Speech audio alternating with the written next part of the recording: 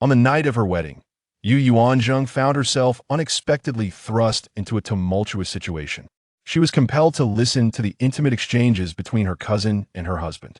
Shortly thereafter, she was placed upon the bed of a comatose prince, entering a bizarre switch of spouses. This peculiar arrangement suited her perfectly. It meant she could avoid the presence of a man while enjoying the luxurious life of a prince's wifey, a delightful prospect indeed. However, her cousin's insinuations suggested that Yu Yuanzheng had been reborn and was aware that the prince had only 6 months left to live. While she could forego the man, securing a son for her future well-being was imperative. Without an heir, her position within the royal household would be precarious. Even if her husband were in a vegetative state, she was determined to use his seed to ensure her legacy. Yet, was it not said that he would perish in half a year? How then did her comatose spouse awaken? Moreover, he treated her with such adoration, pursuing her relentlessly for accountability. Chapter 1. The Wedding Night Switch. In the royal house of the Iron-Capped King of the Great Wei dynasty, Yu Yuanzheng found herself in a predicament that made her want to curse.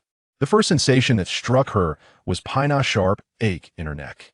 Just as she was about to cry out, she heard voices emanating from above her. "I'm no longer your sister-in-law, but your bride. You coward, what are you afraid of? Hurry up!" A sultry female voice, tinged with urgency, echoed in her ears. "Then I shall not hold back," replied a man, followed by a pained gasp from the woman that pierced through Yu Yuanzheng's consciousness. She nearly screamed but bit her lip fiercely to stifle any sound. Alongside the throbbing in her neck, an excruciating pain surged through her head as unfamiliar memories flooded her mind. To her astonishment, she had experienced the absurdity of transmigration, occupying the body of a historical figure who shared her name. She merely worked tirelessly in the hospital for over 20 hours, and yet she was utterly exhausted. The original protagonist was getting married today. Her husband was currently in the bridal chamber with her cousin Yu Yuanzheng, who was also marrying into the Roan Wangfu on the same day, while she had been struck unconscious by her husband and shoved beneath the bed. That single blow resulted in the original host's demise. Yu Yuanzheng's intended was the heir to the Roan Wangfu. Shangguan Ziqi, however, he had fallen from his horse during the autumn hunt 6 months prior and had never regained consciousness, rendering him a living corpse. Meanwhile, she was wed to Shangguan Ziqi, the illegitimate second son of the Roan Wangfu's concubine. As she processed this information, the scene above continued to unfold. It was infuriating. They were performing their grand act in front of her, an old maid. One could endure, but the other could not. She lifted her foot. Thud. The man trembled in fright, weakening, and collapsed onto Yu Yuanzheng. Eek! Yu Yuanzheng stifled a laugh and imitated the sound of a mouse. "Ah, there's a mouse!" Yu Yuanzheng let out a soft cry, clinging to Shangguan Ziqi's neck without letting go. They waited for a moment, but no further sounds emerged. Shangguan Ziqi, momentarily at a loss, rolled off Yu Yuanzheng. "Are you truly saying my elder brother will never awaken? He has half a year left before he completely passes away, and my uncle's younger sister will henceforth be destined to live as a widow," Yu Yuanzheng asserted confidently, reaching Ou in an attempt to tease further. "So, you secretly contacted me to arrange for you to switch places tonight, creating the illusion of a bride being sent to the wrong bridal chamber?" He seized her unruly hand. Guiding it downward, it was evident he was an experienced man, one who had seen much in life, while Yu Yuanzheng, untouched by such experiences, remained Edo. "Velivius, you not favor me, the legitimate daughter of the Duke of Yangon, but rather prefer the daughter born of a concubine? Of course, I favor you. Your father is the Duke of Yangon. Your sister is but a pale shadow in comparison. In 10 days, you shall be the heir of the Prince Rome's residence. Just await the acceptance of the heir's seal," Yu Yuanzheng asserted with remarkable certainty. "How can you be so sure?" Shangguan Ziqi questioned, skeptical. His elder brother was the legitimate son of the princess, while he was merely the illegitimate son of a secondary consort. Even if the position of heir were to be bestowed upon him, it would only be after his brother's demise. "I possess the gift of foresight. If you doubt me, just wait and see," Yu Yuanzheng proclaimed with unwavering confidence. "Very well, I shall believe you." Shangguan Ziqi naturally aspired to ascend to the position of heir. Moreover, his elder brother had been in a deep slumber for half a year. It would be miraculous if he were to awaken. The position of heir was his, with no other alternatives. It was conceivable that their father and the emperor could not wait for his brother's passing and might appoint another heir. The importance of the royal residence's successor cannot be overstated. Thus, he placed his faith in Yu Chaoyang's words. Meanwhile, Yu Yuanzheng gleaned a different meaning from her cousin's certainty. Her unwavering conviction, able to predict events just days ahead, suggested only one possibility. She had been reborn. If she could traverse time, then others could certainly be reborn as well. No wonder she orchestrated this marriage swap. Yu Chaoyang's engagement was a decree from the emperor, revoking it was out of the question. This simultaneous wedding must have been meticulously planned by the two of them, aimed at today's exchange of nuptials, and have been coordinated with the second young master. As Yu Yuanzheng pondered these matters, another round of conflict erupted overhead. Such remarkable stamina. Is it possible that Yu Chaoyang was so constrained in her previous life that she yearns to indulge now? She lifted her foot and kicked once more. The movement of the two paused again. Has the second sister awakened? Yu Chaoyang heard it distinctly. Shangguan Ziqi lifted the bed curtain, peering beneath the bed, only to find Yu Yuanzheng with her eyes tightly shut. I struck rather hard. If she wishes to awaken, it shall certainly be by tomorrow morning. Very well, my bride, await me, Shangguan Ziqi declared, pressing a fervent kiss upon her cheek before donning his attire. Yu Yuanzheng continued to feign unconsciousness. Moments later, she was pulled from beneath the bed and hoisted over someone's shoulder as if she were a mere sack of rice. They exited through the back window. Goodness, it seems Shangguan Ziqi is quite the adept. In no time, with a swift leap, Yu Yuanzheng found herself carried into another bridal chamber. Gently, she was placed beside the bed, leaning against the bedpost, pretending to be asleep. Then, something was draped over her head. Only when she heard the soft sound of the back window closing did she dare to open her eyes. Removing the object from her head, she discovered it was indeed a pair of red wedding veils. A sea of crimson greeted her, with red candles flickering nearby. Upon the bed lay a handsome, slumbering figure. He appeared serene, with a prominent nose that added to his striking features. His lips were perfectly proportioned, their meeting resembling a slender leaf. This was the heir of the Ronwang Manor, Shangguan Ziqi. If he were awake, how many young ladies would he enchant? Oh dear, your bride has been replaced, yet you remain blissfully unaware, Yu Yuanzheng lamented. In the future, as we embark on this journey together, allow me to introduce myself.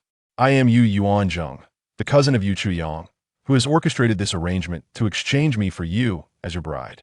However, I believe that marrying you is a far better fate. There will be no need for domestic strife, nor must I compete with other women for your affection. With a boldness stemming from her belief that he remains oblivious, Yu Yuanzheng reached out to caress Shangguan Ziqi's face. After half a year of slumber, your skin remains remarkably flawless, and the texture is quite delightful. What a pity, she continued. My cousin has mentioned that you are left with but 6 months to live. As soon as she uttered those words, she thought she noticed a flicker of movement in Shangguan Ziqi's brow. Startled, she pondered the possibility that he might be more aware than she had anticipated. Could it be that he awakened the moment she arrived? After observing him for a moment longer, she concluded that aside from his undeniably handsome visage, she gleaned nothing further. Could it be that her eyes were deceiving her? Rest assured, my medical skills are quite formidable. Encountering me is indeed a stroke of fortune for you. I shall not allow you to perish should you meet an untimely end. My cousin would not treat me kindly. For now, we have exchanged vows, yet who knows what else may unfold in the future. As Yu Yuanzheng contemplated the possibility that her cousin might have been reborn, a sense of foreboding washed over her. She possessed foresight, yet was ill-equipped for domesty. See conflicts, her expertise lying solely in medicine. At this hour, dawn must be drawing near. In order to maintain authenticity, she chose not to change out of her bridal attire, still adorned with her veil, leaning against the bedpost for a brief respite, awaiting the unfolding of the morrow's spectacle. What she did not perceive was the slight movement of Shangguan Ziqi's fingers. Trembling, they reached tentatively toward Yu Yuanzheng before ultimately falling limply to his side. Chapter 2. An exchange is an exchange. The second young master is more fitting. Yu Yuanzheng dared not fully succumb to slumber, instead opting to cultivate her spirit while contemplating and integrating the memories of her predecessor. Until dawn, she finally came to terms with the reality of her time travel. while also grappling with the presence of her reborn sister. "Miss, may I enter?" A voice called from outside the door. Upon hearing it, Yu Yuanzheng immediately recognized it to be Qinghe, the chief maid of Yu Chuyang. This was all part of the act. "Come in." Yu Yuanzheng feigned ignorance. Then she heard the sound of footsteps. "Miss, why are you still wearing the bridal veil? It's already morning. Did you sit by the bed all night?" Qinghe asked with genuine concern. In response, Yu Yuanzheng dramatically pulled off the veil. You're the second miss?" Qinghe exclaimed exaggeratedly. The other three maids, having heard the commotion, rushed into the room. "What are you doing here? Where are my maids?" Yu Yuanzheng inquired with a look of confusion. "Second miss, this is the young master's new residence," Qinghe kindly reminded her. "Qinghe, it's a disaster. The bride has been sent to the wrong chamber," another maid named Bihe exclaimed, suddenly enlightened. "Quick, let's go see the second young master's courtyard," Qinghe declared, immediately leading the hurried exit from the room. The four maids dispersed in a flurry. In an instant, the entire inner courtyard of the Wang Fu erupted into chaos. The elders were gathered in the main hall of the Wang and Wang Fai's residence, awaiting the two pairs of newlyweds for the tea ceremony.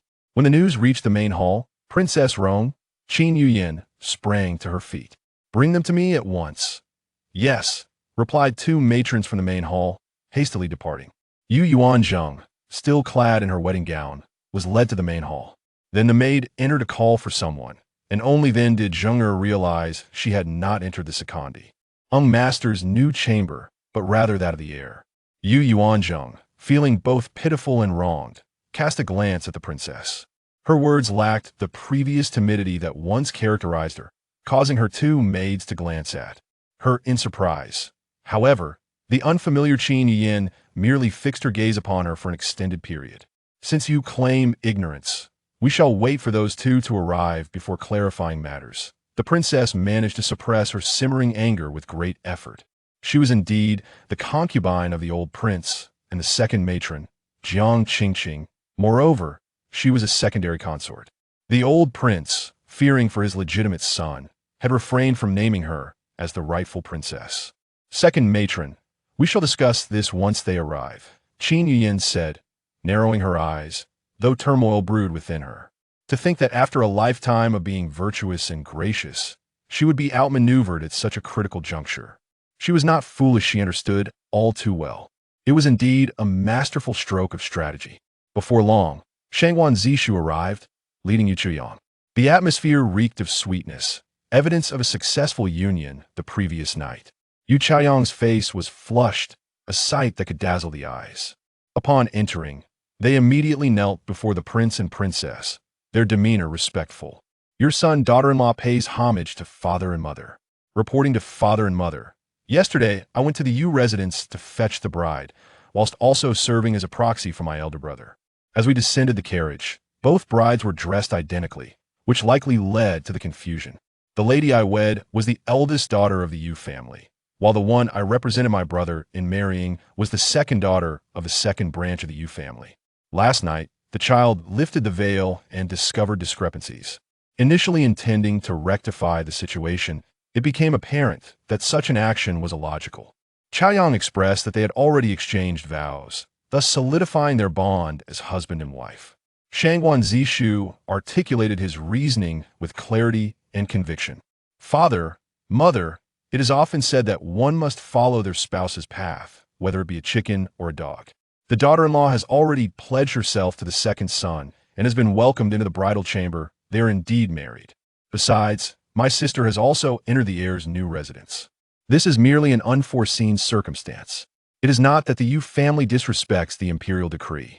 The daughter-in-law believes the emperor will not hold this against us. It is fate." Yu Chaoyang's eyes glistened with unshed tears, feeling a sense of injustice. "Very well, if it is to be, then so be it. The second son is a fitting match for Chaoyang.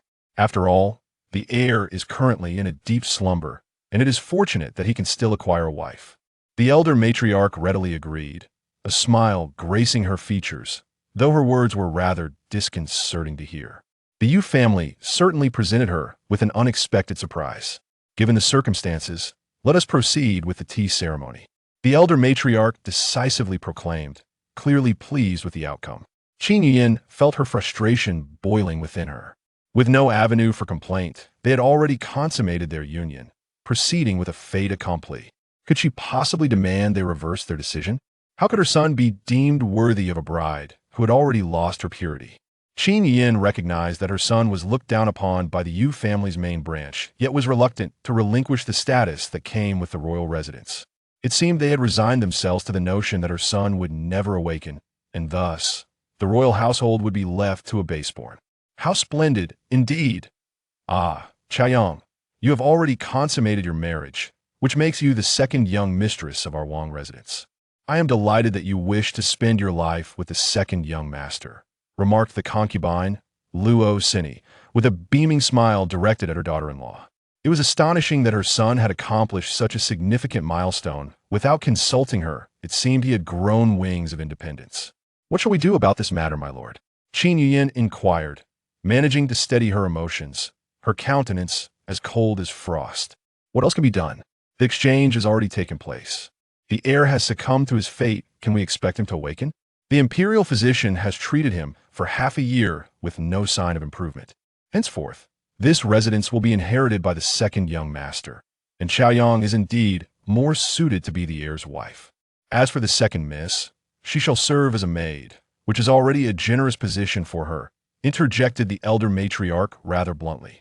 Moreover, as the legitimate mother, you must remember that Chaoyang is also your daughter-in-law, the elder matriarch continued, her words laced with a sharpness that struck Yu Yuanzheng as particularly harsh. It dawned on her that the elder matriarch had a daughter who was currently the esteemed Shu Fei in the palace, and had borne the third prince. No wonder she exuded such confidence. The princess was visibly incensed, her breath quickening.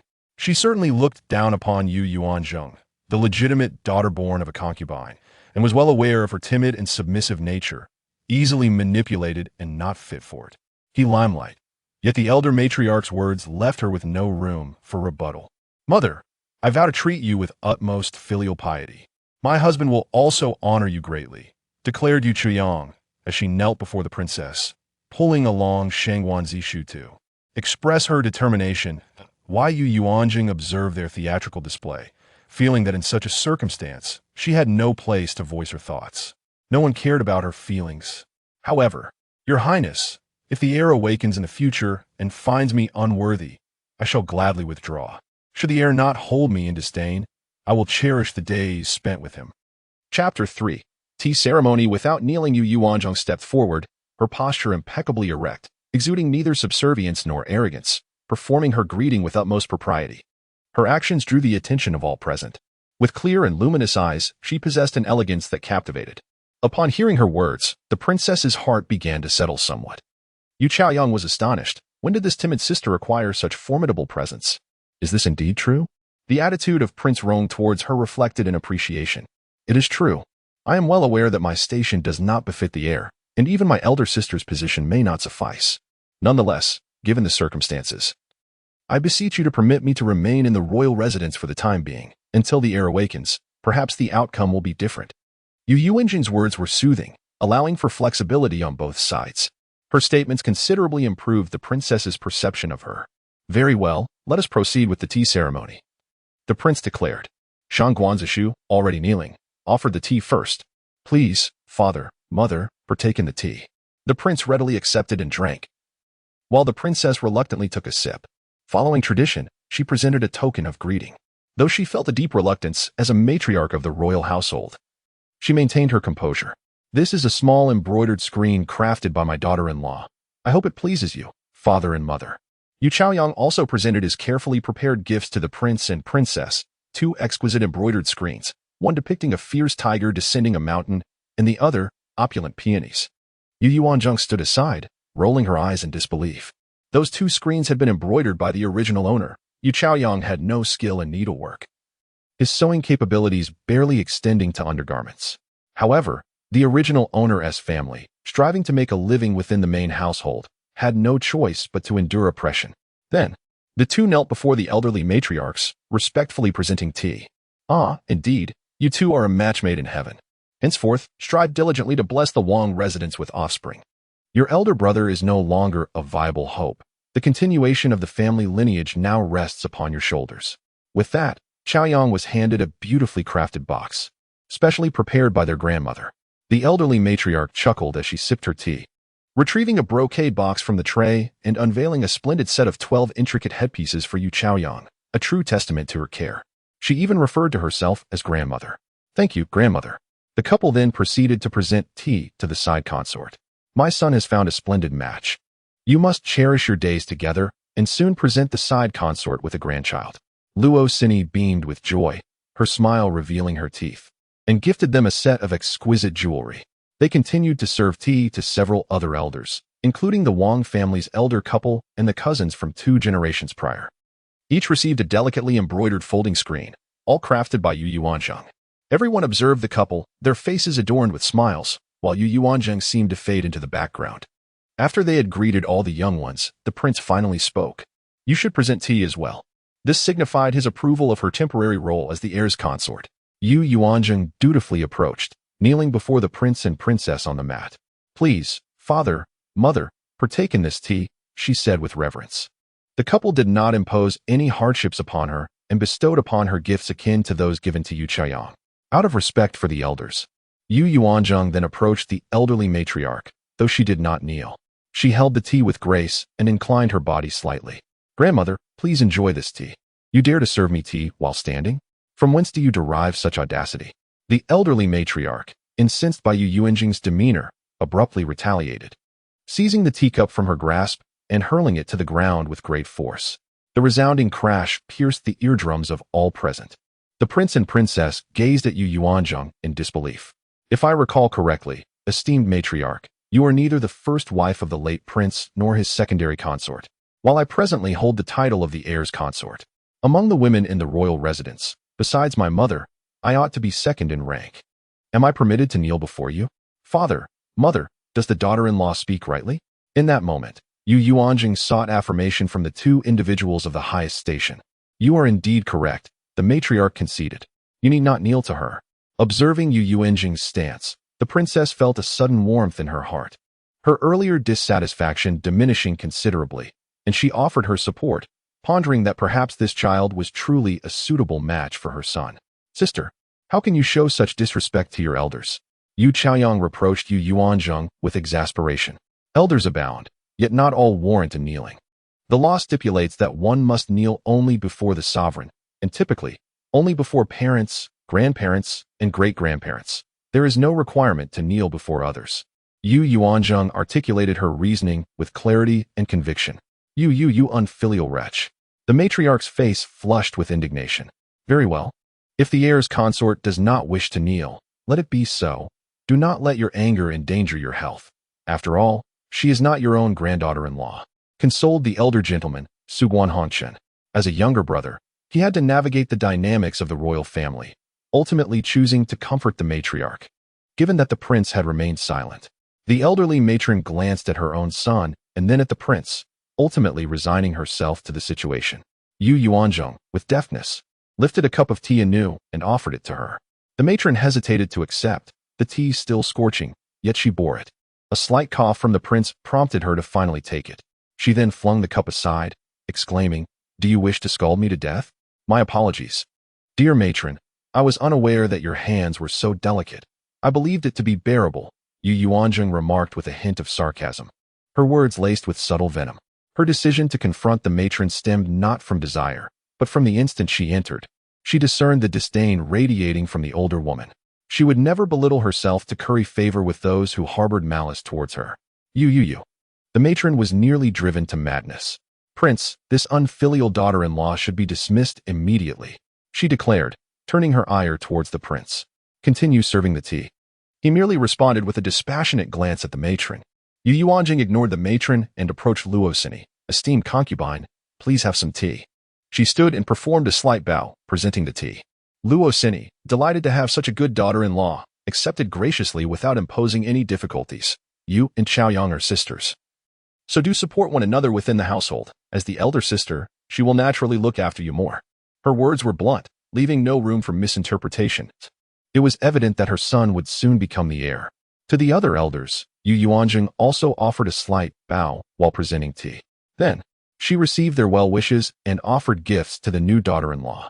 Esteemed elders, as I am newly entered into the household, I humbly request your guidance and support. The gifts may have been modest, having been purchased directly, yet they were given with sincerity. However, the gifts from my elder sister are of great significance. Each present you received was meticulously embroidered by Zheng'er as a token of her heartfelt intentions. By accepting her gifts, you have also embraced Zheng'er's sentiments. Zheng'er and my elder sister are akin to one family, hence no distinction should be made between them. Yu Yuanzheng was taken aback by Yu Yuanzheng's unexpected betrayal and gritted her teeth in frustration, contemplating how she would deal with her in the future. Chapter 4. Complaining into the night today, Yu Yuanzheng appeared as though she had transformed into an entirely different person. In the Y residence, she would never have dared to put her in such an embarrassing position. Had she suddenly acquired the audacity of a bear? Did she believe that attaining the title of the heir's wife granted her the right to behave imperiously? Shangguan Ziqi gently patted her hand in consolation. Elder sister, it is imperative for you to clarify the situation. If any elder takes note of your embroidery skills and requests your assistance, you must come to me before accepting the task. Are they acknowledging your talents or mine? Yu Yuanzheng felt it was crucial to elucidate this matter, as she had no desire to be subjugated by her in the future. The onlookers were all perplexed, casting curious glances at the two sisters. Enough, let us disperse, the prince declared, evidently uninterested in such trivial matters, and he was the first to rise and exit. Before leaving, the two elder ladies shot a stern glance at Yu Yuanzheng, with one saying, "Princess, you ought to manage your daughter-in-law properly." Only the princess, Yu Yuanzheng, and a few attending servants remained in the hall. "Mother, I have something to discuss with you," Yu Yuanzheng said, her gaze resolute as she looked at Yu Yuanzheng. Yu Yuanzheng understood clearly that this was the rightful matron. If she wished to lead a comfortable life, fostering a good relationship with the princess was the wisest course of action. Thus, gaining the princess's approval became paramount. If the heir truly perishes in 6 months, the lives of the two women in this grand mansion will become arduous. Only through mutual support can they fend off external oppression. Yu Chaiyang, having entered the same household, will undoubtedly become a source of torment for her. However, with the princess's backing, the situation would differ significantly. Even if she does not become the heir's consort, she will still hold the title of the Grand Lady of the royal residence, the daughter-in-law of the princess. Thus, it is essential for her to seek the princess's protection in the initial stages. Observing the seriousness on her face, Qin Yuyan waved her hand, signaling the attending servants to withdraw. Ziyue and Jianghua exchanged concerned glances with their mistress before also departing. Once the space was devoid of others, Yu Yuanzheng gracefully approached Qin Yuyan's side. "Mother, the bride was not mistakenly sent to another chamber last night," Yu Yuanzheng whispered, lowering her voice. "What did you say?" Qin Yuyan exclaimed in surprise, her voice rising. "Shoo." Yu Yuanzheng immediately gestured for silence. "There are still people outside. Come with me into the inner chamber." Qin Yuyan stood from her seat and, taking a few steps through the side door, entered the inner sanctum, with Yu Yuanzheng following closely. "Mother, please observe the nape of my neck," Yu Yuanzheng said, bowing her head and lowering her collar to reveal the area. Qin Yuyan stepped closer. "My heavens, who struck you?" she exclaimed upon seeing a considerable bruise. What force must have been used to cause such an injury? Yu Yuanzheng recounted her experiences from the previous night in detail, her voice trembling with suppressed sobs to evoke sympathy. She believed that making the princess aware of their plight would facilitate better cooperation in the future. In such a brief time, Yu Yuanzheng discerned that the Wang family was far from ordinary. The brazen behavior of a mere concubine surely stemmed from deeper complexities. In her previous life, she had perused several ancient novels and understood that the prominent families were anything but simple. Now, she found herself amidst such complexities, necessitating the search for allies. Upon hearing the news, Qin Yuyan was momentarily stunned. How remarkable it was, the Yu family was indeed formidable. The illegitimate son, though often inconspicuous, had revealed his ambitions as soon as the heir fell. After a considerable pause, Qin Yuyan finally processed the information. She was gentle, virtuous, and magnanimous. Yet this matter had truly wounded her heart. Did their conversation mention the involvement of others? After adjusting her emotions, she inquired. "No. It was merely a conspiracy between the two of them. However, I am certain that my aunt was involved. Otherwise, she would not have hurriedly insisted on my marriage. Their intent was to swap brides. My dear child, I apologize for the distress this has caused you." At that moment, Qin Yuyan's perspective towards Yu Yuanzheng transformed entirely. A woman unwilling to marry her son was of no interest to her. Given the circumstances, you may remain in the Wang residence, and from now on, take good care of the heir. The Empress Mother will watch over you. Yu Yuanzheng felt a surge of joy within her. She would take her time to strategize further, ensuring that the princess consort would be reluctant to let her go. Mother, regarding this matter, I wish to speak with you privately, solely to illuminate the truth. But I hope you will not disclose it to anyone else, including father. Why? As a newcomer to the Wang residence, I am still unfamiliar with its inhabitants. But I gleaned some insights from the tea ceremony this morning. The second young master is also father's son, regardless of whom the eldest sister marries. She will always be his daughter-in-law. Thus, from father's perspective, he is unlikely to show favoritism. However, the heir is your biological son. The two elder ladies are not easy to deal with, and they are quite pleased with the eldest sister's marriage to the second young master. The daughter-in-law boldly speculates that she no longer cares for the heir, and instead places her hopes on the second son. In her eyes, the eldest sister, as the legitimate daughter of the noble house, is more suited to marry the healthy second son who is capable of inheriting the title of heir. The daughter-in-law is unaware of her previous attitude towards you, yet she can discern the lack of respect the two elder ladies have for you. After all, she is merely a concubine of the old prince, while you are the princess, the true matriarch of the royal household. It is evident that your days in the royal residence have been quite arduous. Thus, the daughter-in-law dares to request that you refrain from discussing this matter with anyone for the time being, Yu Yuanzheng advised. The situation has transpired, and there is no use in causing a ruckus, unless one were to divorce her and remarry. Yu Yuanzheng suspects that Yu Chaoyang has been reincarnated. Therefore, she must be aware of many subsequent developments. In the future, one can assess what events may unfold based on her words and actions, or glean some clues from her demeanor, which would allow for adequate preparation. Upon hearing Yu Yuanzheng's analysis, the princess's perspective of her underwent yet another transformation. Have you been pretending since the first meeting with mother? The princess is no fool. Mother, the daughter-in-law, is from the second branch of the noble house. Long oppressed by the eldest sister, my mother always urged the daughter-in-law to endure, assuring her that once married, she would no longer have to live under the same roof and could finally live for herself. Yu Yuanzheng spoke a mixture of truth and falsehood, simultaneously casting a subtle shade on Yu Chaoyang before the princess. Good child, you have endured much. The princess regarded her with newfound appreciation. She recognized the intelligence in this young lady. As Yu Yuanzheng took her leave from Honghao courtyard, two maidservants anxiously awaited her outside. Since last night, she had been on edge, her nerves taut. Upon her arrival, despite possessing the memories of the original owner, they proved to be of little assistance. A mere soft and timid figure, she struggled to make her presence felt, lacking in experience and constantly suppressed by the main household. She found herself without status within the estate and seldom ventured out to socialize, spending her days solely engaged in embroidery. It was a wonder she was not bullied to death. Yet, she was determined not to live as the original owner had. She aspired to embody her own identity. What of Yu Chaoyang's rebirth? Was it not merely a desire to escape a life of solitude and to become the heir's consort? Little did she realize the turmoil she would face when her man found solace in another woman's chamber. However, the courtyard was abuzz with commotion. Chapter 5. As long as you acknowledge it, you deliberately changed the marriage. The three hastened inside, only to discover several maids and servants engaged in moving belongings, with two young male attendants blocking their path. Second miss, these dowries belong to our young lady, and therefore we must take them. Your dowry is in the Shuxiang courtyard. Kindly send someone to retrieve it, stated a woman in her 40s who stepped forward. This individual, Yu Yuanzheng recognized, was Lu, Yu Chaoyang's wet nurse, who had accompanied her to the Wang residence. With the change of husbands, the dowry must also be altered. These gifts were prepared for the heir's consort. And now I am the heir's consort. Since your mistress has relinquished her position, she must also forfeit her dowry. The Yu Yuanzheng held little regard for the dowry. She aimed to provoke Yu Chaoyang. Second miss, you must be delusional. What authority do you possess to claim the young lady's dowry? Lu retorted, her frustration palpable. How dare you speak to me in such a manner?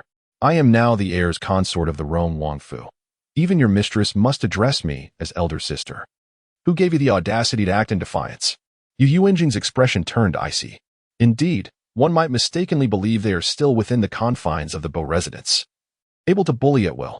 Lu was momentarily taken aback by the sudden surge of strength emanating from Yu Yuanzheng. Second miss, all these dowries were prepared by the first madam for the eldest miss, most of which originally belonged to her as her own dowry. As the daughter of the second branch, how could you claim what rightfully belongs to the first madam?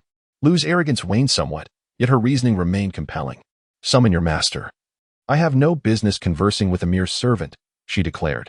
Yu Yuanzheng chose to disregard her. Seeing two robust young attendants nearby, Lu, uncertain of their stance, opted against confrontation and weighed her options before departing with several maidservants. I have met the young lady of the house. The two attendants stepped forward to pay their respects. Are you in the service of the young master?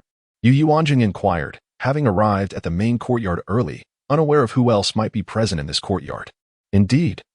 Young lady, I am called Qi Feng, and he is Mingwei. The attendant named Qi Feng replied, his name quite poetic. Both attendants were remarkably sturdy and tall, indicative of the physical demands of their service, especially given that the young master remained in a state of unconsciousness. Daily care for his needs was a constant requirement, with the attendants being ever present. Both attendants possessed strikingly handsome features. Qi Feng had a round face with almond-shaped eyes, while Mingwei sported a square face complemented by a pair of fan-like eyes, each showcasing their unique charm. Yet, they shared a common trait. They exuded an air of dignity rather than the subservient demeanor typical of their station, standing tall and offering only a slight bow in greeting. The attendants of the Wang residence possessed a charm that surpassed that of the young masters of ordinary households. We have met the young lady of the house. At that moment, a woman in her 40s emerged from the inner room, her hair meticulously arranged. This servant was the wet nurse of the heir, overseeing the daily affairs of the Qi courtyard. How should one address her? Yu Yuanzheng was exceedingly polite. Servants who had raised their masters from a young age generally held a modicum of esteem within the royal residence. The servant's husband bore the surname Qin, while her maiden name was Yi. Greetings, Lady Yi. As I am new to the royal residence, and know little, I hope you will guide me in the days to come, the consort of the heir expressed courteously. Although Lady Yi's face bore no smile, she would bend slightly with each utterance, signifying her respect. It seemed she was quite adept at understanding propriety. Having such a steward in the courtyard would alleviate much of her burden. Yet, she had only brought 2 maidservants from her dowry, without even a nurse accompanying her. I shall go and see the heir, Yu Yuanzheng declared as she entered the inner chamber. Shangguan Ziqi lay peacefully asleep, having already changed into fresh attire, his hair neatly styled. 2 young attendants were attending to him with great care. Qi Feng, do you provide the heir with massages daily? Yu Yuanzheng began to inquire about the heir's routine. Indeed, we administer massages 3 times a day, as instructed by the imperial physician, to prevent any weakness in the heir's constitution. Is it just the 2 of you attending to him? There are 2 others. The heir cannot be without attendance for even a moment throughout the 12 hours. We alternate shifts, and in the evening, the other 2 take over, Jin Shui and Yuan Shan. Qi Feng replied respectfully. Ah, how delightful that your names possess such meaning. Qi Feng Mingyue is indeed priceless, and Jin Shui Yuan Shan resonates with affection. Who bestowed upon you these names? Yu Yuanzheng inquired with curiosity. The heir named us, Mingyue interjected eagerly, feeling that his name was the most melodious among them. Yu Yuanzheng cast another glance at Shangguan Ziqi, who lay upon the bed. It appeared that the heir was not merely a man of martial prowess, but possessed an aura of scholarly refinement. Such a man would undoubtedly exude elegance. How do you assist the heir when he needs to relieve himself? Yu Yuanzheng inquired with curiosity. This was undoubtedly the most challenging aspect of care.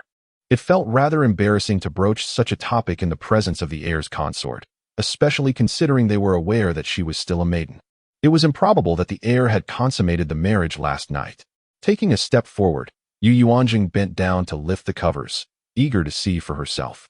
Your Highness, both Qi Feng and Mingyue interjected simultaneously, their voices soft yet unmistakably intent on dissuasion. Nevertheless, Yu Yuanzheng had already revealed the area around the heir's waist. Discovering that he wore no undergarments, merely a cloth wrapped around his lower body to shield his modesty and prevent any mishaps while urinating, she quickly lowered the covers, feeling a twinge of embarrassment. However, recalling that such situations were not uncommon during her time in the hospital, she dismissed the awkwardness. Yu Yuanzheng, you shameless one, she thought to herself just as the sound of Yu Choyang's scolding echoed from outside, reminiscent of her former audacity at the Marquis's residence. Before she could exit, Yu Chaoyang burst through the door. Noticing the presence of 2 young attendants in the room, she stifled her anger. These 2 attendants were well acquainted with her, having served the heir for quite some time and possessing formidable martial skills. In the past, when she had vented her frustrations on the oblivious heir, these attendants had dared to reprimand her, even informing the prince and princess, leading to her being chastised by the princess multiple times. Their relationship had been particularly strained. Although she was still her mother-in-law, the dynamic was no longer that of a traditional mother-in-law. Upon seeing the heir lying quietly, Yu Chaoyang's expression turned to one of disdain. She harbored an intense loathing for this living dead, who had marred her existence. Now, having been reborn, she had finally liberated herself from this individual. Yu Chaoyang's facial expressions were a vivid display, and Yu Yuanzheng observed them with clarity, further solidifying her suspicions. How could I be so shameless? I have neither stolen nor robbed. At this moment, Yu Yuanzheng exuded an air of authority, akin to that of a superior. Yet, Yu Chaoyang was oblivious to such thoughts. She reached out with the intent to strike. In the past, whenever this younger sister dared to defy her, she would unhesitatingly deliver a slap. However, her hand was caught mid-air by Yu Yuanzheng. I say, dear sister-in-law, with this marriage, I am now your elder sister-in-law. Not the second sister you could bully at the Marquis's residence. How dare you be so disrespectful? Is this how your mother raised you? Perhaps we should take this matter before the princess and seek justice. Yu Yuanzheng tightened her grip on Yu Chaoyang's wrist before flinging it away. Ah, Yu Chaoyang cried out in pain. So, Yu Yuanzheng, you've grown quite bold, haven't you? Don't think that marrying into the royal family has given you wings.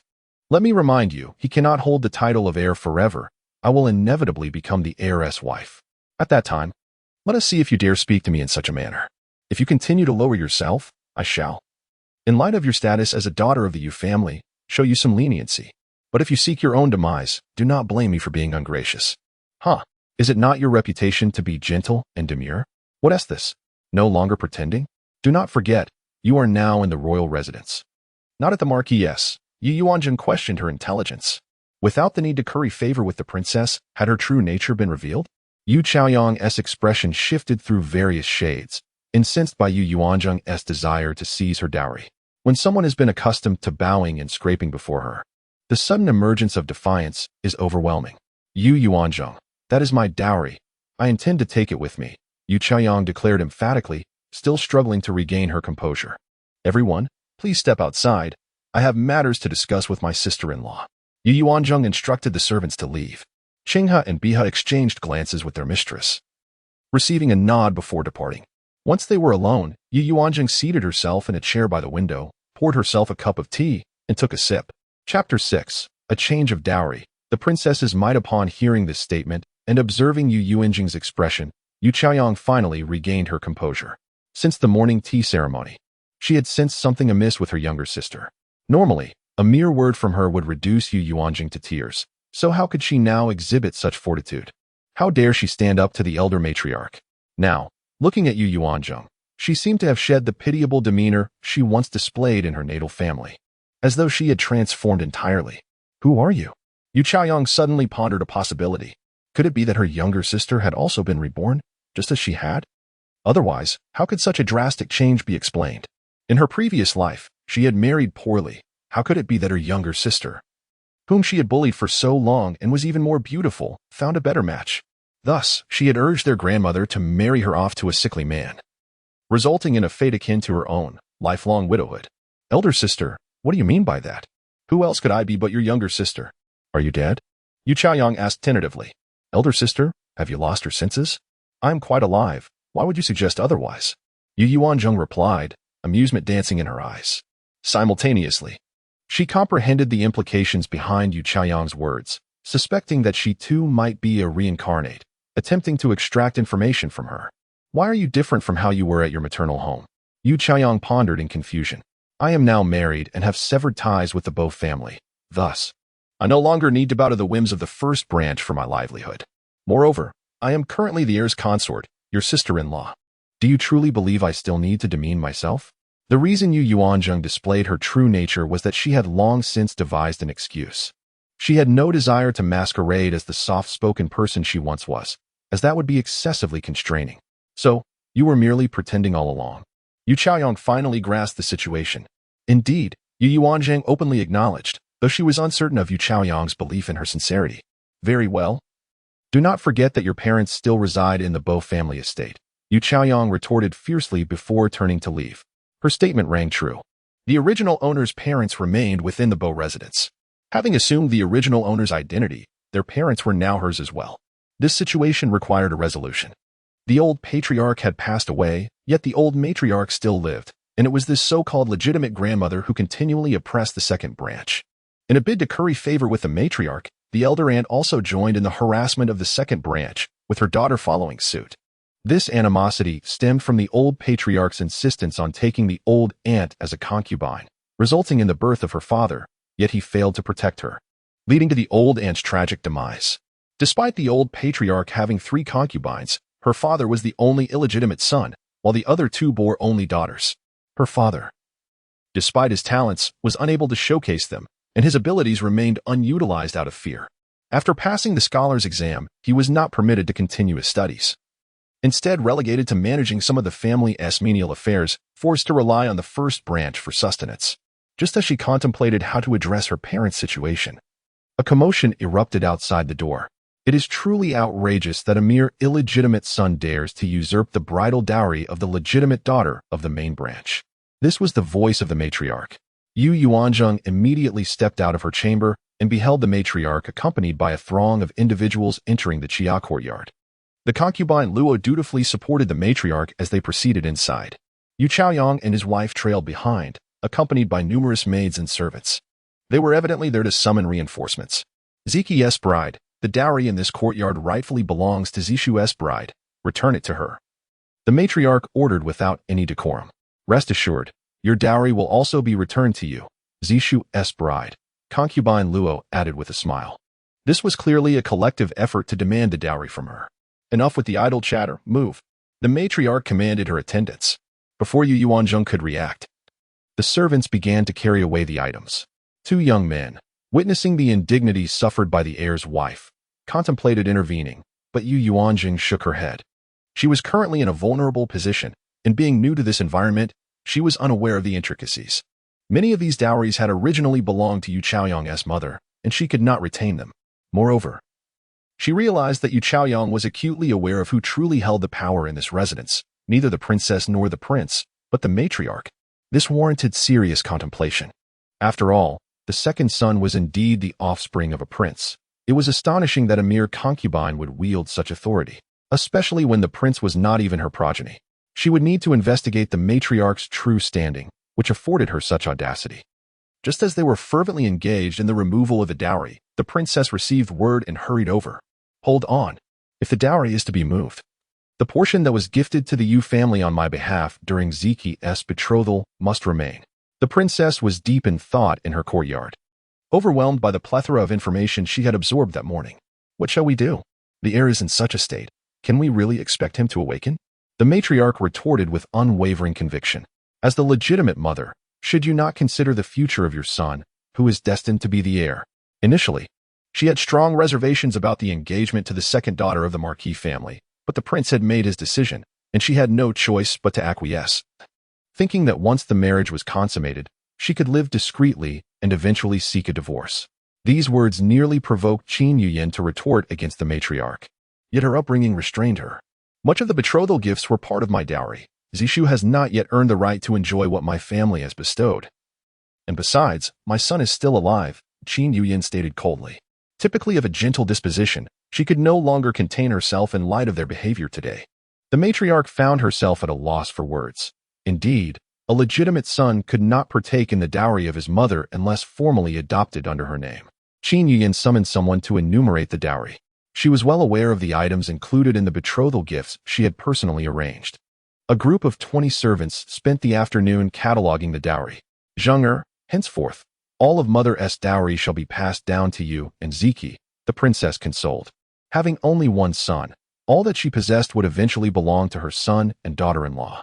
Mother, the daughter-in-law is fine, Yu Yuanzheng replied without a trace of melancholy. The disparity between their dowries was nearly half. Yu Chaoyang's comprised 96 items, while Yu Yuanzheng's totaled 64. One can only imagine the nature of the contents. Were it not for the consideration that Yu Yuanzheng was also marrying into the royal family, her dowry would likely have been even lesser. You are a good person, henceforth. Take good care of the heir, and the Empress Mother will certainly protect you. Qin Yuyan has fully embraced Yu Yuanzheng as her daughter-in-law. It is better to marry someone with humble aspirations than to wed a person with lofty ambitions. She has come to this realization over the past half-day. If Yu Chaoyang is not suited for her son, then let her be with the second son. Empress Mother, the daughter-in-law will certainly do well. Perhaps the heir may awaken one day. You should find solace in this thought. Yu Yuanzheng, in turn, comforts the princess. Any mother would be profoundly saddened by her son's unending slumber. However, the fact that the princess can maintain her composure is truly remarkable. It reflects a mother's inner strength. I apologize for the distress you have faced. Do visit the Honghao courtyard often to converse with me. Qin Yuyan gently patted her hand. Very well. Empress Mother, what is the status of the old matriarch? Seeing that the princess has completely accepted her, Yu Yuanzheng intends to glean some information from her, which is undoubtedly more authentic than inquiries made through the servants. Chapter 7. Serving the heir. She is a concubine brought by the late princess, a daughter of a lower status. The late princess passed away early, leaving her standing second in rank within the household. And having given birth to a son and a daughter, she regards herself with heightened esteem. The late prince, fearing that she might bear a son and threaten the legitimate heir, has refrained from elevating her to the status of the heiress consort. Nevertheless, no matter her perceived nobility, it pales in comparison to that of the prince and the current princess, as well as you, the heir's consort. I see. When did the late princess pass? The original host knew too little about the world outside. She died when the prince was 3 years old due to illness. It is said that she suffered greatly during childbirth, with the prince experiencing substantial blood loss. Her health deteriorated day by day, and she passed away 3 years later. The old prince, concerned for his legitimate son and fearing future discord within the household, chose not to take a concubine. The former princess's family had once held the position of deputy minister of works, but their fortunes waned due to a misalignment in allegiances. Nevertheless, the sins of the family did not extend to their married daughter. Thus, the elderly matriarch of the household lived a modest existence within the prince's residence for many years, until her daughter ascended to the palace as a consort, at which point she regained her stature, albeit with a hint of unwarranted pride. Oh, mother! What was the demeanor of the consort towards the heir when he was in good standing? Within a mere day, Yu Yuanzheng discerned that the elderly matriarch was exhibiting an overt fondness for the second son. Prior to the incident involving Ziqi, her treatment of both boys was relatively equitable. However, following the unfortunate event, her attitude shifted dramatically. Yu Yuanzheng contemplated that while the matriarch's actions might seem questionable, it was only natural for her to align herself with the one who would eventually become the heir. Yet, it felt peculiar that a concubine could be so audacious, showing little respect for the princess, while harboring a measure of trepidation towards the prince. With both the old prince and princess now departed, one might wonder why the household had not been divided. Yu Yuanzheng pondered another perplexing aspect. The matriarch's opposition stemmed from a reluctance to leave the prince's residence. Once they departed, their lives of luxury would rely solely on their own endeavors. Their true status was uncertain, as they were presently following the third master in his official duties abroad. Oh, Yu Yuanzheng comprehended that the prince had 2 brothers and a sister, all born of concubines. The princess then approached the bedside to check on her son, instructing 2 young attendants to care for the heir before taking her leave. Typically, the inner quarters forbade the presence of attendants. However, given the heir's unique circumstances, an exception was made. Now that he was wed, the attendants would no longer be able to stay in the inner residence at night. Last night, the 2 attendants meticulously attended to the young master before retreating from the chess and elegance pavilion. Otherwise, it would have been quite difficult for Shangguan Ziqi to gain the upper hand. It was only at this moment that Yu Yuanzheng found the opportunity to scrutinize her nominal husband. He had been cared for exceptionally well by the 2 attendants, exuding neither odor nor disarray, appearing clean and refreshing, though he lay there, utterly motionless. You may all leave. I wish to have a moment alone with the young master, Yu Yuanzheng instructed. The 2 maids and the attendants exited the room, but remained stationed outside, ready for any summons. Shangguan Ziqi, what a splendid name. He is quite handsome as well. Should he awaken, he would surely be a vision of grace, captivating beyond measure. Alas, fate has dealt him a cruel hand. Yu Yuanzheng mused to herself. She then extended her hand to check the young master's pulse. Having just arrived the previous night, she had yet to settle her mind. But now tranquility enveloped her. In her former life, Yu Yuanzheng was a master of both Eastern and Western medicine, having interned in various specialties, with a particular fondness for traditional Chinese medicine. She held credentials in both Chinese internal medicine and Western surgery, alternating between the two, often being called upon to assist when the surgical department was overwhelmed. She was indeed a general practitioner, Otherwise, she would not have been so occupied that romance eluded her. Remaining unmarried until nearly 40, akin in age to the princess, she had been preparing for a lifetime of solitude, considering her parents had passed, leaving no one to pressure her into marriage. Yet, the Grim Reaper had transported her here, presenting her with a husband upon her arrival. However, this felt scarcely different from being unwed. Am I destined to remain a solitary woman for 2 lifetimes? She pondered. The pulse appeared unremarkable. It suggested no physical ailment, indicating that the issue lay within his mind. Having fallen and remained unconscious, it was clear he had sustained a head injury. Yu Yuanzheng stood up and gently caressed the head of Shangguan Ziqi. She noticed a peculiar elevation at the back of his skull, a slight abnormality that might elude the untrained hand. Could it be that the residual blood had not yet dispersed, leaving him in a state of unconsciousness? Yu Chaoyang had mentioned that he would succumb in 6 months, but with her presence, such a fate seemed unlikely. She began to contemplate the methods of treating a comatose individual to restore consciousness, jotting down her thoughts on paper. With nothing at her disposal for the moment, she resolved to procure a suitable set of silver needles for his treatment. As dinner time approached, 2 new attendants, Yuan Shan and Jin Shui, arrived to take over the watch. They had met the young lady and were both rather handsome young men, pleasing to the eye. No need for formalities. Please carry on with your duties, she instructed. The 2 attendants first fed the young master his evening meal, consisting of thick porridge and broth, a task that proved arduous as much was spilled in the process. Yet, their patience was commendable.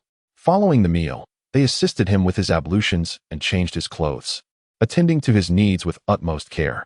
Madam Young, should the young master require assistance during the night, please send for us. We shall be just outside the courtyard. Yuan Shan respectfully offered. Prior to the young master's marriage, they had shared the same quarters, always vigilant by his side. However, their duty had now shifted to standing guard outside, ready to respond to the young lady's summons at any hour. Thank you both. Tomorrow, I shall speak with mother and arrange for a small shelter to be built for you outside, ensuring your comfort during the night. I will call upon you should the need arise. That night, Yu Yuanzheng lay beside Shangguan Ziqi, keeping a watchful eye on him. Since last night, she has been tightly strung like a bow, and only now has she fully relaxed. Before sleeping, she took his pulse once more. From the strength of the pulse and the rhythm of the heartbeat, one could discern whether he was genuinely asleep or merely pretending. At this moment, the young master was soundly asleep. Beneath him lay a sheepskin to prevent any leakage onto the bedding. She had retired early the previous night, and at the break of dawn, she awoke. The night watch, Ziyue, inquired at the first sound, Miss, are you awake? Yes, come in. Miss. Did you sleep well last night? Why did I not hear you call for assistance with the young master? I managed quite well on my own, so I did not wish to trouble them. In a moment, please have someone take these soiled linens outside. Yu Yuanzheng gestured toward the damp cloth she had changed out of last night. After her morning routine, Qi Feng and Mingwei arrived to continue attending to the young master, while Yu Yuanzheng took 2 maidservants to pay respects to the princess. Upon arriving at the princess's courtyard, they found her already awake, with the prince having left for the morning court. I have seen mother, she said. Was Ziqi well last night? The young master slept soundly, and he awakened to relieve himself twice. I changed him as soon as I noticed. You did it yourself? Indeed, mother. You are a kind one, not averse to Ziqi. The princess said, her heart warmed. It is indeed a rare quality for a newlywed young lady to exhibit such care. She had already heard from Granny Yi that the daughter-in-law had shared a bed with her son last night. At that moment, Yu Chaoyang also arrived. The daughter-in-law greeted her mother-in-law respectfully, and Yu Chaoyang followed suit with proper etiquette. You both have not had breakfast, have you? Stay here with mother and share a meal, the princess said, treating them equally. Thank you, mother. Yu Chaoyang felt a sense of delight at the prospect of dining with the princess, indicating that the latter bore no ill will towards her due to the recent matrimonial changes. The princess, as the esteemed matriarch of the royal residence, possessed a grace that was unparalleled, and it was prudent not to offend her in the years to come. As breakfast was laid upon the table, each individual found a bowl of meat porridge before them, accompanied by 2 small dishes, followed by pastries and buns. Yu Yuanzheng lifted her spoon, savoring a mouthful of porridge that was surprisingly delightful. Yet, she detected a familiar flavor, saffron. It was subtle, likely undetectable to most, but her frequent dealings with medicinal herbs had honed her palate. What could this imply? However, she noticed the princess partaking of the same dish. Was it possible that the princess required the properties of saffron for invigorating blood circulation, cooling the blood to detoxify, or soothing the mind. While a moderate amount of saffron indeed possessed medicinal benefits, it was not advisable for women to consume it over extended periods. Yet, as a newcomer, she could not afford to reveal her medical knowledge too hastily. Otherwise, her discreet attempts to aid the heir would be thwarted. In this brief span of time, she had discerned the depths of intrigue within the royal household. It was essential for her to conceal her abilities, reserving them for pivotal moments. Just as Yu Chaoyang was about to take another bite, a maid burst into the room, interrupting her actions. "Your Highness, the young lady and the second matriarch request your presence at the 100 Years courtyard," announced the maid, Tao Hong, who belonged to the second matriarch's household. "The young lady is being courteous. The second matriarch wishes for you to attend immediately," Tao Hong implored, urgency evident in her demeanor. Yu Chaoyang felt a pang of hesitation. "Go ahead," the princess remarked with a tranquil demeanor. "Mother, I beg your pardon. I must see what urgent matter the second matriarch requires of me," Yu Chaoyang stated, leaving without having consumed even a spoonful of her porridge. Only Yu Yuanzheng and her mother-in-law remained to dine slowly. Yu Yuanzheng cast a glance at the bowl that Yu Chaoyang had set down. What a coincidence! Could it be that the old matriarch sensed something amiss with the bowl? Meanwhile, Yu Chaoyang, who had hurried to the old matriarch's courtyard, was warmly pulled to sit down for breakfast together. Zishu's daughter-in-law in the future. Refrain from eating in other courtyards. Dine only in your own quarters. If you desire something, simply communicate with the kitchen, the old matriarch said with affection. "Is it not permissible in the maternal courtyard?" Yu Chaoyang inquired, puzzled. "You all may leave," the old matriarch instructed the serving maidens to depart. "You are still too young. Zishu is not the biological daughter of the princess. How genuine could her feelings be towards you? Moreover, considering the marriage exchange between you and your sister, she must harbor some resentment. What if her intentions are malevolent?" "Indeed, matriarch. Chaoyang will heed your advice," Yu Chaoyang obediently replied. In her previous life, she had not received such caring guidance from the old matriarch. It was the later married Princess Nanhua who enjoyed all these comforts. Before the heir's misfortune, many young ladies were enamored with him, and whenever she attended gatherings, she faced various ostracisms. Yet, once the heir fell from grace, not a single one of those young ladies envied her. Instead, they mocked her, predicting that she would spend her days in solitude, mourning her widowhood. Now, everything had changed. This marriage exchange proved to be immensely worthwhile. Shortly after, concubine Luo arrived. She was not obliged to maintain decorum before the princess and often came to the old matriarch's courtyard to play cards, engage in conversation, and pass the time. Both generations of women expressed their concern for Yu Chaoyang, and she felt utterly content. After finishing her meal in the princess's quarters, Yu Yuanzheng observed the hurried entrance of Mama Zhao, the matron in charge of the princess's household. Mama Zhao, in her 40s, possessed a round face that exuded a gentle demeanor. "Your Highness, Dr. Gu has arrived to conduct the routine examination of the heir," she reported. "Let us proceed to the Chia courtyard," the princess replied, rising to lead the way. Each time the physician came for a consultation, she would attentively observe and inquire about the situation. The matron and daughter-in-law entered the courtyard and reached the inner chamber, where an elderly physician in his 50s was just arriving, opening his medicine chest. "I pay my respects to Princess Rong," he greeted.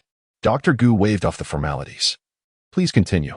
The princess merely observed, refraining from interrupting the examination. Dr. Gu adeptly began his assessment, first checking the pulse, then examining the patient's tongue, and finally lifting the eyelids to inspect the eyes. He subsequently commenced acupuncture. Throughout this process, Yu Yuanzheng meticulously noted each of his movements. Initially, there appeared to be no issue, but when the needles were applied, a sense of unease washed over her.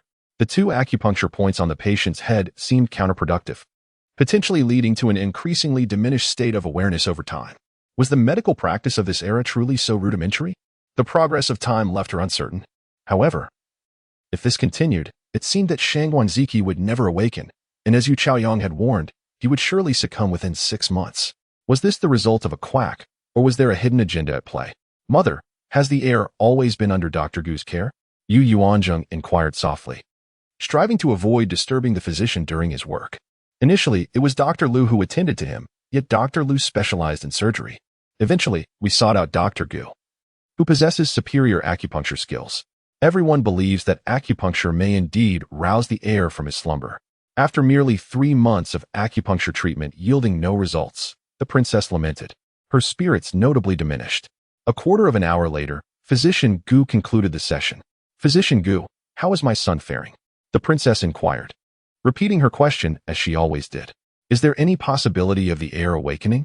She gazed at Physician Gu with hopeful anticipation, yearning for a definitive answer. "Your Highness," Physician Gu replied candidly, "since embarking on my medical journey, I have encountered no fewer than hundreds of patients. Among those, I have witnessed 3 cases similar to the heir's condition, yet none have emerged from their stupor." His honesty was palpable. Yu Yuanzheng scrutinized his subtle expressions, but discerned no hint of trepidation. It appeared she must seek the opportunity to delve into the medical practices of this era. The likelihood of awakening from a vegetative state is indeed slim, even in future times.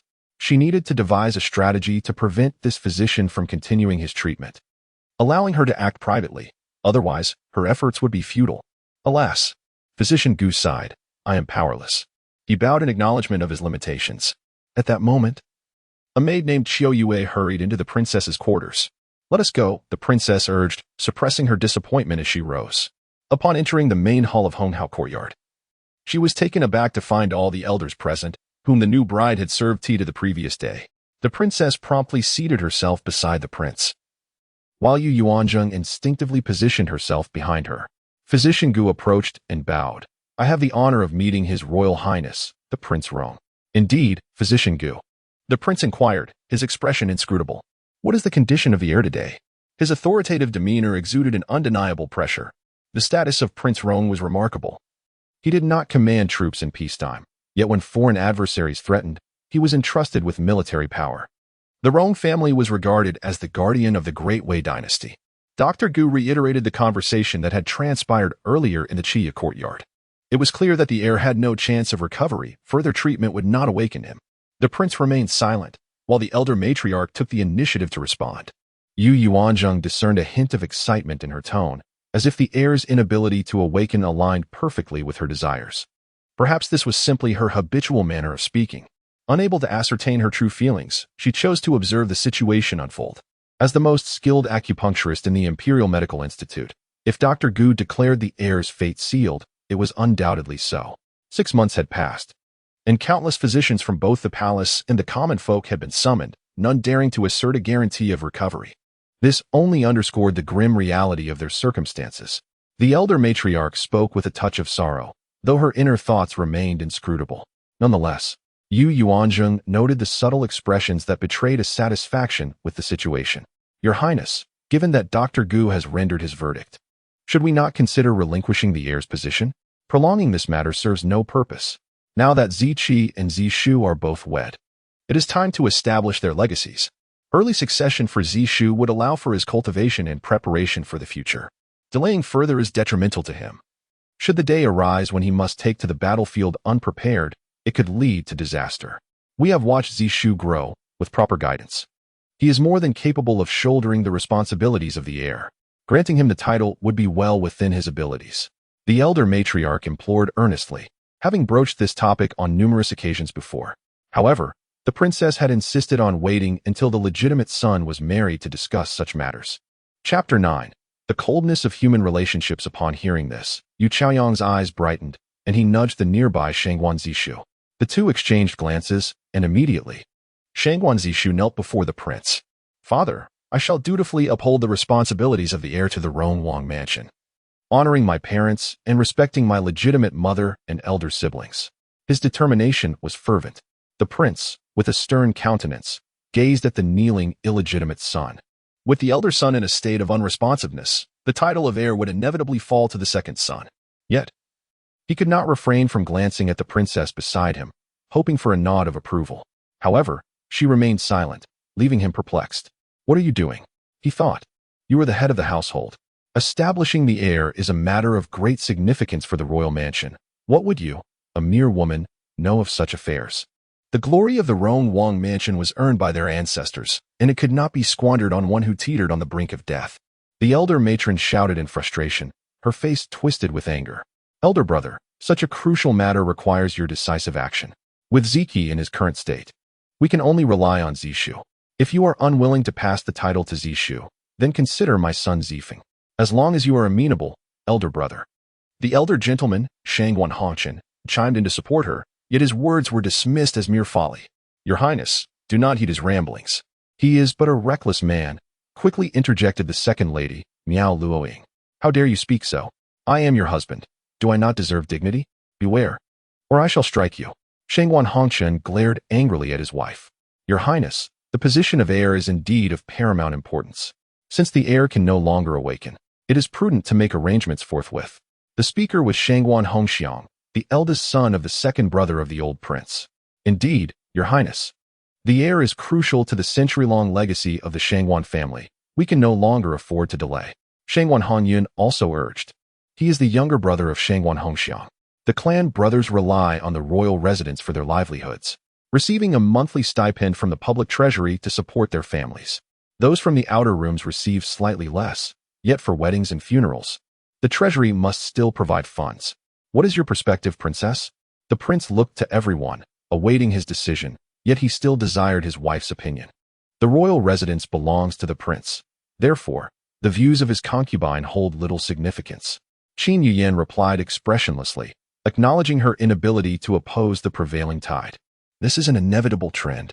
Each person is like a ravenous wolf, fixated on the title of heir. Not merely to claim it for themselves, but to establish favorable relations with the heir in advance, securing benefits for themselves.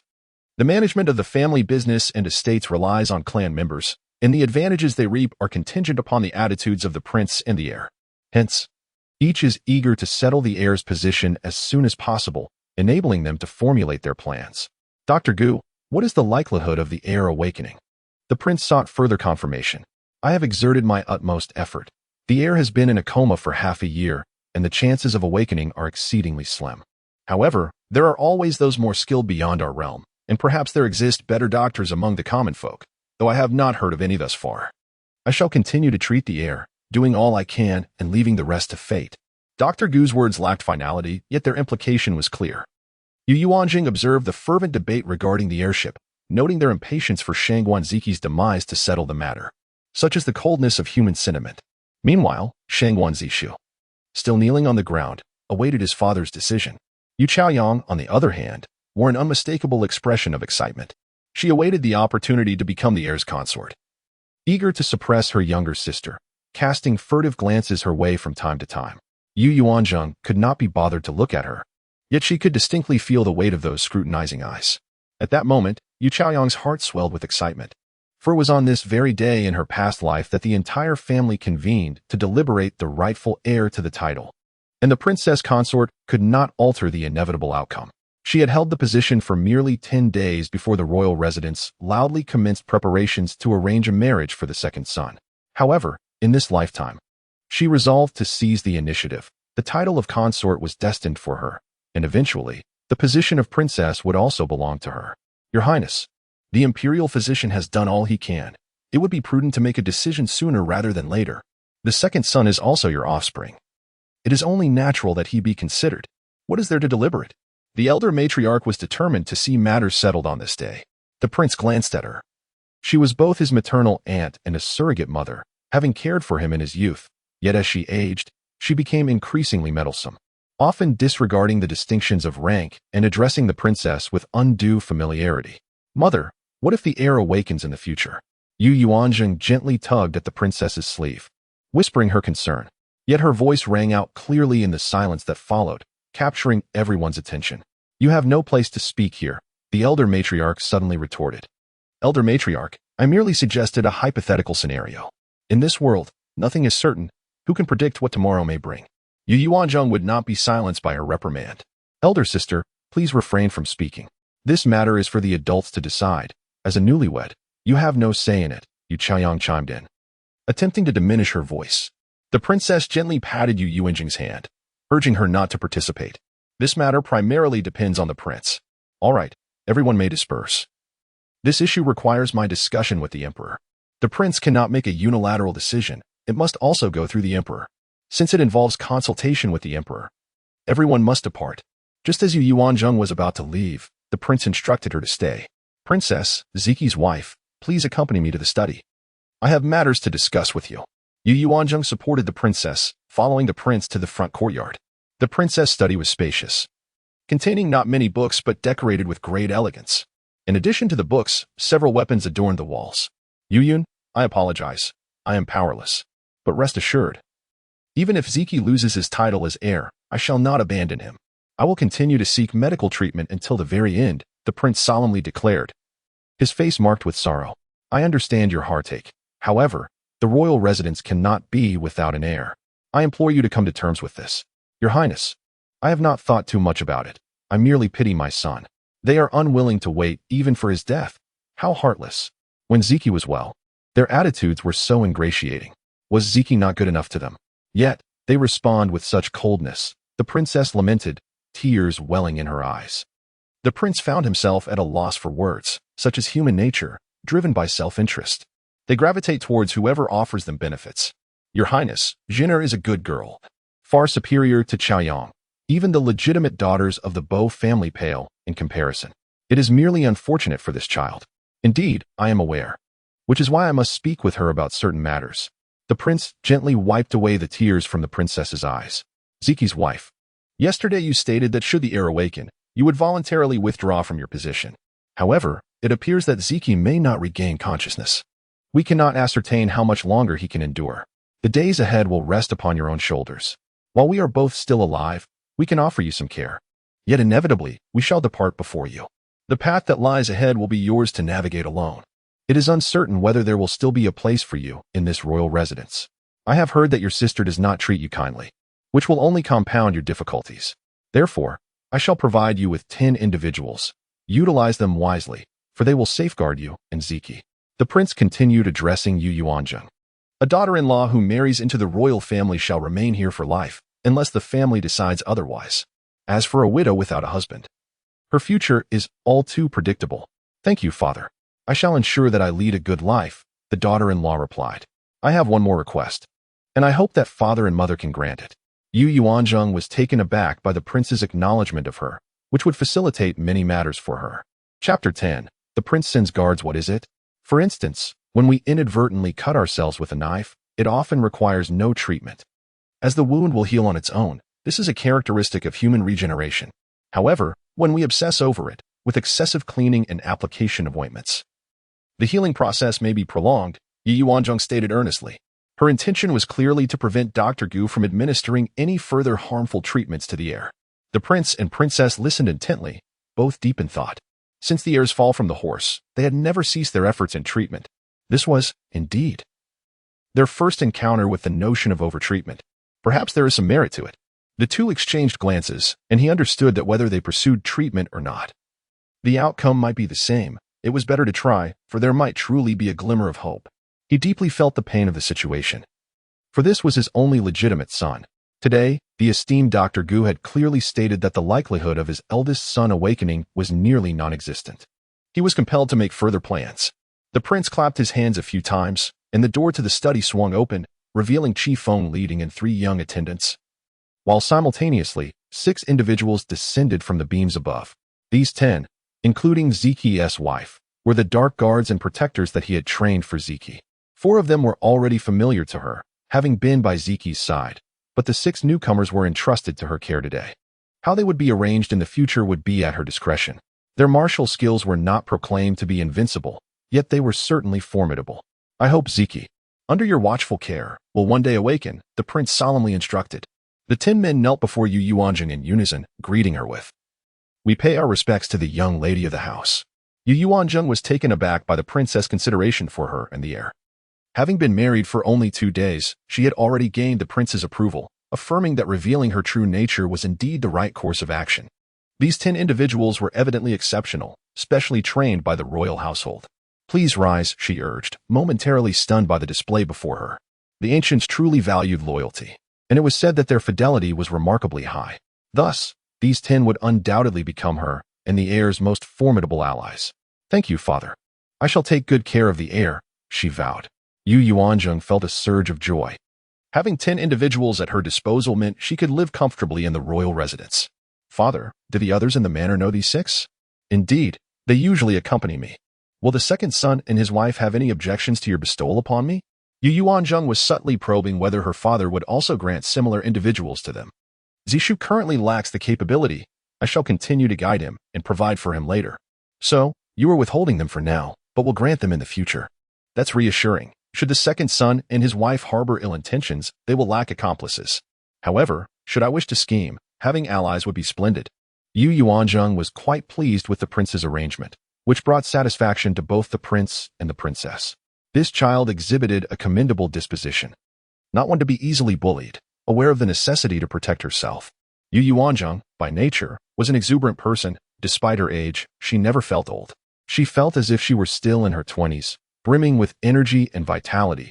Otherwise, she would not dare to work overtime for over 20 hours. As you wish. Yu Yuanzheng led her 10 companions out of the prince's study. What are your names, you 6? She inquired, gazing at her newly acquainted subordinates. We beseech the young lady to bestow names upon us. The 6 bowed respectfully. Will we have to change our names with a new master? After a moment's contemplation, she commanded, arrange yourselves by age. The 6 promptly complied, from eldest to youngest. Chunlei, Xiaoyu, Xiaofeng, Dongling, Ziyuan, and Zhuyue. We thank the young lady for the names. They replied in unison, their faces adorned with smiles, which seemed rather uncharacteristic for covert operatives. How is it? Are you satisfied with the name? It was casually chosen by Yu Yuanzheng.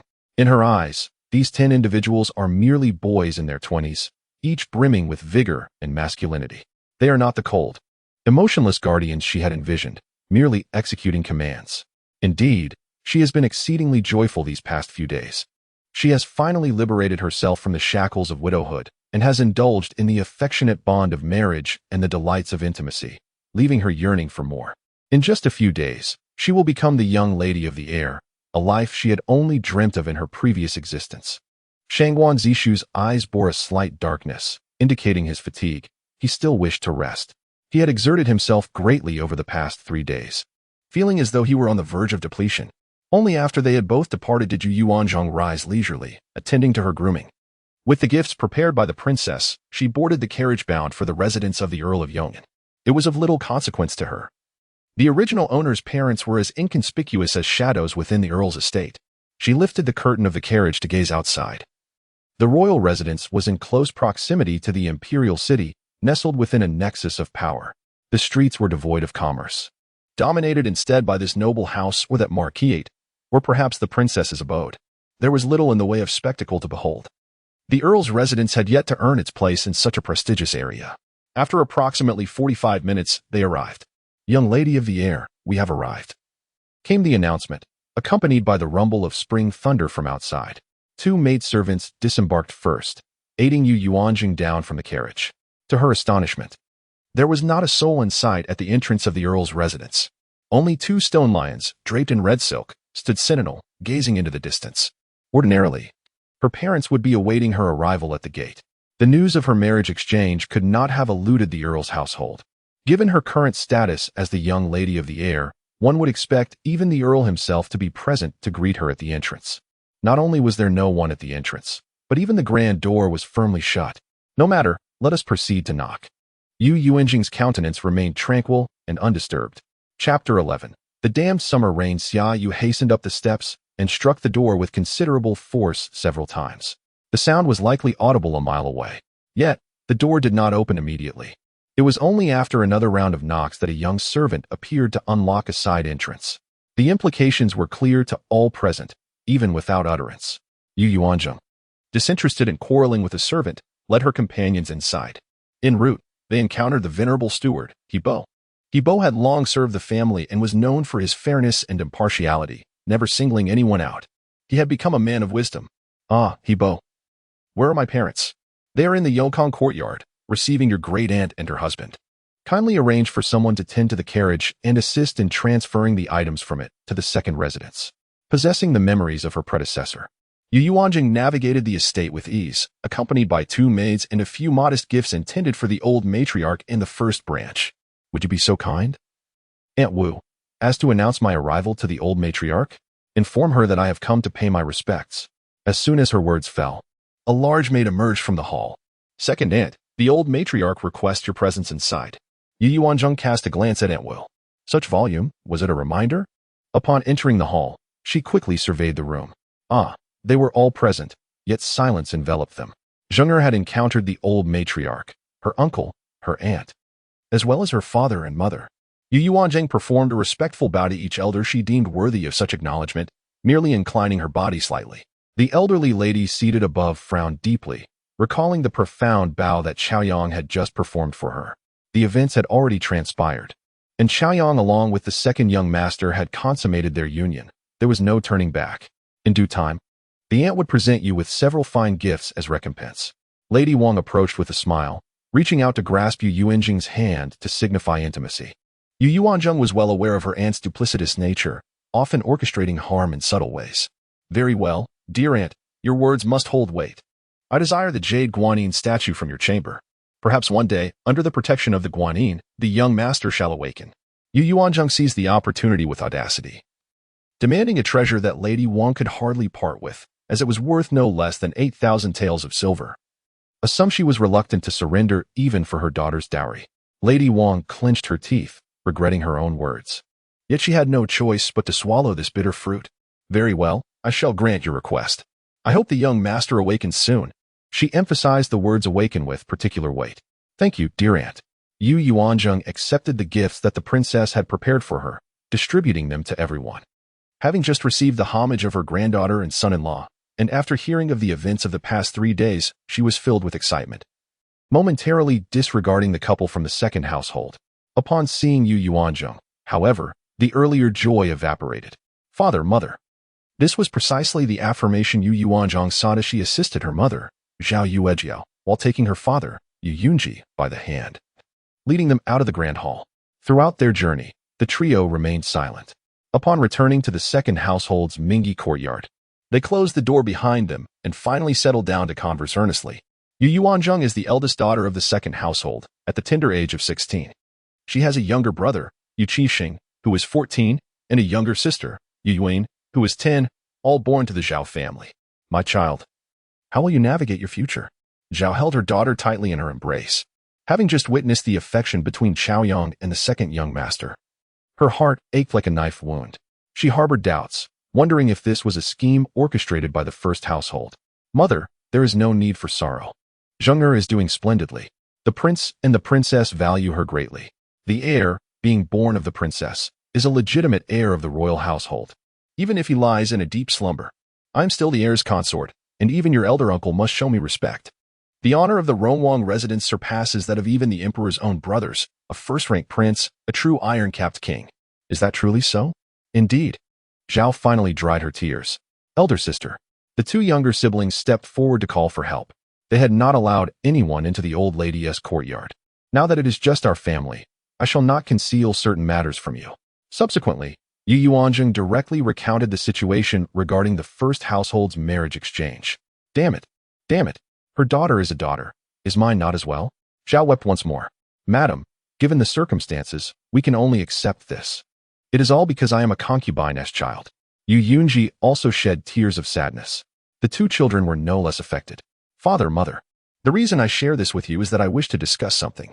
Yu Yuanzheng observed her family, resembling soft dumplings, accustomed to being bullied.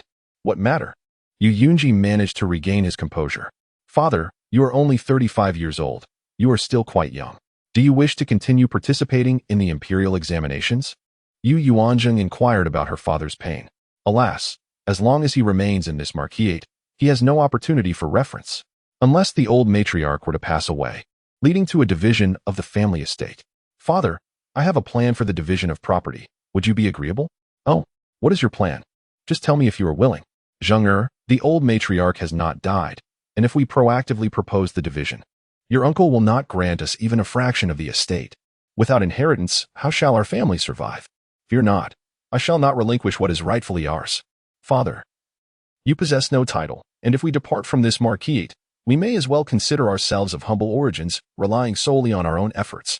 Now that I am wed into the royal household, the prince will, in consideration of my position, surely provide for our family to some extent. Life will persist, provided that you are willing to strive and continue with the imperial examinations. Should you succeed in becoming a jinshi, you will secure an official post, even if it is merely as a county magistrate. Master, have you not endured enough oppression from the primary branch? You excel in your studies, yet they refuse to allow you to pursue your education. Now that your father-in-law has passed, even that scant protection is lost. I have had my fill of these past years. With my dowry, I can support our family. We can do without servants. The four of us can rent a modest courtyard and live adequately. Every day, Zhao faces the old matriarch and the eldest sister-in-law, bearing the brunt of their bullying. Her husband is away daily, which somehow makes the burden feel less acute. Let me contemplate. Yu Yuanzheng is torn. As the man of the family, such a significant decision must be made with clarity, for the livelihood of the entire family rests upon his shoulders. Chapter 12. The uproar at the Marquette father. Let us divide the estate. The second brother, Yu Yuanzheng, expressed his earnest desire. If you leave the Bo family, you will not gain access to the Imperial Academy, and your studies will be hindered. Yu Yuanzheng remained lost in dreams. Father, do you believe that our eldest uncle will permit my brother to enter the Imperial Academy? Yu Yuanzheng posed another pragmatic question. Yu Yuanzheng was at a loss for words. If he himself was denied the opportunity to study, how could his son hope to achieve greatness? This year, his son was eligible to take the examination for Shiozai. The future, he dared not contemplate further. Father, one need not enter the Imperial Academy to succeed in the Imperial examinations. Many scholars from outside have also attained the rank of Jinshi without having entered the academy. Which of them has ever studied there? Yu Yuanzheng understood this clearly. He excelled in his studies compared to his father, and he refused to let his life be ruined. Observing his son's resolute expression, Yu Yuanzheng finally made up his mind. He could no longer be enslaved by the first branch of the family. He managed the business and properties of the Yong'an Bo family, yet he garnered not a single penny for himself. His elder brother meticulously scrutinized the accounts every month, demanding clarity even for the smallest transactions. With their father's firm decision, Yu Yuanzheng felt a sense of relief. For the past 3 days, she had been contemplating ways to liberate her parents from the first branch of the family. The threats from Yu Yuanzheng spurred her to devise various plans, but they all hinged upon her father's consent. 2 embroidery frames stood quietly in the outer room, the favorite spot of the original owner. She had no close friends, no social circle, only the art of embroidery. Yet, she lacked the skill. Resolutely, she picked up the needle and thread, working on an unfinished piece that she had not completed before her marriage. The initial stitches were clumsy, often misaligned, but by the 10th stitch, she had found her rhythm. In her previous life, she practiced acupuncture on patients, ensuring that each needle was placed with utmost precision to avoid any errors. Now, applying the same principle to embroidery, she found herself becoming increasingly adept, even surpassing the original owner's skill. The 2 maidservants observed in astonishment as she deftly completed a leaf in mere moments. Miss, your artistry has remarkably improved, exclaimed Jiang Hua, who had brought her tea. Previously, the original owner had spent 1.5 years embroidering dowries for Yu Yuanzheng, only managing to prepare a few items for herself when it was time for her own marriage. Yu Yuanzheng was now honing her needlework skills in preparation for future acupuncture sessions with the heir. Upon entering the side hall of the main courtyard, typically used for entertaining guests, 2 tables were set, one for men and the other for women, without any screens, as there were no outsiders present. Her uncle, Yu Yuanzheng, the head of the family, occupied the main seat. To his left sat Shangguan Ziqi, while to his right was the heir of the Bo family, Yu Qingli, accompanied by the second son, Yu Qinghao. Only then did it come to Yu Yuanzheng and Yu Qixing, the father-son duo. The seating arrangement clearly indicated the position of the second branch within the Bo family. Yu Yuanzheng felt fortunate that her father had agreed to the division of the family. The meal was consumed in silence, with only the men's table occasionally breaking the quiet with laughter and conversation due to their drinking. After the meal, as everyone began to disperse, Yu Yuanzheng stood up. Uncle, I have something I wish to discuss with you. At 45, the esteemed Earl of Yong'an, Yu Yuanzheng, was in high spirits today, as his daughter was destined to become the wife of the heir to the Rome Wangfu, with his son-in-law also being the heir. This was an honor of the highest order. Consequently, he was particularly cordial towards Shangguan Ziqi. What is it? He inquired, his expression turning slightly cool. Uncle, it would be prudent to send the servants away, as I suspect the matter I wish to discuss is one you would prefer to keep from their ears. Alternatively, it might be best for the old matriarch and my 2 elder brothers to remain, while everyone else departs. Yu Yuanzheng's expression was one of seriousness and detachment. Yu Yuanzheng had never regarded this niece with much seriousness, yet today he sensed an unprecedented authority emanating from her, compelling those present to acquiesce to her wishes. Eventually, the assembly moved to the main hall, leaving only the key members of the family, including the couple Yu Yuanzheng. Speak, what is it? Lord Yong'an and the matriarch took their seats at the head of the table, exuding an air of superiority. Father, You may begin. Yu Yuanzheng gestured towards Yu Yunji. Elder brother, the second brother wishes to partition the family. Yu Yunji hesitated for several moments before he could voice his thoughts. What? Second brother, are you speaking in jest? You barely drank any wine just now. Our mother is still alive. Lord Yong'an's disbelief was palpable. This half-brother had managed domestic affairs adequately. Losing such a resource would only increase his burdens, and he was reluctant to part with this free labor. Uncle, let us speak plainly. Why was my father not permitted to continue his studies after passing the scholar's examination? Grandfather was still alive then, and he did not afford him that opportunity. Yu Yuanzheng inquired bluntly. Everyone knew the reason, yet it was a topic that could not be openly addressed. When adults are speaking, it is not your place to interject. You, a married woman, Lord Yong'an retorted, visibly irritated by the challenge posed by his niece. Second sister, you have no say in this matter. As long as our parents are alive, we do not divide the family. Are you not aware of this custom? Yu Chaoyang admonished. Uncle, can we not determine whether this family can be divided? Yu Yuanzheng ignored her and spoke only to the head of the family. Her current status as the crown prince's consort granted her the right to engage in dialogue as an equal with the Duke of Yong'an. Her second brother remained as timid as ever, while this niece had undergone a complete transformation. She no longer exhibited the submissiveness she once displayed at home and would hide whenever she saw him. My old lady is still alive. Are you wishing for my early demise? The old matriarch's face was cold as she slammed her hand on the table. This reaction was anticipated by Yu Yuanzheng, who let out a silent scoff in her heart. They had grown accustomed to subjugating their family. Uncle, do not delude yourself into thinking I became the crown princess consort for any reason that you understand. Yu Yuanzheng was momentarily taken aback. It was merely an accident. A case of mistaken identity on the wedding night. He wished to put an end to the discussion. Do you think our family is filled with fools? This was orchestrated entirely by your branch. If the eldest sister does not wish to marry, she can negotiate with the royal residence to annul the engagement. Why must I be dragged into this?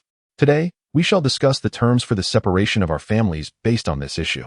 If you refuse, I will make your actions known throughout the capital. What evidence do you have to prove this was not an accident? At the time, both you and Chaoyang were dressed in wedding attire. Is it not normal to make such a mistake? Shangguan Ziqi grew increasingly anxious. He was also implicated in this matter. And if he were dragged into it, it would not bode well, especially since the position of crown prince had yet to be fully established. Second young master, if you had to choose between marrying me or the eldest sister, which would it be? I demand to hear the truth. Of course I would choose Chaoyang. How could the daughter of a concubine from the second branch compare to her? Shangguan Ziqi spoke without a moment's hesitation, delivering the unvarnished truth. Regardless of who is in the position, the choice would remain the same. Have you ever considered that the eldest sister was bestowed upon the heir by imperial decree? Are you not afraid of committing the grave sin of deceiving the sovereign? Yu Yuanzheng was relentless in her pursuit of this matter. This is merely an unforeseen circumstance. Shangguan Ziqi clung tightly to this point. Is that so? Yu Yuanzheng, unwilling to squander time, strode directly to the center of the hall to commence her performance. Chapter 13. The successful partition of the family. Who is your sister-in-law, you timid fool? What is there to fear? Hurry up. A bold female voice echoed, strikingly similar to that of Yu Chaoyang. You claim my elder brother will not awaken. Do you truly believe this? He has but 6 months left to live. And my uncle's younger sister will henceforth be condemned to a life of mourning. Has the second sister awoken? No, I was rather forceful. If she wishes to awaken, it will surely be by tomorrow morning. Very well, my lady, await my return. In her past life, Yu Yuanzheng possessed a particular talent for mimicry, mastering any skill with remarkable accuracy. Her performance was nothing short of exquisite. Those who heard her words were gripped by sheer terror, and in that moment, one could hear a pin drop within the hall. Without speculating on the reactions of the prince and princess, do you not think that should these words reach the emperor's ears, he would be filled with wrath? I wonder if the noble house could withstand the repercussions of such a transgression against the sovereign. Indeed, my husband, we are formally wed. You were not forceful enough. You ought to have struck me dead. Eldest sister, does it not feel exhilarating to sleep with another's husband? I had no idea that you were so desperate. Unable to wait even a moment, my 2 kicks and a squeak of a mouse could not deter you. Yu Yuanzheng looked at the couple with a scornful gaze. Her words laced with vulgarity and utterly irrefutable. How unlike the speech of a refined young lady, she resembled more a shrew from the streets. Yet no one dared to rebuke her. At that moment, Yu Chaoyang was utterly dumbfounded, his face a portrait of confusion and indignation. Shangguan Ziqi longed to find a hole to hide in. Uncle, this marriage exchange cannot possibly be realized solely through my elder sister and the second son. It requires my involvement to fulfill your desires. You wish to play both the harlot and uphold the virtue of chastity. Your plans are indeed astute. Thus, our second branch does not demand much. We merely ask for a fair separation according to customary practices, and we shall let this matter rest. Yu Yuanzheng then turned, smiling at the two esteemed lords seated above, awaiting their decision. You are not Yu Yuanzheng. Who on earth are you? Suddenly, Yu Chaoyang screamed in a frenzy. Elder sister, have you lost your mind? Who else could I possibly be but my father's daughter? She paused, a mischievous glint in her eye. Oh, right. I am now the heir's wife of the Rome Wang residence, a title you cast aside. Yu Yuanzheng's smile was radiant. Why are you so different from when you were at home? Did I not tell you that I was merely playing a role? How else could I endure life in this noble house? You have bullied me to the point of habit, now that I refuse to be your victim. You cannot accept it? Yu Yuanzheng mocked. You wait. Yu Chaoyang ground his teeth, his voice low and menacing. Chaoyang, refrain from speaking. Heed the elders. Shangguan Ziqi urged, restraining him from further protest. Very well, Yunjin, let us proceed with the separation. They allocated a room and a shop to them, situated in a two-entry courtyard on Changshan Street. The elderly matron, with a furrowed brow, resolutely made her decision. She regarded the few individuals in the second house as if they were adversaries, her gaze lingering for a moment. Father, how significant is this property compared to the assets of the Bo family? Yu Yuanzheng disregarded the matron's cold demeanor and inquired of her father. As an illegitimate son, do you truly aspire to divide the inheritance equally with the legitimate heirs? The matron's temper flared upon hearing this. In the past, the old patriarch had consistently prioritized that woman, often undermining his legitimate wife's status, thus ensuring the illegitimate son's very existence. This was a potential source of future strife. She wondered how the division occurred when her grandfather's illegitimate brother partitioned the estate. Yu Yuanzheng was genuinely unaware. When the second uncle divided the estate, there were two shops in the bustling market, a 200-acre farm, and a 3-entry courtyard, along with 20 servants and personal belongings worth 30,000 taels of silver. Yu Yun reported these details as he managed the household affairs and was well informed. Our demands are modest, akin to those of our second ancestor. Yu Yuanzheng found this figure satisfactory. Any excess from the main family would undoubtedly be denied, and excessive contention was inadvisable, as one could not write two characters with a single stroke. In this feudal era, the notion of family was deeply ingrained. In truth, these assets represented merely a small fraction of the Bo family's wealth. Mother, let us acquiesce to their wishes. After all, the second brother is a descendant of the Yu family.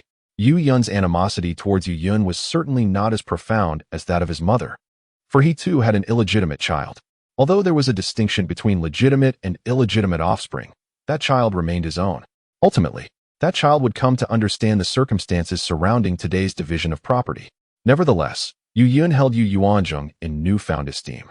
The niece, who usually possesses no presence in the household, today displayed an unexpected assertiveness. Given that his daughter would continue to reside in the same household with her, he felt an involuntary surge of concern. He resolved to cultivate a closer rapport with the prince. The old matriarch said nothing. She simply rose, her footsteps heavy, casting a fierce glance at Yu Yuanzheng as she passed, before departing. What could this signify? Second brother, we are family and should not dwell on trivialities. Eldest brother is aware of the grievances you have endured over the years. Even if we are to separate, I shall continue to watch over you.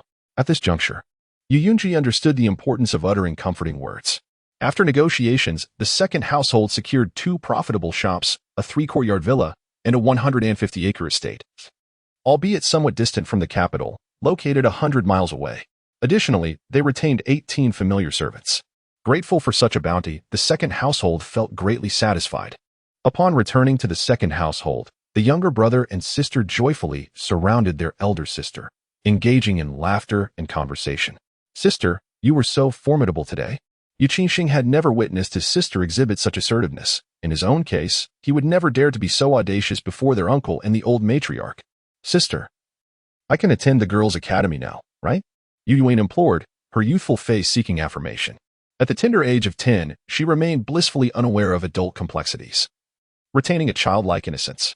With her elder sister shielding her, Yu Xiaoyang had not bullied her. Indeed, well, would you like to learn, Yinin? Yu Yuanzheng coaxed her as one would a child. having lived 38 years in her past life. Speaking to such a young child felt akin to interacting with a mere infant. I wish to learn to play the piano. Yu's status within the Bo family was notably low, rendering it impossible for her to receive private instruction from a female tutor. In contrast, Yu Chaoyang had the means to engage several male teachers for his education.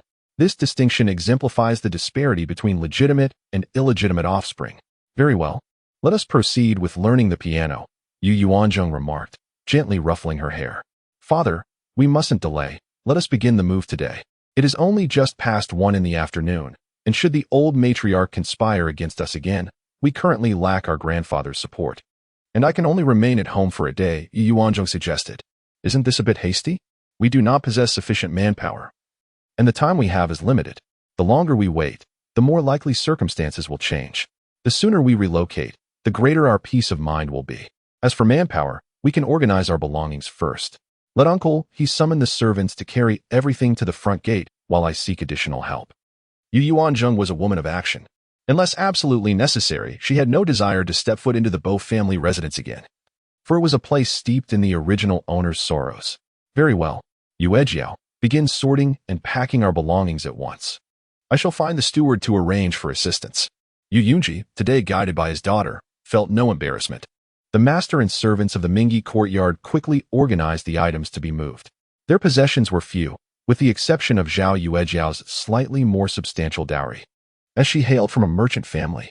Consequently, their belongings were not transported to the front gate but rather to the back entrance, as Yu Yunji believed it prudent to avoid attracting ridicule. Upon hearing that help was available for the move, each of them rented a cart from the street. This significantly expedited the process. Before darkness fell, the second branch of the Yu family had successfully relocated to their new abode, a recently acquired courtyard comprising 3 entrances. On this particular day, she accomplished a significant feat, leaving her heart feeling quite at ease. As she gazed upon the slumbering heir on the bed, an unexpected warmth enveloped her. In her previous life, she had always lived in solitude, reserving her weekends for casual outings with colleagues, occasional beauty treatments, or a soothing spa session. Her time had been predominantly consumed by work. Now, having paused her relentless striving, she could finally indulge in some well-deserved rest. Contemplating a leisurely life ahead, the mere mention of spa ignited a spark of inspiration within her. It was a splendid method of rejuvenation that she might consider for the heir, potentially aiding in his recovery. She sent away the maidservants, yearning for a moment of conversation with the heir. Being new in this realm, devoid of a confidant, having someone to converse with during such times served as a delightful emotional release. I leveraged the matter of exchanging my marriage for the sake of my family, resulting in a separation from the Yong'an Duke's residence. Do you believe such actions are justifiable? On the day of their wedding, Shangguan Ziqi had been disturbed by the cacophony around him, awakening his senses to the world outside. Even as night fell, he remained conscious, absorbing the words that Yu Yuanzheng had spoken to him. Today, he found himself once again aware of his surroundings. He endeavored to awaken, yet his body remained unresponsive. Even the slightest movement of his fingers eluded him. He recalled her words from that night, understanding that the wife acquired through his younger brother's scheme bore him no disdain. For this reason alone, he harbored a modicum of respect for Yu Yuanzheng. He did not wish to perish in 6 months. He could not bear the thought of this benevolent woman mourning for him alone throughout her life. Through their conversations, he gleaned much information about the world around him. Contemplating her identity, one can surmise that her life at her parental home was far from pleasant. It remains uncertain whether her newfound status has bolstered her confidence. At this moment, upon hearing Yu Yuanzheng's voice, he immediately focused his attention. An individual of your standing would undoubtedly oppose the division of the family. Yet, one cannot fathom the torment endured by a person who, despite possessing capabilities, is suppressed simply due to not being the legitimate heir, leading to a life of obscurity. Alas, in truth, the root of this predicament lies with men. Were men not to take concubines, there would be no illegitimate sons or daughters. My grandfather refrained from taking concubines, and thus, there were no complications. Fortunately, your current state of immobility spares me the discomfort of confronting such an awkward situation. Women are human too. Why must they witness their partners entering the chambers of other women without the liberty to voice their grievances? If the roles were reversed, with women taking multiple husbands, I wonder if men could endure such a scenario.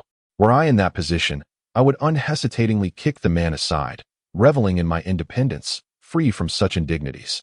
As she spoke, Yu Yuanzheng seemed to champion an unknown cause. Her father, born of a concubine, faced oppression from the legitimate wife. A typical response from a woman of integrity. Yet, the one being suppressed is her father, which stirs discontent within her. She can only blame her grandfather. The conflict is palpable. After hearing Yu Yuanzheng's sentiments, the heir found himself at a loss for words. Had he not encountered misfortune? He would have undoubtedly followed in his father's footsteps, eventually taking on the responsibilities of the royal household, with the acquisition of concubines being inevitable. The two maids in his study eagerly anticipated the day their mistress would enter the household, awaiting elevation to concubines. Should they bear children, they would be promoted to the status of secondary wives. However, he has always maintained his integrity, vowing to remain untainted by other women until the day he marries, as a mark of respect for his future wife. In the courtyard, two prominent maidens awaited their opportunity, yet he remained oblivious to the current circumstances. If I awaken, I shall never take a concubine. He reflected upon Yu Yuanzheng's words, solidifying this resolution in his heart after a prolonged contemplation. Indeed, as she articulated, it is the fault of men. Women are compelled to acquiesce, as jealousy is deemed one of the 7 reasons for dismissal. After their conversation, Yu Yuanzheng gracefully reclined beside the heir, surrendering to a peaceful slumber. The bliss of days free from obligations was delightful. An early bedtime naturally led to an early rise. The following morning, Yu Yuanzheng paid her respects to the princess.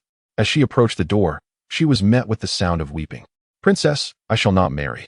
I shall wait for the heir. Even if he never awakens again, I am willing to wait," lamented a woman with sorrow and resolve. Her words piercing the air before Yu Yuanzheng entered. "Daughter-in-law pays her respects to mother," she announced with a smile as she stepped forward. "General has arrived." The princess's face instantly brightened upon seeing Yu Yuanzheng. "Mother, what troubles you?" Yu Yuanzheng inquired, noting the two maidens kneeling on the ground, both quite lovely and seemingly nearing 20 years of age. These two served in the heir's study, one named Riyue and the other Rushuang. "They have aged, and I wish to see them wed, yet they," sighed the princess deeply. "Please, princess, allow us to remain. We shall diligently serve you and the heir henceforth." The two maidens implored as they crawled towards Yu Yuanzheng, seeking her mercy. "What is the situation?" Yu Yuanzheng questioned, still somewhat bewildered. "I pay my respects to mother." At this moment, Yu Chaiyang entered, gracefully approaching the princess to offer his greetings. She immediately recognized the two maidservants on the ground. Their identities were unmistakable to her. "Mother, are these the maidservants attending to the heir?" She observed Yu Yuanzheng, who displayed no embarrassment, instead smiling with a profound meaning. In her previous life, these two had persistently aspired to become the heir's concubines, and today they knelt before her, pleading for her to take them in. Generously, she accepted them, placing them in the heir's quarters to serve, which spared her a great deal of toil. As a widow, she deemed that these two should not expect to marry either. They would all endure together. Ultimately, they failed to uphold their vow, secretly engaging with a lowly servant in the estate, which she discovered, leading to their immediate demise. "Sister, will you not take in these two maidservants? They are indeed the closest attendants to the heir," Yu Chaiyang remarked, eager for the spectacle. Chapter 15. The choice of widowhood or remarriage in the Wangfu. "You should address me as elder sister-in-law," Yu Yuanzheng corrected him. "Very well, elder sister-in-law. You ought to accept these maidservants. They are exceptionally diligent and can attend to the heir's needs with great care, relieving you of any concerns." Yu Chaiyang still wished to witness these maidservants treading the path they had once taken. In her past life, even when the heir was unresponsive, he remained her husband. Yet these two wretched women had dared to covet him. Thus, she would shatter their beautiful dreams. Let them continue their widowhood. At this moment, Yu Yuanzheng comprehended the situation. These maidservants were awaiting the heir's awakening, hoping to become his women. Is it true? Even in such a state, there are women willing to wait. That is genuine love, she mused. Or perhaps it is a desire for riches. If not for the Wangfu, their intentions would surely differ, she speculated. "How do you know this?" Yu Yuanzheng inquired playfully. I heard it from my husband," Yu Chaiyang admitted, feeling remorseful for his slip of the tongue. "Mother, what is your stance on this matter?" Yu Yuanzheng disregarded Yu Chaiyang and turned to inquire of the princess. "I intended to find suitable husbands for them, yet they adamantly refuse, and this marks the 3rd occasion." The princess appeared equally helpless. These two maids had served the young master for many years and would typically be considered concubines. Yet they had remained in waiting for half a year since he fell into slumber. Now that a daughter-in-law has entered the family, She wishes to send them off to marry, but they remain resolute in their refusal. Yu Yuanzheng cast a glance at the two maids, whose tear-streaked faces evoked a sense of disdain within her. Nonetheless, in this era, such behavior was, regrettably, commonplace. Sister-in-law, are you not to pay your respects to the secondary consort and the elder matriarch? What is this? Do you wish to linger for a meal? Upon witnessing Yu Chaoyang's gleeful expression, Yu Yuanzheng discerned her desire for gossip. Simultaneously, she surmised that the two maids did not genuinely harbor a love so profound for the young master that they would only marry him. When the topic of dining arose, Yu Chaoyang hesitated momentarily, recalling the elder matriarch's explicit instructions to refrain from dining in the princess's quarters. "Mother, I bid you farewell," she said, pouting as she departed. Having missed the anticipated spectacle, however, she left one maid behind to gather subsequent news. The young master's courtyard had indeed housed two senior maids, but prior to her arrival, the princess had already arranged their marriages, leaving only these two, who were steadfast in their resolve to remain. The princess offered further clarification. "Ah, I see. No wonder during my first 3 days here, I have only encountered a few maids engaged in cleaning and miscellaneous tasks in the Chia courtyard. Aside from Granny Yi, the only ones permitted inside are she and her two accompanying maids." The princess truly was a commendable mother-in-law, sparing her daughter-in-law from undue distress. "Do you both wish to serve me and the young master?" Yuanzheng harbored a profound disdain for women who eagerly sought to become concubines. Devoid of any semblance of self-respect, as the future consort, I have served the heir for nearly a decade. How could I bear to depart? Please allow me to remain at the Chia courtyard. I shall not marry. I wish to see the heir recover. The maid named Ruyu clung to Yuanzheng's leg, fervently expressing her resolve. As the heir's attendant for almost 8 years, I have been in constant companionship with him. He is particularly fond of the tea I brew. Should he awaken to find my tea absent, he would surely feel a void. Rushuang added, her words laced with humor, as if suggesting that without her, the heir would have no tea to drink. Such audacity from these two maidservants revealed their disdain for her. The daughter of a noble house, born of a secondary line. Would they dare to make such demands had the heir been betrothed to a princess or a lady of rank? You seek only to serve the heir and this future consort, willing to remain as maids for a lifetime without the prospect of marriage? Yuanzheng regarded the two eager young women from her elevated position, placing particular emphasis on the notion of servitude. It was truly a pity. How could such young, flower-like maidens not desire their own homes? Indeed, they echoed in unison, affirming their determination. Furthermore, let me be unequivocally clear. The physician has delivered a definitive diagnosis. The heir is unlikely to awaken unless divine intervention occurs. I have the support of the royal residents in my widowhood, while you are but maidservants. Without the heir as your support, tethered to a widow, what future awaits you? You can discern the answer without my elaboration. Should you decide today, there shall be no opportunity for reconsideration, and I shall not permit you to marry midway through. If you contravene today's decision, I shall send you directly to become nuns. I am resolute in my words. Yu Yuanzheng pronounced her statement with utmost severity. Should this fail to extinguish their desire to become concubines, she would certainly prevent them from entering the residence of the heir. If they were to reconsider, she might still extend her favor. After all, they had served the heir. Both women hesitated. Your Highness, is there truly no possibility for the heir to awaken? Liyue yearned to receive a definitive affirmation from the princess. Indeed, the prince has ceased treatment for the heir. We must allow nature to take its course. Simultaneously, it is anticipated that in a few days, the position of the heir will be bestowed upon Zishu. The princess felt a twinge of compassion for the two maidservants, wishing to spare them from this futile weight. A daughter-in-law could still adopt an heir, while they were merely servants. They had indeed been diligent in attending to the heir's needs. Upon hearing this, the two maidservants felt their strength drain away. After waiting so long, it seemed their efforts were in vain. Woo-woo, they both sobbed in sorrow. What is this? Unable to make a decision? Yu Yuanzheng was truly exasperated. How could they so eagerly wish to become concubines? No, not even that, merely bed servants. The two continued to weep, offering no reply. Everyone was acutely aware of their intentions, yet the veil of pretense remained unbroken. Yu Yuanzheng lamented the plight of women in ancient times, preferring to become a bed servant rather than marry as the principal wife. Was this a failure of education? Or had society driven them to such a lack of ambition? She could not comprehend it. Stop crying. Yu Yuanzheng shouted in anger. It's utterly disgraceful for women. What you truly desire to serve is not me, but the heir. and your intentions are clearly aimed at climbing into his bed. Am I mistaken?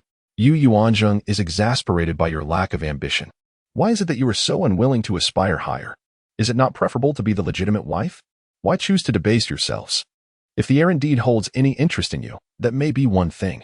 However, he is completely indifferent to your existence.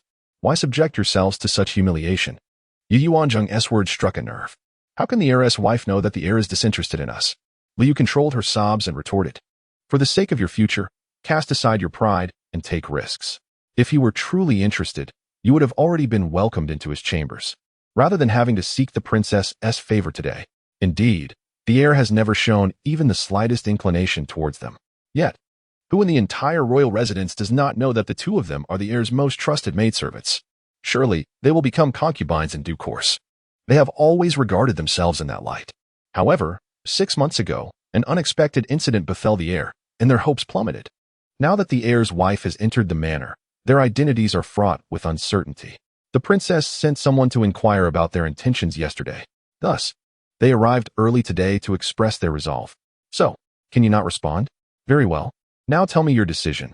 Will you accompany me in widowhood or marry as legitimate wives? Chapter 16. Inquire about the teacher. The two remained hesitant. What? Are you reluctant to forsake the wealth and splendor of the royal residence? Yu Yuanzheng is rendered speechless. What she does not realize is that even a concubine holds a higher status than an ordinary maidservant. If they could bear a son or daughter for their master, their standing would rise even further. Marrying a servant in the manor signifies an eternal subservience, a stark contrast indeed. The two women knelt before the princess, beseeching her for guidance. Unable to decide for themselves, they turned to her for counsel. Alas, with the heir's prospects now dim, you should consider marriage, the princess sighed. Making the choice for them. Yu Yuanzheng longed to voice her thoughts. Even if the heir were to awaken, he might not accept them. Should he choose to accept them, she would have to devise a means to depart the royal residence. Yet, such musings were not to be shared with the princess, who remained steadfast in her traditional values. The two maidservants wept once more, ultimately acquiescing to the princess's decision. Only after receiving such assurance did they take their leave. Mother is truly magnanimous, Yu Yuanzheng remarked with a smile. My dear child, very well, let us dine together. Breakfast consisted once again of porridge, yet strangely lacked the flavor of saffron. It was indeed perplexing how it had been present the day before, but absent now. After the meal, she inquired, Mother, do you know of any esteemed scholars? I wish to inquire on behalf of my father, who aspires to continue his studies and participate in the imperial examinations. Yu Yuanjing reflected on her family's recent departure from the Bo estate. Everything now required careful reconsideration. The primary reason her father had resolved to separate was precisely this. His absence would eventually compel her younger brother to follow suit. Oh, that is indeed fortunate. Let me ponder this, the princess mused. It was certain that Qin Yuyan's acquaintances would hold far greater prestige than those known to her father. I heard from the prince that last month, the esteemed Grand Secretary Jean, a venerable elder of the Hanlin Academy, retired from his duties, despite being in his 50s. Due to health issues, he can no longer serve the court. 30 years ago, he was the top scholar of his examination cohort, possessing profound knowledge and a multitude of disciples. Had his health permitted, it would have been a privilege to study under him. Alas! The princess thought of someone but shook her head. A man on the brink of death could hardly take on students. Does mother know of his ailment? Yu Yuanzheng felt a twinge of regret, yet such an accomplished individual would not have considered her father even in good health. It is said he suffers from a cough. A cough? Isn't that treatable by the court physicians? Yu Yuanzheng was puzzled. Well, there are various types of coughs, and his appears to be a chronic cough due to exhaustion, which renders it untreatable. What? A chronic cough? Yu Yuanjing instantly comprehended. A chronic cough equates to pulmonary tuberculosis, a fatal disease in ancient times. Indeed, it is truly unfortunate. He is merely in his 50s, yet must withdraw from the court. Are there no other esteemed scholars available? Upon returning to the Qia courtyard, Yu Yuanzheng observed Yuan Shan and Jin Shui assisting the young lord in changing his garments. Yuan Shan, what did the young lord have for breakfast this morning? Yu Yuanzheng inquired with concern. Indeed, you have worked hard. As long as you attend to his needs well, you may take your leave. I shall remain here to keep watch. She was taken aback to find that she could inherit this skill as well. It struck her as quite novel. She instructed Jiang Hua to bring her embroidery tools, eager to attempt it once more. Embroidery has been recognized as an intangible cultural heritage in modern times, and she is reluctant to let such artistry slip away. Creating pieces of art that she adores is indeed a refined form of entertainment. In her past life, she had learned to play the guzheng as a child and had achieved a grade 10 certification. However, her passion for medicine had diverted her from pursuing a musical path. Nevertheless, during her university years, she showcased her childhood skills by participating in several campus cultural events, garnering considerable applause. Thus, the significance of possessing a talent for entertainment became evident. As she meticulously threaded the needle, her mind began to ponder various matters. If she could enlist the esteemed elder Jean to tutor her father, it would undoubtedly enhance his academic performance significantly. Given his age, it would be challenging for him to excel in the rigorous examinations without taking some shortcuts. Suddenly, an idea struck her. Jianghua. The maid waiting at the door promptly entered. Bring me my dowry list for inspection. In recent days, Yu Yuanzheng had been preoccupied and had not organized her dowry. Yes. Jianghua retrieved a brocade box from the corner cabinet and opened it. Yu Yuanzheng examined the contents one by one. There were not many valuable items. To her surprise, she discovered she possessed a small villa, 3 shops, and even a 100-acre estate. Miss, have you forgotten? The second madam hails from a merchant family. One shop was given by the Duke's manor, while the other 2 were part of the madam's dowry. The estate is included as well. Jianghua was perplexed, unable to comprehend why the miss would not remember such details. Oh, yes, I remember now. Yu Yuanzheng quickly laughed off her forgetfulness. Simultaneously, she recalled the nature of the 3 shops. One was a tea shop located on Guanghua Street. Another was a pharmacy on Min Street. Both were part of her mother's dowry. The third shop, which was rented out, belonged to the Duke's estate and was situated on a rather quiet street. The small villa, also a gift from the Duke's manor, appeared to be in a somewhat secluded area and was likely rented out to others as well. This establishment holds great significance for her. Indeed, my lady. Moreover, the most crucial piece of news is that the princess has surprisingly ceased the treatment for the heir apparent. In the previous life, such a decision was never made. Until the heir's demise, Dr. Gu would visit every 10 days to administer acupuncture. The 2 maidservants were deliberately sent to the courtyard to attend to the heir. How could she endure the suffering alone? With 2 willingly offering themselves to share in the torment, how could she possibly refuse? In this life, due to her change of marriage, many circumstances have shifted. If there is no treatment, does that not lead to a swifter demise? Contemplating this, Yu Chaiyang could not help but burst into laughter. Ha, splendid. She must inform the 2 elder ladies and the concubine mother. The elder lady found this rather peculiar. Younger, why do you suddenly yearn for your grandmother so soon? The elder lady exhibited an extraordinary warmth towards Yu Chaoyang. Grandmother. Just now the concubine mother dispatched the 2 maidservants of the heir. I overheard them say that the concubine mother and the king have ceased to seek medical assistance, allowing the heir to be at the mercy of fate. Yu Chaoyang exclaimed with excitement. What did you say? The elder lady's expression changed abruptly upon hearing this. What audacity! How dare they abandon the treatment? He is the heir of the royal house. How can they face their ancestors? No, I cannot agree to this. Cinny, come. Let us go to the main courtyard. The elder lady stormed out of the main hall in a fit of rage, striding purposefully towards Honghao courtyard, moving with the swiftness of the wind, not at all resembling a nearly 60-year-old woman. Yu Chaoyang was bewildered. Why was this happening? Should not the elder lady wish for the heir's swift end? Chapter 17. The elder matron's unfounded fury. The elder matron, accompanied by concubine Luo and Yu Chaoyang, stormed into the main courtyard with great fervor. Qin Yuyan was engrossed in reviewing the accounts when the elder matron, without preamble, launched a tirade. Do you wish for the heir to meet an untimely demise? How could the prince marry such a reckless woman as you? The heir is your own flesh and blood, and yet you seek to sever his lifeline. Had I known, I would have urged for the marriage to a daughter of the Jiang family instead. What did the elder matron mean by this? Qin Yuyan, taken aback by the sudden onslaught, felt her composure wane. Was a daughter of the Jiang family truly so esteemed? A once prominent family, now devoid of any officials in the court, with only a handful of distant relatives scattered in various posts. She, however, was the legitimate daughter of the Duke of Wei. What do you mean? I have heard that you intend to cease the heir's medical treatment. Are you truly prepared to abandon him? As his mother, how could you possess such malice? Even a tiger would not harm its cub. How is it that you are more unfeeling than a stepmother? The elder matron appeared genuinely concerned about the heir's lack of treatment. Elder matron, this matter has been decided jointly by the prince and me. He is my own son, and I am fully aware of the situation. So there is no need for you to fret, Qin Yuyan retorted, her ire rising. Just days prior, the elder matron had rejoiced at the prospect of the heir's position being bestowed upon a younger son, yet today she feigned concern for her child's health. What was her true intention? Prince, why have you chosen to terminate Dr. Gu's treatment for the heir? The elder matron demanded furiously, her anger palpable as she recalled her earlier confrontation with the princess. The princess was chosen as a bride by my father, the king himself. Are you questioning the old lord's discernment? I am both your stepmother and your aunt, yet you dare to raise your voice at me? Since you are aware of your position as a stepmother, you ought to conduct yourself accordingly and refrain from causing disturbances in the princess's courtyard. Upon receiving the news and hastily arriving, Yu Yuanzheng, upon reaching the entrance, offered a resounding compliment to the prince. This is the authoritative demeanor expected of a head of the family. How audacious for a concubine of the old lord to shout at the princess. Even though her daughter serves as a noble consort in the palace, her rank does not surpass that of a first-rank princess. The status of the royal princess is second only to that of the empress. What audacity does she possess to adopt such a tone towards the princess? It seems the princess has been overly gentle. Is it you, you little harlot, who incited your mother?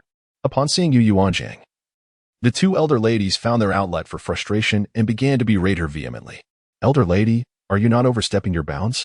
The heir is the son of his mother and father. Their decisions are their prerogative. If you wish to express concern, it would be more appropriate to visit your second uncle's home, for he is your biological son, and you may reprimand him as you please without fear of reproach. This is Honghao Courtyard, the principal residence of the prince and princess, the very heart of the entire royal mansion. Yu Yuanzheng had no intention of being courteous. She emphasized the status of the prince and princess repeatedly. From the day she entered, she has been at odds with them. And she did not mind fostering any additional animosity. A complete severance of relations would be for the best. You vile creature, disrespectful to your elders, strike her. The elder lady was nearly driven to madness by rage. Yet, no one dared to take action. Tao Hong, do something. The elderly matriarch commanded her maid in a fit of exasperation. However, how could Tao Hong be so audacious before the prince?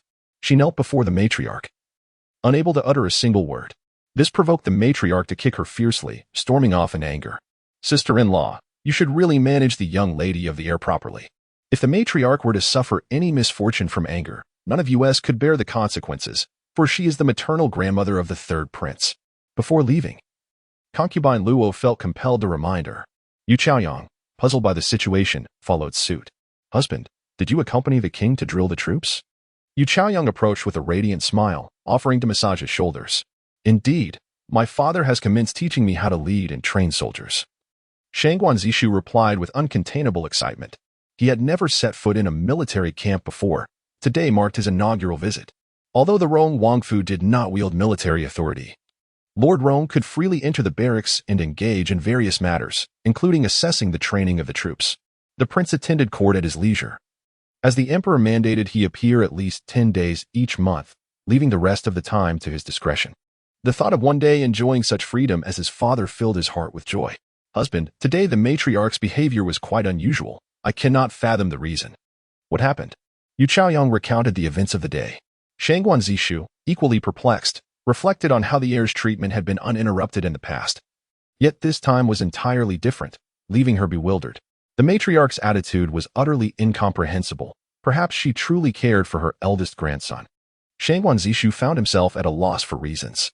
Prior to the incident involving his elder brother, the two matriarchs treated him similarly to his brother, though he felt slightly more favored, albeit not overtly. However, since the occurrence involving his brother, the two matriarchs have shown him significantly more kindness. This is merely human nature. Should he ascend to the position of heir, his second uncle would inevitably rely on him for sustenance, making it quite natural to establish a favorable relationship in advance. Furthermore, the third prince requires the support of their royal household. Yet, in recent days, Ziqi has distinctly sensed the two matriarchs' indifference towards the heir, only to suddenly exhibit a profound concern today. Yu Chaoyang remained perplexed. There is no need to overthink.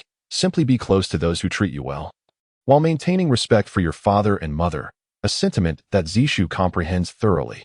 He is not foolish enough to antagonize the prince and princess. In the main courtyard, after the departure of the two matriarchs, Yu Yuanzheng approached to assist the princess in regaining her composure. Father, mother, I am sorry. This matter reflects poorly on the daughter-in-law's lack of foresight. Yu Yuanzheng had not anticipated the two matriarchs to be so fierce, showing such disregard for the distinctions of rank towards the princess. This matter does not concern you, Qin Yuyan stated. Fully aware of the two matriarchs' temperament after spending 22 years in the royal household, she understood them to be rather muddled in their judgments, alternating between favoring the heir and the second son without clarity of thought. Father, mother, could there be an issue at hand? Yu Yuanzheng sought to guide the conversation. Having noted discrepancies in the medical practices employed by Dr. Gu, yet lacking sufficient knowledge of the medical arts of this era, she was uncertain whether it was a genuine incompetence or a deliberate act. What issue? The prince inquired. The daughter-in-law could not articulate her feelings, yet she sensed a peculiar shift in the demeanor of the two elderly ladies. She expressed her gratitude to the father and king for not holding any grievances. Although it was Zhang who raised the matter, the ultimate decision rested with me and your father. Thus, you bear no fault. The princess, in turn, offered comfort to Yu Yuanzheng. By the way, my lord, do you know of any reputable tutors? Zheng wishes to engage a teacher for her father. The princess recalled what Yu Yuanzheng had mentioned earlier that morning. Oh, does your family wish to participate in the imperial examinations? Indeed, father, she replied. Previously, while residing in the duke's residence, there was no opportunity for such endeavors, but now that we have separated, my father wishes to take a chance. Chapter 18. The first step of the plan. Well, it is commendable to aspire to study. However, given his advanced age, it would be impractical for him to attend a school alongside the young scholars. Engaging a tutor for private lessons would be the most prudent choice. Yet, finding such a tutor is no easy task. The prince appeared somewhat troubled. Nevertheless, I shall keep an eye out for you and provide a response in a few days. There is indeed one individual who would be quite suitable, albeit his time may be limited. Are you referring to the esteemed grand scholar of the Hanlin Academy, Lord Jean? Indeed. How did you come to know? My mother-in-law informed me, the daughter-in-law replied. The prince also held Lord Jean in high regard, and thus she resolved to devise a way to engage this individual. Upon returning to Chia courtyard after lunch, she observed the distant mountains and nearby waters while ensuring the young master was well attended. Once the attendants had been dismissed, she took the young master's pulse. Finding no discernible issues, habitually, she recounted the events of the day to him, believing that stimulating his senses would aid in his recovery. Rest assured, I am a physician. Once I have prepared my instruments, I shall attempt to treat you. I hope you awaken, for your mother needs your support. As long as you remain conscious. The woman spoke to him daily, and he listened intently. Learning that his mother was scolded by the elder lady left him feeling disheartened. If he were to truly perish, would not his mother suffer even more? He longed to awaken, a fervent desire propelling him forward, and he managed to move his fingers slightly. However, Yu Yuanzheng was engrossed in conversing about the handsome heir. Miss, Brother Chunlei took me to see the rented shop. It is not large, merely the size of the front hall of Chia courtyard, but fortunately there is a backyard with 3 rooms. Such a coincidence? Then let Chunlei go and have the tenant vacated. I will personally inspect it in a few days. Yes, Mississippi. 2 days later, Yu Yuanzheng approached the princess, expressing her desire to visit her dowry shop. Upon receiving consent, she exited the royal residence with her attendants, with Chunlei and Xiaoyu accompanying her. The princess felt assured of her safety. However, upon reaching the entrance, she encountered Yu Chiang, who was also preparing to leave. Oh, sister-in-law. With no one at home to attend to the heir, how do you find the time to venture out? By the way, have you informed the princess of your outing? Yu Yuanzheng teased deliberately. The animosity between them was palpable, with neither willing to display any warmth, merely maintaining a facade of civility. As a daughter-in-law, one must indeed report to the princess before leaving. And why do you have 2 guards? Did the princess arrange that for you? Yu Qiaoyang, noticing Chunlei and Xiaoyu, was unfamiliar with them. Why had she never had such protection in her previous life? What had Yu Yuanzheng done to earn such favor from the prince and princess? Frustration surged within her as she tore at the handkerchief she held. Indeed, the young master reclines upon the bed, without a man to support me. My mother is apprehensive of the dangers that may lurk outside and thus insists on providing me with guards. And you? Do you venture out alone? Is your second brother not accompanying you? Yu Yuanzheng smiled radiantly. Yu Qiaoyang turned and entered the estate. Surely, he would not seek assistance from the princess? Accompanied by 2 guards and 2 maidservants, Yu Yuanzheng arrived at the bridal shop designated for her dowry. The previous tenants had vacated. The grand door stood ajar, revealing an interior devoid of anything but a scattering of refuse. The space measured a mere 30 square meters, and upon entering, she discovered 3 rooms within, along with a small courtyard. One room was partitioned, half serving as a kitchen and the other as a storage area, while the other 2 were evidently bedrooms. Should she decide to open a small shop, she could even retain someone to guard it during the night. After surveying the premises, her resolve solidified. Chunlei, Xiaoyu. On that day when the prince entrusted you 10 to my care, will you heed my commands alone? Or will you continue to report every matter concerning the young master and myself to the prince? Yu Yuanzheng needed clarity on this matter. If she intended to employ these 10 individuals for certain undertakings, they must be privy to some of her secrets. Young mistress, Chunlei replied. The prince has instructed us to obey both the young master and young mistress in all matters. Unless it concerns life-threatening situations, we generally do not report to the prince. Chunlei clasped his hands in respect. Very well. You have all been nurtured within the palace, and I trust in your loyalty. Hence, I shall speak candidly today. You will henceforth be my most capable assistants. I will exhaust all means to restore the young master to health. Our future prosperity depends upon your cooperation. Do you comprehend? Thank you for your trust, my lady. We shall undoubtedly obey your commands. These 10 individuals were originally chosen to nurture the heir. And now that he lies in a state of unconsciousness, you, my lady, are their rightful sovereign. Very well, Ziyue and Jianghua, you are my accompanying handmaidens. Your well-being is intrinsically linked to mine. We must unite as mistress and servants to cultivate our modest lives together. In the future, I shall certainly arrange favorable marriages for you both, along with generous dowries. Rest assured, we are not bound by the ties of the noble house and are entirely devoted to you, my lady. The 2 handmaidens, deeply moved by their mistress's earnest promises, felt a surge of gratitude. In recent days, they have noticed a remarkable transformation in their mistress, one that they have come to adore. They had not anticipated that she could disguise herself so adeptly. As servants, they yearn to serve a wise and benevolent master. Their futures are firmly in her hands. And naturally, they wish for her prosperity. Having secured their loyalty, Yu Yuanzheng plans to share her intentions with them. In truth, she has always held a favorable view of these subordinates. The ancients instilled a profound sense of trust and loyalty, and their contracts of servitude reside in her possession, granting her dominion over their fates. Even if they were to inform the prince and princess, it would matter little. The heir is their own son. And should she succeed in his recovery, she would be hailed as a benefactor of the entire royal household.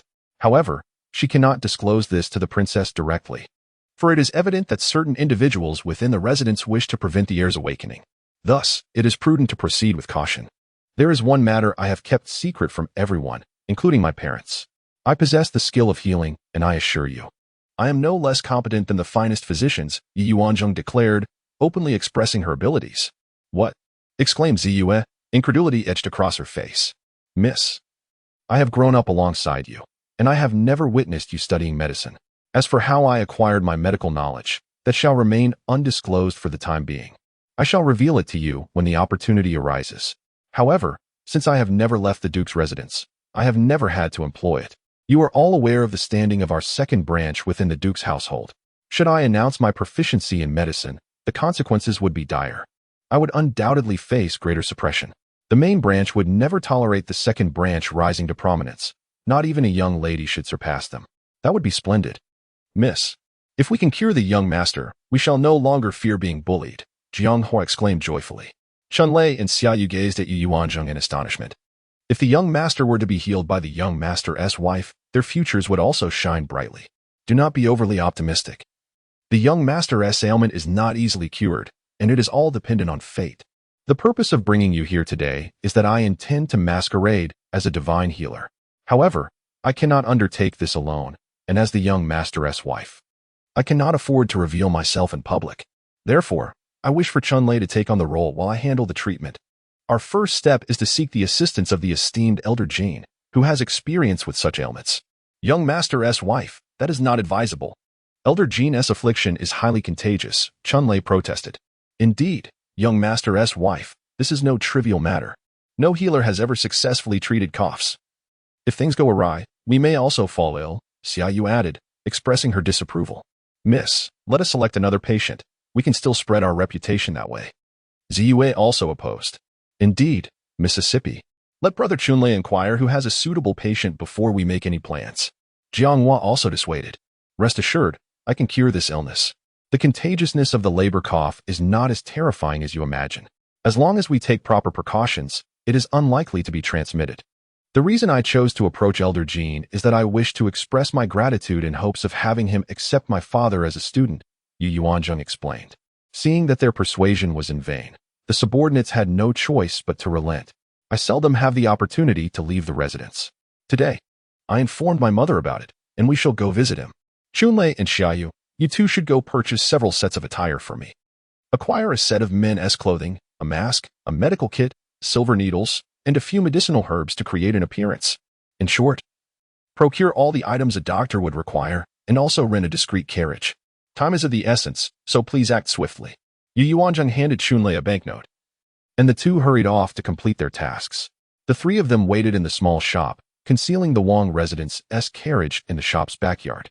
Once everything was prepared, a youthful boy emerged from the shop, with delicate features and dressed in a white long gown, a light blue ribbon holding his hair aloft, exuding an air of both a wandering gentleman and a refined young master.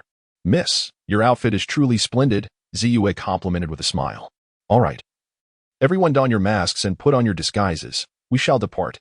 The rented carriage, though somewhat humble, contained 2 rows of benches. 2 men drove the carriage towards the Jean family residence. The Jean Hanlon family does not reside in the illustrious South District, where nobility gathers, but rather in the East District, which is more populated by officials. As the carriage came to a halt at the entrance of the Jean residence, another carriage conveniently pulled up alongside it. A glance at the emblem revealed it to be the Jean family's carriage. From within emerged a middle-aged man in his 30s, followed by an elderly gentleman who unmistakably bore the hallmarks of a physician, likely in his 70s. He carried a medicine box and wore a flat-topped, square cap. Your Grace? That man is Jean Hanlon's eldest son, Jean Lin, currently serving as the deputy magistrate of Jingzhou Prefecture. Chunlei whispered discreetly to Yu Yuanzheng. Oh, have we chanced upon the occasion of them summoning a physician? Yu Yuanzheng surmised upon seeing the elderly man, feeling a twinge of awkwardness. However, it bore little consequence.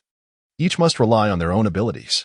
With a graceful demeanor, Yu Yuanzheng approached confidently, greetings, Lord Jean, and offered a respectful bow. And you are? Jean Lin inquired, surveying the group, each adorned with masks, yet noticing one carrying a medicine box. Lord Jean, allow me to introduce myself. I hail from Medicine King Mountain, where my master is a recluse of great repute.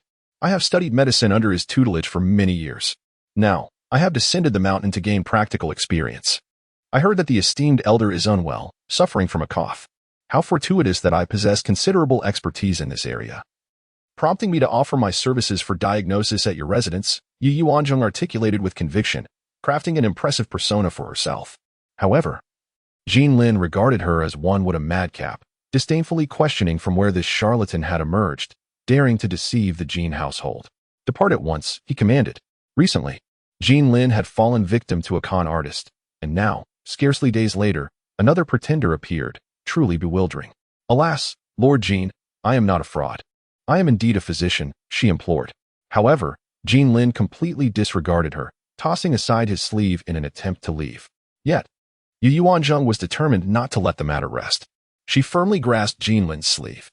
Sir Jean, you cannot afford to squander your father's chance at life. Otherwise, you would be the epitome of filial impiety. Yu Yuanzheng exerted herself tirelessly. Release me, Jean Lin retorted, clearly incensed. He had summoned countless doctors in hopes of treating his father's illness, exhausting every conceivable effort. How dare she accuse him of being unfilial? If you refuse to let go, at least grant me a chance. I seek no payment, merely a consultation. Someone, throw this impudent charlatan far from my sight, Jean Lin commanded, for guards at his side, along with 4 young attendants who rushed out from the gate, immediately advanced to strike at Yu Yuanzheng and her companions. Taken aback by their earnestness, Yu Yuanzheng quickly pulled her 2 maids back. Chunlei and Xiaoyu would not allow anyone to lay a finger on the young lady. They charged forward, unleashing a flurry of punches and kicks. In mere moments, the 8 assailants found themselves incapacitated on the ground, unable to rise. Of course, they had not employed lethal force. It was merely a lesson. Yu Yuanzheng watched in awe, captivated by the spectacle of martial prowess on display. Jean Lin was taken aback by the remarkable fighting abilities of the 2 maidens. Which fraud would dare to assault members of his household? He was compelled to reassess the 4 individuals before him. However, judging by the dilapidated state of their carriage, They hardly resembled respectable folk. Upon noticing his gaze, Yu Yuanzheng understood his implication. Sir Jean, one must not judge by appearances. The sea cannot be measured by a mere ladle. That carriage is a temporary rental. We just arrived in the capital today and have yet to procure a proper vehicle for ourselves. Jean Lin observed that among the 5 individuals, there were 2 young women. Despite their masked faces, their youthfulness was unmistakable, and their attire suggested they were not of common folk, but rather dressed as attendants. Are you truly a physician? One inquired. Of course. Should you doubt my credentials, you may have the esteemed elder behind you pose a few questions to ascertain my knowledge. Yu Yuanzheng responded with unwavering confidence. Mr. He, would you kindly inquire? Jean Lin indeed permitted the elder physician to ask. Mr. He, taken aback by the vitality of this bold youth, marveled at his audacity to intrude upon the residence of a high-ranking official. While professional rivalry often breeds contempt, the elder felt a degree of protective fondness towards the younger generation. My boy, allow me to test your knowledge. What distinguishes typhoid from a common cold? Mr. He inquired with a jovial smile. Typhoid's principal symptoms include fever, headache, fatigue, weakness, myalgia, dry cough, loss of appetite, weight loss, abdominal pain, diarrhea, constipation, and rashes. Occasionally, it may lead to intestinal hemorrhage, perforation, or splenic and hepatic enlargement and can result in severe pneumonia. In contrast, a common cold is characterized by chills, fever, headache, nasal congestion, and clear nasal discharge. Yu Yuanzheng articulated fluently. Mr. He nodded in approval. Indeed, quite impressive. Jean Darren. He possesses a solid understanding of medical principles. Jean Darren. As the saying goes, one person's weaknesses can complement another's strengths. Why not allow me to assist Mr. He in diagnosing Jean Lao Darren? This marked Yu Yuanzheng's first instance of eagerly seeking to treat another, truly a turn of fate.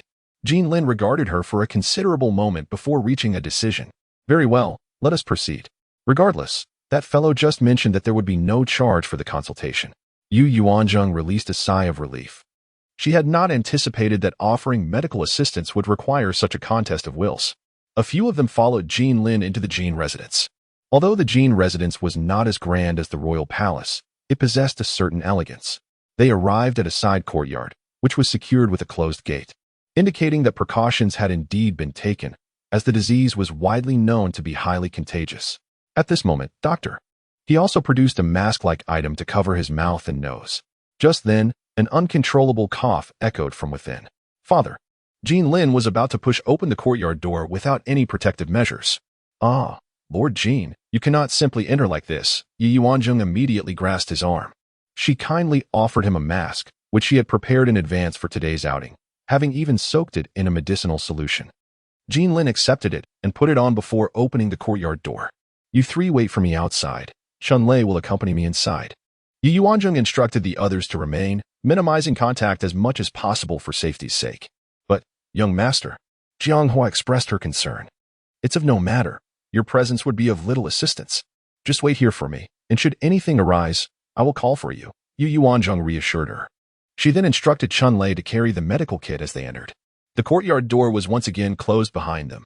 Upon entering the main room, they encountered a similarly masked servant standing at the doorway leading to the inner chamber. Greetings, master. Yes, how is father today? Dr. He, I appreciate your assistance. Jean Lin said as he invited Dr. He inside. Yu Yuanzheng followed closely behind. Old Master Jean lay in bed, having just coughed. The redness on his face not yet fully receded. He appeared quite gaunt, his complexion a sickly yellow. Father, Jean Lin called out, his voice choked with emotion. Yet he did not approach the bedside. Quickly, open the windows. Yu Yuanzheng was at a loss for words, astonished that both windows were tightly shut, making it more likely for the illness to spread. 2 young servants remained nearby, yet they did not move. Master Jean, old Master Jean cannot be confined in this room. The stale air is detrimental to his health. It was already April, and there was no need to fear the cold. He could simply wear an extra layer of clothing. Yu Yuanzheng had no choice but to explain this to Jean Lin. Dr. He? Jean Lin glanced towards Dr. He. It can be opened. Allowing the miasma of illness to disperse is beneficial. Only then did the 2 young servants proceed to open the windows. As fresh air poured in, the oppressive atmosphere quickly dissipated. Linner, there is no need to summon the doctor any longer. This illness is beyond cure. Just let me pass in peace. Old Master Jean remarked, observing his son's persistent attempts to call for a physician. Having succumbed to this ailment, no remedy seemed effective. He had resigned himself to his fate, deeming it unnecessary to expend further energy. "Father, I am unfilial," Jean Lin lamented, tears streaming down his face upon hearing his father's words. He had sought every physician from the Imperial Medical Bureau and consulted no fewer than 10 folk doctors. Even having traveled over 100 miles to find today's doctor, he had pursued every lead in search of a capable healer.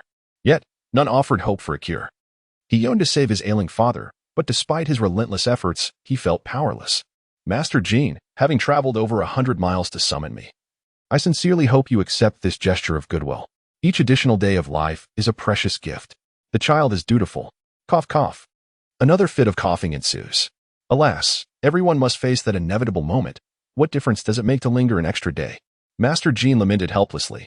"Doctor," he took a seat by the bedside, beginning his pulse examination before instructing the patient to open his mouth for a tongue inspection.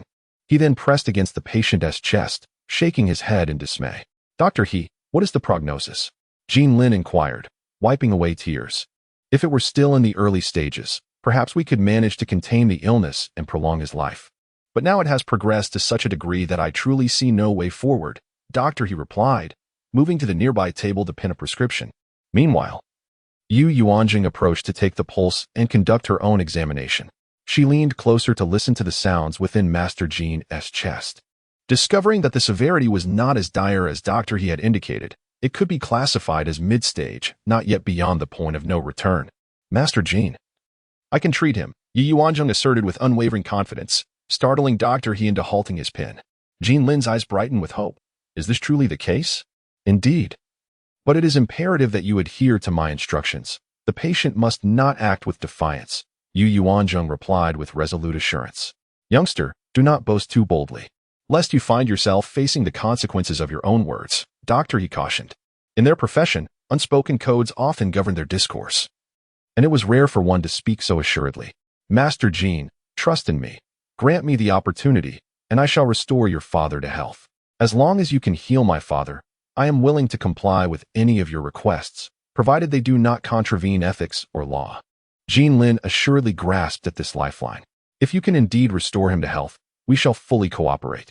Yu Yuanzheng commenced the treatment on the spot. This ailment may not solely be remedied through medication. Acupuncture, massage, cupping, and gua sha are also viable alternatives.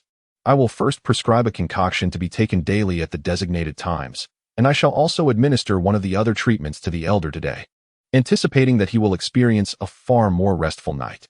While speaking, Yu Yuanzheng approached the table to compose the prescription. Upon completion, Dr. He held it up for inspection, exclaiming, "You are quite audacious with your prescriptions. This wolf poison is not to be trifled with, and yet you dare to include it. Rest assured, this particular herb is crucial to the treatment," Yu Yuanzheng replied confidently. "I have meticulously controlled the dosage." She then retrieved silver needles from her medicinal box, sterilizing them over the candle flame in preparation for acupuncture. A young servant assisted by loosening the elder's garments, fearing he might catch a chill, and closed the window.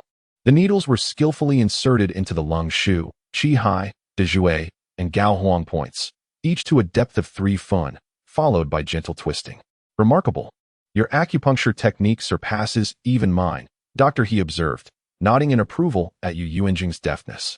Jean Lin felt a slight alleviation of his anxiety. A quarter of an hour later, Yu Yuanzheng proceeded to perform cupping on the elder's back and chest. This set of tools had been procured by Chun Lei and was now aptly utilized. After completing this procedure, gua sha could not be performed, as it would be too taxing for the elder. However, massage remained an option. "Observe closely my massage techniques," Yu Yuanzheng instructed the 2 attendants. "Once you have mastered them, you may administer massages to the elderly gentleman twice daily." She summoned the young men to the bedside, initiating the precise stimulation of various acupoints. She kneaded the Tian Tu, Fei Yu, Danzhong, Higu, and Feng Qi points until each felt pleasantly warm. "Have you comprehended the procedure?" she inquired. "Indeed, we have," they responded in unison.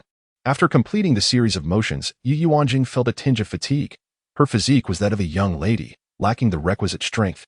"Well, since you have grasped the technique, I would like you to demonstrate it for me now."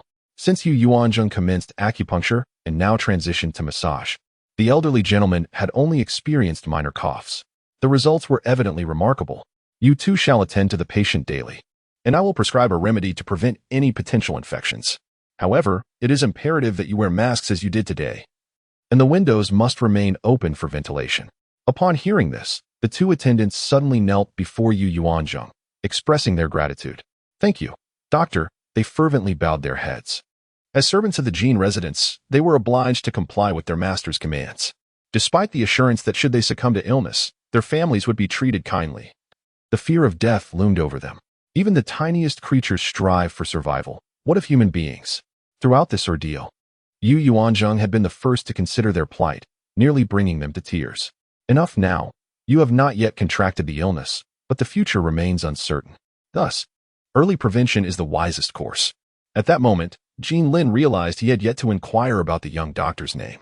"You may call me Dr. Zing. My name is Zeng Yuan." Yu Yuanzheng has temporarily adopted a pseudonym for herself.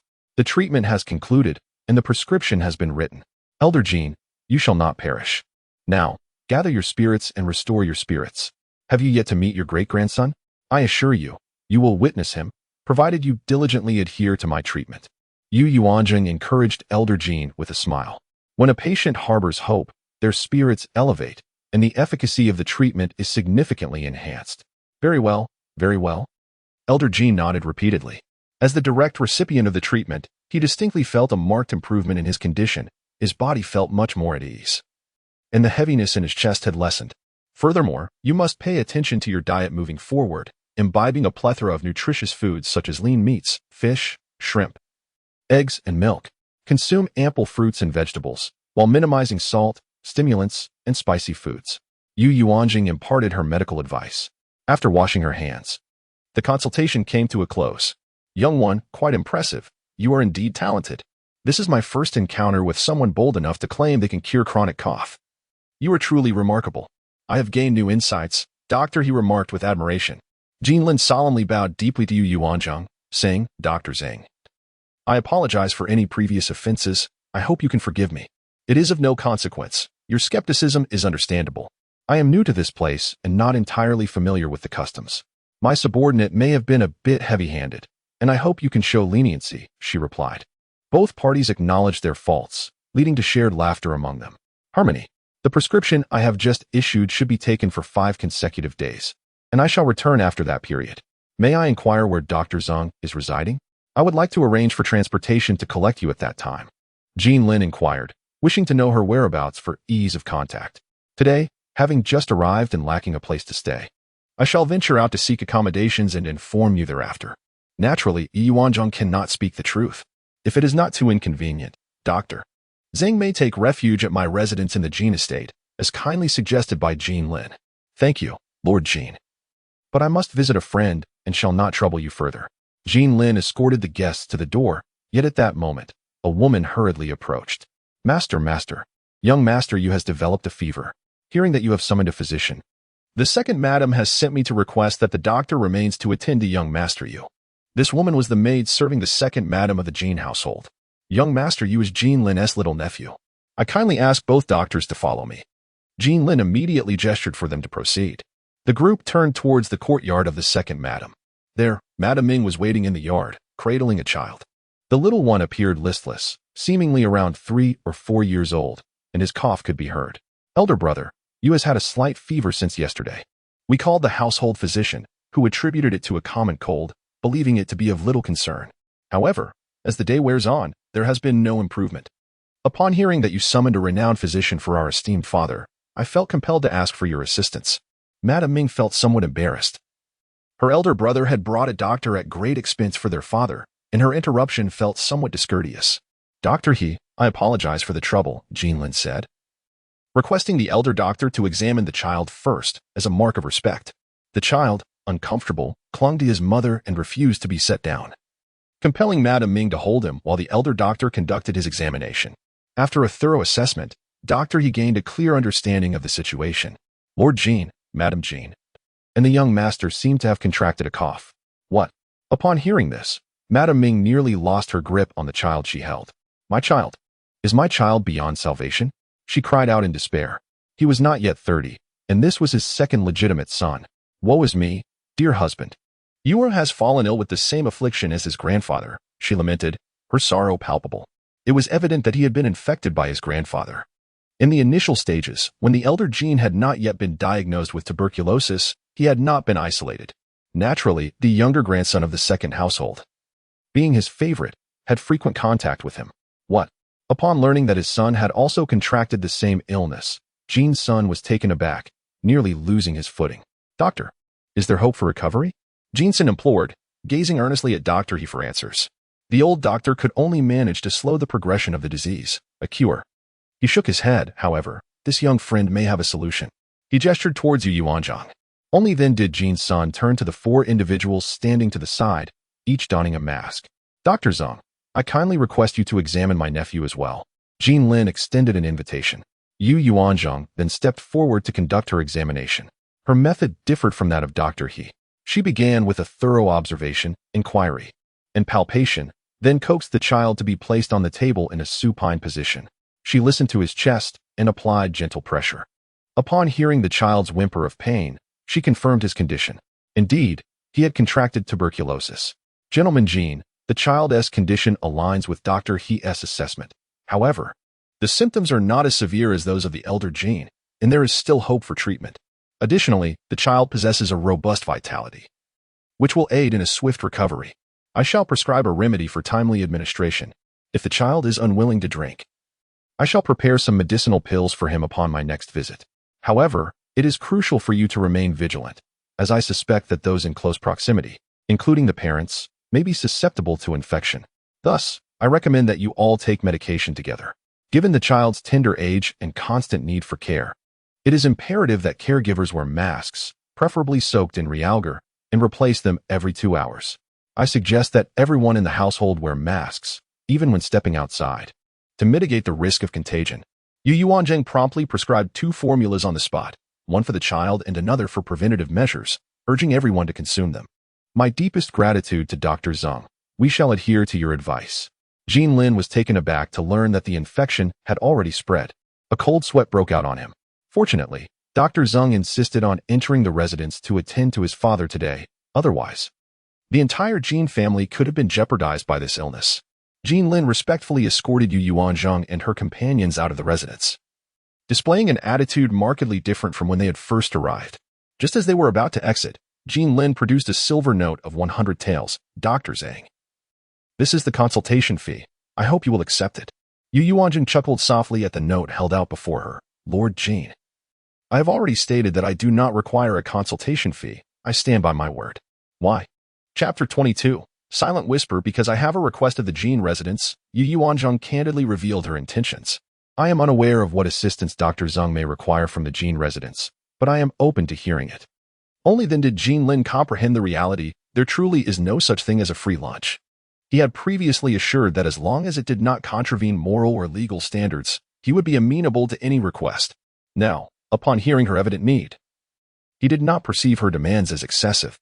"Once Master Jean has recuperated somewhat, we shall resume our discussion."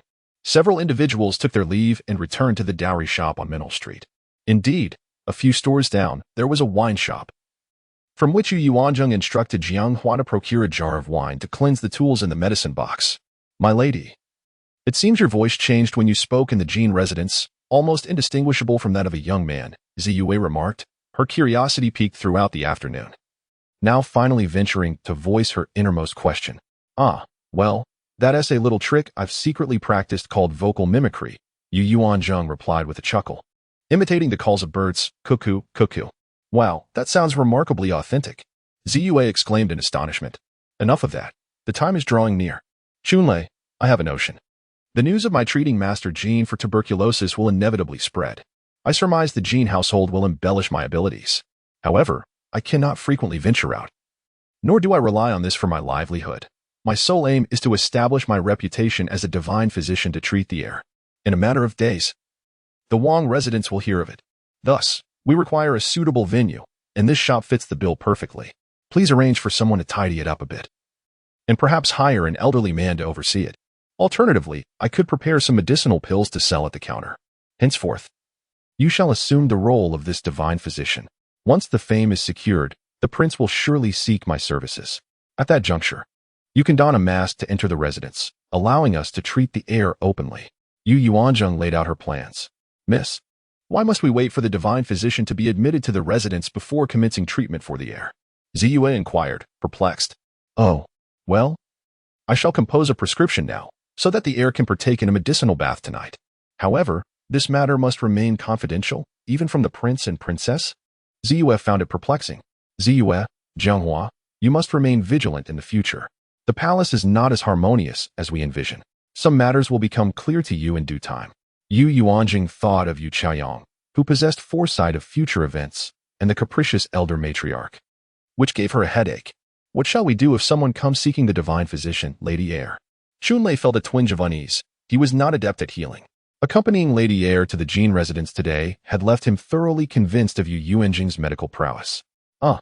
I wonder if it will be convenient for me to leave the residence at that time? Let us tentatively schedule a consultation every 10 days. You shall filter any messages you receive. I will only make an appearance if absolutely unavoidable. Yes, Lady Heir. What shall we name this establishment? Chunlei felt a surge of joy at having something to do, primarily because he saw a glimmer of hope. The fact that Lady Heir could treat pulmonary tuberculosis, an ailment even the imperial physician could not remedy, surely meant she could cure the heir. Let us call it Shiri Tang then.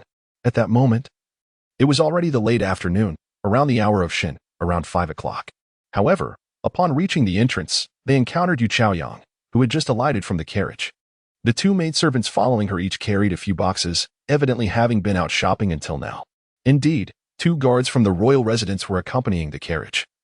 Yu Yuanzheng did not concern herself with whether they were ordinary guards or dedicated ones. I say, dear sister-in-law, is it not better for you to live your life while I live mine? Do you feel unsettled if you do not cast a hint of jealousy my way? Are you aware of the significance of harmonious coexistence? Perhaps we could consider exchanging husbands? After all, I am still an unmarried maiden.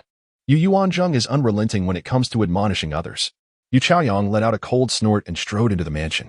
Chunlei, please discreetly bring the medicine box and our recently purchased items to Chia Courtyard tonight, Yu Yuanzheng instructed softly. Understood. The 2 guards drove away the carriage. Upon returning to Chia Courtyard, old Madame Yi was directing several maidservants in tidying up the linens that had been aired out. Due to the unique status of the heir, there were 2 rough-served maidens specifically tasked with washing the heir's garments. Having encountered the heir's wife, old Madame Yi bowed respectfully. She comes every morning and departs in the evening. Although she has her own family, they reside in the servants' quarters of the palace. No need for formalities. I have matters to attend to outside today. Is the heir doing well? Everything is as usual. That is good to hear. Yu Yuanzheng entered the room and observed the motionless heir. She pondered that it was not ideal for him to lie there all day. He ought to be taken outside to bask in the sun, lest it affect his calcium absorption and diminish his immunity. It might be worth considering creating a dual-purpose wheelchair for him. After the meal, she began sketching, meticulously detailing the structure of each component. As the hour of the dog approached, around 9 o'clock in the evening, the entire palace fell into a hush. Chunlei gathered all the guards, who arrived silently. Yu Yuanzheng stationed several to keep watch around the courtyard to prevent anyone from approaching. Chia Courtyard had its own small kitchen, making it convenient for any preparations. To avoid unnecessary complications, Chunlei rendered several maidservants resting in Chia Courtyard into a deep slumber. Zhenghua and Ziyu commenced the process of concocting the medicine. The bright moon and gentle breeze heated water. Once the water approached a boil, it was poured into the bathtub, mixed with medicinal juice, achieving the perfect temperature. Spring thunder carried the young lord and placed him into the tub, loosening his outer garment. After such commotion, the unconscious Shangguan Ziqi regained a flicker of awareness. Yet he remained immobile, subject to their whims.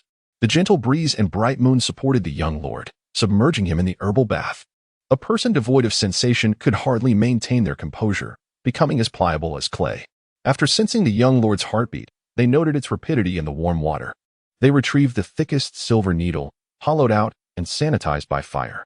Young lord's consort, can we truly keep this from the prince and princess? The gentle breeze expressed hesitation.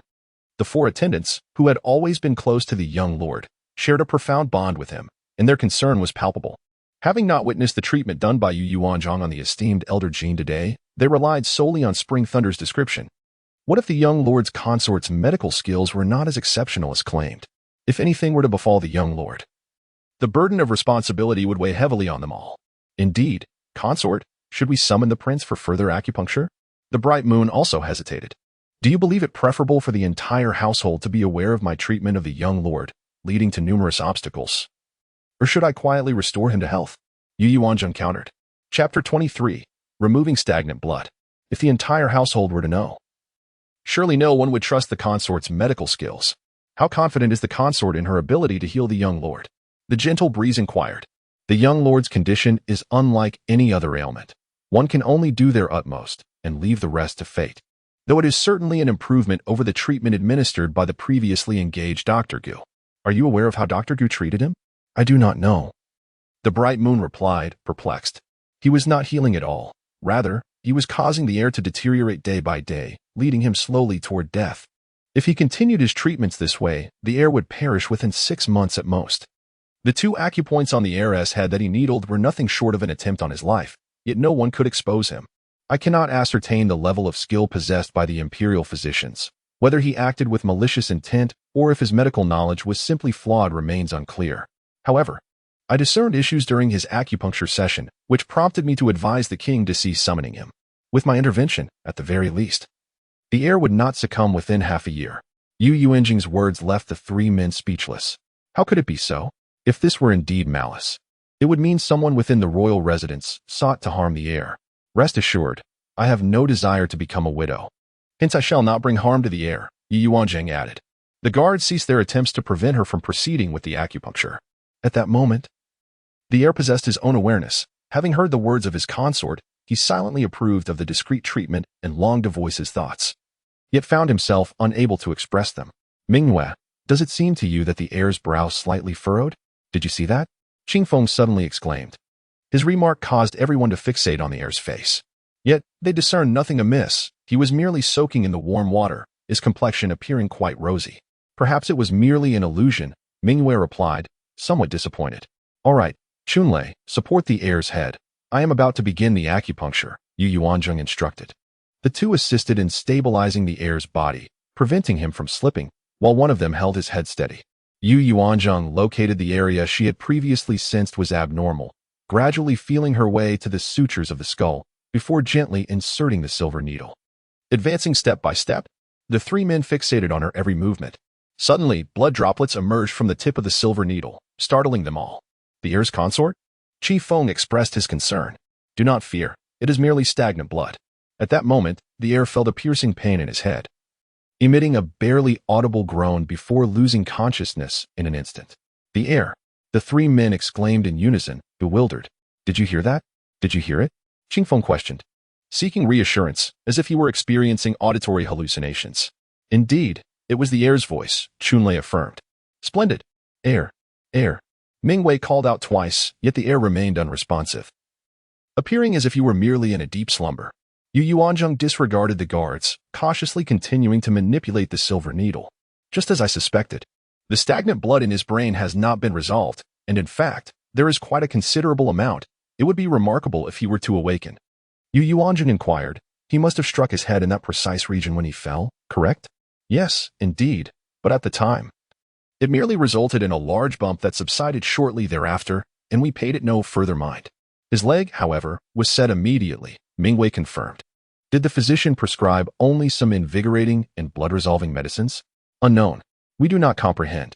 We merely prepared the concoction as prescribed by the physician and administered it to the heir. Tomorrow, please retrieve all the prescriptions for me to examine. Understood. Yu Yuanzheng proceeded with the acupuncture, but upon finding no blood at this location, she shifted to another point.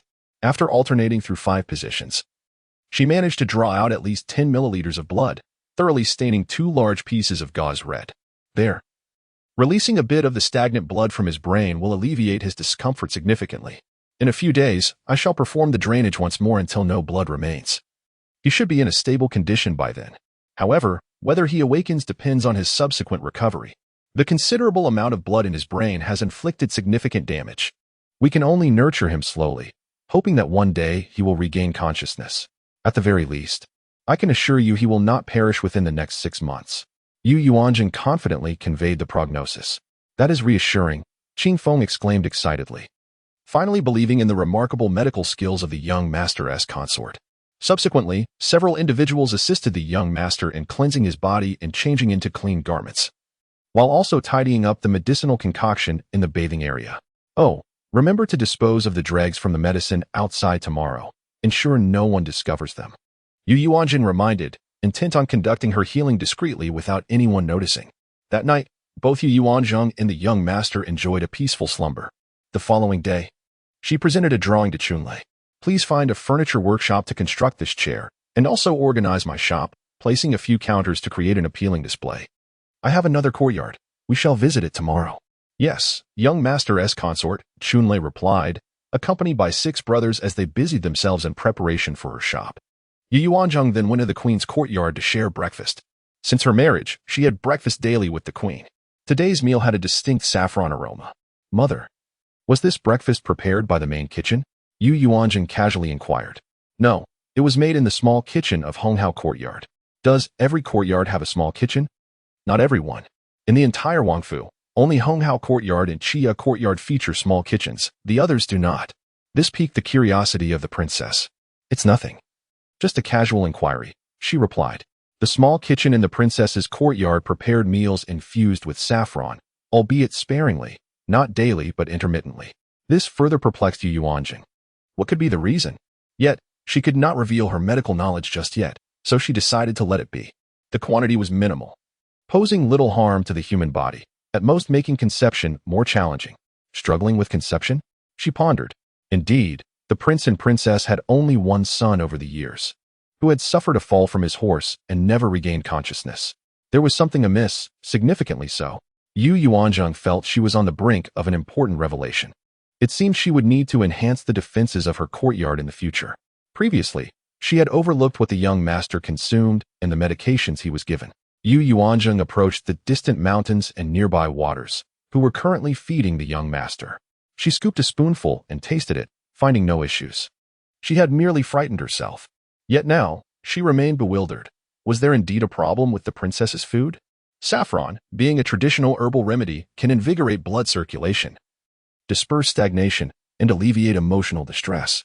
It is known to treat anxiety, chest tightness, menstrual irregularities, postpartum blood stasis, and swelling from injuries. If the princess was troubled by matters concerning the young master, consuming saffron porridge could be beneficial. Yuanzheng, does the Queen Mother's courtyard generally have hidden guards? Yu Yuanzheng began to inquire about the main courtyard. There should be none. The prince keeps his valuables in the study, which is guarded by hidden sentinels around the clock. What sort of individuals serve in the main courtyard? Chapter 24. The farce in the courtyard. Within the princess's quarters, there are 2 matrons. One is the wet nurse Zhao, who was brought from the Duke of Wei's residence, overseeing matters close to the princess. The other is Zhang, a senior maid left by the late princess, who later married but remained in the main courtyard to attend to the princess's affairs. The princess is accompanied by 4 senior maids, all daughters of the royal household, Chiwe, Hu, Xiuxiang, and Xiui, who have been by her side for only a few years. The household has an unwritten rule that maids must marry by the age of 18, resulting in the youthful appearance of those serving their mistresses. Only those who vow to remain unmarried may continue to serve indefinitely. The remaining maids are of lower rank, numbering 10 in total. Yuanzheng is well acquainted with the dynamics of the main courtyard, having previously shadowed the prince and frequently traversed its halls. Before the princess entered the manor, who managed the inner courtyard? Yuanzheng inquired.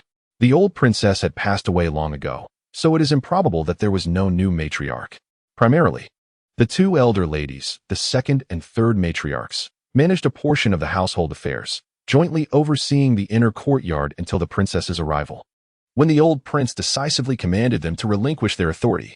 As a born servant, Yuanzheng possesses a clear understanding of the household's history. Upon hearing this, Yuanzheng pondered deeply. The prince is now 41 years old, and the late princess had died when he was merely 3. Thus, the 2 elder ladies have been in charge for at least 17 years, a span ample enough to garner loyalty and influence for their own purposes. The following day, Yuanzheng reported to the princess, seeking to ascertain the location of her dowry's separate courtyard. The princess exhibited a remarkable tolerance towards her. As long as the intentions were clearly articulated, she would grant her consent. Yu Yuanzheng, facing an elder of similar age, felt no discomfort whatsoever, occasionally allowing herself to exhibit a touch of playfulness. The absence of marriage allowed her to preserve a childlike innocence that had yet to mature.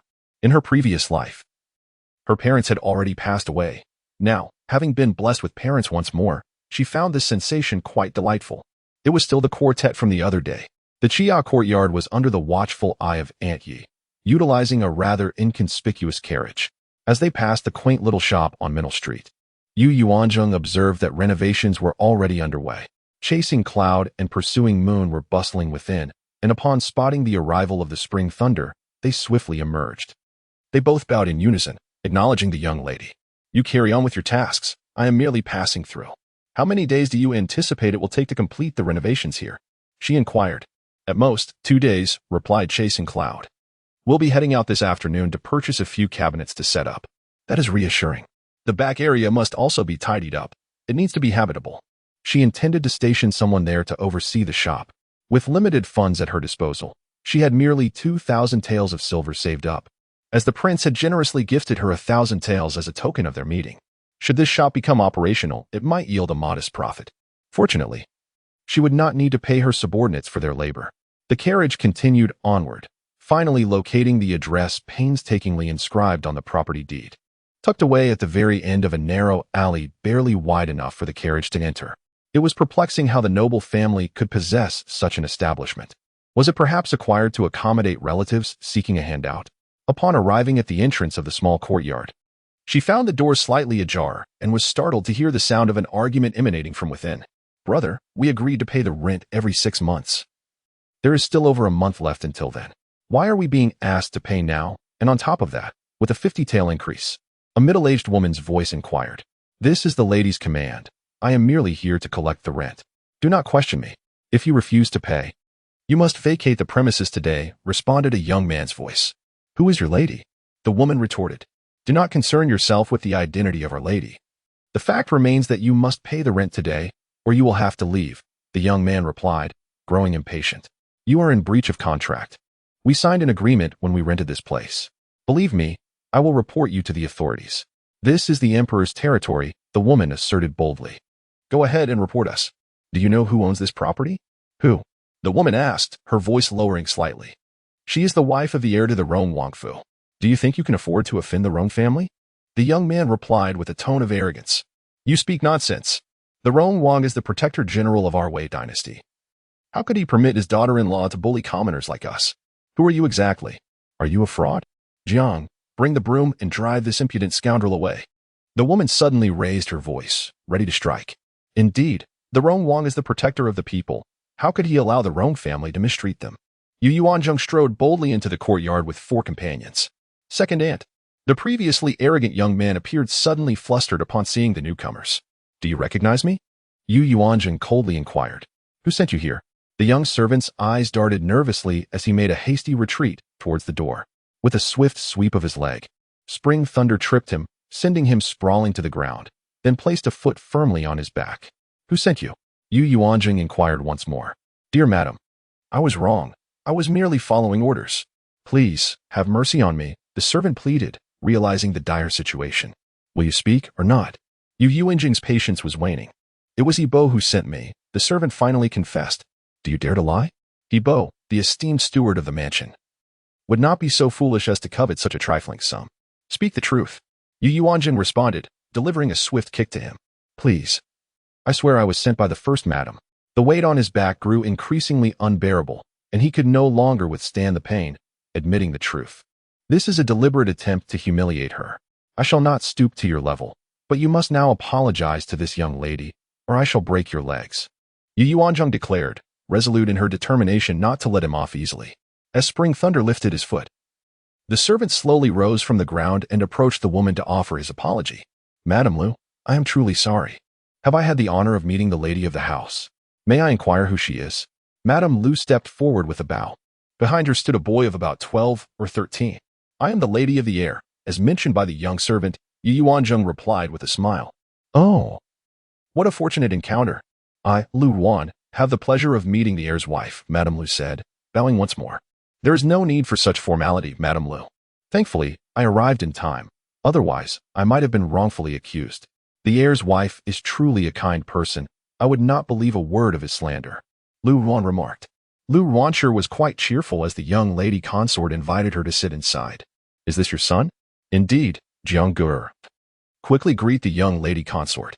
Lu Yuanzheng promptly pulled the child from behind her to the forefront. Little Lu Jiang pays respects to the young lady consort. The child suddenly appeared somewhat bashful. He seems quite sturdy. Does he possess some martial skills? Yu Yuanzheng observed that despite the child's tender age, he exuded a certain vigor. He does have some skills. His father works as a bodyguard in the capital. However, Lu Yuanzheng let out a long sigh. Chapter 25. Taking in a family as long-term workers as they conversed, they made their way into the main hall to take a seat. It was a single courtyard. Modest in size yet adequate, with 3 main rooms, side chambers, and a rear room. It could accommodate a small household and a few servants. Though its location was rather undesirable, situated at the end of a narrow alley. What troubles you, Sister Lu?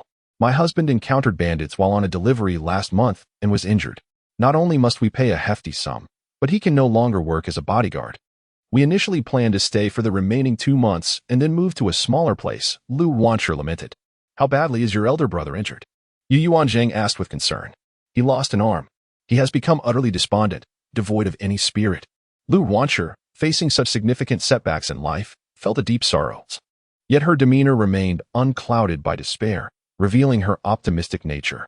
Sister Lu, how many children do you have? How will you support yourselves moving forward? Yu Yuanzheng understood that a man serves as the pillar of a family, and when he falters, life becomes exceedingly challenging. Alas, having just compensated the escort agency 80 taels of silver, and with the master of the house requiring medical attention, the family's coffers are dwindling rapidly. As a mere woman, she is uncertain how to sustain herself in the future. The entire household relies on the master's earnings from his runs. The monthly rent for this small courtyard is 2 taels of silver, and in 2 months, they will be unable to afford it any longer. The disparity in their circumstances is immense. Has the princess consort come today to collect rent as well? Mrs. Lu inquired about the matter at hand. I have not come to collect rent.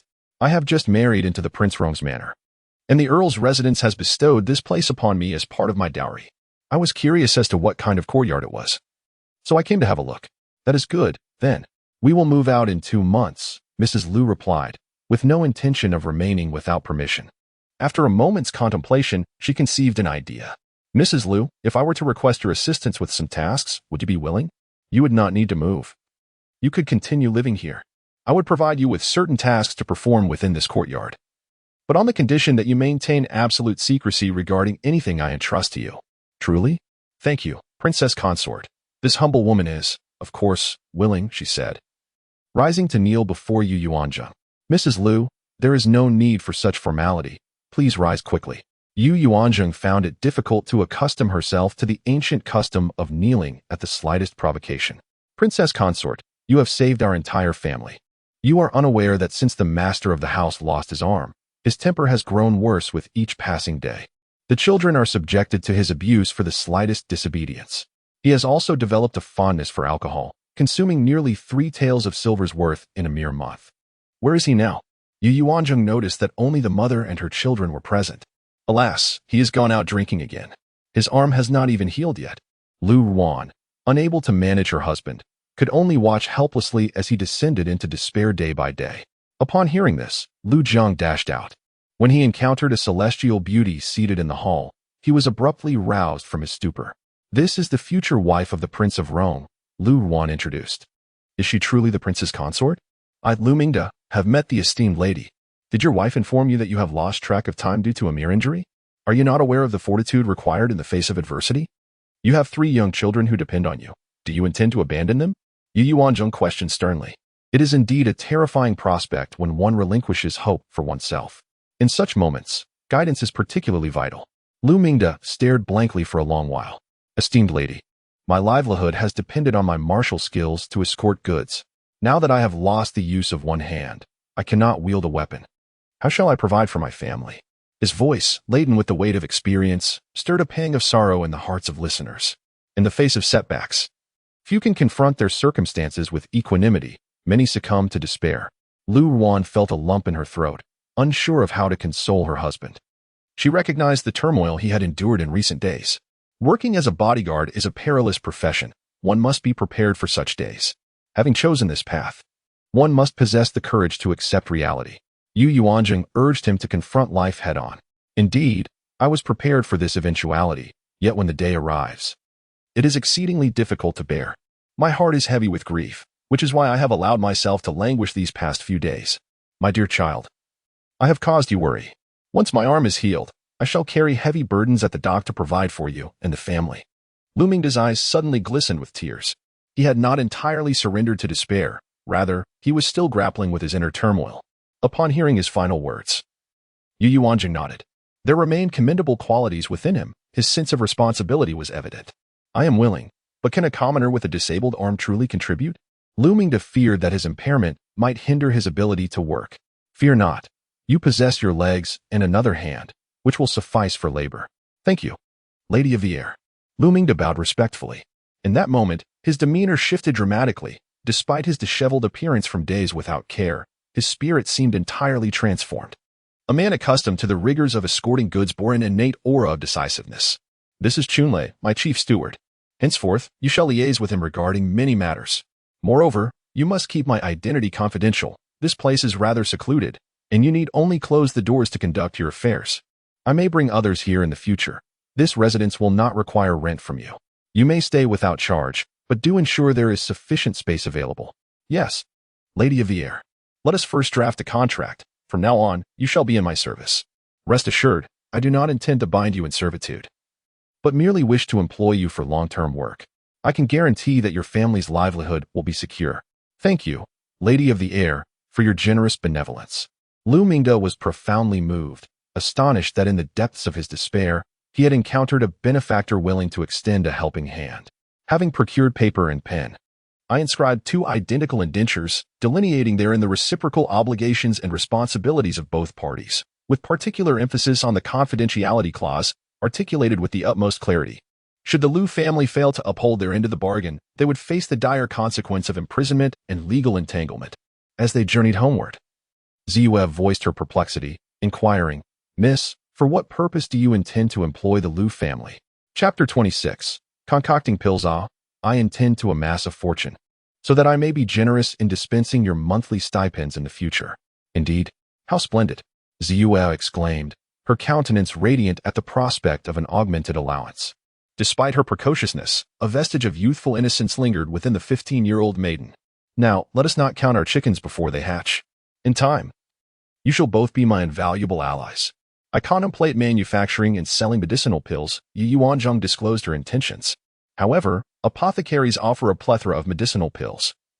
It may prove challenging to amass a fortune, Jianghua cautioned, drawing upon her familiarity with the medicinal marketplace. My strategy is to offer that which is unique, or to excel where others merely suffice. In this manner, we shall secure our fortune, shall we not? Yu Yuanzheng possessed a repository of exquisite formulas, the efficacy of which would undoubtedly surpass that of the medicinal pills prevalent in this era. Your Grace, should we engage in such endeavors within the confines of the royal residence? Would it not attract unwanted attention? Ziyue inquired with trepidation. We shall proceed discreetly under the cloak of night. Fear not. The concoction of my medicinal pills requires no decoction, and thus emits no discernible odors. The 2 handmaidens were thus reassured. They arrived at the Mint Street, at the Hall of 100 Herbs.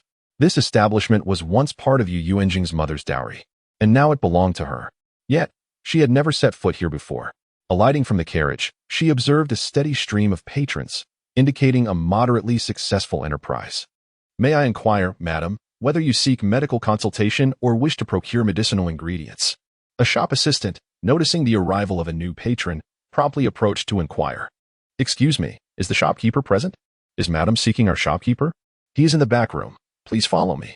The young attendant, noticing that Yu Yuanzheng was elegantly attired, did not dare to be neglectful and escorted her into the back room.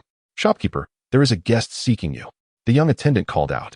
Upon hearing the shout, a middle-aged man in his 40s emerged from the main room, dressed in a dark blue long gown, sporting a goatee, with a square face and keen eyes. He exuded an air of astuteness. It was evident that Yu Yuanzheng's mother possessed considerable acumen in selecting her staff. This gentleman was named Dong Shik. Miss, I have the pleasure of meeting you. Upon recognizing the young lady, Dong Shik immediately paid his respects. He had encountered her several times during his visits to the noble house while settling accounts with her mother, and thus recognized her at once. Master Dong. No need for formalities. Please, have a seat inside. The group proceeded to the inner hall and settled down. Dong Shik personally poured tea for her. Master Dong, does Baichao Hall sell medicinal pills? Yu Yuanzheng inquired first. Indeed, we do, but in limited quantities. Generally, the price of pills is higher than that of equivalent herbal prescriptions, which is why common folk tend to avoid purchasing them. Only affluent families tend to do so. The efficacy is such that while pills can show results within 2 to 3 days, decoctions may take up to half a month to yield effects, prompting people to prefer the former. Master Dong, from where does your shop source these pills? Yu Yuanzheng was still uncertain whether the production of pills had transitioned into a workshop model during this dynasty. They are prepared by the physicians in our shop based on their prescriptions, crafted by our attendants primarily for the convenience of traveling guests. Oh, I see. So there are no external supply channels. Master Dong, could you kindly bring me some of the pills available in the shop for my inspection? Dong Shik brought 5 porcelain vases from the adjacent room. Upon examining the labels, Yu Yuanzheng noted that the vases primarily contained remedies for ailments such as wind cold, diarrhea, and pain relief. After sampling the contents, she found the formula to be rather ordinary, effective, yet not particularly remarkable. If she were to concoct a similar formula into pill form, it would undoubtedly surpass this one in quality. With this newfound confidence, she devised a plan to target the high-end market. Miss, do you possess medical knowledge? Dong Shik inquired, observing Yu Yuanzheng's actions with curiosity. Having perused a few medical texts in her father's study, she could not claim to be proficient. Today, Yu Yuanzheng was merely conducting market research and wished to keep her medical abilities concealed. Uncle Dong, please ensure that the accounts are sent to the Wang residence from now on. You must be aware that the shop has been given to me as part of my dowry. Of course, Mississippi. The madam has already instructed us accordingly. Upon returning to the Wang residence, Yu Yuanzheng immediately set about drafting several prescriptions and listing the necessary tools. Some of the tools might not be readily available, so she sketched designs for them and instructed Chunlei to seek someone who could create them. Jianghua and Ziyue were filled with curiosity, having never witnessed the process. They were eager to learn how their mistress made pills. I shall teach you this evening, so do not wear such naive expressions. Yu Yuanzheng chuckled at the eager faces of the 2 maids. This task would indeed require physical effort, to avoid arousing suspicion about their clandestine pill-making endeavors. The 3 women opted to work in the inner chamber, right before the heir's bed, waiting until the night grew deep and quiet. Qingfeng and Mingwei had already seen to the heir's needs and retreated. The princess had arranged for a small shelter to be constructed outside the courtyard, providing them with a place to keep watch at night. As long as the maids called softly from within the courtyard, they would be heard. Both individuals were masters of martial arts, capable of leaping inside without the need to open the courtyard gate. However, this matter must remain concealed from prying eyes. My lady, let us commence, said Ziyue, who had already arranged the items in the center. The tools for preparing the medicinal herbs, such as the chopping knife, the mortar, the pestle, and the fine sieve, were all in place. Yu Yuanzheng intended to first concoct the pill of heavenly restoration for the esteemed Lord Jin, meticulously measuring out the various herbs according to the prescription. Ziyue, you shall be responsible for chopping the herbs. We must grind them into powder tonight, so let us not complain of fatigue. The 3 women then began their work, the rhythmic sounds of their labor resonating in the air. Meanwhile, on the bed, Shangguan Ziqi began to regain awareness amidst the delightful clinking sounds. Since he had succumbed to unconsciousness after Yu Yuanzheng had applied silver needles to alleviate his stagnant blood the previous night, he had only just begun to awaken. He sensed that his head felt lighter than before, and as he listened to the women's conversation, he grasped what they were engaged in. The 3 women continued to discuss Lord Jin's ailment, and the conversation soon turned to him. My lady, I overheard Qingfeng mention that you drew quite a bit of blood from the young master last night, leaving him so startled that he couldn't sleep all night. One maid remarked with a chuckle. A grown man. Has he never seen blood before? The 2 maids had grown familiar with the young master's attendance over the past few days. Indeed, the pressure from the stagnant blood is what hindered his awakening.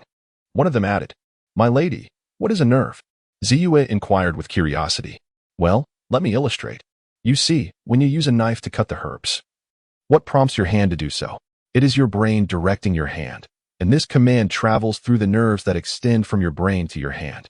Upon receiving a command, your hand moves in accordance with your thoughts. Ah, so it is. Shangguan Ziqi, reclining upon the bed, attentively listened to this revelation and felt compelled to experiment. He focused intently, exerting all his willpower, directing his hand to make a motion. Chapter 27. A royal invitation after that instance, he succumbed to unconsciousness for several days before regaining awareness of his surroundings. Remarkably, unlike the previous occasion, he did not lapse into slumber once more. Instead, he could overhear a few individuals conversing. 3 industrious women, fully engrossed in their tasks, remained oblivious to his movements. They chopped herbs, ground ingredients, sifted powders, adjusted mixtures on the small stove, sprinkled and blended, and eventually rolled the concoction into small balls as it cooled. The trio of young maidens toiled diligently until the midnight hour was upon them, ultimately producing a collection of small black spheres, each slightly smaller than a cherry, which filled them with a sense of accomplishment. "Miss, is this it?" Jianghua inquired, rubbing her weary eyes. "It's not finished yet. Once it's done, we can bottle it. This is merely 100 pills, sufficient for Lord Jin's consumption for 6 days," came the response. "Ah, after all our hard work, it only lasts for 6 days? But miss, you haven't charged for your services. Are we merely laboring in vain? Fear not. We must first establish our reputation, and then the profits will follow." Yu Yuanzheng replied with a chuckle, amused that her 2 maidservants were even more money-minded than she. "Oh, it's time for sleep." Yu Yuanzheng stifled a tremendous yawn. Placing the pills on the table, confident that they would solidify by morning, after which they could be gradually dried and bottled.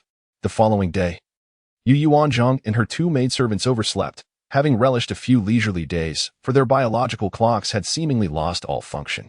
The result was that Mama Ye's arrival at her post startled the 2 maidservants sleeping in the outer chamber. "Oh dear, ladies, how can you still be asleep? The time for paying respects to the princess has already passed." Every time Mama Ye came, the young lady would rise to greet the princess. Yet today not a single one stirred. What could be amiss? Rather than reproaching them, she sensed something was off. Upon noticing the sunlight streaming into the room, Ziyue and Jianghua were startled awake. They hastily donned their garments and hurried to rouse Yu Yuanzheng. Miss, wake up." Yu Yuanzheng was still lost in a delightful dream, envisioning herself finally married off. Moreover, her husband was a strikingly handsome man, and to her surprise, a younger one at that.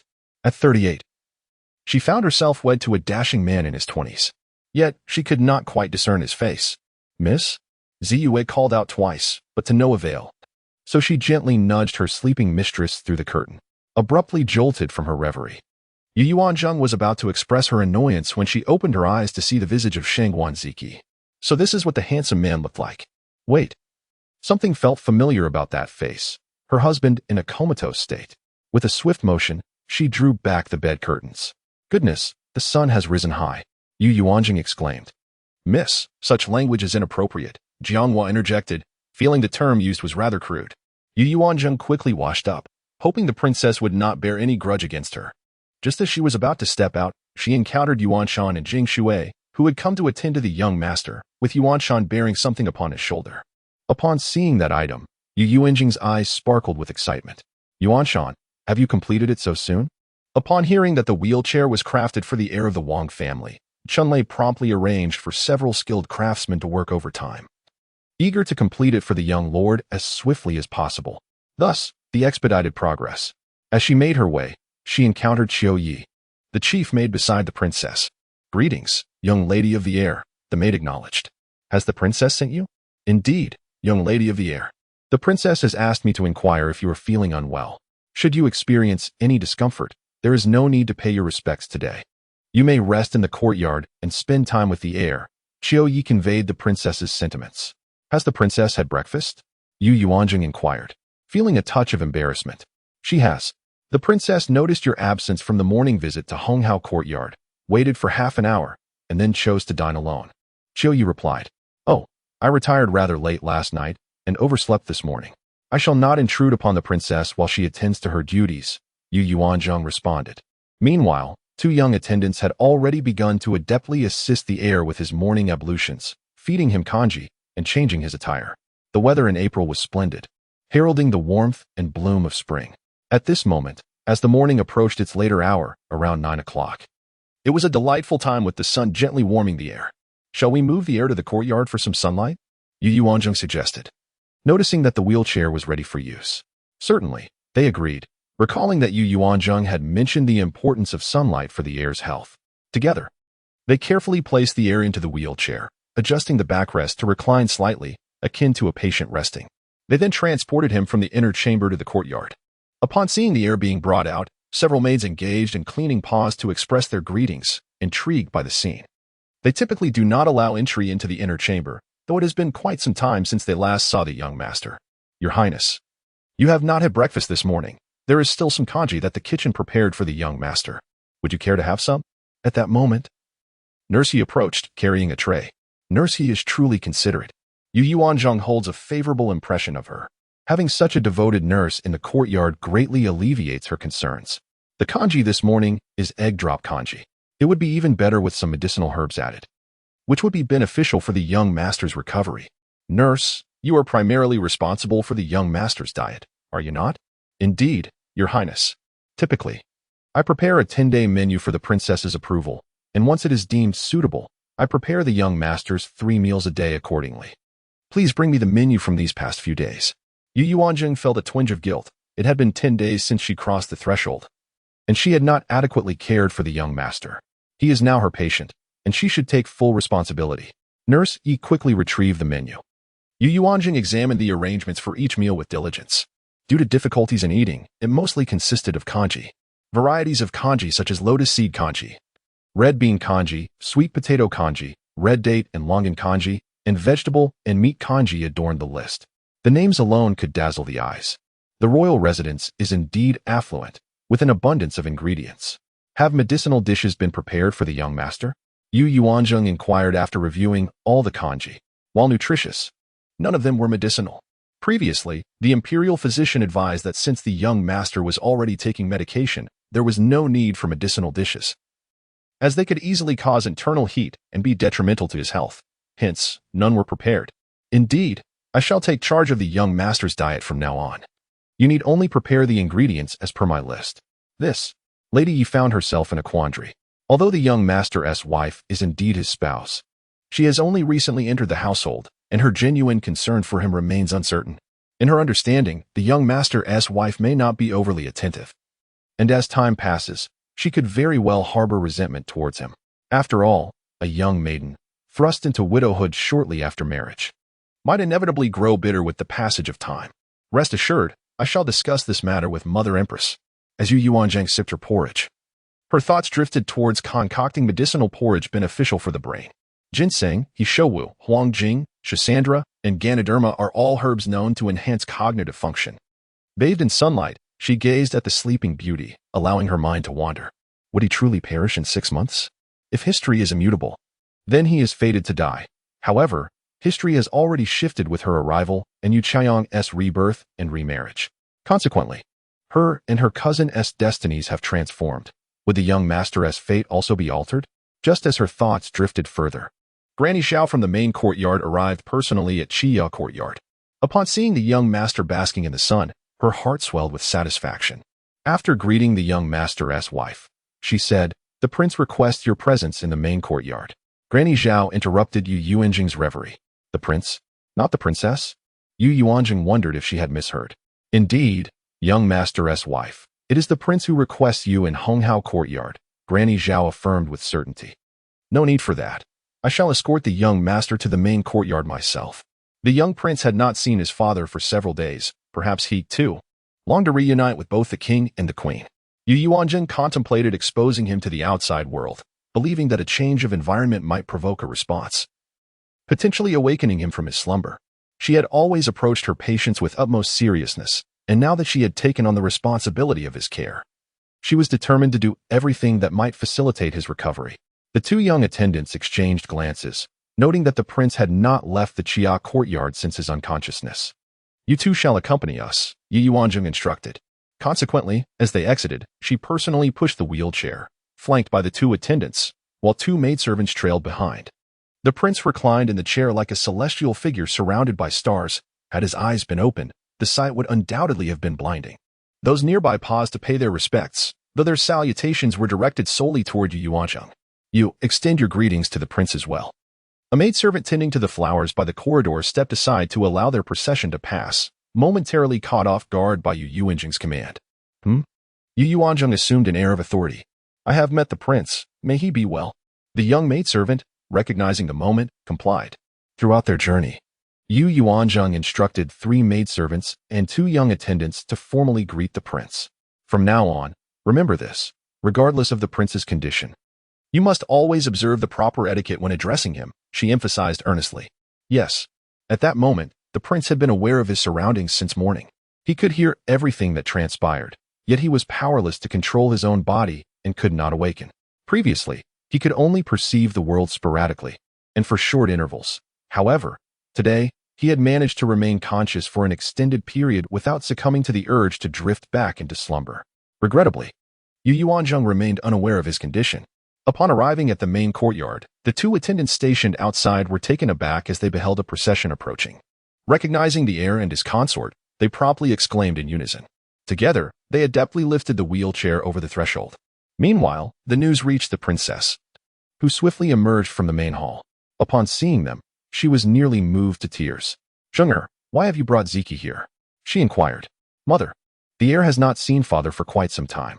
I thought it beneficial for him to traverse the main courtyard. It would be good for his health. Let him absorb the sounds of the world. Perhaps one day he may converse with us," Yu Yuanzheng replied with a smile. "Very well. We shall take him out more often," the princess acknowledged, finding her reasoning quite sound, as she continued to push the wheelchair towards the hall. Once again, they lifted it over the threshold. To their astonishment, the hall was filled to capacity, even accommodating a 5-year-old child. What has transpired? They wondered. The daughter-in-law had brought the heir to meet with his father, the 2 elder matriarchs, concubine Luo, and various uncles and aunts. Yu Yuanzheng, ever courteous, extended greetings to the elders she recognized. "Dear siblings, do join me in extending your greetings to the heir." True to her word, she encouraged everyone to pay their respects. The onlookers regarded Yu Yuanzheng with bemusement. What would a man in a deep slumber know? They whispered, fearing embarrassment. "That is an ungracious remark from the 2 elder matriarchs." Came a voice. "Madams, your assertion is misguided.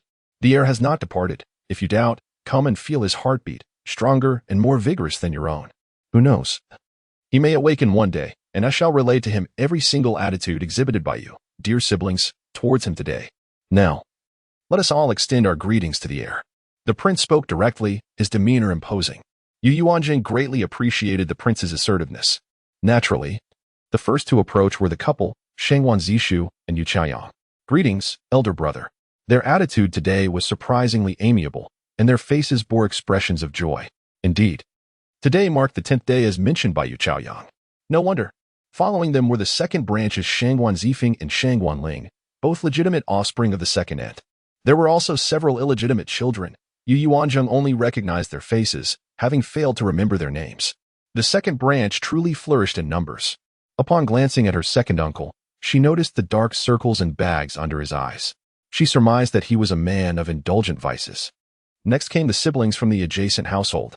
With the prince's decree, they dared not be negligent.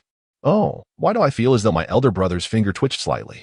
Suddenly, Shangguan Ziqi exclaimed, startling everyone. "What?" Several voices echoed in unison.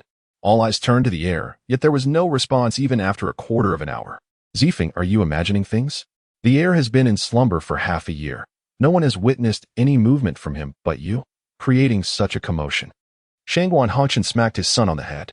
"Father, I truly did not miss see." Shangguan Ziqi felt somewhat aggrieved. He had indeed seen something, albeit it was a mere flicker. However, with the heir now motionless again, he had no evidence to support his claim. "Well, Dr. Gu has reached a conclusion. Ziqi will not awaken," the prince stated. "Let us discuss the matter at hand. You summoned everyone here to address the situation regarding the heir, did you not?" The 2 elder matriarchs altered their previous demeanor, their faces clearly displaying amusement. Last night, the noble consort conveyed to her that the emperor had approved the matter concerning the crown prince. From the moment the crown prince entered the hall, the prince had been gazing intently at his face. This visage bore a striking resemblance to his own, representing the heir that he and the late duke had meticulously nurtured for many years. Yet, misfortune had befallen them. After the incident, he had conducted numerous investigations, but to no avail. Not a single trace of foul play could be discerned. If only his son could awaken or impart some information. But his son had not uttered a single word to him. Nevertheless, he remained unconvinced that it was not a deliberate act. For his son was no weakling in martial prowess. Even if a horse had gone mad, he would have been able to leap to safety, thereby avoiding such a grievous fall. Yet, without evidence, he was at a loss as to whom he could confront. The prince rose and approached the crown prince. Kneeling before him, "Ziqi, your father is powerless. unable to uncover the identity of the perpetrator. You have slumbered for half a year, and in consideration of the future of our princely house, I am compelled to make a decision. But rest assured, while I still draw breath, I shall protect you, including your wife." The prince spoke these sorrowful words, standing to gently caress the crown prince's head and then his face. At that moment, he was undoubtedly a loving father. The princess consort, seated in the main position, could not help but feel her eyes redden, discreetly using a handkerchief to wipe away her tears. Yu Yuanzheng gently pushed the crown prince closer to the princess consort, positioning himself behind the wheelchair in a protective stance. "Now that everyone is present, let us address the matter at hand. The position of crown prince is pivotal to the lineage of the Shangguan family. Given the current state of Ziqi, the title must be relinquished. I have only 2 sons, although Zishu may not measure up to his elder brother. He is still diligent and has not been raised to be a useless scion. Recently, I have taken him to the military camp twice. After my assessment, he barely meets the standards, yet he must strive to learn diligently in order to match the capabilities of your elder brother." Following a discussion between the emperor and myself, it has been decided that the title of heir shall be inherited by Shangguan Ziqi, along with the iron chest that has been protected and passed down by the Shangguan family for many years. Chapter 29. The heir's title changes hands upon hearing this. Shangguan Ziqi immediately knelt in the center of the hall. "Thank you, father, for your favor. I shall certainly endeavor to shoulder the responsibilities of the heir to the Shangguan family." Meanwhile, Yu Chaoyang, seated beside him, could not conceal her delight. Observing Shangguan Ziqi kneeling at the center of the hall, prepared to accept the heir's seal, her heart blossomed like a radiant flower. From this day forth, she would be the heir's wife. The very thought of this title made her yearn to proclaim it to the world. Her destiny had finally transformed, leaving behind any affairs concerning the county princess of Nanhua. Recalling her previous life, where the county princess regarded her with disdain akin to that of an ant, she felt an overwhelming urge for vengeance. Yet, she had merely endured the ridicule and mockery of the county princess. No longer would she suffer in solitude as she did in her past life. She would rise above. Fortunately, she had brought her second sister along to exchange marriages. The second sister, accustomed to being bullied by her, would continue to live under her scrutiny. No matter how one might feign indifference, she would be the heir's wife, while her second sister would remain merely a distinguished lady. Once her husband ascended the throne, she would become the princess consort, a position of utmost prestige, far surpassing that of a mere lady. In her previous life, a mere county princess could never hope to wed a legitimate son of the royal family. Yu Yuanzheng, observing the myriad expressions on Yu Chaoyang's face, could easily discern her aspirations for vindication. "This is the heirloom of the Shitsi. You must keep it safe and not let it be lost." The prince picked up a small brocade box from the table and solemnly handed it to Shangguan Ziqi, who accepted it with great reverence. "This is a treasure of the Shangguan family. I hope it can be unlocked in your hands, enabling you to achieve great feats on the battlefield, instilling fear in our enemies." The prince then lifted a tray, unveiling a black cloth that covered it, and presented it before Shangguan Ziqi. Yu Yuanzheng observed a square black box on the tray, roughly 2 feet in length, width, and height, seemingly crafted from iron, adorned with a combination lock. "What is this?" She had never heard of it before. Shangguan Ziqi accepted it with the same solemnity. "My son, you must do your utmost. Rise. From this day forth, you shall be the 7th heir of the Shangguan clan, and there must be no hint of negligence. You are to guard this iron box well, should it be lost. You would not only be a disgrace to the Shangguan family, but also a traitor to the Great Way and its 80 million citizens. Yes, my son shall guard it well and strive to unlock it. I will assign 10 shadow guards to your courtyard for precautionary measures. You must mature quickly, capable of standing on your own. Only then will these shadow guards be entrusted to you. Do you comprehend?" Yu Chaoyang could hardly contain her eagerness to touch the iron box. In her previous life, she had spent 8 years in the royal manor. Yet this iron box remained unopened. The Shitsi and the county princess of Nanhua had exhausted every effort to unlock it, but to no avail. Even when the enemy invaded, it remained sealed. Ultimately, that war concluded with the cession of 2 cities as a settlement. In her hands, the world has now fallen, and the heavens have granted her a chance for rebirth. She is the chosen one. Thus, she shall undoubtedly unlock the path that will enable her husband to achieve great feats, and at that time, as a couple, who in the entire realm of Wei would dare to rival them, aside from the emperor, contemplating their future status and the beauty it holds. Yu Chaoyang's lips curled into an irrepressible smile. The couple gazed curiously at the iron chest before them. Ziqi is the legitimate son of the prince and the princess, as well as the beloved grandson of the Duke of Wei. After a century, this branch of the family shall inherit 40% of the royal estate. The prince cast a glance over all present and announced another decision, reflecting his affection for his legitimate son as well as his regard for the princess. What, Your Highness? How can this be? How can the royal assets be divided in such a manner? The heir is to inherit the throne. If Ziqi is allocated 40% of the estate, how will Zishu sustain the royal household? The elderly matriarch, incensed, rose to her feet, her cane thudding sharply against the ground. Yu Yuanzheng found it perplexing how a woman in her 50s could be so frail as to require a cane at all times. Moreover, why was she so vehement about the division of assets that did not even belong to her? The prince, upon hearing her, remained noncommittal. Ziqi, though not the heir, is still the prince's legitimate son. Does the matriarch expect him to be treated as a mere illegitimate child? The prince clearly showed signs of irritation. Your Highness, do not forget, Zishu will inherit the royal estate in the future. If he possesses little wealth, how will he maintain the expenses of a royal household? Do you know the monthly expenses of the Wang residence? The second daughter-in-law asked the princess for an additional 1,000 taels to renovate the second courtyard, but was met with refusal, citing the fixed monthly budget of the estate. The elder matriarch pondered how much would be appropriate to give. The prince narrowed his eyes, contemplating that when the family eventually splits, Ziqi would likely be deceased, leaving behind a widow. Providing her with a modest sum of silver would suffice to honor her marriage to the Wang family. The elder matriarch viewed Yu Yuanzheng with disdain, harboring no sympathy for her. If the husband had not met with misfortune and remained the heir, how much of the estate should the second brother receive? Yu Yuanzheng stepped forward to pose a hypothetical inquiry. Your presence here is unwarranted, the elder matriarch retorted with a cold glare.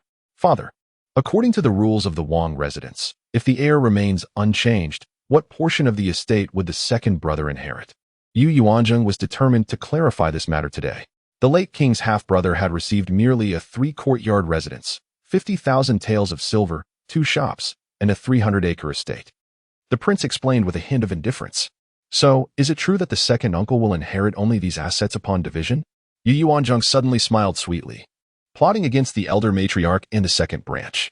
You little harlot, seeking trouble, the elder matriarch exclaimed, instantly understanding the implications and seething with rage as she swung her cane at Yu Yuanzheng.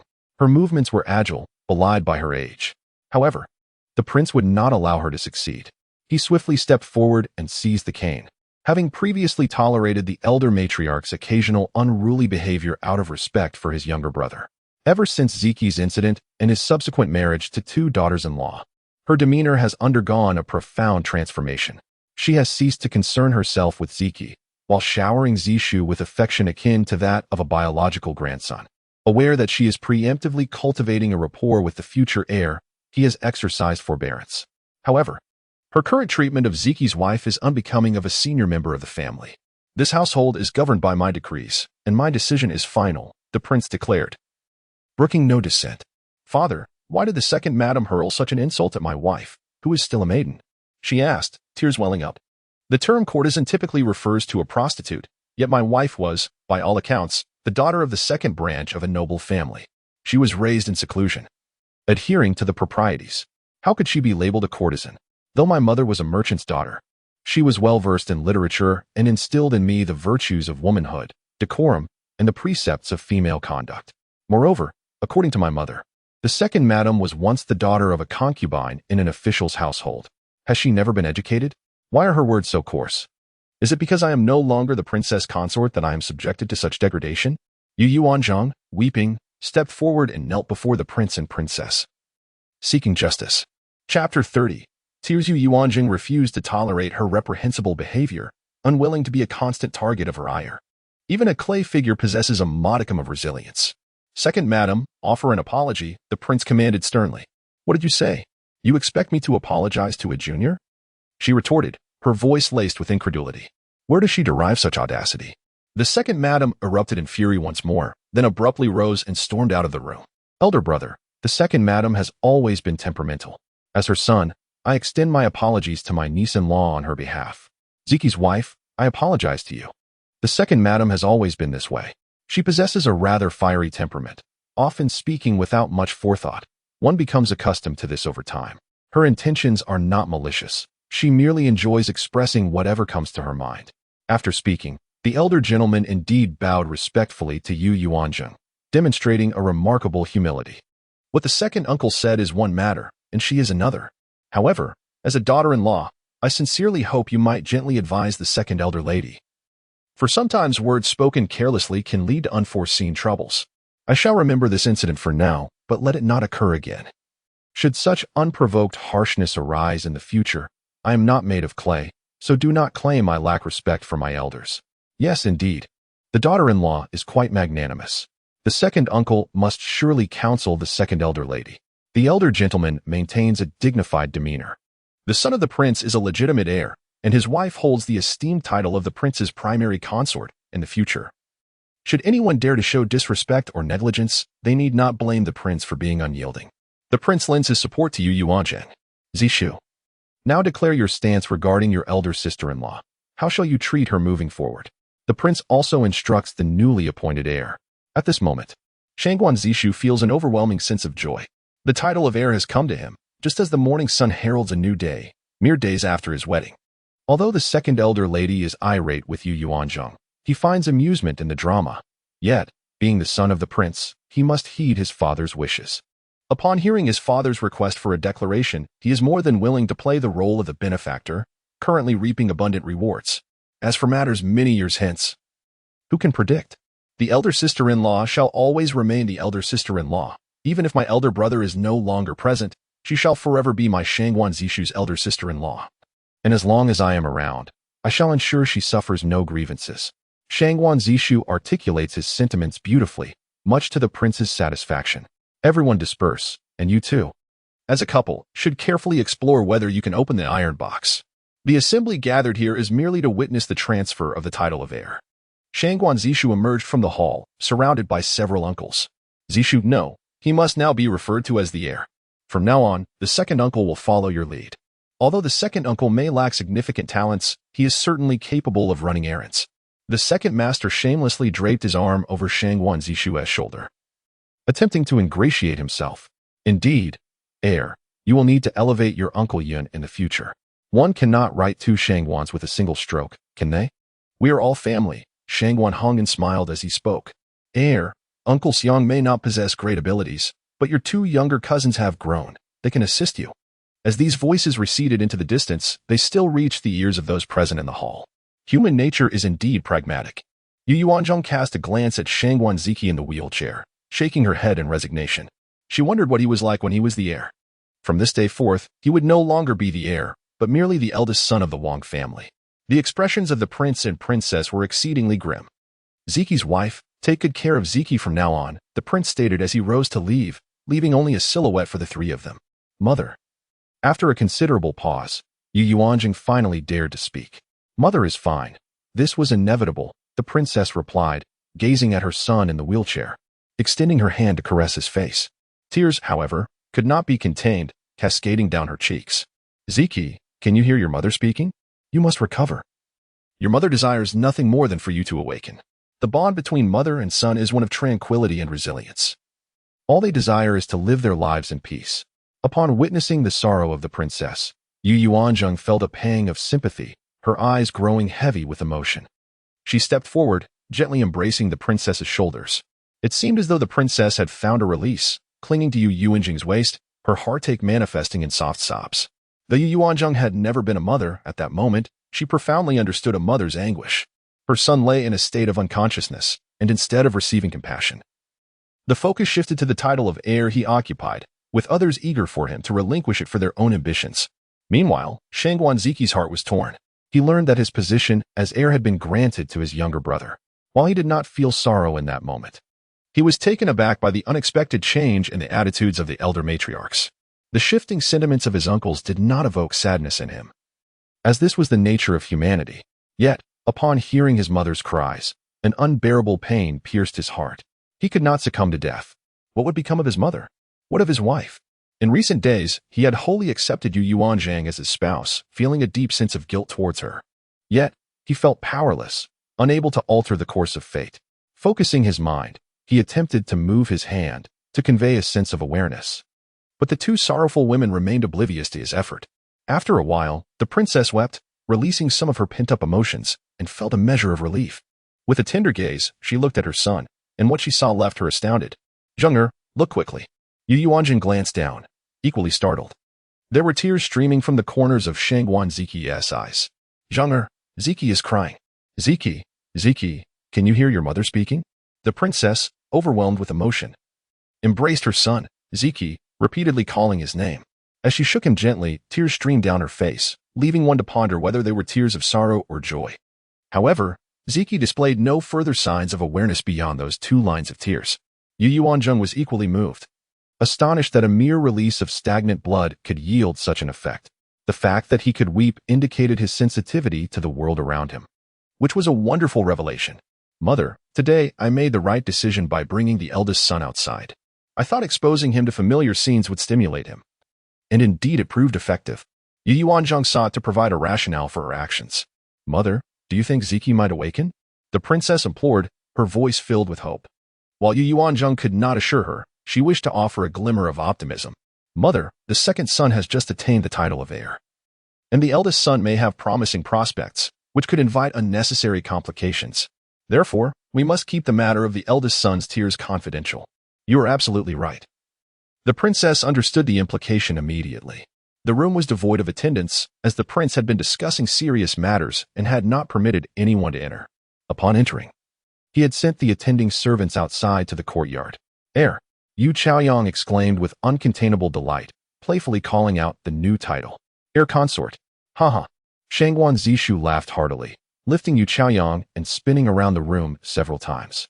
They indulged in this playful exchange for a while, reveling in the joy of their newfound titles, their spirits soaring akin to that of a scholar triumphantly named on the imperial examination list. Heir, do you now believe my words? Yu Chaoyang's face radiated with joy. I believe. What you said about my elder brother dying in 6 months must certainly be true. Certainly, Yu Chaoyang affirmed with great certainty. If that is the case, then elder sister-in-law, there is no need to bully her, lest it displeases our mother and father. We should simply fulfill our roles as the heir and his consort, avoiding any unnecessary troubles. Otherwise, our father may harbor disappointment towards me. Apart from you, he has no other sons. Does he truly have another choice? Indeed. Chapter 31. Unopenable what? Yu Chaoyang was incredulous. If the heir is incapable of shouldering the burden, the clan members would urge the emperor to select another successor for cultivation. Even the emperor would demand this. The century-old legacy of the Shangguan family cannot be jeopardized by an heir who cannot be relied upon. She believed that attaining the position of heir would secure her fortune, unaware that even the emperor kept a watchful eye on the prince of the royal residence. Is it because of this iron box? Yu Chaoyang, emerging from her excitement, suddenly considered this possibility. Indeed, it is due to this iron box that the stability of the entire Great Way is at stake. The northern Kanglan Kingdom and the southwestern Nanshu Kingdom both regard this iron box with trepidation, fearing that someone from Great Way may unlock it. Oh, why? Yu Chaoyang was even more perplexed. In her previous life, she had never touched this iron box, nor was it bestowed upon her on this day. It was only given after the heir's marriage. Later, she learned that this iron box held great significance for the royal residence, with many eager to unlock it. Yet none succeeded before her demise. In this life, due to her change of marriage, both the position of heir and this iron box were granted on the same day. The contents of this iron box have the power to intimidate 2 nations, yet what lies within remains a mystery to me. This iron box is a relic left behind by the 3rd generation of the Roan Wang and his consort, accompanied by a directive that the descendants of the Shangguan family must safeguard it diligently. It is said that only a person fated to unlock it may do so, and that individual must belong to the Shangguan lineage. It must not fall into the hands of foreign nations. Shangguan Ziqi elaborated. Yet, Yu Chaoyang remained perplexed, uncertain of the box's contents, but aware of its immense significance. If it cannot be opened, what purpose does it serve? Indeed, the foreign powers remain oblivious to when we might succeed in unlocking it. Should they initiate war and we manage to open it, then the Great Way could secure victory with whatever lies within the iron box. Thus, over the years, minor frictions among the 3 kingdoms have persisted. Yet large-scale warfare has been averted. Let us now attempt to see if we can unlock it. Yu Chaoyang was filled with excitement. Just as they were about to test it, the two elder matriarchs and consort Luo arrived. Upon greeting the two elder matriarchs, both promptly paid their respects. Well, Zishu, from this day forth, you shall be the heir. Indeed, indeed, grandmother has long awaited this day, and it has finally come to pass. The elder matriarch smiled benevolently, referring to herself as grandmother. She had done so countless times, and everyone had grown accustomed to it. No one would dare to point out the impropriety of her self-reference. However, Shangguan Ziqi never dared to address her directly as grandmother. My son is now the heir, and it is a testament to the years of hard work the consort has devoted to raising you. As consort Luo spoke, tears began to flow down her cheeks. Her suffering was beyond the understanding of others. Had it not been for the existence of a son, she could hardly fathom how she would have endured. This bitter cup she has sipped for 19 long years. Fortunately, the prince acknowledges this son, and now he has even bestowed upon him the significant title of heir. She felt a mixture of joy and excitement. What does it matter if the princess consort is the legitimate matriarch? In the future, she will still have to live according to her son's whims. With this thought, she felt a sense of relief and vindication. On such a joyous occasion, why weep? If tears must fall, let them flow outside, the elder matriarch scolded. Elder matriarch, I am merely overwhelmed with joy, moved to tears, replied concubine Luo as she hurriedly wiped her eyes with a handkerchief. From now on, you must diligently study under your father, and never bring shame upon the royal house. This iron box, you must endeavor to open it. Whosoever succeeds shall be regarded as a benefactor of the Shangguan family, and perhaps even of the Great Way. The elder matriarch stated, gazing at the iron box still resting upon the table. We are just about to give it a try. Previously, it was kept in our father's study, and our eldest brother has attempted to open it countless times without success. We cannot tell if fortune will favor us. Shangguan Ziqi expressed his doubts. Generations have failed to unlock it. He may not possess the requisite skill. He feared that the elder matriarch and concubine mother might harbor overly high expectations. Our heir is the most intelligent. He will surely succeed, the elder matriarch encouraged. The four of them settled down together, embarking on their investigation. The box was a perfect cube, seamlessly constructed. At first glance, it appeared to be a singular entity. On the top, there was an illustration, adorned with color, depicting a blooming red plum blossom. The front featured a prominent ridge, as thick as a pinky finger and 4 inches long. However, it did not bear an actual lock, but rather several small indentations. Beneath each indentation lay a tiny circular wheel, surrounded by teeth. If Yu Yuanzheng were present, he would immediately recognize this as a combination lock. However, these 4 individuals were unfamiliar with one another. Your Highness, this isn't locked at all. How do we open it? Yu Chaoyang inquired, puzzled. The others had met before, but she had not. This is a combination lock. By rotating these small dials, a number appears with each turn. As long as the numbers align correctly, it will unlock. Yet, for many years, no one has managed to decipher the code. There are a total of 14 digits, which means there are countless combinations, 10 million in sequence. Just the thought of such a multitude caused Yu Chaoyang's shoulders to sag. Even if one were to rotate the numbers continuously throughout the seasons, they would not know how many years it would take. The initial ambition quickly faded. However, perhaps fortune might smile upon her. Maybe a random number she dialed would happen to be the correct code? Yu Chaoyang positioned the box in front of herself and began to turn the dials. She tried a random number, but there was no response. She switched to another number, yet still no reaction. After attempting dozens of numbers without success, Shangguan Ziqi took over to try, but met with the same lack of reaction. Seeing the two young individuals struggle fruitlessly, the elderly matriarch decided to give it a try herself. Previously, she had only observed it in the late prince's study and had never attempted to operate it herself. Today marked a close encounter, a first since marrying into the royal family all those years ago. However, despite her efforts with several numbers, there was no movement whatsoever. The concubine Luo, equally intrigued, also tried her hand, yet to no avail. The initial excitement had been doused with a cold splash of reality. Well, this is not something that can be opened in just a moment or two. Generations have failed to unlock it.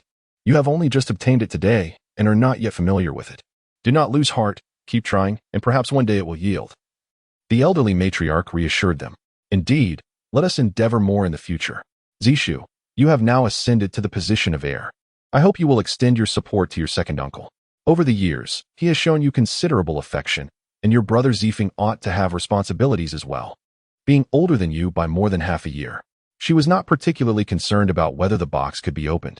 The crux of the matter lay in the fact that the title of heir now rested in Zishu's hands, and he would inevitably become Prince Rong. This, indeed, was her utmost desire. Is there no way to simply smash it open, or perhaps pry it open with another tool? Yu Chaoyang inquired, having fidgeted with several numbers. Growing somewhat impatient. No, that cannot be done. Why not? Yu Chaoyang was perplexed. Is it not merely filled with items? As long as we can retrieve them, what does it matter? Chapter 32. Re-examination. It is because there are mechanisms within. Should one force it open, the internal mechanisms would irreparably damage everything contained therein. This knowledge has been passed down through generations, known to both the Shangguan family and the royal lineage. I see, Yu Chaoyang mused. How impractical of our ancestors to leave behind such an insurmountable object for their descendants to guard. As the eldest daughter of the first house, Yu Chaoyang had been indulged throughout her upbringing, and despite having lived a lifetime, her temperament remained unyielding. Henceforth, the couple would spend their days idly manipulating numbers whenever time permitted. The following day marked the 5th day of Yu Yuanzheng's appointment with the Jin residence. Early in the morning, she requested leave from the princess, citing business matters concerning the shop as her pretext. The princess, unimpeded by Yu Yuanzheng's request, acquiesced readily. Having been uplifted by the sight of her son shedding tears the previous day, a sight that had brought her joy throughout the afternoon. It was the first indication of emotion she had witnessed in her son for months, a development that had emerged only after the marriage to his wife.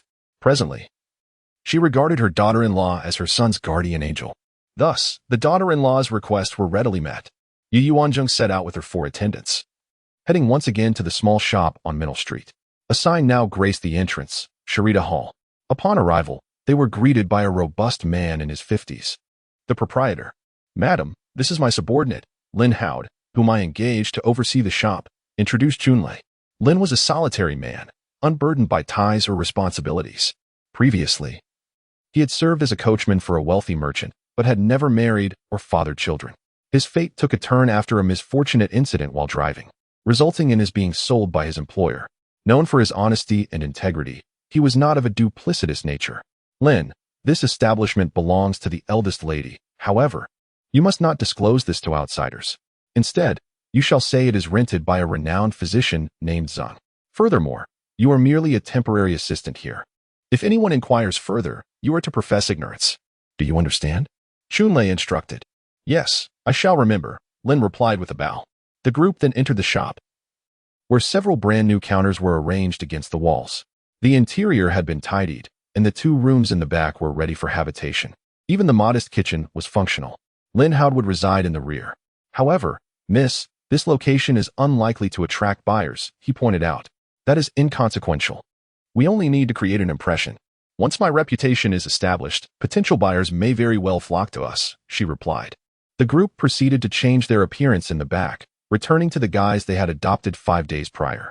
Today, the cart driven by Chunlei and Xiaoyu bore no identifying marks, ensuring it would not be easily recognized as belonging to the Wang family.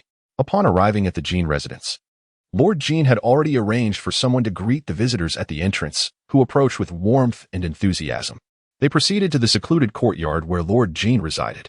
At that moment, the patient was basking in the sun, dutifully wearing a mask as instructed by Yu Yuanzheng. The esteemed physician, Zhang, had arrived. Upon seeing Yu Yuanzheng, Lord Jin took the initiative to extend his greetings.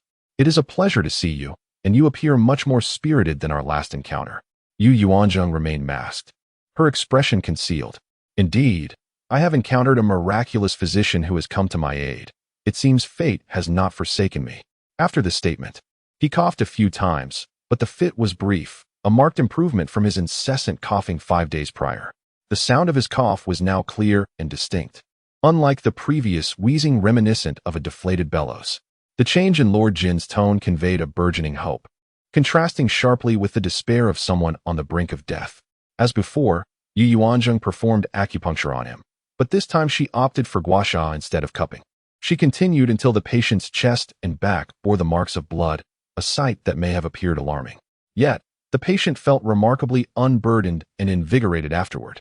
Esteemed physician Zhang, Lord Jin addressed her with humility rather than arrogance, bowing in respect. There is no need for such formality, for the old lord's symptoms have significantly improved, allowing for a more restful night. However, she cautioned, this is not a complete recovery. It merely alleviates discomfort. We are still far from full healing. The previous prescription would no longer be necessary, as she had prepared a new type of medicinal pill, more suitable for the old lord's condition, which eliminated the need for tedious preparation. Yu Yuanzheng received 2 porcelain vials from Ziyue and handed them to the attendant. Take 5 pills 3 times a day, thank you. Divine Physician. These 2 bottles will last for 6 days. Once they are consumed, Lord Jin will send someone to a small shop called Shiri Hall on Minnal Street to retrieve more. After providing the instructions, Yu Yuanzheng was invited to examine the young master of the Jin family's second branch. The child was also under control. His regenerative ability was remarkable, and with the correct medication, his symptoms were suppressed, and he no longer had a fever. Yu Yuanzheng prescribed a new formula for the child to continue his treatment. Divine Physician Zhang, I would like to discuss something in the study. Jin Lin suggested as he noticed Yu Yuanzheng had finished his tasks. Please. The 2 moved to the study in the outer courtyard and took their seats. Divine Physician. Everyone in the Jin household is currently taking the medicine you prescribed. You are indeed our savior. This is a token of gratitude from the Jin family. I hope you will accept it. Jin Lin pushed a silver note across the table towards Yu Yuanzheng. I wonder what the Divine Physician desires from our Jin family. Having been in the officialdom for many years, Jin Lin understood that nothing comes without a price. The fact that the other party had not stated a request left him uneasy. He feared that the physician's demands might be beyond the Jin family's capabilities, making it inappropriate to accept such kindness without reciprocity. Accepting the silver would imply a transaction, while refusal would signify a benevolent gesture. Lord Jin. There is no need to be anxious. Indeed, I have a request, specifically regarding Lord Jin the Elder. I would like to ask him to take on 2 students. Yu Yuanzheng revealed his intention. Is it really that simple? Jin Lin responded in disbelief. Yes, it is that simple. Yu Yuanzheng was taken aback by Jin Lin's perception of simplicity. To comprehend the multitude who yearned to study under the esteemed Master Jin, yet find their aspirations thwarted, who might they be? Jin Lin pondered, intrigued. It was none other than the second son of the Yong'an Marquis, Yu Yun, and his progeny. Initially, he intended to mention solely his father, but recalling how she had rescued 2 members of the Jin family and assisted in managing the spread of their affliction, he deemed it prudent to include his younger brother as well, lest it seem unfair. What? Jin Lin was taken aback to discover it was Yu Yun. This revelation exceeded his expectations. What is your relationship? He inquired after a moment's pause. As for the nature of our relationship, esteemed Master Jin need not delve into such details, she replied. Might I inquire if Master Jin is capable of making decisions regarding your father? A prompt response would be appreciated. Since Yu Yuanzheng had already broached the topic, she was eager to ascertain the other's stance immediately. Please wait a moment. I shall consult my father forthwith, Jin Lin replied, genuinely unable to act as his father's arbiter. He left Yu Yuanzheng in the study and departed swiftly. What did he say? Yu Yuanzheng inquired with anticipation. My father expressed that he is unfamiliar with second Master Yu and the scion of the Yu family. He wishes to meet them for evaluation before rendering a decision, Jin Lin confessed, feeling somewhat sheepish about the outcome. Yu Yuanzheng, upon hearing this, was not disheartened. It underscored Master Jin's sense of responsibility towards his pupils, demonstrating that he would not act on whims for personal gain. Truly, he was deserving of his title as a Grand Scholar of the Hanlin Academy. Very well. I extend my gratitude to Master Jin for this opportunity, Yu Yuanzheng said as she took her leave, agreeing to return for a follow-up in 10 days. Exiting through the back alley, she attracted no attention. Yet, upon reaching the entrance, she was met with a cacophony emanating from within. Greetings, esteemed aunt, the doorman exclaimed upon spotting Yu Yuanzheng alighting from the carriage. Zhao Bo, what has transpired? The doorman was none other than the husband of the second lady's maid, Madame He, Zhao Changsheng, who had been brought from her family as part of her dowry. Zhao Bo hesitated to speak, feeling somewhat at a loss. Observing his reluctance, Yu Yuanzheng sensed his discomfort and swiftly advanced. The residence, though labeled as a 3-courtyard layout, was not particularly vast. It sufficed for the second family alone. Upon traversing the outer courtyard and entering the main courtyard, she beheld her mother standing at the entrance of the hall, poised to punish a maid. A maid, kneeling on the ground, was pleading tearfully for mercy. Strike her, Zhao Yueju commanded curtly, unwilling to elaborate. Madam, he stepped forward, instructing 2 matrons to restrain the maid on a stool, commencing the punishment with the sound of the wooden board resounding sharply. Yu Yuanzheng had never witnessed her mother in such a fury. She refrained from intervening immediately, waiting until 30 strikes had been delivered before revealing herself from behind a pillar. "Mother, what has transpired?" she inquired, glancing at the unconscious maid sprawled across the stool. She recognized the maid, who had served closely by her mother's side, a native-born servant of the house. The maids who had accompanied her mother as part of her dowry had long since aged and married off, while those attending Zhao Yuejiao were chosen from the house's later recruits. Alas, with this division of the family, her heart has swelled with audacity. Daring to seduce your father and aspire to become a concubine. What? Yu Yuanzheng was taken aback by this revelation. It was no wonder her mother was so enraged.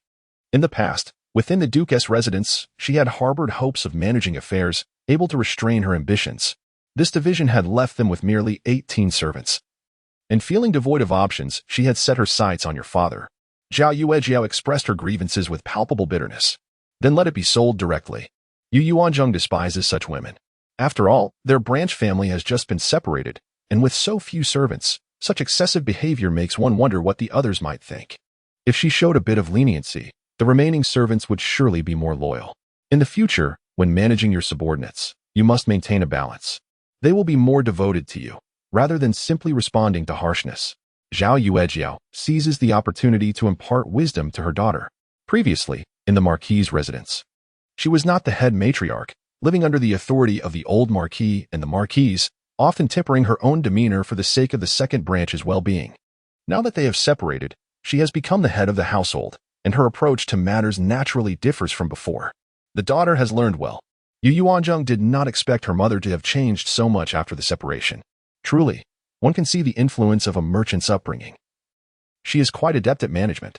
Her 6 dowry shops are all meticulously organized, each generating profit, albeit modest, which is still an accomplishment. And where is father? Mother is in such a fury, yet father has not made an appearance. He and your brother are in the study, engrossed in their studies, while your sister has gone to play at a neighbor's house, where there happens to be a girl of her age with whom she gets along splendidly. I shall first seek out father to discuss a matter. I intend to have lunch at home. Yu Yuanzheng prioritizes her business. Very well. I will instruct the kitchen to prepare your favorite flaky pancakes. As soon as the diligent father and son hear Yu Yuanzheng's voice, they immediately set aside their books and open the door. During these past 10 days, he has experienced a profound sense of comfort, for his family has liberated themselves from the confines of the grand residence. No longer does he need to endure the scrutiny of others in the former household. He was obliged to pay his respects to the old matriarch daily, confronting her consistently frigid demeanor. Even the servants in the old lady's courtyard would cast him disdainful glances. He had long grown weary of such a life. At last, he is broken free. All thanks to his elder sister, who has become a veritable heroine in his eyes. Yu Yuanzheng gently patted her brother's shoulder. The 14-year-old lad has already surpassed the 16-year-old girl in height. The 3 of them settled into their seats. Father, is there a provincial examination this autumn? Yu Yuanzheng inquired directly about the matter at hand. Indeed, I intend to register for it, and your brother will also take the entrance examination. Therefore, we must not afford any delay. We are diligently studying at home every day, hoping to succeed, replied Yu Yuanzheng, though his expression revealed no trace of joy. It has been quite some time since he approached his studies with such seriousness. Over the years, while he has read and learned, he did so with the understanding that he had no opportunity to participate in the imperial examinations, thus lacking a systematic approach to his education. Father, how did you fare in the scholar examination back in your day? That was over a decade ago. I was merely 16 when I passed the scholar examination, and my teacher praised me as a promising talent, suggesting that if I continued my studies, success in the highest examinations would be within my grasp. Regrettably, my stepmother would not permit me to pursue further education, hastily arranging for me to embark on a different path. This led to a quarrel between my father and stepmother. Yet he could not secure an opportunity for me. Eventually, I learned that my stepmother had resorted to threats, declaring that if I were allowed to continue my studies, she would take her eldest son with her to death. This illustrates the depth of her animosity toward my biological mother. In pursuit of familial harmony, he relinquished his aspirations and became the assistant to his elder brother, managing the household affairs. Yet, his love for literature remained undiminished. Whenever he had a little money, he would purchase books that piqued his interest. At that time, his father had excelled in an examination, achieving first place. The bittersweet tone of his voice evoked profound melancholy within him. Father, I've come today bearing good news. to alleviate the oppressive atmosphere. Yu Yuanzheng wasted no time in articulating his purpose. "Oh, what good news?" Yu Yunji inquired with curiosity. "The esteemed grand scholar Jin is willing to assess your and your brother's scholarly pursuits. Should you pass his scrutiny, he is prepared to take you both under his tutelage." Yu Yuanzheng replied with a smile. "What did you say?" Yu Yunji could scarcely believe his ears. Given his current status and circumstances, he felt unworthy of such attention from the venerable grand scholar Jin. While the grand scholar did accept students from humble backgrounds, they were typically distinguished individuals from various regions seeking knowledge, devoid of entanglements with family disputes. Should he accept him, it would signify a confrontation with the current Duke of Yong'an. The affairs of their family were well known among the elite circles of the capital. However, no one would concern themselves with the future of a bastardy child. The families, both overtly and covertly, were suppressing the prospects of such offspring. For the sake of family, what father would not turn a blind eye? Yu Yuanzheng nodded in agreement. "However, the grand scholar is gravely ill. I have heard he is suffering from a persistent cough, which is contagious." Yu Yunji recalled another matter, suppressing his excitement. This news was not unknown to many. He had overheard his elder brother mention it before their family was divided. "Father, a decade ago, I once offered alms to a small beggar. He has since grown and acquired a wealth of medical knowledge. A few days ago, upon arriving in the capital, I learned of someone who wished to express their gratitude towards me.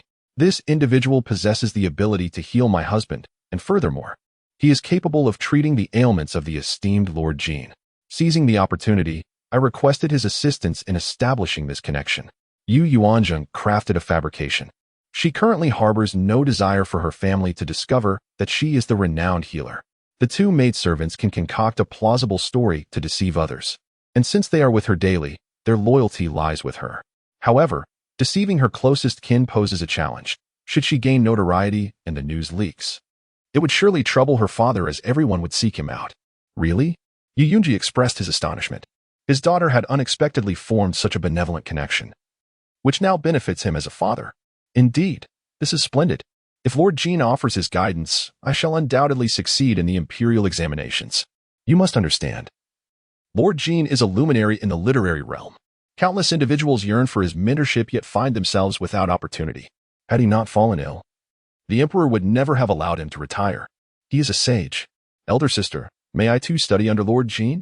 Yu Qixing exclaimed in unbridled joy, though he quickly fell into despondence as he had yet to attain even the title of a scholar. "Of course, provided you can pass his examination. Therefore, gather your thoughts, and tomorrow bring some gifts for his health when you visit. But remember to wear a mask and maintain a distance of at least 5 feet from Lord Jin." Very well, the father and son replied in unison. Yu Yuanzheng enjoyed a delightful lunch at her family home, then proceeded to buy Kaitang to procure some medicine, for she needed to prepare another medicinal bath for the eldest son that evening. She needed to continue preparing the medicinal pills. The previous batch made for the esteemed elder lacked a coating of beeswax, resulting in a shelf life of merely 10 days. Now, she aspired to produce some for sale, necessitating the application of beeswax to prolong their efficacy. Reflecting upon the affluent households, she decided to prioritize the production of those remedies that were in high demand. Her dowry was modest. Her 2 shops could earn a maximum of 500 taels of silver per month, merely yielding a modest profit. The funds from the royal household only provided her with a monthly interest. According to Aunt Yi, the heir received 100 taels monthly, while the heir's wife received 80. Now that they had lost their titles, they were left with a mere 50 taels each month, totaling 100 taels for both. This was only granted due to the eldest son being the legitimate heir of the royal household. Any additional expenditures would require the consent of the princess, and significant expenses would necessitate the approval of the prince. With no division of the family assets and the elder matriarch's household constantly watching, any unreasonable actions on her part could lead to severe consequences. After much contemplation, she realized that possessing her own wealth was paramount. That evening, Yu Yuanzheng, accompanied by 3 guards, administered another medicinal bath and bloodletting to the eldest son. Once he was settled onto the bed, Chi Feng and Mingwei helped the heir with his clothing and attended to his needs. To their astonishment, they encountered a miraculous sight. The eldest son appeared just like any normal man. The 2 young servants, being men themselves, fully understood the implications of this revelation. They stared in disbelief, having served the eldest son for so long without witnessing such a phenomenon until tonight, which filled their hearts with elation. However, as the eldest lady was a young woman, The two men felt hesitant to address the matter directly with her. This matter must be conveyed to the prince. However, Yu Yuanzheng did not witness it. Two young attendants were assisting the eldest son in changing his attire, making her presence there inappropriate. Once everything was tidied up, the two attendants stepped out to take their night watch. The following morning, upon hearing that the prince had risen, the two attendants hurried to find him. "Your Highness, we bring good news," Qing Feng exclaimed with excitement upon seeing the prince, clasping his hands in respect. "Might we discuss this in the study?" He believed that it would be prudent to keep this matter confidential. They all proceeded to the front courtyard. "Speak," the prince commanded, his gaze fixed on the two evidently jubilant young attendants. "Last night, while attending to the eldest son, we discovered that he—" Mingyue eagerly interjected, yet hesitated to articulate the full truth. "Oh, has Ziqi awakened?" The prince leaned forward, his excitement palpable, anticipating signs of his son's revival. "Ah, Your Highness, the eldest son has not awakened. Rather, he is behaving like any normal man." Mingyue gestured discreetly toward his own lower body. The prince, being a man himself, instantly comprehended the implication. "Really? Splendid news indeed." It seems the decision made by Ziqi's wife to halt the treatment was indeed wise, the prince exclaimed, striking the armrest of his chair with fervor. However, the two attendants held a different sentiment. They were fully aware that this was the result of the eldest young lady's medical expertise. Henceforth, their respect for her skills deepened profoundly. "Very well. You must keep this matter confidential for the time being," the prince swiftly decreed. The heir's title had just been conferred upon Zishu. It was not the appropriate time to announce any signs of improvement in Ziqi's condition. The prince, in high spirits, departed for court that day.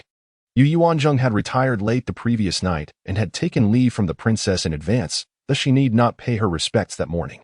After enjoying a delightful slumber, she awoke refreshed. The distant mountains and nearby waters have been waiting outside. However, as the eldest mistress has not yet risen, they are hesitant to urge her. They are also aware that the eldest mistress retired late last night due to treating the eldest master. At that time, the two of them were responsible for guarding the periphery of the Chia courtyard, preventing anyone from approaching. Yu Yuanzheng habitually went to change Shangguan Ziqi's diaper. In her previous life, she was unmarried, so she felt embarrassed to look directly. Usually, she would just pull it off and toss it onto the bed. However, today, why did it feel like there was resistance when she pulled it? Out of curiosity, and since there was no one else in the room, she directly lifted the quilt to see what was going on. What did she see when she lifted it? She rubbed her eyes and looked again. She felt no shyness whatsoever. At this moment, she was simply a physician, observing the patient's condition. Could it be? She hadn't even felt it before. She lowered the quilt. It was still quite evident. Excellent. He would definitely not die in 6 months. He even had a normal male response. Yu Chaoyang's prophecy was about to fail. She wondered what Yu Chaoyang's reaction would be when the eldest master didn't die in 6 months. She arose, washed up with a cheerful mood, ate a slightly late breakfast, and then took her two maids to wander around the princess's courtyard.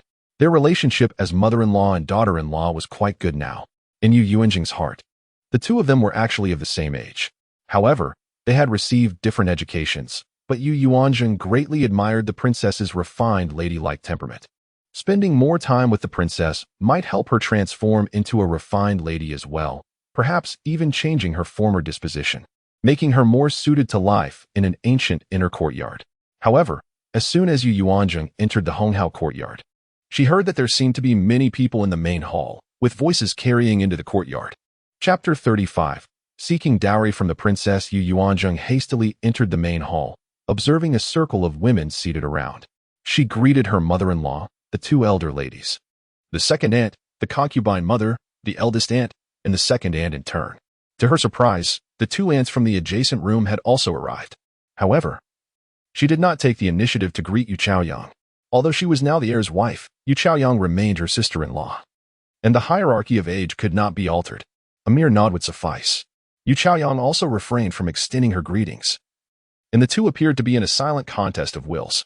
"Mother, why is it so lively today?" Yu Yuanzheng inquired as she positioned herself behind the princess. "Your second aunt has come to discuss the matter of a marriage proposal for Zifeng with me," the princess explained. "Princess, Zifeng is to wed the legitimate third daughter of the Ning'an Marquis.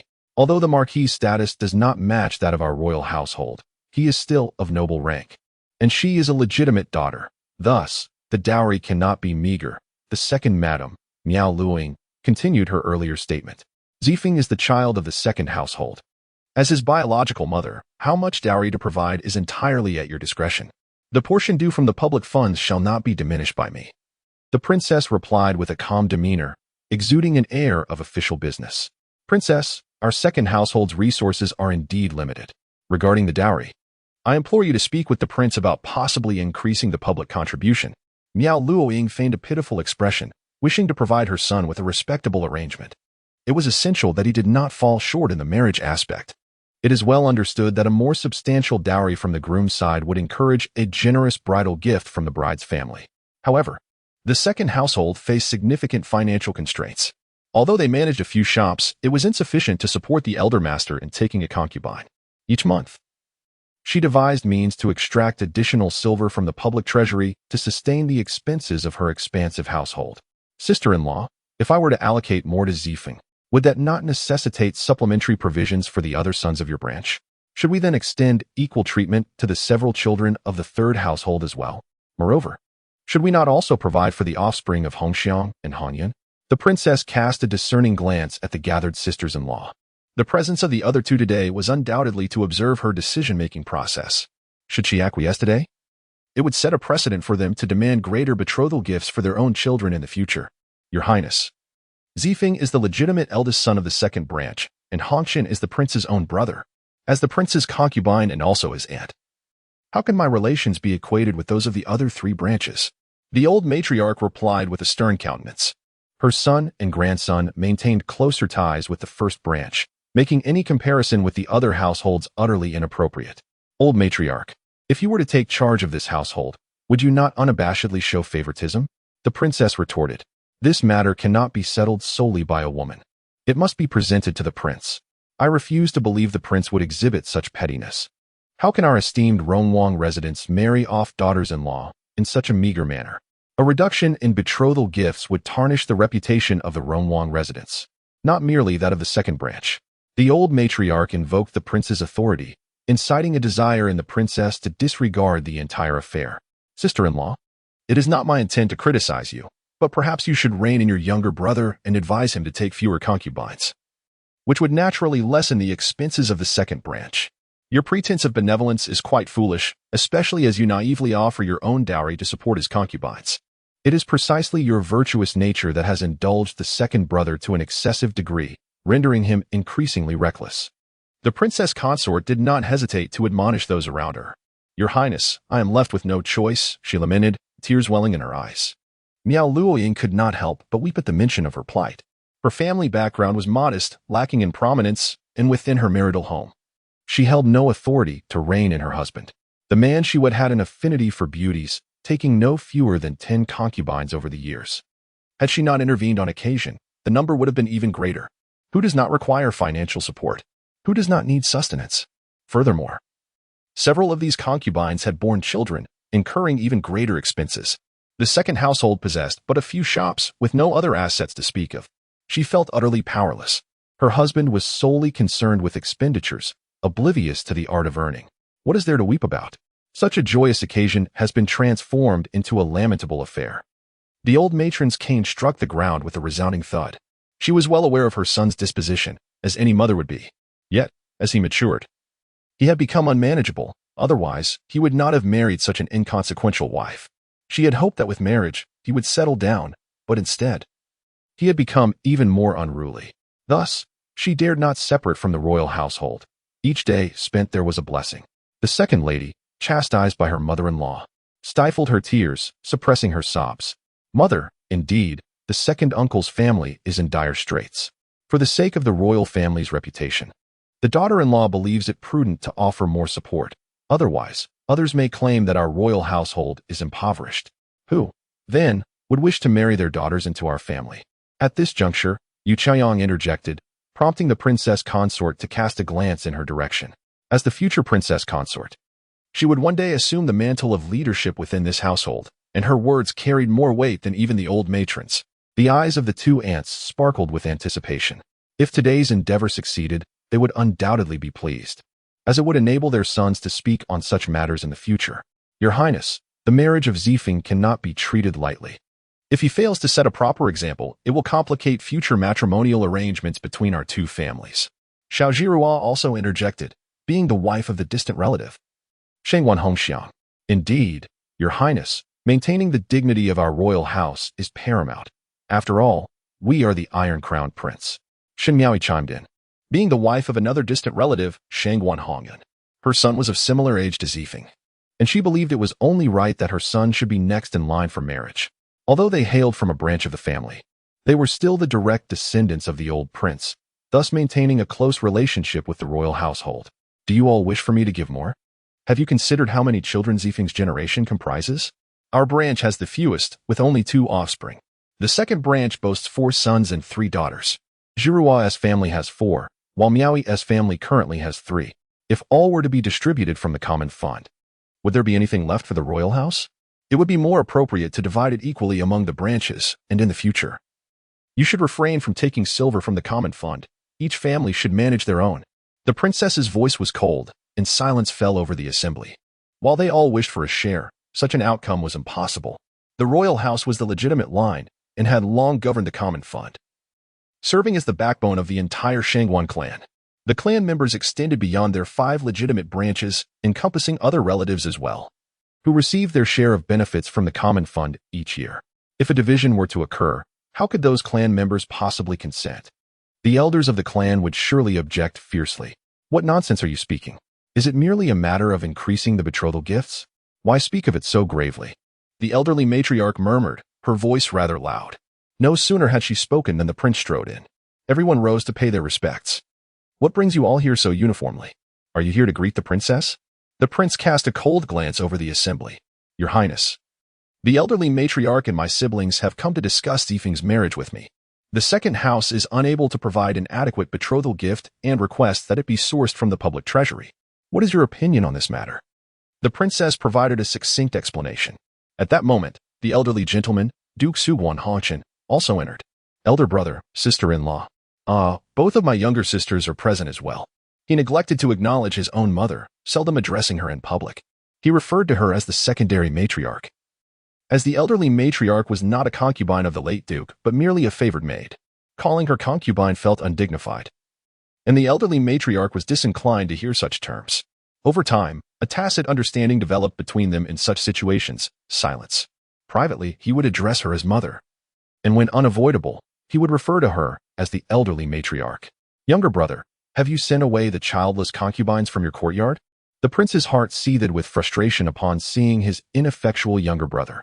He knew that indulging in women would ultimately lead to ruin.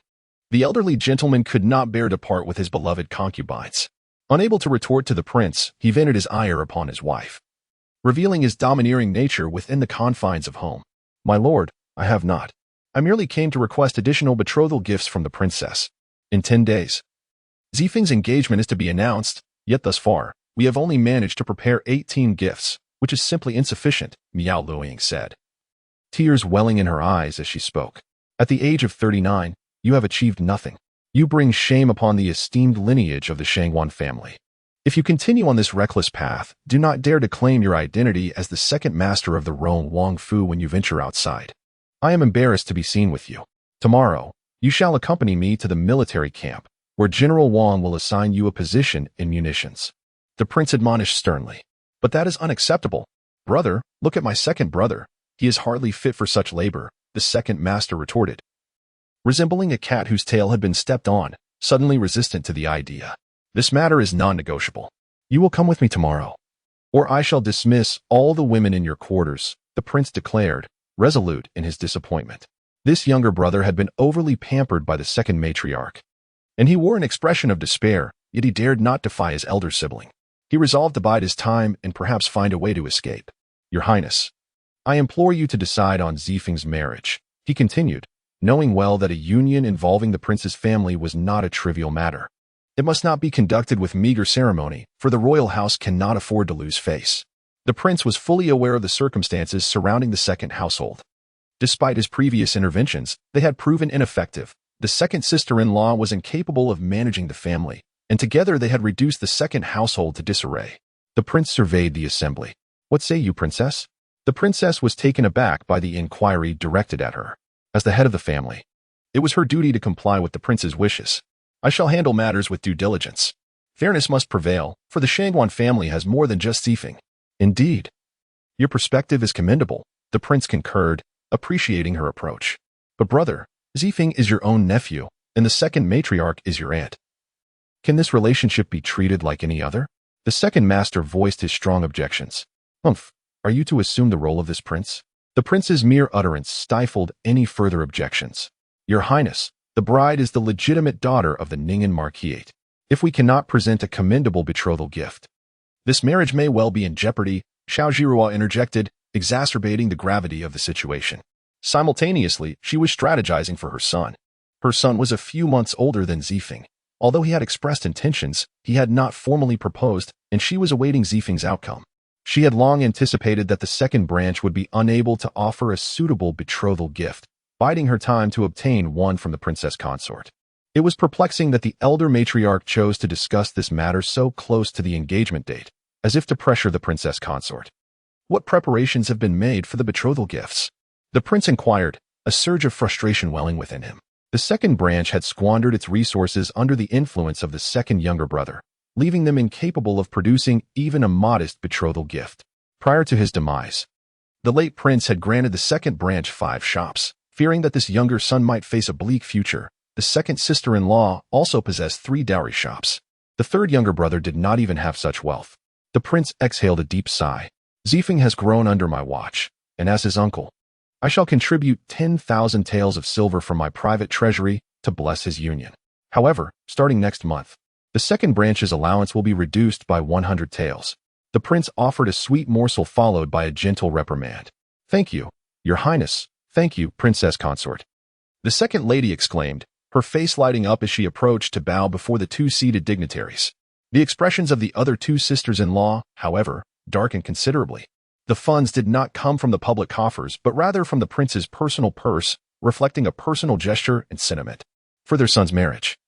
The prince's willingness to give was a matter of friendship, while withholding was merely his prerogative. The 2 women exchanged disappointed glances. Zijin, the esteemed prince, allocated 3,000 taels to Zicai, and subsequently he granted another 3,000 taels to Zil. The prince continued, stating that Shangguan Ziqi is the elder grandson of Shangguan Hongxiang, while Shangguan Zil is the elder grandson of Shangguan Hongyun. Upon hearing that the prince had also extended his generosity to their sons, Xiao Zhira and Shen Miaoi, although the amount was not as substantial as that received by Zifeng, it was still a commendable sum. The 2 women approached the prince to express their gratitude. The prince's presence alleviated the difficulties faced by the princess. The second branch departed joyfully, while the other relatives experienced only slight disappointment. As everyone dispersed, Yu Yuanzheng remained behind. Throughout the entire affair, she had merely played a supporting role, with no opportunity to voice her thoughts. Princess, are you displeased with the prince's method of handling the matter? The prince, noticing the princess's silence, felt a twinge of unease. No, your highness is the head of the family. You may allocate your funds as you see fit. I dare not express dissent. Very well, do not let it trouble you, my princess. I shall also provide for Ziqi. He then directly produced a stack of silver notes from his bosom and presented them to Yu Yuanzheng. Taken aback, Yu Yuanzheng was astonished by this unexpected fortune, however. She hesitated to accept, glancing towards the princess for guidance. Accept what the prince has given you, the princess urged, clearly unwilling to refuse. Go to the market and procure fine fabrics to craft elegant garments for both Ziqi and yourself. Once the betrothal is established, the wedding shall not be far behind, and you must be presentable alongside your mother. The princess promptly took the silver notes from the prince and placed them into Yu Yuanzheng's hands. Thank you, father and mother. Yu Yuanzheng beamed with delight. Feeling somewhat embarrassed by the prince's presence, she bid her farewell and departed, counting the silver notes as she walked. To her astonishment, it was indeed a significant sum. This money seemed to have come too easily. Yu Yuanzheng felt a bubbling joy within her. Upon returning to Chia Courtyard, she found someone waiting for her. Chapter 37. The Beneficial Tonic for the Kidneys. Mother, what brings you here? The one awaiting her was none other than Zhao Yuejiao. Upon seeing her daughter, Zhao's smile radiated warmth. It was this daughter who had brought hope to the family. She had not anticipated that her own flesh and blood could possess such depth of thought. She had disguised herself so well at her maternal home that even her own mother had been deceived. Had her daughter not revealed that she had been acting all along, She might have begun to suspect that her daughter had been swapped at birth. I came to see you and to inform you that Lord Jin has agreed to accept your father and brother as his students. However, your brother will be taken under Lord Jin's wing first, and once your father passes the imperial examination, he will continue to instruct your brother. Early that morning, Yu Yuanzheng and his son had visited Jin Manor, and to their surprise, they were granted an audience with Lord Jin quite effortlessly. The three conversed from a distance of over 10 feet for a while, after which they underwent Lord Jin's scrutiny. Though the father and son felt trepidation, they managed to respond appropriately. They received an affirmative reply on the spot. Wonderful. Upon hearing this news, Yu Yuanzheng was elated. Earlier, she had heard that the princess was in discussion with someone, so she refrained from visiting. Can you take me to meet the princess now? It had been over 10 days since her daughter had married into the royal household, yet the two families had yet to meet formally. Previously, when the princess had come to propose to the second son, they had met, but their statuses were different then, and the atmosphere had not been as warm. Very well. We shall converse for a while before taking you. The prince is currently in the main courtyard. Yu Yuanzheng held her mother down to sit. Has Lord Jin mentioned when he will commence lessons for father? Yu Yuanzheng was deeply concerned about her father's studies. Time was of the essence. Lord Jin's health is not yet suitable for teaching your father, but he has already provided guidance on what books to read and has given your father several books and materials. Speaking of this, Zhao Shi smiled with great joy. After all these years, today was the happiest. Her husband was certainly gifted for scholarly pursuits, yet due to his illegitimacy, all prospects had been severed. Now, hope has finally emerged. Well, mother, you shall have to work hard from now on, caring for the lives of two individuals and supervising their earnest studies, Yu Yuanzheng teased. This little hardship is nothing. As long as they both have a future, I am willing to endure any suffering, Zhao Shi replied. After a brief conversation, Zhao Shi expressed her desire to meet the heir, whom she had yet to see. Yu Yuanzheng led her into the inner chamber. Upon seeing her son-in-law quietly lying on the bed, she could not help but wipe away her tears. Previously, she had only seen the eldest son from a distance, and there was no chance for them to intersect. When Shangguan Ziqi was well, he did not even know Zhao Shi. Yet now he is her son-in-law. Mother, do not be saddened. Marrying the eldest son is actually quite fortunate. There is no need for rivalry or intrigue. Even if he reaches the end of his path, I will still be the eldest lady of the Wang residence. Who would dare to bully me? Even if Yu Chaoyang is the heir's wife, she must still address me as elder sister-in-law. Once we live separately, I only need to lead my own life well. The Wang residence will not diminish my provisions. And moreover, the prince treats us very well. Just now, he gifted me 10,000 taels in silver notes. As Yu Yuanzheng spoke, she directly took out the silver note that had yet to warm in her grasp to show her mother. Seeing her daughter's beaming smile, Zhao was at a loss for words. The child was still too young to comprehend the solitude that lay ahead. It was futile to speak of it now, after all. Hadn't her daughter mentioned a divine physician who wished to repay a debt of gratitude? Perhaps, one day, her son-in-law would awaken. At that moment, Shangguan Ziqi listened intently to their conversation, his yearning to awaken growing ever stronger. He concentrated all his effort and spirit. Ah, Zheng, I believe I saw the eldest young master's hand move slightly, Zhao exclaimed in disbelief. Yu Yuanzheng had been focused solely on the eldest young master's face and had not noticed his hand. Oh, let me take a look. The two of them gazed intently at the young master's hand, but alas, it did not move again. I truly saw it. I am not imagining things, Zhao affirmed with unwavering certainty. Yet, without a second occurrence, her confidence waned. As the mother and daughter continued their conversation, Granny Zhao from the princess's courtyard personally arrived. After acknowledging the matriarch, she politely stated, "Madam, the princess requests your presence in the main courtyard for a discussion. Does the empress know my mother has arrived?" "Yes, esteemed madam. The prince has already departed." It was no wonder a messenger had come to summon them. The mother and daughter made their way to the princess's residence, exchanging greetings before taking their seats. Zhao, having been raised in a merchant family, had not experienced hardship in her upbringing. In truth, her disposition was quite extroverted. However, after marrying and witnessing the distinctions between the official and merchant classes, she had tempered her demeanor, choosing to remain quietly in the rear courtyard. Princess Zheng is a splendid child. Her embroidery skills surpass even those of her mother, and her temperament is gentle. Zhao, in the presence of her in-laws, extolled the virtues of her child, hoping for a more favorable life for her in her marital home. The matriarch reassured her, declaring that Zheng is indeed an admirable individual. Even if offered a princess in exchange, she would not acquiesce. The princess consort also smiled, praising her daughter-in-law.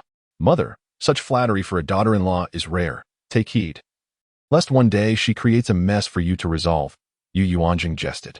Laughter erupted from the princess consort. Observing their camaraderie, Zhao felt a wave of relief.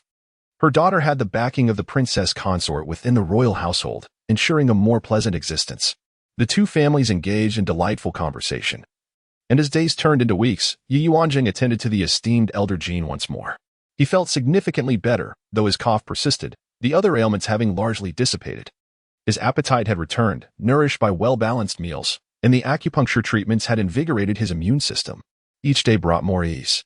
News of the esteemed physician attending to elder Jean spread swiftly, capturing the attention of the noble families and dignitaries in the capital, who began to inquire about the identity of this miraculous healer. Concurrently, Yu Yuanzheng, under the cover of night, had clandestinely prepared a collection of medicinal pills with her two maidservants, amassing 10 vials of various concoctions.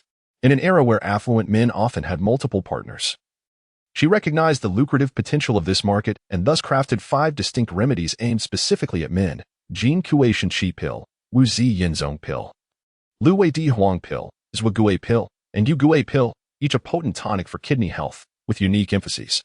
She meticulously penned descriptions for each remedy and packaged them elegantly in boxes alongside the vials. The box, crafted from wood, boasted an exquisite packaging adorned with an illustration of a majestic and formidable man. Everything was self-evident. Once her esteemed reputation as a miraculous healer spread, the remedies she concocted would undoubtedly fetch a handsome price. On the 28th of April, Yu Yuanzheng instructed Chunlei to display the 10 vials of medicine at the Shiri Hall. However, upon Chunlei's arrival outside the Shiri Hall, he discovered several individuals within the shop, persistently entangling Lin Hao. Chapter 38. A lucrative venture. Chunlei swiftly assessed the situation, refraining from entering immediately. Instead, he procured some clothing to transform himself into the image of a wealthy lady and discreetly entered through the back door. He chose to remain concealed for the moment, keen to ascertain the nature of their conversation. I say, old man, when will your master be here? Our esteemed household is quite eager to invite the miraculous healer to our residence, offering a consultation fee of 1,000 taels. Do you comprehend the significance of 1,000 taels? It could sustain you for a lifetime, called out a young servant. Uncle, our old lady's ailment cannot afford to wait. Our household is willing to pay 2,000 taels, imploring the healer to visit us first, chimed in another man. None of you should dare to vie with us from the princess's residence. Old man, if you do not disclose when your master will arrive, I shall not hesitate to smash your shop to pieces, boasted a particularly arrogant voice. Ladies and gentlemen, it is not that I am unwilling to provide a response. I genuinely do not know when my master will arrive. I was merely purchased and assigned to guard this shop. Even if you were to kill me, I could not provide you with an answer, Lin Hao lamented, resigned to his fate. He plopped down onto the ground, resorting to a display of obstinacy. The reputation of the miraculous healer, now associated with the image of a wealthy lady, had already begun to circulate. These individuals were all gathered to solicit the healer's services, some exhibiting rather audacious attitudes. Those who lack respect for others are to be swiftly eliminated. Chunlei, adorned with a mask, entered the shop from the backyard with an air of inscrutable profundity, silencing everyone present in an instant. Are you the divine physician? A haughty servant inquired. Chunlei remained silent, instead choosing to assist Lin Hao, who had fallen to the ground. Master, these individuals have come seeking medical aid. Upon recognizing a familiar face, Lin Hao felt a surge of reassurance. Seeking medical aid? Is this the attitude one adopts? Chunlei cast a cold glance over the assembly, instilling a palpable chill in the air, as if time itself had momentarily ceased. Clad in an ink-black robe with a silver mask obscuring his features, his eyes alone conveyed an unmistakable intensity. The fluttering of his garments exuded an ethereal grace, yet the unmistakable fury emanating from him rendered others hesitant to provoke his ire. This young master has 5 stipulations for providing treatment. I shall not attend to those lacking sincerity. I shall not treat those whose lives are not in peril. I shall not aid those with whom destiny has not conspired. I shall not honor those who breach their promises. I shall not assist those devoid of goodwill. Each word resonated with clarity and conviction, striking the hearts of all present like the tolling of a bell, particularly affecting the arrogant seeker of aid, whose countenance turned ashen, beads of sweat forming on his brow. Old Lin, who was the most disrespectful among them, Chunlei demanded with authority. Lin Haod, displaying utmost honesty, pointed out one individual. Without a moment's hesitation, Chunlei stepped forward, grasped the collar of the offending party, and unceremoniously hurled him out. This action startled the others, who had not anticipated that the divine physician possessed martial prowess. No one dared to act defiantly any longer. They stood obediently against the wall, subdued. Old Lin, here are 10 bottles of pills crafted by this young master. Place them on display, each priced at 100 taels of silver. No credit will be extended. Chunlei commanded coldly. Initially, the eldest young mistress suggested a price of 10 taels per bottle, but in his anger, he multiplied it tenfold. The young mistress and 2 young ladies toiled for several nights to produce these, and a lesser sum would not suffice. Understood, my lord. Lin Haod promptly accepted, arranging them on the counter. In such a large establishment, only 10 small bottles were displayed. Truly, no one could rival this business endeavor. Shortly, this young master will send 2 individuals to assist you. Should anyone exhibit a lack of discernment, expel them without hesitation. Chunlei cast another glance at the gathering of those seeking medical attention. The consultation fee for this esteemed physician begins at 10,000 taels of silver, covering only the medical service, not the outcome. Currently, he attends to patients once every 10 days, and it is not a matter of simply being summoned. Chunlei reiterated his terms, adopting an attitude of indifference, for he was not in want of money. He then turned and departed. His enigmatic silhouette instilled a sense of dread. As soon as Chunlei left, those individuals immediately surrounded the counter, each snatching a bottle of the freshly displayed medicine.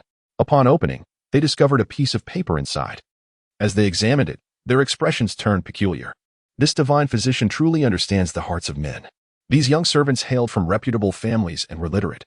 Hence they grasped the efficacy of the medicines at a glance. Yet, at 100 taels of silver, they hesitated to act rashly. That very day, all 10 bottles under Lin Haod's watch sold out. Chunlei instructed Chasing Wind and Pursuing Moon to remain at the shop, ensuring no disturbances arose. By evening, Yu Yuanzheng received the payment for the 10 bottles of medicine, staring foolishly at the 10 identical silver notes in her hand.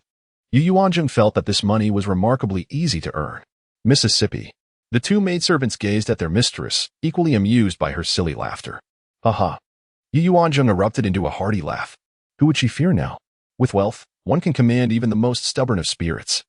Having lost her status as the heir's consort of the royal residence, what of it? With the power of money, she could still lead a comfortable life within the palace. Isn't a household merely composed of its master and servants? Where there are people, there exists a world of intrigue. It is human nature to desire wealth. Ziyue. This is for you, Jianghua. This one is for you. Henceforth, in the manner, you may dispense favors to those you deem suitable, and gather insights about the past and the intricate relationships within the estate. Yu Yuanzheng generously handed each of them a note. Miss, this is too much, Jianghua said, feeling somewhat shy to accept it. 100 taels, it was more than their combined allowance for several years. With money in hand, one's heart is at ease. In the future, as I earn, you shall share in it, and any surplus can be saved as dowries. Thank you, miss. The 2 maidservants joyfully accepted the notes. Having worked alongside their mistress to concoct pills in recent days, they were pleasantly surprised by the bountiful outcome, their admiration for her reaching new heights. Yu Yuanzheng then took 5 more notes to give to Chunlei, instructing him to distribute them among 10 brothers. Chunlei, without pretense, accepted the task. Subsequently, upon encountering Yu Yuanzheng, each guard's first words were, "Thank you, young mistress." Previously, while serving the prince, they had not enjoyed such privileges, and now they all wore smiles that belied their covert origins. Having tasted the sweetness of fortune, Yu Yuanzheng began crafting more pills that very evening. Within just 3 days, 5 different types of pills were produced. The 2 maidservants had mastered the recipes for 10 varieties. She then dispatched them to the dowry courtyard to instruct the Lu couple. For 3 consecutive days, the 2 maidservants ventured out to impart knowledge. It wasn't until Lu Mingde and Lu Wanshi had mastered their lessons that they ceased their outings. Spring Thunder abruptly raised the consultation fee to 10,000 taels of silver, and in the ensuing days, Lin Haod received no further requests for consultations. Such an exorbitant fee would undoubtedly deter most families from seeking assistance. On a particular morning, Yu Yuanzheng paid her respects to the princess and partook in a meal at the main courtyard, yet today, there was again no saffron. This absence had become a conundrum for Yu Yuanzheng. She never visited the 2 elder matriarchs or concubine Luo to pay her respects. and she had even inquired with the princess about any implications of this. The princess had granted her an exemption, stating that it sufficed for her to pay her respects only to her. Having just finished breakfast, the ladies of the Wang residence arrived once more. Chapter 39. The princess takes the initiative in arranging a betrothal for the two elder matriarchs. The princess called out in a tone that was neither warm nor cold. Tomorrow marks the day for Zifeng's betrothal. We ought to discuss the arrangements. The second madam smiled as she clarified her intentions. Having acquired 1,000 taels of silver, she had been busily occupied these past few days, yet her spirits were elevated. As for Zifeng's betrothal, it is your duty as his mother to oversee the arrangements. What is there to discuss? The princess, perplexed, inquired. Though we of the second household are indeed part of the Rong Wang residence, we are but the second branch. If you and the heir's wife were to personally attend to the betrothal, I believe the Ning and Marquis' residence would be more amenable, and it would reflect our Rong Wang residence's earnestness regarding this union, the second madam said, flattering her. Wang Sa, you must lend your support in this matter. Zifeng has grown under your watchful eye, and his standing in the Marquis' residence is a reflection of our Wang family's prestige as well. The second madam rarely addressed her as Wang Sa. This was a calculated move to foster intimacy, revealing her lack of shame as she began to plead. Princess, it is imperative that you take the lead in this affair. In the future, the Ning and Marquis and our Wang residence shall be regarded as in-laws. This relationship must be carefully nurtured. The third prince is now 17 years of age. Our Wang residence serves as his maternal family and will be his support henceforth. As his maternal aunt, you cannot turn a blind eye to this matter. We must uphold these connections for him. The two elderly matriarchs firmly insisted. Matriarch, you must choose your words wisely, discerning what should and should not be said. Our Rong Wang residence is of royal lineage, solely concerned with the welfare of the Great Wei people, loyal only to the Great Wei and the emperor, and abstaining from other affairs. Upon hearing this, the princess's expression turned frosty. Very well, let us not speak of the third prince. Regarding Zifeng's marriage, as his elder aunt, you must ensure he holds his head high before his future wife. The Ning and Marquis has agreed to this union primarily due to our Wang residence. The matriarch realized she had misspoken and refrained from further mention of the third prince. However, she understood why the Ning and Marquis would wish to marry their legitimate third daughter to her grandson. Mother, let us assist second aunt. Once Miss Yusen joins us, it would benefit our sisterly relationship. Eldest sister-in-law, do you not agree? Yu Chaoyang also encouraged this notion, pulling Yu Yuanzheng into the conversation. Miss Yusen refers to the esteemed Yu Yuding, whom the Ning and Marquis intends to wed into the Rong Wang residence. Yu Yuanzheng felt inclined to roll her eyes. Why must she be involved in placating others? Was this Miss Sen truly of such significance? Did Yu Chaoyang wish to curry favor in advance? Considering this possibility, Yu Yuanzheng began to contemplate. Mother, what if I accompany you? She suggested tentatively. Given that the second branch had broached this matter, it seemed likely that the princess would find it difficult to decline. If the princess does not attend, the second household will undoubtedly seek to issue orders to the prince. As the families remain united, the princess, as the head matron, would undoubtedly hold more dignity in negotiations than the second madam. The prince, as the master of the royal residence, would surely insist on the princess's involvement, prioritizing the welfare of the entire household.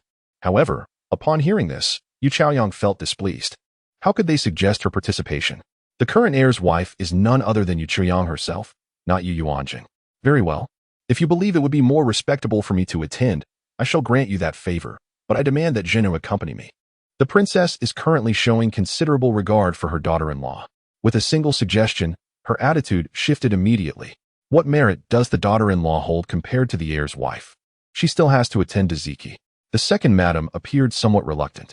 It was decided that the heir's wife would attend. The elder madam issued a direct command. Then let the heir's wife go alone. The princess's expression grew cold once more, though she did not make things difficult for Yu Chaoyang. The thought of her actions left an undeniable impression. For these past days, they had merely maintained a facade of civility. As both an elder and the matriarch, it was unthinkable for her to clash with a junior. However, that did not mean she bore no grievances. The elder madam and the second madam, seeing the princess's firmness, dared not voice further objections. The princess's presence would undoubtedly be more advantageous than the heir's wife's. Thus, it was settled that the princess and Ziqi's wife would attend. The second madam conceded. Yu Chaoyang cast a resentful glance at Yu Yuanzheng. realizing that such a golden opportunity had been snatched from her grasp. In her previous life, Miss Yusan had entered the household, garnering much affection from the elder madam, and had fostered a close relationship with the then heir's wife, Princess Nanhua. Subsequently, at various banquets, the two sisters-in-law exhibited remarkable synergy, thriving within the circle of ladies. Now she is the crown princess, and naturally, she desires to have such an aide. It is well known that the position of crown princess in the Rongwang residence is fraught with enmity, should she have a companion. Her attendance at various public gatherings would not be disadvantageous. The crown princess would accompany as well. The elder matriarch disregarded the second matriarch's hint and insisted that Yu Chaoyang also attend. The princess glanced at Yu Chaoyang, who looked back at her with earnest anticipation. "Mother, please allow your daughter-in-law to accompany you," Yu Chaoyang implored pitifully. "If you wish to go, then go. Just refrain from speaking indiscreetly," the princess consented with a nod. The engagement primarily depends on her rather than the crown princess. She is merely there to accompany. The elder matriarch and her companions fulfilled their purpose and took their leave. The next day, on the 4th day of the 5th month, Yu Yuanzheng brought only her maid Ziyue to the main courtyard, awaiting the princess to accompany her to the Ning'an Marquis residence. Jianghua had already left the residence to instruct others in pill-making. She felt that having merely 2 maids was somewhat insufficient. She would need to ask Mama Yi to find 2 diligent and loyal maids among the coarse laborers in the courtyard. The second house prepared 28 sets of betrothal gifts, which is quite commendable considering the status of Shangguan Ziqi. Previously, when the royal residents visited the Yong'an residence to arrange a betrothal for the crown prince, they only brought 36 sets. As the time arrived, the princess instructed the guards and attendants of the royal residence to carry the betrothal gifts to the Ning'an Marquis residence, situated within the same area. The Marquis's household had already dispatched personnel to await at the entrance. Upon hearing of the princess's arrival, the elder lady of the Marquis's household and the principal lady personally came out to greet her. "We pay our respects to the Princess of Rome." They began to kneel in reverence, but were stopped by the princess. "Elder madam, there is no need for such formality. From this day forth, our 2 families shall be in-laws. We cannot afford to be so distant. It is indeed a moment of great honor for the princess to visit in person." The old lady Ho smiled as she took the princess's hand and led her inside. They settled in the main hall of the residence. The younger generation greeted the old lady Ho and Lady Ho properly, while Yu Yuanzheng and Yu Chaoyang approached with decorum. How wonderful! The princess's 2 daughters-in-law are both such striking beauties. The old lady Ho, wise from her years, was well aware of the happenings within the royal household and chose not to overly praise the daughter-in-law of the heir, but instead commended both equally. "Come now. I may not have much to offer, but on this first meeting, allow me to present you with a small token." The old lady Ho received 2 boxes from a maid and handed them to the 2 ladies. However, Yu Chaoyang discreetly opened one to take a glance. Such a small gesture did not go unnoticed by others, revealing the disparity in their manners. Chapter 40. The Rescue at the Ho Residence Princess. "How is the eldest son faring?" The old lady Ho inquired about the condition of Shangguan Ziqi. "Everything is as usual," the princess replied, her smile dimming slightly, yet devoid of sorrow. The eldest daughter-in-law, clearly a well-educated and sensible individual, would surely provide ample care for the eldest son, easing your worries considerably. Indeed, Yuanzheng is a fine girl. Ever since she entered the family, she has taken excellent care of Guanziki. Congratulations to the princess on having found such a wonderful daughter-in-law. "Thank you, old lady Ho. And what of the third miss?" "I shall summon her to pay her respects to the princess at once." A maid immediately exited and soon returned with a radiant young lady. Dressed in a delicate pink gown, she appeared even more enchanting, her oval face, cherry-like lips, and sparkling eyes captivating all who beheld her. What a splendid blossom! Yu Ying respectfully greets the princess and the young lady, and acknowledges the eldest madam. Yu Ying carries a hint of shyness, despite being a year older than Yu Yuanzheng. Frankly speaking, Yu Yuanzheng feels that her marriage to Shangguan Ziqi is somewhat disadvantageous. However, in this era, marriage is dictated by parental consent. "Ah, good child, come here," the princess beckons her, presenting a token of their first meeting. "Yuanzheng, Chaoyang, why don't you accompany the third miss for a stroll while we adults discuss matters?" The princess sends her 2 daughters-in-law away, for such engagements are indeed matters for grown-ups, and the 2 young ladies merely serve as embellishments. The trio departs from the main hall. "Young lady, madam, shall we meander through the garden?" Yu Ying cordially invites. The weather is neither too hot nor too cold, perfectly suited for a leisurely outing in the garden. Upon arriving at the Marquis's estate, it is early May. The blossoms have yet to fade, and butterflies and bees flit about merrily. The Ning'an Marquis boasts a long history of nobility, with deep-rooted heritage. The residence is spacious, a grand estate, and the garden is equally expansive. The three ladies stroll along a shaded pathway. Miss Yu, what do you usually entertain yourself with at home? Yu Chaoyang initiates the conversation, eager to foster a good rapport with Yuing. Not much, really. I enjoy painting, reading, and occasionally embroidering, Yuing replies. Having two elder sisters, her family did not place much emphasis on her being a distinguished young lady, allowing her upbringing to be rather carefree. It was only after her mother bore her fourth child that a son was finally born. This information was relayed to Yu Yuanzheng by Grandma Yi yesterday. Miss Yu, do you also practice embroidery? Yu Yuanzheng inquires with a smile. Indeed, I find immense satisfaction in the creations I embroider. I once crafted a headband for my grandmother, who praised my skill and cherished it dearly. At the mention of this, a rosy hue crept upon Yu Yuanzheng's cheeks. Conversely, Yu Chaoyang felt a pang of frustration, unable to interject as the conversation veered towards embroidery. I have perused a couple of storybooks, yet my mother forbade me from reading them, deeming such material harmful. She insists that in reality, there are not numerous noble young ladies enamored with impoverished scholars. Rather, those tales are penned by destitute scholars who cannot wed noble ladies, thus crafting salacious narratives that lead to their ruin. Miss Yu's assertion rings true.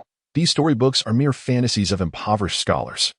One must remain grounded in reality and not covet what does not belong to them. Yu Yuanzheng's words carried an underlying meaning. Indeed, the words of the young lady of the family resonate with my own beliefs. Yu Yuanzheng regarded Yu Yuanzheng's discourse as profound, enhancing her favorable impression of her. In stark contrast, Yu Chaoyang seemed to inhabit a different realm altogether. Suddenly, a commotion erupted. The fourth young master had fallen into the water. Just then, a startled exclamation interrupted the trio's conversation. What? Upon hearing that it was the fourth young master, Yu Yuanzheng was seized with fear and dashed towards the source of the sound.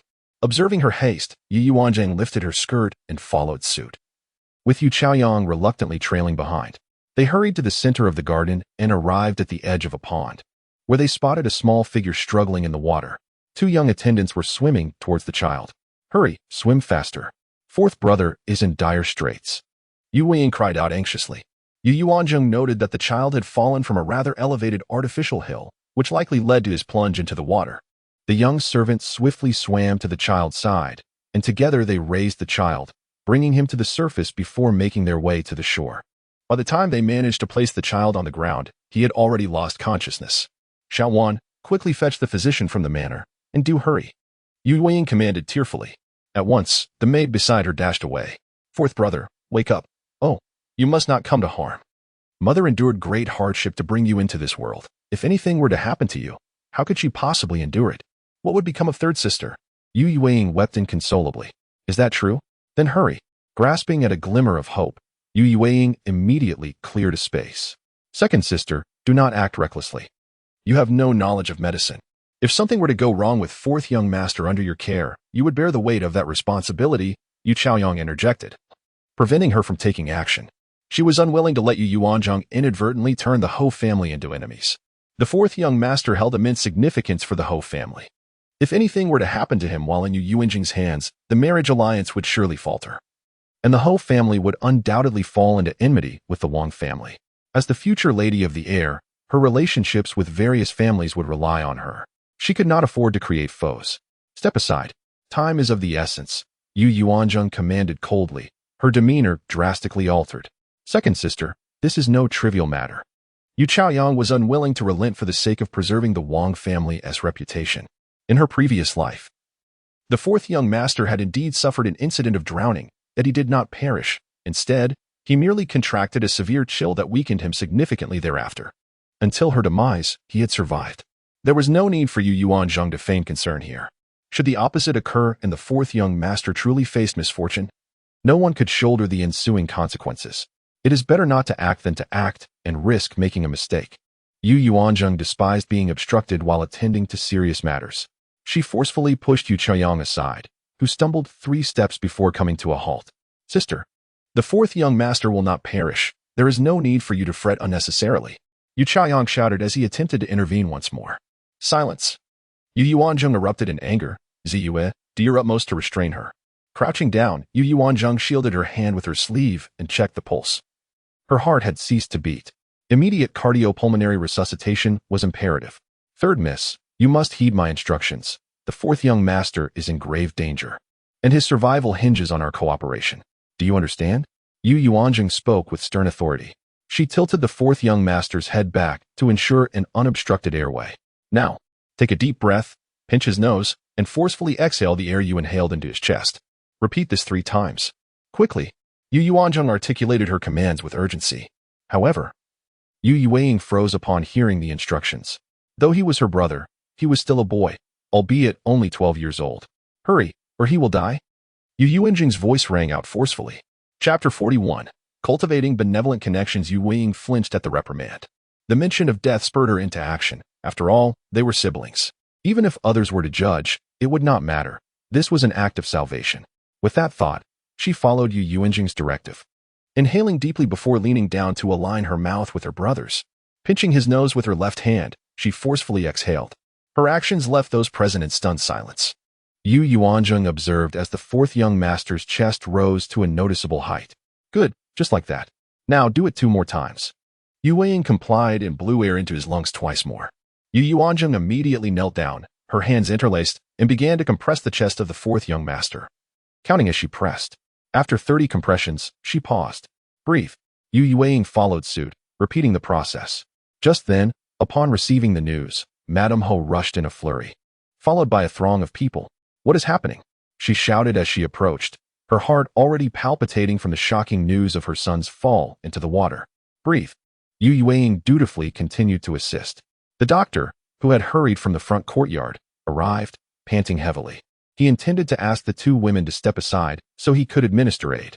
At that moment, the fourth young master suddenly coughed.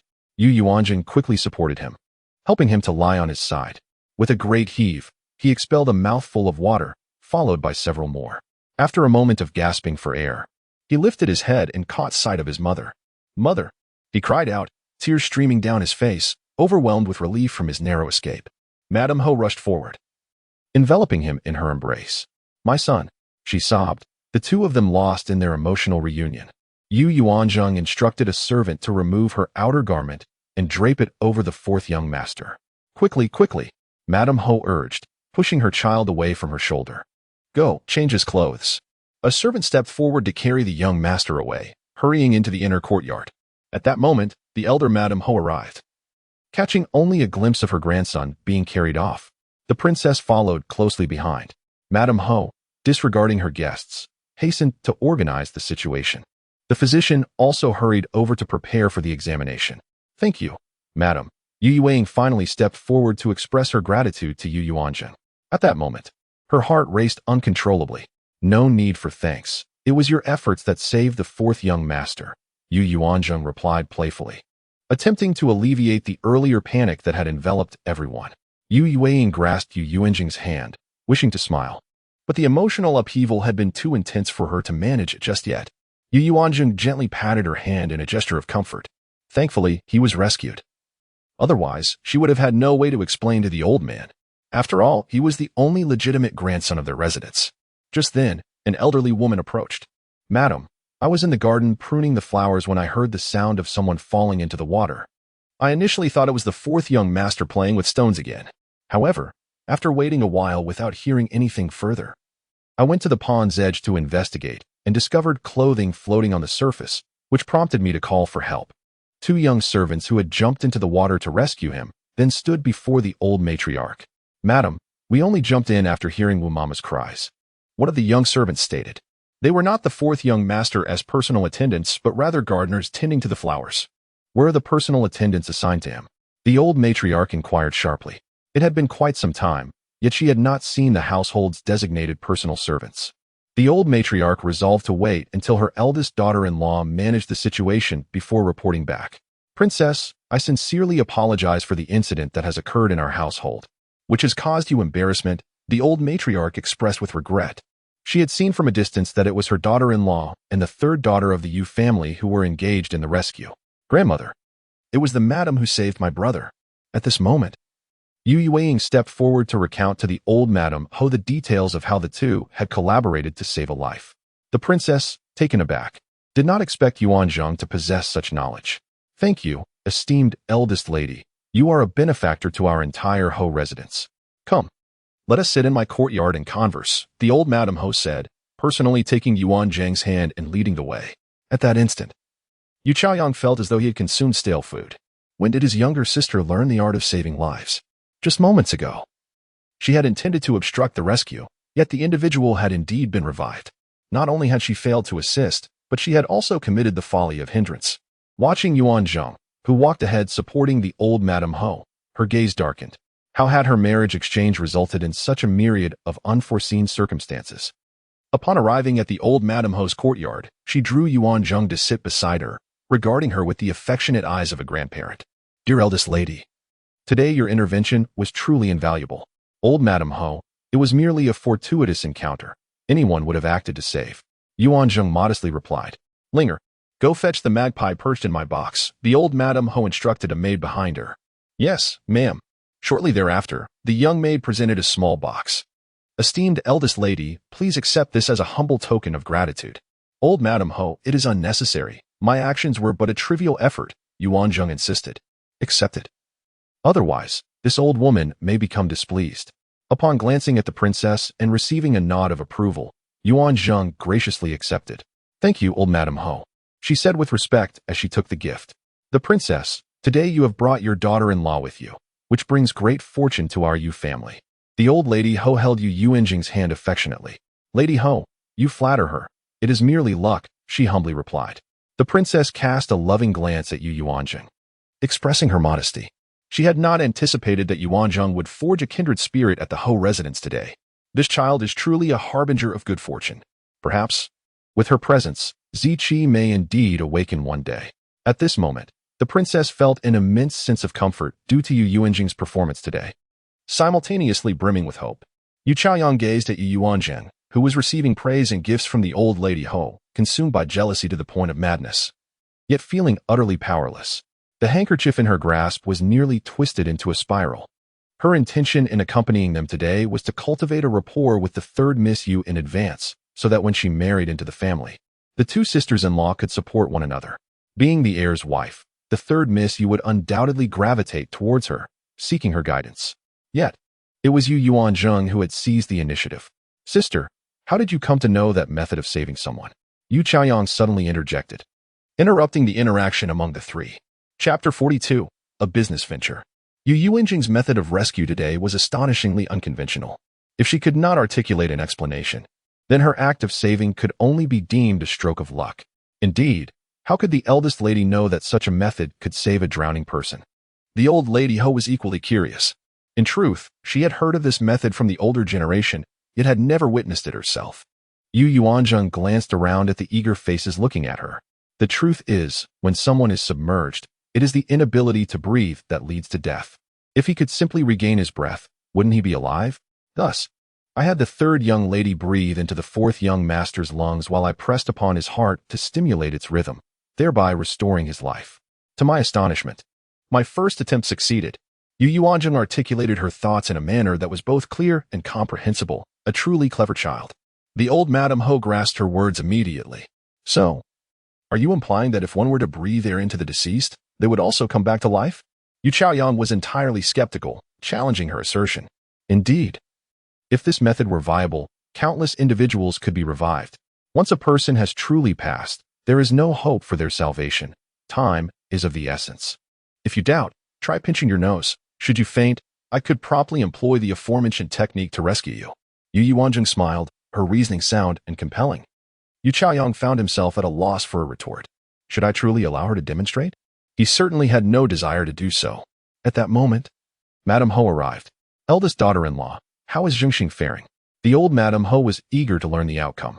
Had it not been for the presence of important guests, she would have rushed to see her grandson.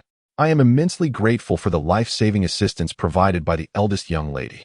Madame Ho expressed her heartfelt gratitude to Yu Yuanzheng with utmost sincerity. Madame Ho, it was merely happenstance. Have you determined why Zhengxing fell into the water? Where was the attendant who should have been by his side? The old Madame Ho began to inquire about the circumstances. Alas, that boy is exceedingly mischievous. He is disinclined to study and even resorted to drugging his teacher. He slipped a sedative into the teacher's tea, and now the instructor remains in the study, still unconscious. Subsequently, that boy stealthily escaped through the back window to frolic in the garden. 2 young attendants remained stationed outside the study, utterly oblivious to the unfolding events. He ascended the highest point of the artificial hill by the pond, intending to climb a nearby tree to escape over the courtyard wall, but slipped and fell into the water. The matron, Madame Ho, was incensed upon recounting the incident, had it not been for the timely intervention of the eldest daughter-in-law of the Wang family, employing an unusual method to rescue him. Her son might have met a dire fate. She had endured the birth of 3 daughters before finally welcoming a son, cherishing him as one would a precious gem. This indulgence had rendered him unruly and uncontrollable. Compared to his 2 half-brothers, he exhibited none of their restraint. Alas, it was imperative to curtail such pampering. For issues would inevitably arise, she resolved to entrust his upbringing to his father, insisting that neither she nor anyone else should interfere. Madame Ho recognized the gravity of the situation. Indeed, her daughter-in-law had erred. Following this episode, the Ho family insisted that the Wang matriarch and her daughter-in-law remain for lunch. At the dining table, Yu Yuanzheng devoted her attention to Yu Yuanzheng, neglecting to serve herself. Their bond resembled that of sisters. Leaving Yu Chaoyang bewildered as he consumed his meal, unaware of what had passed his lips. The negotiations regarding the betrothal proceeded smoothly, bypassing the customary waiting period to establish the wedding date. Considering the sweltering heat of summer and the discomfort it would cause the bride in her wedding attire, they settled on the 8th day of the 8th month, a date universally acknowledged as auspicious, requiring no further consultation for its fortune. Upon returning to the Wang residence, it was already late afternoon. The 2 elder matriarchs awaited with bated breath, their anxiety mounting over whether the proceedings had encountered difficulties or if the Ho family deemed the betrothal gifts inadequate. The elder matriarch's gaze toward Yu Yuanzheng took on a cryptic quality. Upon returning to the Chess Elegance Academy, Yu Yuanzheng changed her attire and sat beside the bed to recount the events of the day to Shangguan Ziqi. Unfortunately, at that moment, Shangguan Ziqi was fast asleep and heard nothing. "Miss, did young master Yu truly come back to life through your method today?" It was only now that Ziyue found the opportunity to voice her lingering doubts. Indeed, it is true. This technique is known as cardiopulmonary resuscitation. It is most effective in critical situations, though not everyone can be revived. It largely depends on fortune. "Oh, under what circumstances can it be applied?" Ziyue inquired. Her curiosity piqued. "Well, for instance, it is particularly suitable for someone who has drowned, or in cases of choking, such as a person who has hanged themselves if they have just ceased breathing. It is also applicable in instances of car accidents, where cardiac arrest occurs due to impact. Some patients, like those suffering from acute myocardial infarction, can benefit from it as well. However, there is a crucial prerequisite. It must be administered swiftly, right when the person has just stopped breathing. If too much time passes, the individual may succumb, and even divine intervention would be futile." "Ah, thank you, miss, for clarifying my doubts. However, mouth-to-mouth resuscitation seems rather improper." Ziyue hesitated to accept this notion. "Well, it ultimately depends on individual perspectives. Naturally, it is preferable for a man to save a man and a woman to save a woman, is it not? Indeed, to save a life. No one would dare to mock." At that moment, Chunlei arrived to seek out Yu Yuanzheng. The guards surrounding Yu Yuanzheng were all exceptionally skilled, ensuring that no outsiders were permitted to witness their presence at the Chess Elegance Academy, a fact that pleased Yu Yuanzheng immensely. "Young mistress, today Lin Hao received a visitor seeking medical assistance who was willing to offer 10,000 taels of silver," Chunlei reported. "Oh, who might that be?" Yu Yuanzheng inquired with curiosity. "The residence of Princess Huaining." "What affliction?" "I am unaware. To my knowledge, there are no patients in dire peril at the princess's household. That is indeed peculiar. Nevertheless, considering the sum of 10,000 taels of silver, I shall make an appearance for a consultation." Yu Yuanzheng has become quite enamored with wealth. The 10,000 taels bestowed by the prince do not feel genuinely earned. It is only through one's own labor that money feels substantial. However, the other party has made a request. Chunlei hesitated, for this request was rather challenging to fulfill. "What request?" Yu Yuanzheng inquired with curiosity. "The request is for the divine physician to visit at night," Chunlei relayed, stating that the matter ultimately rests upon the decision of the eldest lady of the household. At night?" Yu Yuanzheng found herself somewhat troubled by this demand. Moreover, it was unthinkable for her to stay out overnight, as her husband lay abed. This would be a perilous leverage against her. This matter is rather difficult to navigate. After some contemplation, Yu Yuanzheng resolved her stance. Chunlei, upon hearing her decision, widened his eyes in astonishment. However, my lady, how can you possibly extricate yourself at night? The guards around the estate are formidable. It would be unwise to attempt such a thing. His words were laced with concern and confusion, clearly struggling to comprehend Yu Yuanzheng's resolution. Chapter 43, Midnight Consultation. Fear not, simply have a few of you discreetly escort me out of the estate, allowing Ziyue to hold the fort in my absence. Generally, there are not many visitors at this late hour. Yet, Chunlei remained apprehensive. After all, the eldest lady is a married woman and one of the royal household at that. There is no room for hesitation. Now ensure that the brothers tread carefully and determine the best route for departure this evening, one that remains inconspicuous, commanded Yu Yuanzheng. She was not a true lady of ancient nobility. Bound by the constraints of the 3 obediences and 4 virtues, such notions were foreign to her. Unable to defy her orders, Chunlei complied. As night deepened into silence, 2 shadowy figures leaped from the back wall of Chiya courtyard. They caught another shadow descending from above, then stealthily navigated to the westernmost corner of the Wangfu garden. The duo scaled the wall once more, dropping a rope, which the shadow below seized and was subsequently pulled up. Thus, they scaled the towering 7-foot wall of the royal residence. The 3 figures ventured a mile before arriving at a waiting carriage. Please, step inside, madam, the eldest lady urged. The autumn breeze lifted the carriage curtain. Without uttering a word, Yu Yuanzheng entered the carriage. 6 guards, shrouded in secrecy, protected the vehicle as they stealthily made their way towards the residence of the Grand Prince. To avoid encounters with patrolling guards, the 6 had meticulously planned their route, arriving just as the clock struck midnight at the back entrance of Princess Huaning's estate. An elderly matron awaited their arrival, lantern in hand. Has divine physician arrived? She inquired. Indeed, replied Dongling, stepping forward with a respectful gesture. The matron glanced at Dongling, then surveyed the others. To her surprise, the divine physician had brought 6 guards along.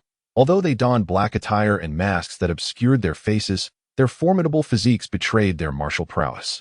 With a mere glance, the matron understood the necessity for diligence. Chunlei approached, lifting the carriage curtain to assist Yu Yuanzheng in disembarking. The matron observed a shorter figure emerging from the carriage, cloaked in a full black mask, revealing only the eyes of the individual. The old servant has encountered the divine physician. Please follow me. The old matron spoke little, directly illuminating the path with her lantern as she led the way. The carriage halted at the rear entrance, leaving Zhu to keep watch. A few followed the old matron into a courtyard, the surroundings obscured by the night. The courtyard still glimmered with light. Esteemed physician, the patient is a woman. Might I request that several strong men wait outside the courtyard? The old matron paused to plead. You shall enter with me. Yu Yuanzheng's voice shifted to an androgynous tone, beckoning Chunlei to follow. The 2 accompanied the old matron into the courtyard, where a maid emerged to receive them, silently gesturing for them to enter. Upon stepping into the inner chamber, they beheld a modestly dressed middle-aged woman seated in the principal position, evidently awaiting their arrival. Your Highness, the divine physician has arrived. The old matron announced. I am Xin Yuan, honored to meet your Highness. Yu Yuanzheng bowed respectfully, with Chunlei mirroring the gesture. There's no need for such formalities. Princess Huaning scrutinized the 2 before her, stating, It is rather presumptuous of me to summon you at this late hour. May I inquire who the patient is? Yu Yuanzheng, wishing to expedite matters, inquired directly. She cannot be away from the palace for long. Venturing out at this hour entails considerable risk. Please, come with me to the inner chamber, the princess urged, personally guiding them further inside. Within, 3 women awaited. 2 appeared to be maids, while 1 sat at the table. Intriguingly veiled, Yu Yuanzheng immediately surmised that she must have suffered disfigurement. Divine physician, this is my eldest daughter, Xiangling. She endured facial injuries in an unfortunate accident during her childhood. Now 18, she remains unbetrothed. Upon hearing that a divine physician has arrived in the capital, even the ailments of Lord Jin could be remedied. Thus, I implore the esteemed physician to lend their healing hand to rescue my daughter, the princess long spoke, wiping her eyes. Mother, can he truly heal me? Hua Xiangling expressed her skepticism. In her childhood, her mother had secretly summoned countless doctors, yet none had succeeded in curing her. Bearing such a visage, even the favored daughter of heaven was cast into the dust. Each time her mother beheld her face, a deep sigh would escape her lips. With such a countenance, marriage seemed unattainable. No family would welcome a woman disfigured into their fold. As a county princess, it was inconceivable for her to wed a mere commoner. Let the divine physician give it a try. One must seize every opportunity, the princess long consoled. County princess, please unveil your veil, so that I may take a closer look. Yu Yuanzheng spoke softly. Be good, let the esteemed physician examine you, the princess long urged. After a moment of hesitation, Hua Xiangling gently removed her veil. Yu Yuanzheng beheld a face that was both celestial and diabolical, one side marred by severe pigmentation due to burns, while a small portion had begun to proliferate. A sudden glance upon such a visage might indeed frighten the faint-hearted. Yu Yuanzheng leaned in for a closer inspection. Fortunately, the proliferation was not excessively severe. The primary concern lay in the pronounced pigmentation, a mingling of red and white. The areas of excess could be surgically excised, followed by the application of scar ointment, posing no significant issue, though the pigmentation would prove more challenging to address. The crux of the matter resided in the removal of the years of accumulated pigment. After some contemplation, she devised a method and formula that could effectively diminish the scar's discoloration. Esteemed physician, what say you? Is there hope for a cure? The princess Long, noticing Yu Yuanzheng's prolonged silence, grew anxious. Nonetheless, any improvement would surely be preferable to the present state, albeit the county princess would have to endure some discomfort. I must meticulously excise the areas of hyperplasia from her skin, allowing it to regenerate anew. During this healing process, we will administer medication to prevent the recurrence of such protrusions. Additionally, I shall prepare a depigmenting ointment for her to apply consistently. After approximately 2 to 3 months, we should witness significant improvement. Upon hearing Yu Yuanzheng's words, both mother and daughter felt a surge of joy. We shall trouble the esteemed physician. Money is of no concern. Whatever medication is required is also not an issue, declared Princess Huining promptly. Over the years, no physician had ever provided such a promising treatment plan as Yu Yuanzheng did today. However, having not yet examined the patient, I was unaware of her condition and thus unprepared. I kindly request 5 days to gather the necessary supplies before your return. That is perfectly acceptable. We were indeed presumptuous, replied the princess, displaying no airs of nobility, a trait that greatly pleased Yu Yuanzheng. She harbored a deep aversion to encountering royal individuals who carried themselves with undue superiority. Esteemed physician, I implore you to keep this matter confidential. My daughter has been secluded in the countryside due to her disfigurement, and for many years, we have used her illness as a pretext to shield her from public view. Upon hearing this, Yu Yuanzheng grasped Princess Huining's intent. She wished to conceal her daughter's perceived ugliness from the world while simultaneously ensuring her protection. Rest assured, Your Highness, as a healer, we maintain strict confidentiality regarding our patient's privacy. Thank you, esteemed physician. Princess Huining expressed her satisfaction with Yu Yuanzheng's understanding. It was precisely the enigma surrounding the physician that had drawn her to seek assistance. An unknown healer, if they wished to navigate the capital's intricate society, would certainly avoid offending the royal family. No unforeseen circumstances had arisen. With a sense of tranquility, Yu Yuanzheng retired for the night. However, in the distance, a shadow stealthily approached the study in the outer courtyard. A gentle knock echoed as the figure whispered, Your Highness. Enter, came the reply. As the prince rose from his couch, displaying no signs of slumber, clearly having awaited this moment. Go fetch Chunlei for me, he commanded coldly. From the silhouette, it was evident to him who it was. Master? Chunlei exclaimed in surprise. The individual was none other than the prince's foremost shadow guard, Dark One, who also served as a mentor to the younger shadow guards. The prince wishes to see you, Dark One stated icily. The two made their way to the study.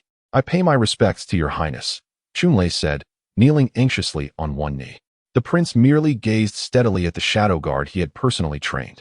Chunlei, sensing the silence, felt beads of sweat forming on his forehead. Could it be that the prince had learned of something? The unseen pressure rendered Chunlei too intimidated to rise. What were you doing with Ziqi's wife? The prince inquired, still not permitting him to stand. Upon hearing this, Chunlei realized the prince was aware of their activities that night.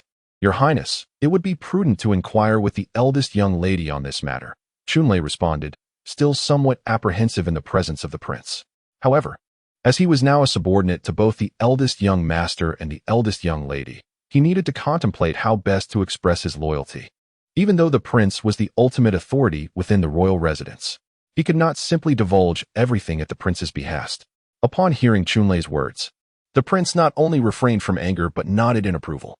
Such subordinates were indeed commendable, were he to reveal everything at the first inquiry. The shadow guard would have been rendered useless. Rise, the prince commanded, and Chunlei felt as if he had been granted a great reprieve. What is your opinion on Ziqi's wife?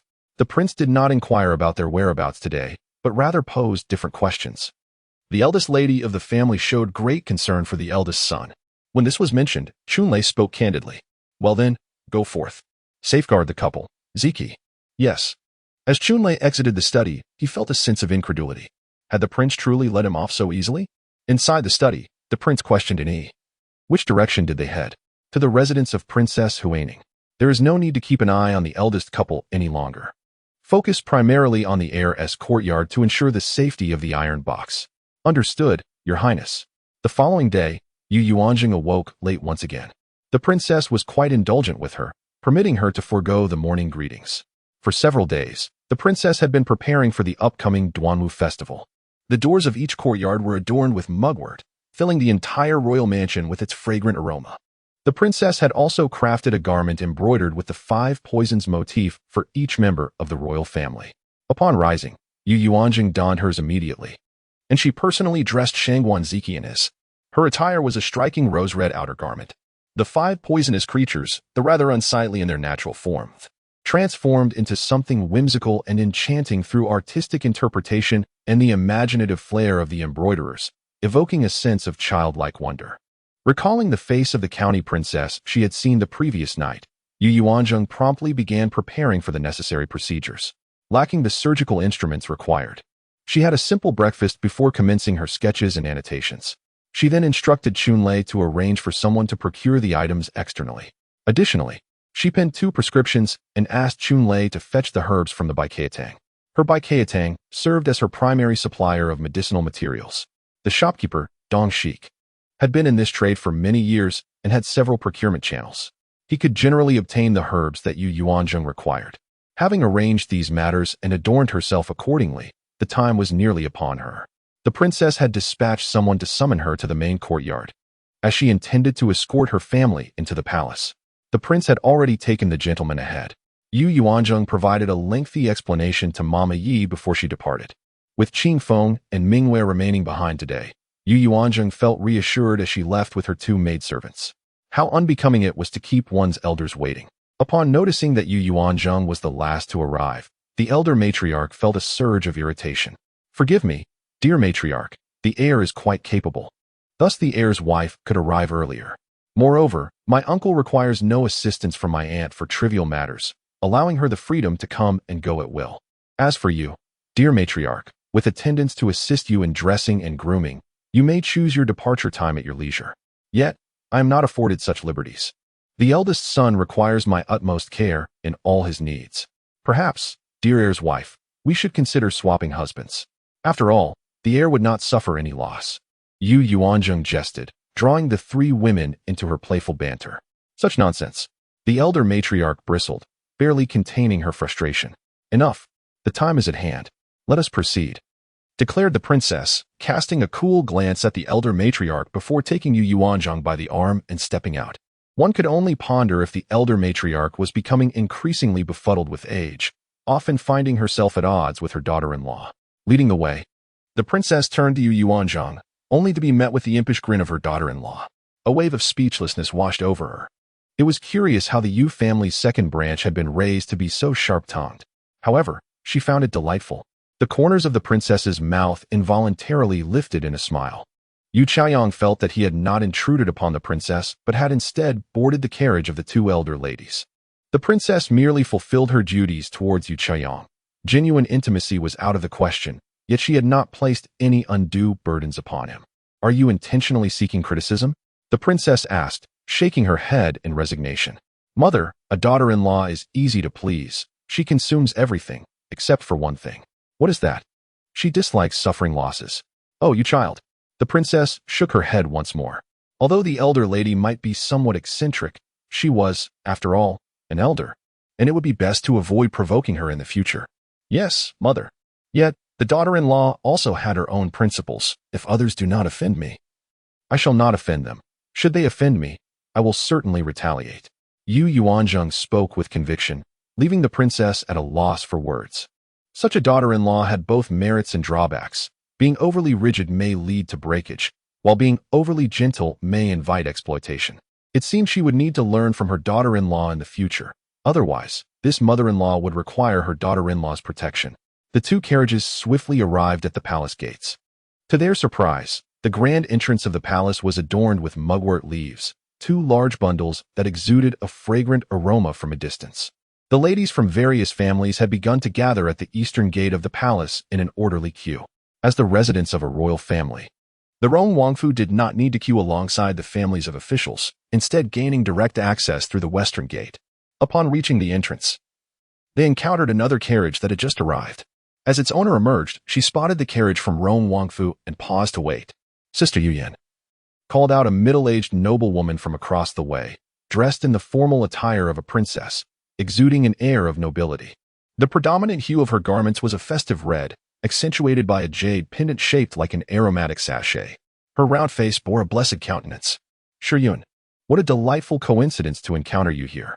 The princess is overjoyed to meet her dear friend from her maiden days.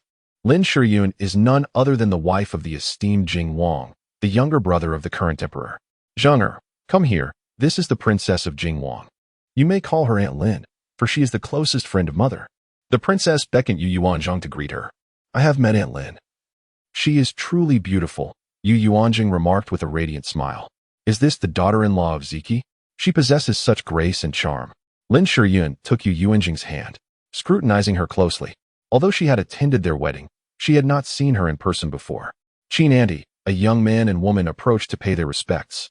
The esteemed Jinyu heir appeared even more striking, while Princess Lingxian blossomed into a vision of elegance. The princess praised both of her juniors in a single breath. In Yu Yuanzheng's eyes, this pair of siblings truly embodied the essence of beauty. The young man exuded undeniable charm, and the young woman radiated sweetness, both rare and exquisite. She acknowledged the Jingwang heir and Princess Lingxian with a warm smile. I have met the princess of Jingwang. The elder matriarch, accompanied by the second matriarch and Yu Chuyang, approached to pay their respects.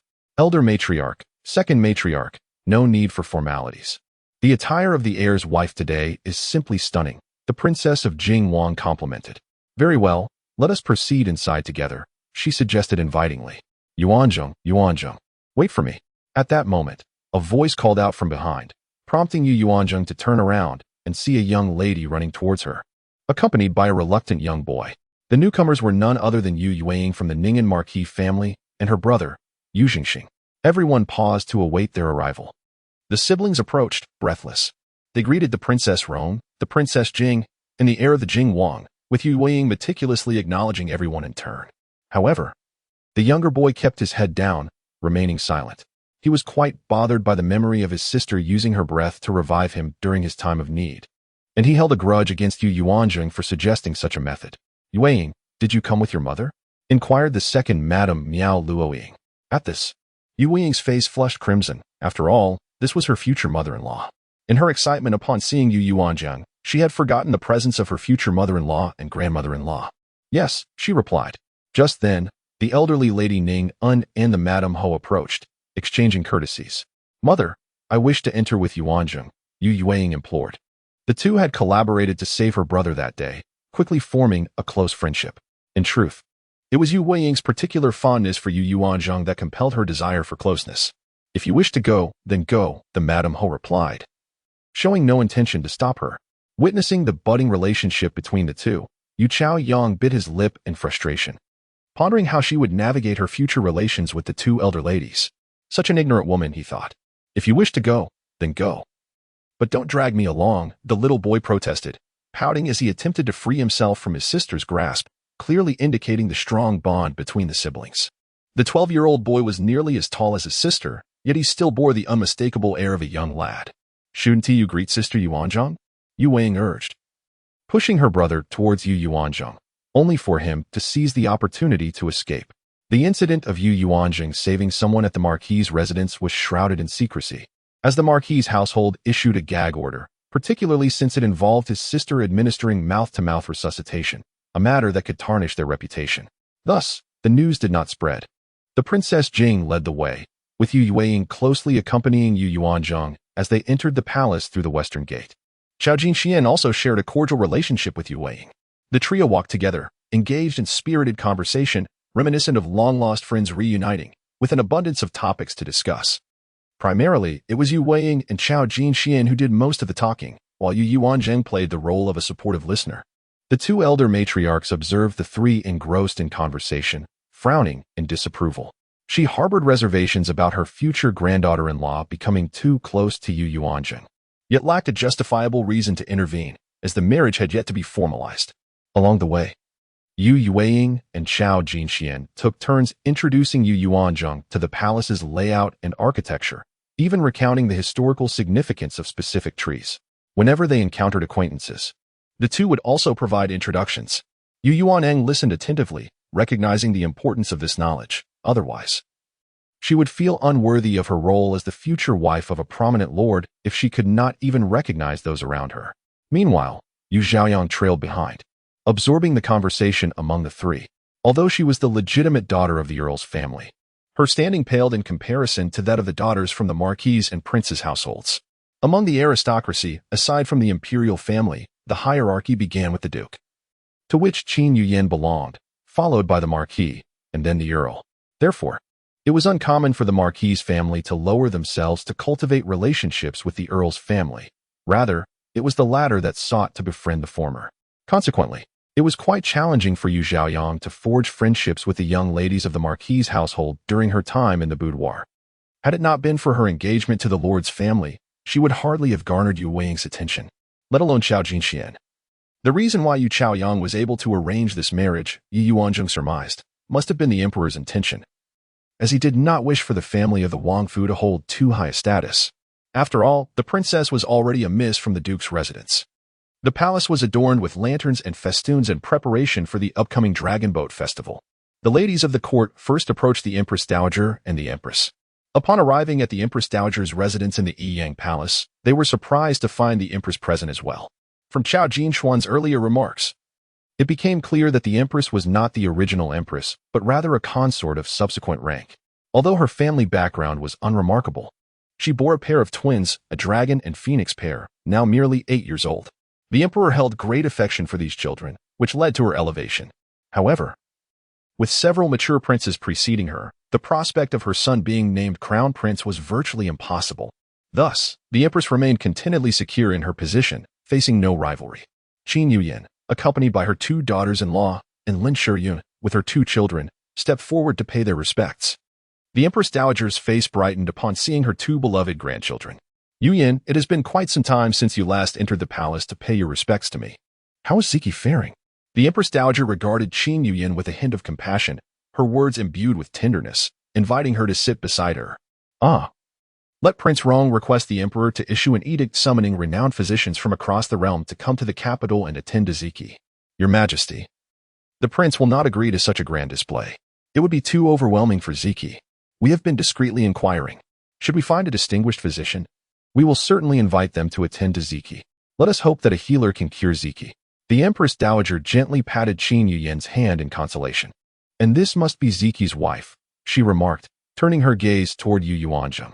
Upon hearing her name, Yu Yuanzheng stepped forward and bowed respectfully. She appeared familiar, and the Empress Dowager assured her, take good care of Ziqi, and the Wang residents shall not neglect you. The Empress Dowager removed a bracelet from her wrist and placed it in Yu Yuanzheng's hand. Thank you, Your Highness, Yu Yuanzheng replied, feeling somewhat overwhelmed by the honor, as no one else received such a gift. One after another, numerous noblewomen came to pay their respects to the Empress Dowager and the Empress. The younger girls and brides began to fidget restlessly.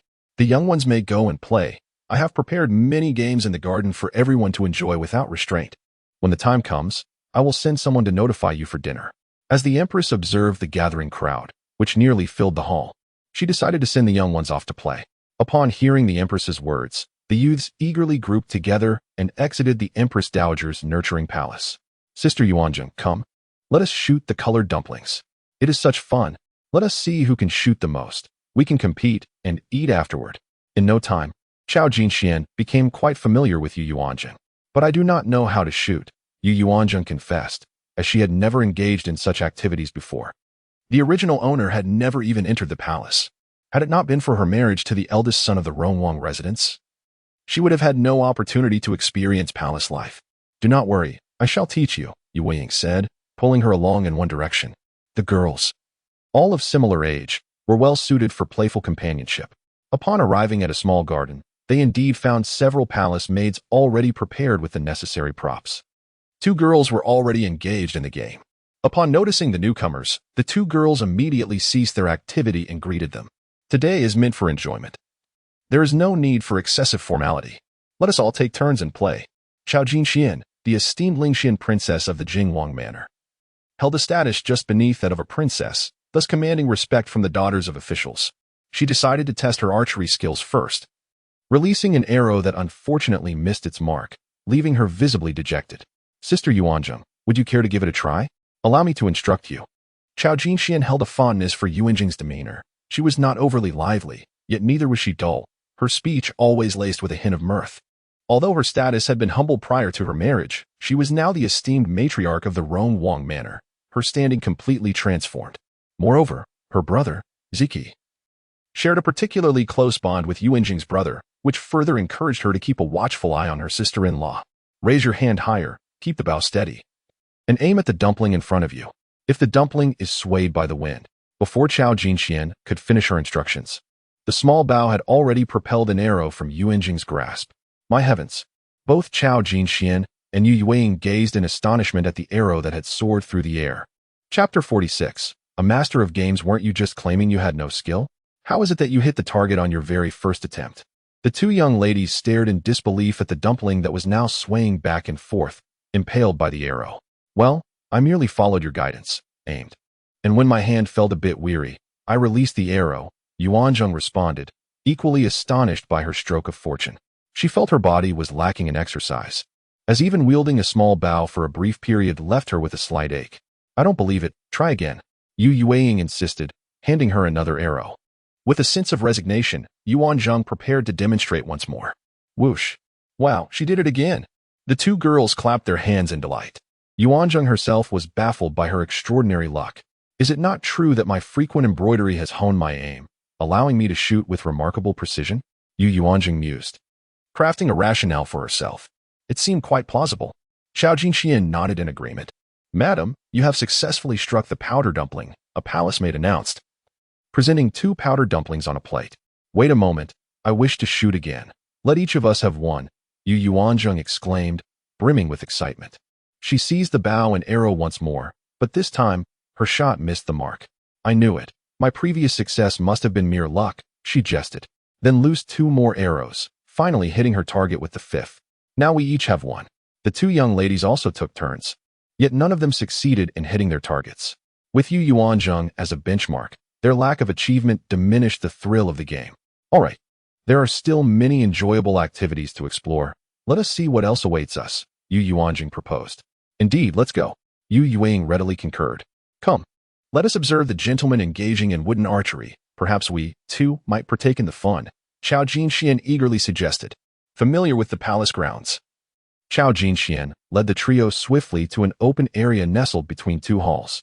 This space, situated between the front court and the inner palace, was predominantly occupied by men at play.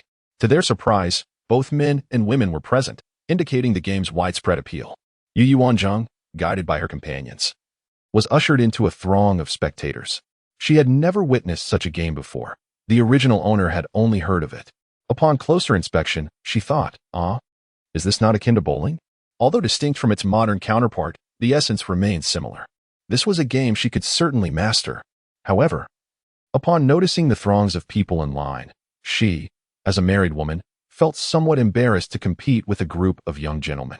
Dear brother, we wish to partake as well, Xiao Jinxian exclaimed as she pulled her newly made friend towards the front to cut in line before the crown prince Xiao Jinyu. Alas, Princess Lingxian, this is quite unfair, a gentleman behind them protested. He rubbed his nose, only to be nudged by another young man who remarked, Come now. Don't be so petty. You might find yourself with fewer suitors if you continue this way. Seizing the opportunity, Yu Yuanzheng gradually moved forward. There were merely 5 individuals ahead of her, each allowed 3 attempts. Hitting a red column would earn them a zongzi. Yu Yuanzheng observed a gentleman before her miss 3 consecutive throws without hitting a single target. His lack of skill suggested he had not practiced. Among the 3 young ladies, it was first Yu Weiying's turn. She crouched slightly, aimed, and threw the ball, but it veered off course. The attendant beside her promptly handed her another ball.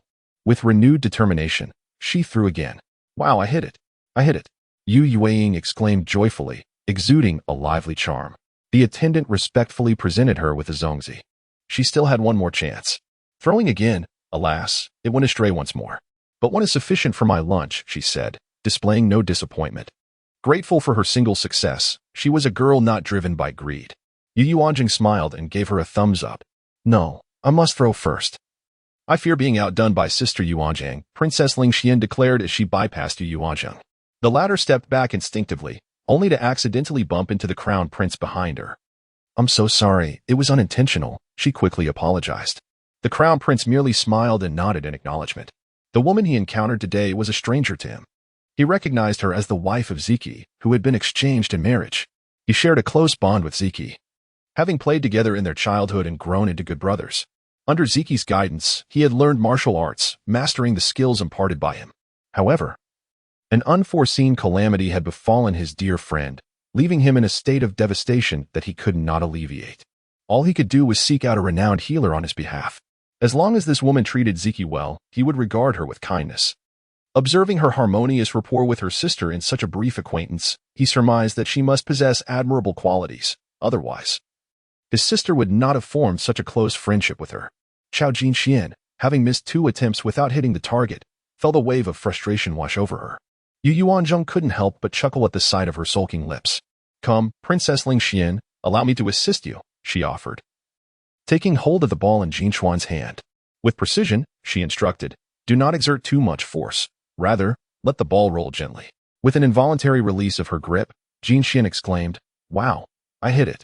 Princess Lingxian clapped her hands in jubilation, eagerly accepting her reward, a zongzi from the hand of a palace maid. It was now Yu Yuanzheng's turn. This game, in truth, was not particularly challenging, once the technique was mastered. Success came easily. To the astonishment of the onlookers, she struck the target with 3 consecutive throws, garnering applause from the crowd. With her newfound bounty of 3 zongzi, she realized that she need not seek additional sustenance until the palace banquet commenced. Princess Lingxian and Yu Yuanying, having witnessed Yu Yuanzheng's prowess, took her on a series of challenges, reaping rich rewards. Many ancient games have their modern counterparts, as numerous contemporary games have evolved from these traditional pastimes. Thus, Yu Yuanzheng found no difficulty in engaging in the activities. During this time, she encountered Yu Chaoyang on 2 occasions. As she now holds the esteemed title of the crown princess, and with Shangguan Ziqi being in robust health, it is only natural that numerous individuals aspire to befriend her. However, they are primarily the young ladies from various families, unlike Yu Yuanzheng, who was playing with 2 unmarried girls. While they were enjoying a game of darts, a minor incident occurred. A young lady clad in exquisite garments, surrounded by a group of peers, approached to partake in the game. Her elevated demeanor and the attire signifying her noble status as a county princess unmistakably indicated her rank. She was the granddaughter of the late Emma Wang, Princess Nanhua. Yu Yuanying discreetly introduced her to Yu Yuanzheng. Upon hearing this, Yu Yuanzheng comprehended immediately that she was the emperor's cousin. While her status could not be compared to that of Princess Lingxian, she still belonged to the royal lineage. Princess Nanhua fixated her gaze upon Yu Chaoyang the moment she arrived. Maintaining her lofty status, she had never deigned to engage with someone of Yu Chaoyang's lower standing, and thus had never regarded her with any significance. As for Yu Yuanzheng, she likely remained oblivious to the existence of such a personage. Are you the Yu Chaoyang of the Yeoman Marquette? Princess Nanhua inquired coldly, her expression suggesting a long-standing enmity between them. Having encountered Princess Nanhua before, Yu Chaoyang now found herself confronting this former sister-in-law from her past life, the crown princess of the Rong Wang estate, feeling a twinge of insecurity. In her previous life, Princess Nanhua had always looked down upon her from an elevated position, never granting her a glance. Now, although she was the crown princess of the Rong Wang estate, her status was ostensibly equal to that of Princess Nanhua. Yet, she felt a profound lack of confidence. I have heard that you obtained your position as crown princess through an intentional marriage exchange. The princess of Nanhua showed no mercy, directly addressing the matter in front of the gathered crowd. Chapter 47. Seeking trouble. You claim it was an accident, but who would believe such a story? You merely bully your own sister, the princess of Nanhua scoffed. Regardless, I am now the heir apparent's consort of the Rong Wangfu. What authority does the princess of Nanhua possess over me? Yu Chaoyang, unaware of the three figures standing behind her, grew increasingly confident in her words. Indeed. What a shameless creature, a young lady echoed. Princess, why not teach her a lesson? Another young lady suggested, revealing the boldness of this girl among the assembly of refined women. Princess, let us engage in a dart competition. If she loses, she should voluntarily step down. Yes. Let us have a contest. Princess, your dart skills are the finest among us. You will surely prevail. She is unworthy of being the heir apparent's consort. I cannot fathom how the late prince arranged such a match in the first place. Indeed, the Rong Wangfu holds a noble title. Yet a fallen lady from a marquis family occupies a position desired by so many noblewomen in the capital. She merely struck luck. Princess, let her taste some humility. Do not let her think that becoming the heir apparent's consort elevates her status. The young ladies surrounding the princess of Nanhua clamored in encouragement. Yu Yuanzheng watched with keen interest, surprised to find so many young ladies vying for the position of consort to the heir apparent of Rong Wangfu. It seemed that the princess of Nanhua was among them, if not for the fact that Shangguan Ziqi was the heir. One wondered if they would still compete to marry him. Yu Chaoyang, do you dare to compete? The princess of Nanhua took a few steps forward, standing before Yu Chaoyang with a look of disdain. Yu Chaoyang instinctively stepped back, her face flushed with anger. However, having never entered the circle of noble women over the years, she felt an unspoken trepidation towards them and dared not engage in confrontation. Yu Yuanzheng observed this with delight, recognizing Yu Chaoyang as someone who was only formidable within her own confines. It was absurd that a mere princess could intimidate her so. After all, she was already the fiancée of an heir, yet still felt inadequate. Her previous life had seemingly been in vain. Nonetheless, within a household, glory and disgrace were shared alike. Yu Chaoyang's embarrassment reflected upon the Wang family. Princess of Nanhua, may I challenge you? Yu Yuanzheng stepped forward, her smile gentle. She was inherently more beautiful than Yu Chaoyang, and with that smile, even the flowers seemed to pale in comparison. Who are you? The princess of Nanhua, noticing Yu Yuanzheng's hair was elegantly styled, deduced that she was a married woman and felt no envy towards her beauty. Had there been no change in marriage, I might have been the heir's fiancée. Yu Yuanzheng continued with a smile. Are you the esteemed lady of the Wang family? The princess of Nanhua raised her eyes, now intrigued by Yu Yuanzheng. Indeed, you useless one, how could you be swayed by her? The princess of Nanhua suddenly raised her voice, displaying signs of impending anger. Princess, this is a matter of our family, and thus not particularly relevant to you, Yu Yuanzheng replied, feeling perplexed. Nanhua, why are you directing your fury at Yuanzheng? Marriage is a matter of parental arrangement. If you wish to marry into the Wang family, why did you not have your parents propose earlier? What are you trying to prove here? Princess Lingxian pulled Yu Yuanzheng behind her to shield her from the gaze of Princess Nanhua. What does it concern you? Princess Nanhua's eyes glistened with unshed tears, and Yu Chaoyang remained silent, lurking in the shadows. The flames of discord had ignited due to the shattering of Princess Nanhua's beautiful dreams, all stemming from her forced marriage exchange. It dawned upon Yu Yuanzheng that Princess Nanhua aspired to become the heir's consort of the Rong Wang mansion, regardless of who the heir might be. Is status truly of such paramount importance? Does the identity of the man not matter? Frankly, Shangguan Ziqi failed to captivate her interest. Although he possessed a decent appearance, he lacked the integrity and honor expected of a man. To secure his position, he had the audacity to covet his brother's wife. What was most disconcerting was the fact that there were already 2 concubines in his household, tarnishing his reputation. Princess Nanhua found herself at a loss for a retort. Moreover, her status paled in comparison to that of the princess, and she dared not openly provoke her. Such was the weight of one's social standing. Sister Yuanzheng, let us depart, Princess Lingxian urged as she led Yu Yuanzheng away to another location. Observing the unfolding situation, Yu Chaoyang hastily followed behind, eager to distance herself from Princess Nanhua. Yu Yuanzheng glanced back at her momentarily, but Yu Chaoyang lacked the courage to meet her gaze. A tempest of jealousy brewed within Yu Chaoyang's heart. Why did Yu Yuanzheng garner the favor of Princess Lingxian while she was left to associate with married women who sought her approval? Many of her former companions were now deemed unworthy of entering the palace, while those unmarried maidens who could gain entry had no interest in her company. She desperately consoled herself, reminding herself that she was to become the heir's consort, destined to be the future princess of Rome. Come, let us witness the dragon boat races. Princess Lingxian proposed. Is there really dragon boating in the palace? Yu Yuanzheng inquired with curiosity. Of course. There is a small lake in the center of the imperial garden where one can row dragon boats. However, it cannot be compared to the great river beyond the city. A dragon boat accommodates a maximum of 6 individuals, explained Princess Lingxian. Upon arriving at the lakeside, they indeed beheld a lake, roughly 3 to 4 acres in size. Encircling the lake were willows, while numerous lotus flowers flourished in the waters near the shore. At this moment, the lotus leaves stretched endlessly, and blossoms emerged gracefully through the gaps, resembling young maidens standing elegantly. The beauty was truly breathtaking. The 3 young ladies strolled along the small lake toward the dock. Let us see if there are any available dragon boats. We shall also partake in rowing, Princess Lingxian chimed with vivacity. Yu Yuanzheng, who had been occupied with work in her previous life, relished the rare opportunity to indulge in playfulness. I have yet to experience a dragon boat ride. However, just as they approached the docking area, a shrill scream pierced the air. Oh no, the 7th prince and the 8th princess have fallen into the water. Upon hearing this, Princess Lingxian exclaimed in alarm, lifting her skirts and sprinting forward. Yu Yuanzheng and Yu Yuanzheng immediately followed suit. Yet, when they reached the dock, they witnessed a dragon boat entirely capsized upon the water's surface, indicating that all its occupants had plunged into the lake. Several individuals from nearby boats were hastening toward the overturned vessel. The location was precisely at the lake's center, where the water was considerably deeper. While this may pose little challenge for adults, it was far more perilous for children. 2 boats had already reached the site, and several youths promptly leaped into the water. However, after a considerable time, they had yet to locate anyone.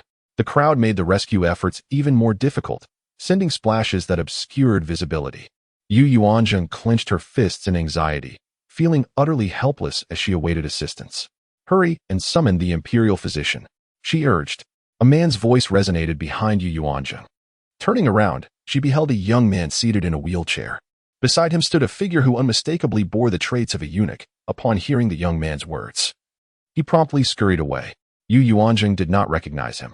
His countenance was strikingly handsome, exuding an air of maturity and wisdom that transcended his years. Yet, a long scar stretching from his forehead to his temples marred his beauty, adding an element of imperfection, despite his physical limitations requiring him to rely on a wheelchair. His noble demeanor remained unblemished. Your Highness, the Princess Lingxian addressed him briefly before turning her gaze back to the lake. Chapter 48. A renewed collaboration, Your Highness. Yu Yuanzheng curtsied. It was only then that Yu Yuanzheng realized the identity of the individual before her. She had encountered the crown prince before. He merely acknowledged her with a slight grunt, both of them now focused on the lake's surface. Soon, the children were rescued onto the dragon boat, swiftly paddling towards the shore. Princess Lingxian dashed ahead, gathering around. There were 6 children in total, all unconscious. The eldest appeared to be merely 12 years old, while the youngest were a pair of twin siblings. Moments ago, the eunuch's shrill cry had attracted a multitude of nearby onlookers. Among the crowd was Yu Chaoyang. In her previous life, she had endured a wretched marriage, her spirits dampened daily, and the princess had never permitted her entry into the palace. Yet, she had never heard of such an incident occurring within the palace walls. Why was this life so different? Zhengxing? How could he be here? Just a few days prior, he had nearly drowned. How could he lack such foresight and dare to join the prince and princess in the lake? Yu Yuanzheng was beside herself with rage. Yuanzheng? Yu Yuanzheng cast a pitiful glance at Yu Yuanzheng, her intent unmistakable. Hurry and save them, employing the previous method. Oh my heavens, this is disastrous. A voice called out. Identifying the 7th prince and the 8th princess, the queen's niece, along with the grandsons of 2 elderly lords. Others began to announce the identities of several children. Time was of the essence. Yu Yuanzheng understood the urgency and knew she could not afford to hesitate. Yu Chaoyang had witnessed Yu Yuanzheng saving someone that day, and she immediately stepped forward, exclaiming, "Sister-in-law, please save them. I wish to assist as well." Yu Yuanzheng cast her a glance. Comprehending her intent, she sought to claim a share of the credit. However, having seen her save a life previously, Yu Yuanzheng recognized the value of having someone familiar with the situation. Yu Chaoyang was indeed adept at seizing opportunities and promptly targeted the 8th princess. She had a keen sense of judgment in selecting her allies. Among the 6 children, 2 were girls and 4 were boys. Yu Weiying swiftly took her younger brother into her arms. "We need 3 more people. Follow my instructions." Quickly, Yu Yuanzheng shouted into the crowd, then swiftly crouched beside another girl. 3 individuals stepped forward, one of whom was a guard accompanying the first prince. "Each of you choose a drowning child. Follow my lead. First, position the child's head in this manner to ensure the airway is clear and check for any obstructions in the mouth, removing them if necessary." The others observed Yu Yuanzheng's actions closely. They pinched the children's noses, inhaled deeply, and delivered 3 breaths into their bellies. Yu Yuanzheng was well-versed in the procedure and began administering aid without waiting for Yu Yuanzheng to finish her instructions. The others quickly grasped her intent. Yu Yuanzheng delivered 3 breaths to the girl and then paused. In the child's position, she interlocked her hands and commenced chest compressions, counting 1, 2, 3. She continued to count steadily, applying pressure with each count. The others mirrored her actions. After 30 compressions, they resumed with breaths. The first to awaken was Yu Xingxing. After spitting out a few mouthfuls of water, Yu Yuanzheng disregarded everything and began to slap him vigorously. "You foolish child, forgetting your lessons. I could just as well beat you to death."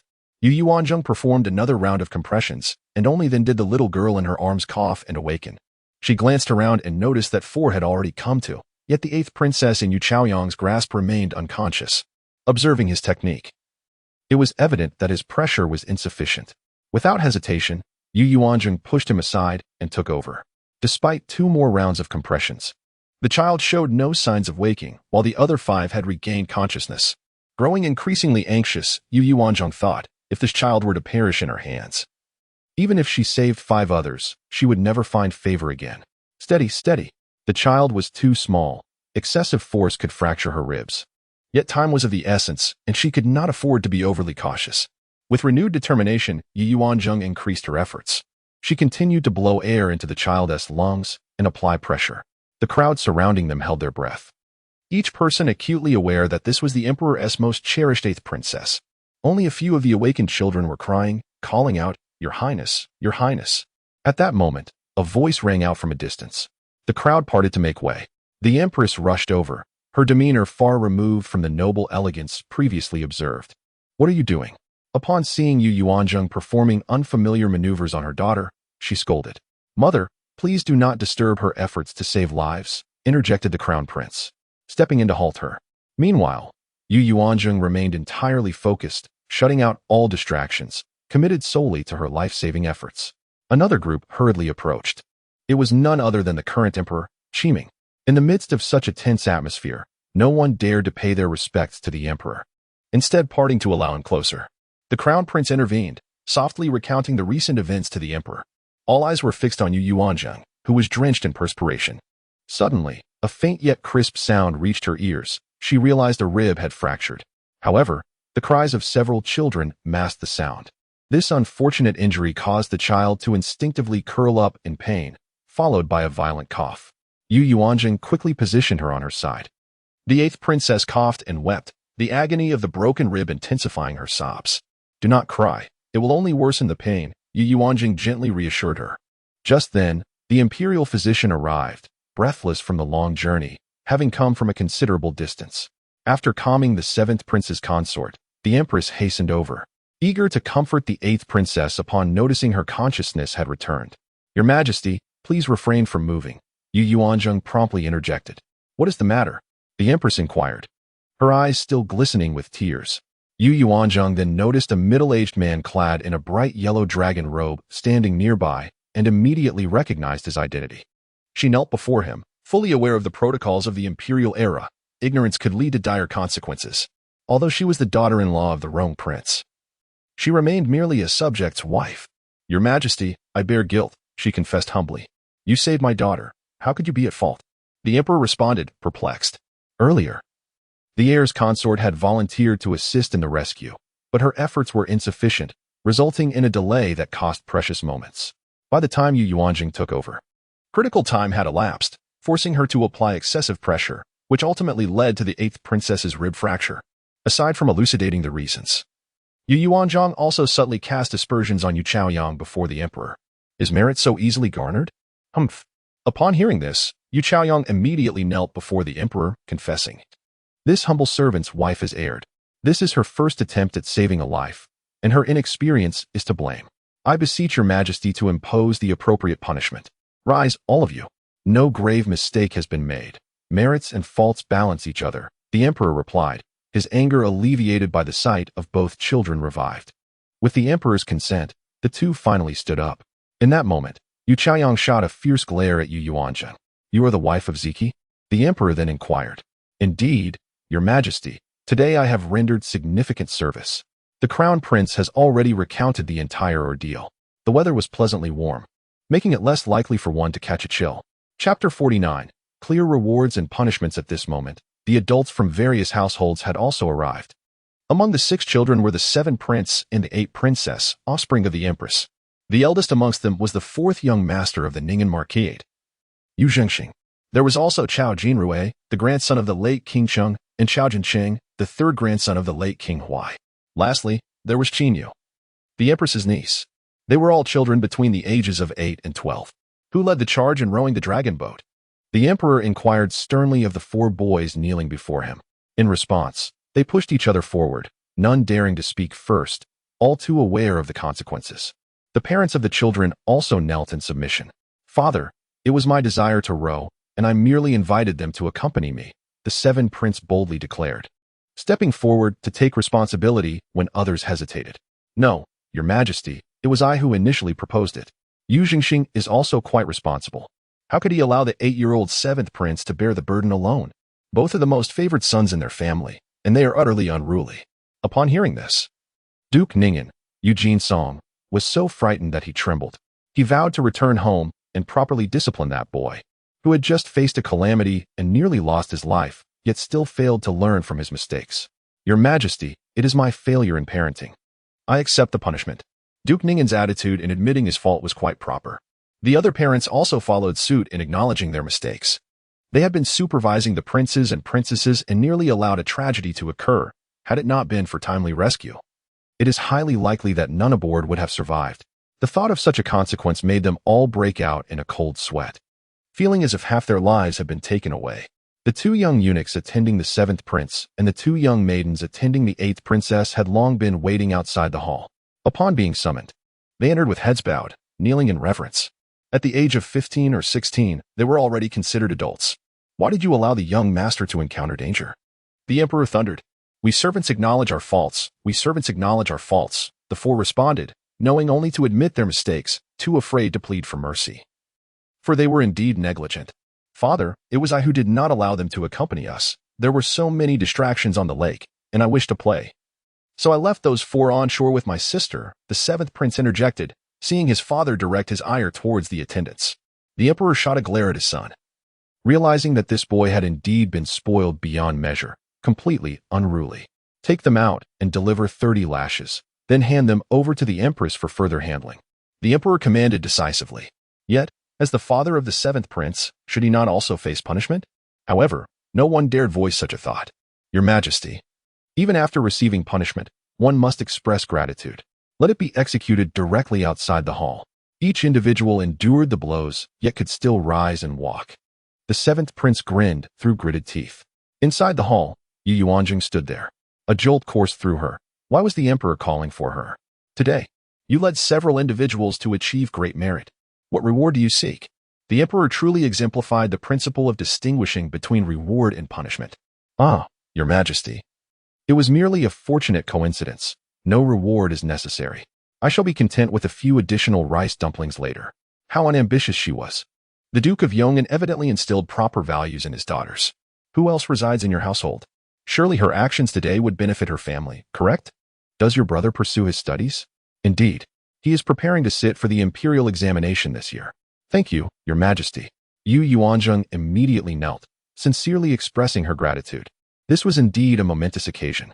You families should prepare generous tokens of appreciation and proceed to the Prince Rome's residence to convey your thanks. The emperor then cast a glance at several parents who stood unsteadily. 2 were the emperor's cousins, 1 was the Duke of Yong'an, and another was his maternal uncle.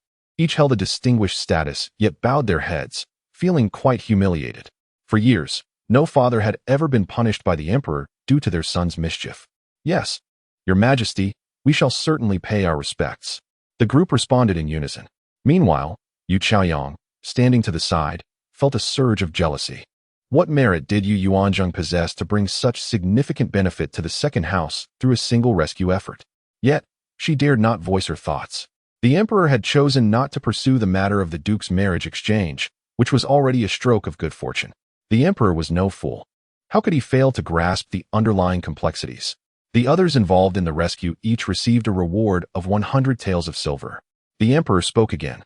The two young lords and the crown prince's guards, Yu Yuanzheng and Yu Chaoyang, stepped forward to express their gratitude for the rewards.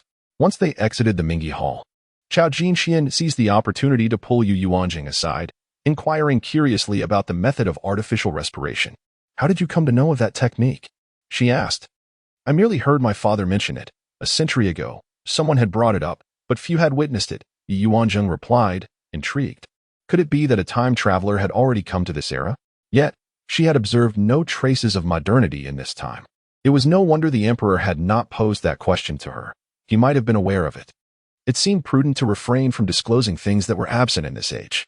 She had simply contemplated while embroidering, letting her mind wander. Afterward, she reiterated what she had previously mentioned at the "You are truly clever," Chao Jinxian remarked. "Let us go visit the 8th princess," she proposed.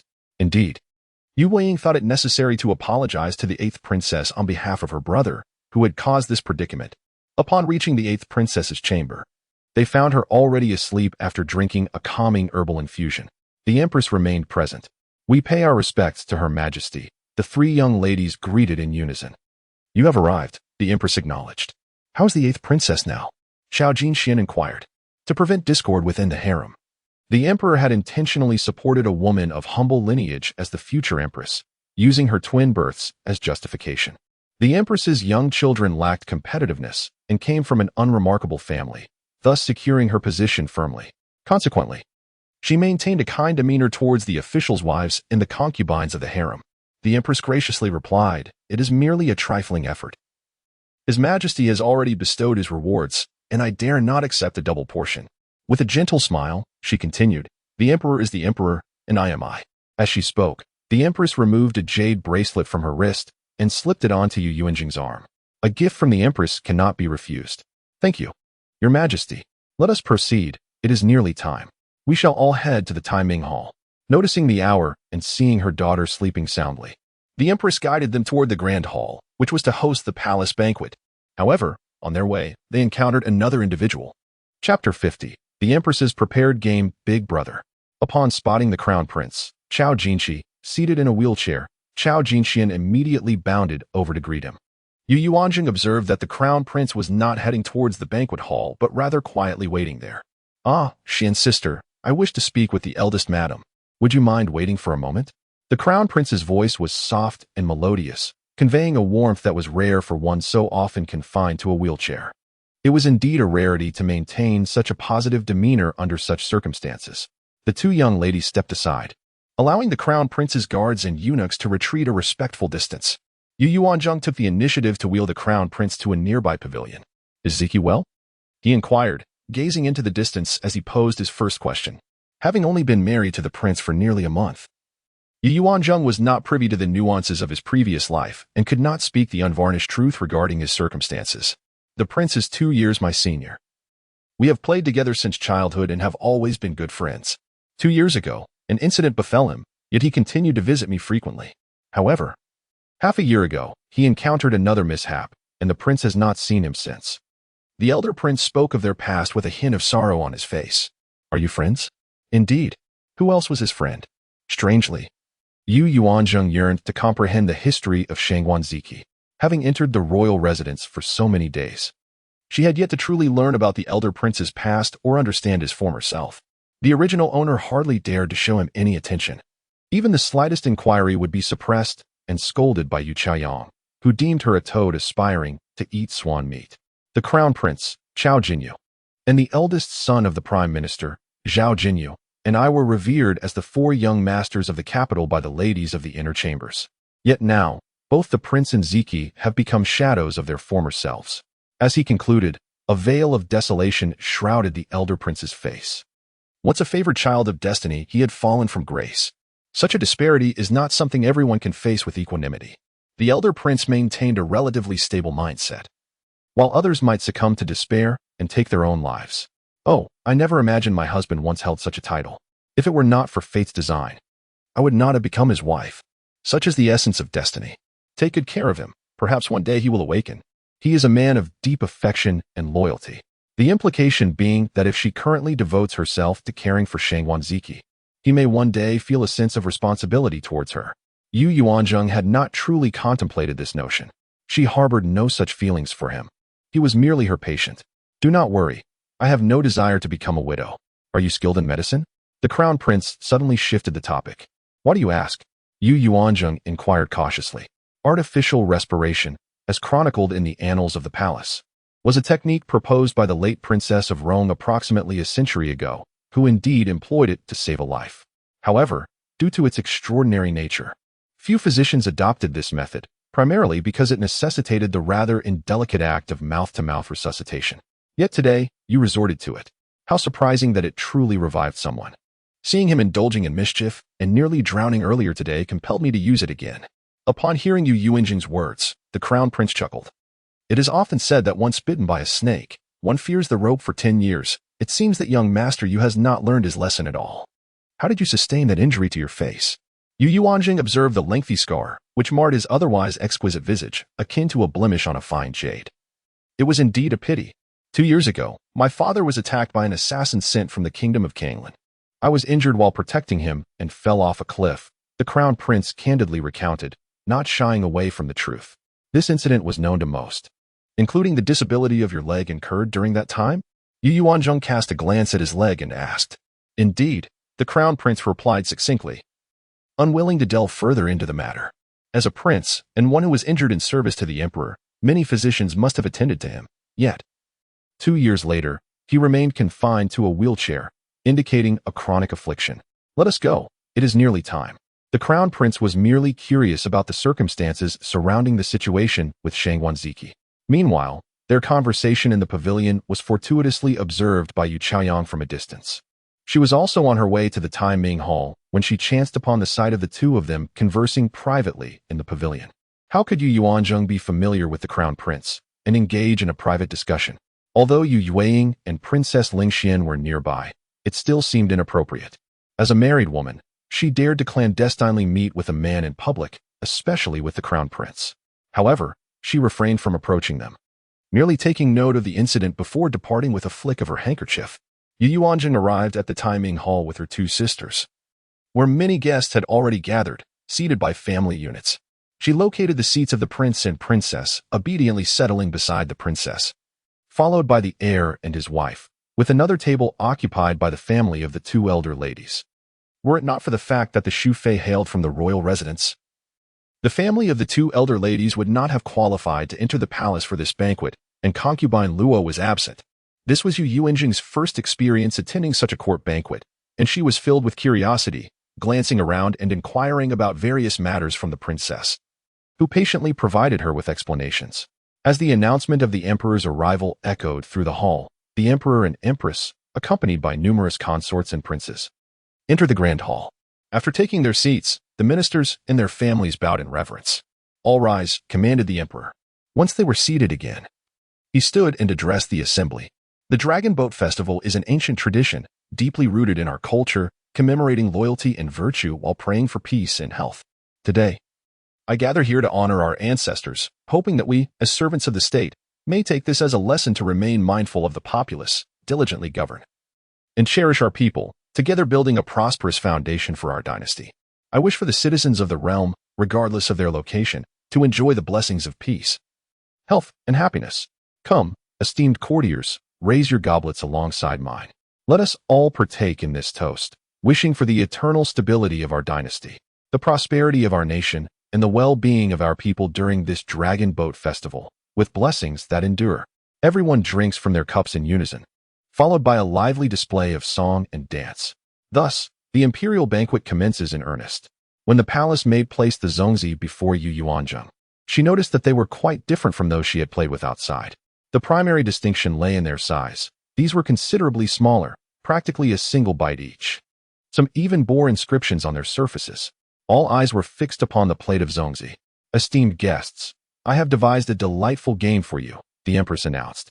"Examine the Zongzi before you, regardless of whether it be song, dance, or the playing of instruments. Display your talents in the hall's center to enliven our gathering.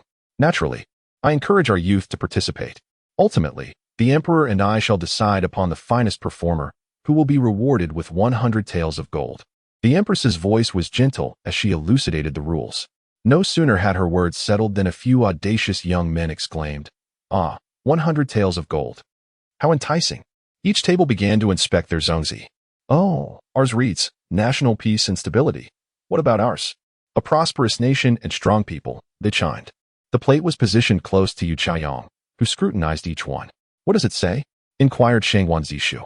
"Wishing you health and happiness during the Dragon Boat Festival," she replied. Shangguan Ziqi's face fell in disappointment as he glanced at his sister, clearly indicating that the weight of responsibility rested upon Shangguan Ling. At the tender age of 15, she was at the age of courtship. Although she wished to perform, she was only a novice, having learned but a smattering of skills. She feared she would embarrass herself. "Lady of the Air, please join us at this table. It is your turn," came the call. The elderly matron issued a direct command. She was well aware of the capabilities of her grandchildren and advised them against making a fool of themselves. Chapter 51. Unable to play the piano. Yu Yuanzheng glanced at the princess. "Mother, do you wish to go?" The princess replied calmly, "If you choose to leave, then it will fall upon Yu Yuanzheng." Was she being deliberate? "Mother, I fear the daughter-in-law may embarrass herself," Yu Yuanzheng remarked as he approached the adjacent table. Feeling somewhat self-conscious, Yu Yuanzheng said, "It's fine. Just recite a poem you are familiar with." The princess remained indifferent. Upon hearing this, Yu Yuanzheng felt relieved, yet still hesitant to recite poetry. She suspected that this era had seen its share of time travelers, and if she were to recite, she might inadvertently echo a poem from the past. Playing the piano seemed a safer option, as the repetition of melodies was inconsequential. Statistics revealed that 12 tables in the hall had dumplings with idioms. Subsequently, those participating in the performance were to register with Chief Eunuch Chun to arrange their appearances on stage. Chief Eunuch Chun was the head eunuch serving the empress. "This fellow truly lacks awareness of his surroundings. He seems to enjoy prancing about everywhere," the princess murmured. "Mother, who is he?" Yu Yuanzheng inquired, unfamiliar with him. "He is Zhao Jinyu, the eldest son of Prime Minister Zhao. Previously, he had a decent rapport with Ziqi." Yu Yuanzheng scrutinized Zhao Jinyu once more. He appeared somewhat thin, with large eyes and a long face. His hair was partially styled atop his head, giving him a spirited appearance. Beside him sat a young girl, seemingly around 15 years of age. When the girl noticed Yu Yuanzheng glancing toward their table, she unexpectedly flashed her a sweet smile. It appeared they were not acquainted. "Mother, is the young lady beside young Master Zhao's sister?" The young lady, named Zhao Zhiro, often accompanied her brother to the Wang residence to play with Ziqi. She was a vivacious girl. It is said that during ancient court banquets, young gentlemen and ladies from various families would vie for attention, eager to showcase their talents before the emperor, empress, and other dignitaries.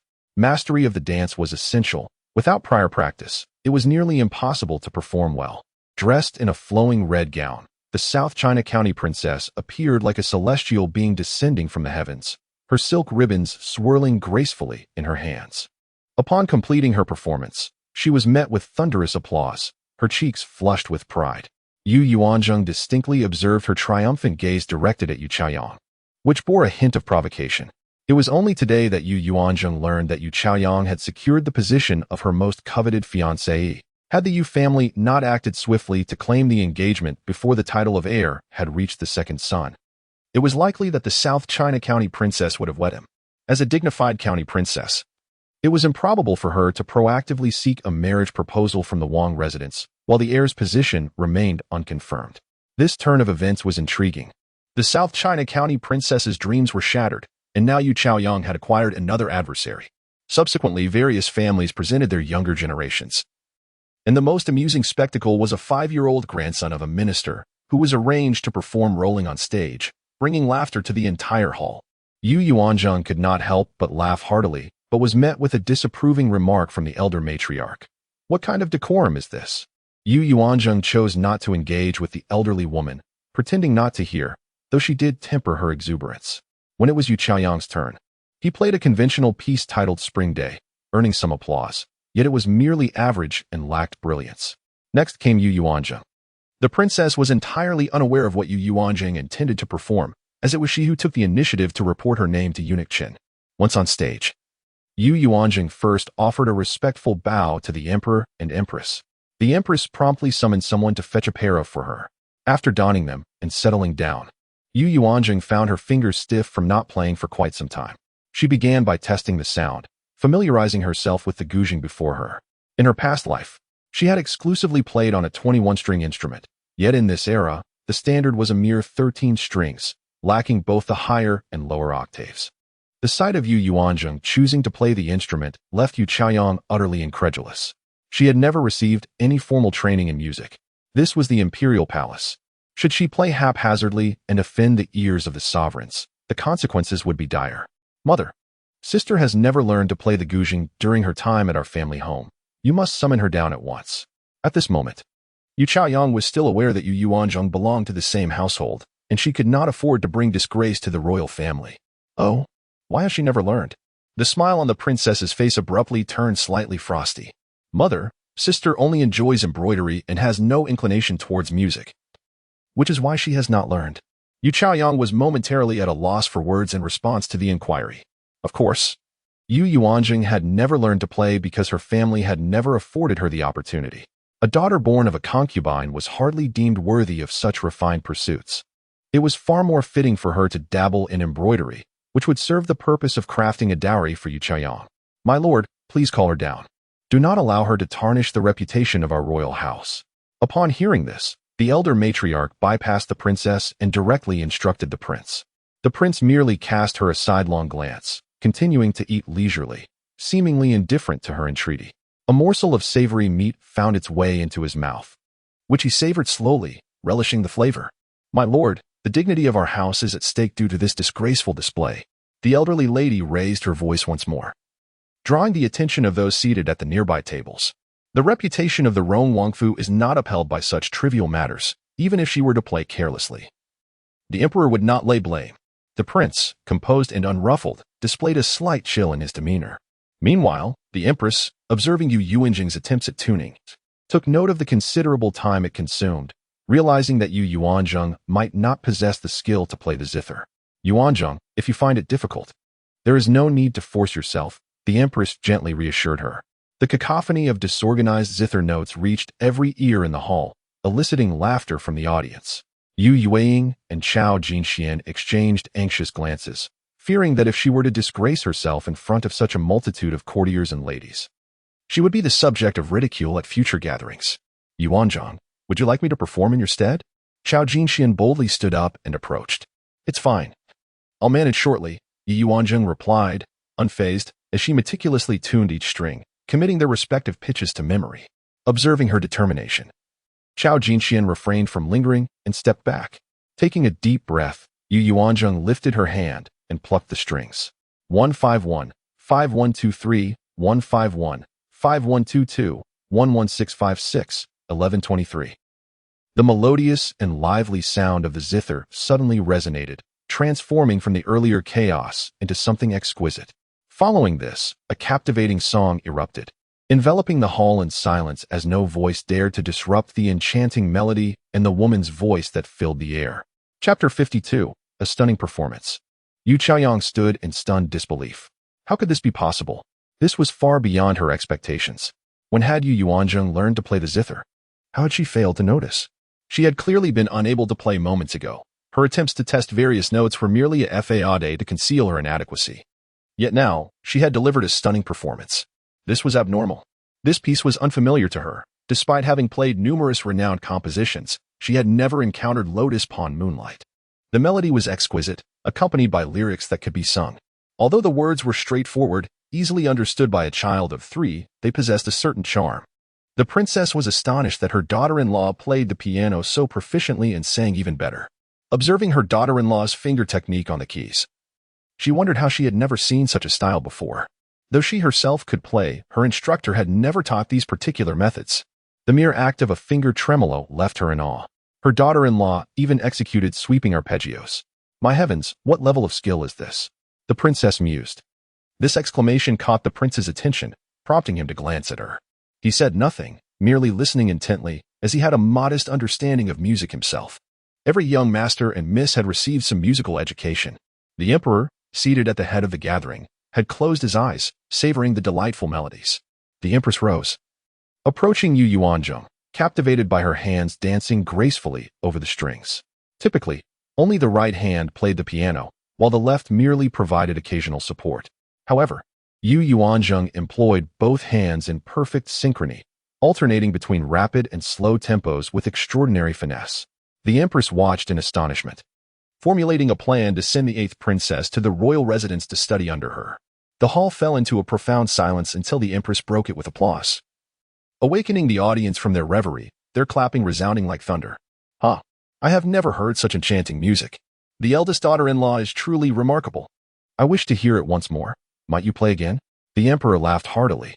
Yu Yuanzheng performed again, while the empress stood nearby, observing how her fingers executed such intricate techniques. Yet at times, the movements were so swift that she could scarcely discern them. The princess, with a sweet smile, took her hand and guided her to sit beside her. "I had no idea you could bring such joy to Mother. Chaoyang even claimed you could not play the piano. Mother's previous instructors were not as skilled as you. You flatter me, Mother. It is merely a pastime, hardly worthy of mention." Yu Yuanzheng was aware that the melodies were not yet rich, the fingerings were limited, and the complexity had not yet evolved as it would in later times, with fewer tonal ranges. Thus, the impact was not as profound. In truth, her abilities were rather average, yet in this era, she was deemed a master. "Second sister, when did you learn to play the piano? I was unaware. The family never hired a tutor for you." Yu Chaoyang was seething with jealousy. Why was it that someone else, rather than herself, was stealing the spotlight? They had employed a dedicated musician for her, yet she could not play nearly as well, while someone who had never touched the instrument so effortlessly captivated everyone. Impossible. Yu Chaoyang could hardly believe it. "I possess a strong aptitude for learning. I can grasp it after just one demonstration and can draw inferences as well. Is that not sufficient?" Yu Yuanzheng wished not to engage further, her retort leaving Yu Chaoyang speechless. Shangguan Ziqi restrained the increasingly agitated Yu Chaoyang. "There is no need to take it so seriously. My sister-in-law's skill brings honor to the Wang residence," he reassured. Yu Chaoyang had no choice but to relent, though the frustration simmered within her. Yuanzheng. Two young ladies rushed over. "In a moment, I shall take the stage. Would you kindly provide me with an accompaniment?" Chao Jinxian, upon her arrival, swiftly seized the opportunity, leaving no chance for Yu Weiing. Both of them opted for dance. "However, the dance you perform may not harmonize with the melody I play." Yu Yuanzheng remained speechless. The dance and the music must resonate in harmony, for not every piece of music pairs well with every dance. Very well. The performance continued. And when it was their turn to take the stage, the audience noticed Yu Yuanzheng accompanying them, and all conversation ceased as they prepared to savor the melody. For Chao Jinxuan's dance, Yu Yuanzheng played Spring River Flower Moon Night, while for Yu Weiing's dance, she chose Fishing Boat Song at Dusk. Both are classic masterpieces. Though the instrument was not of the finest quality and the range insufficient, for the ancients, it transported them to a realm of ethereal beauty, greatly enhancing the elegance of the two young ladies' performances. The applause was, of course, resounding. Upon finishing, the two ladies rushed over, declaring that their performance surpassed all previous attempts. With such musical accompaniment, it was indeed a case of beauty adorned in splendid attire, each enhancing the other's grace. The two girls chattered incessantly, one expressing a desire to learn the guqin from her, while the other offered to teach her the art of dance. Yu Chaoyang watched with envy.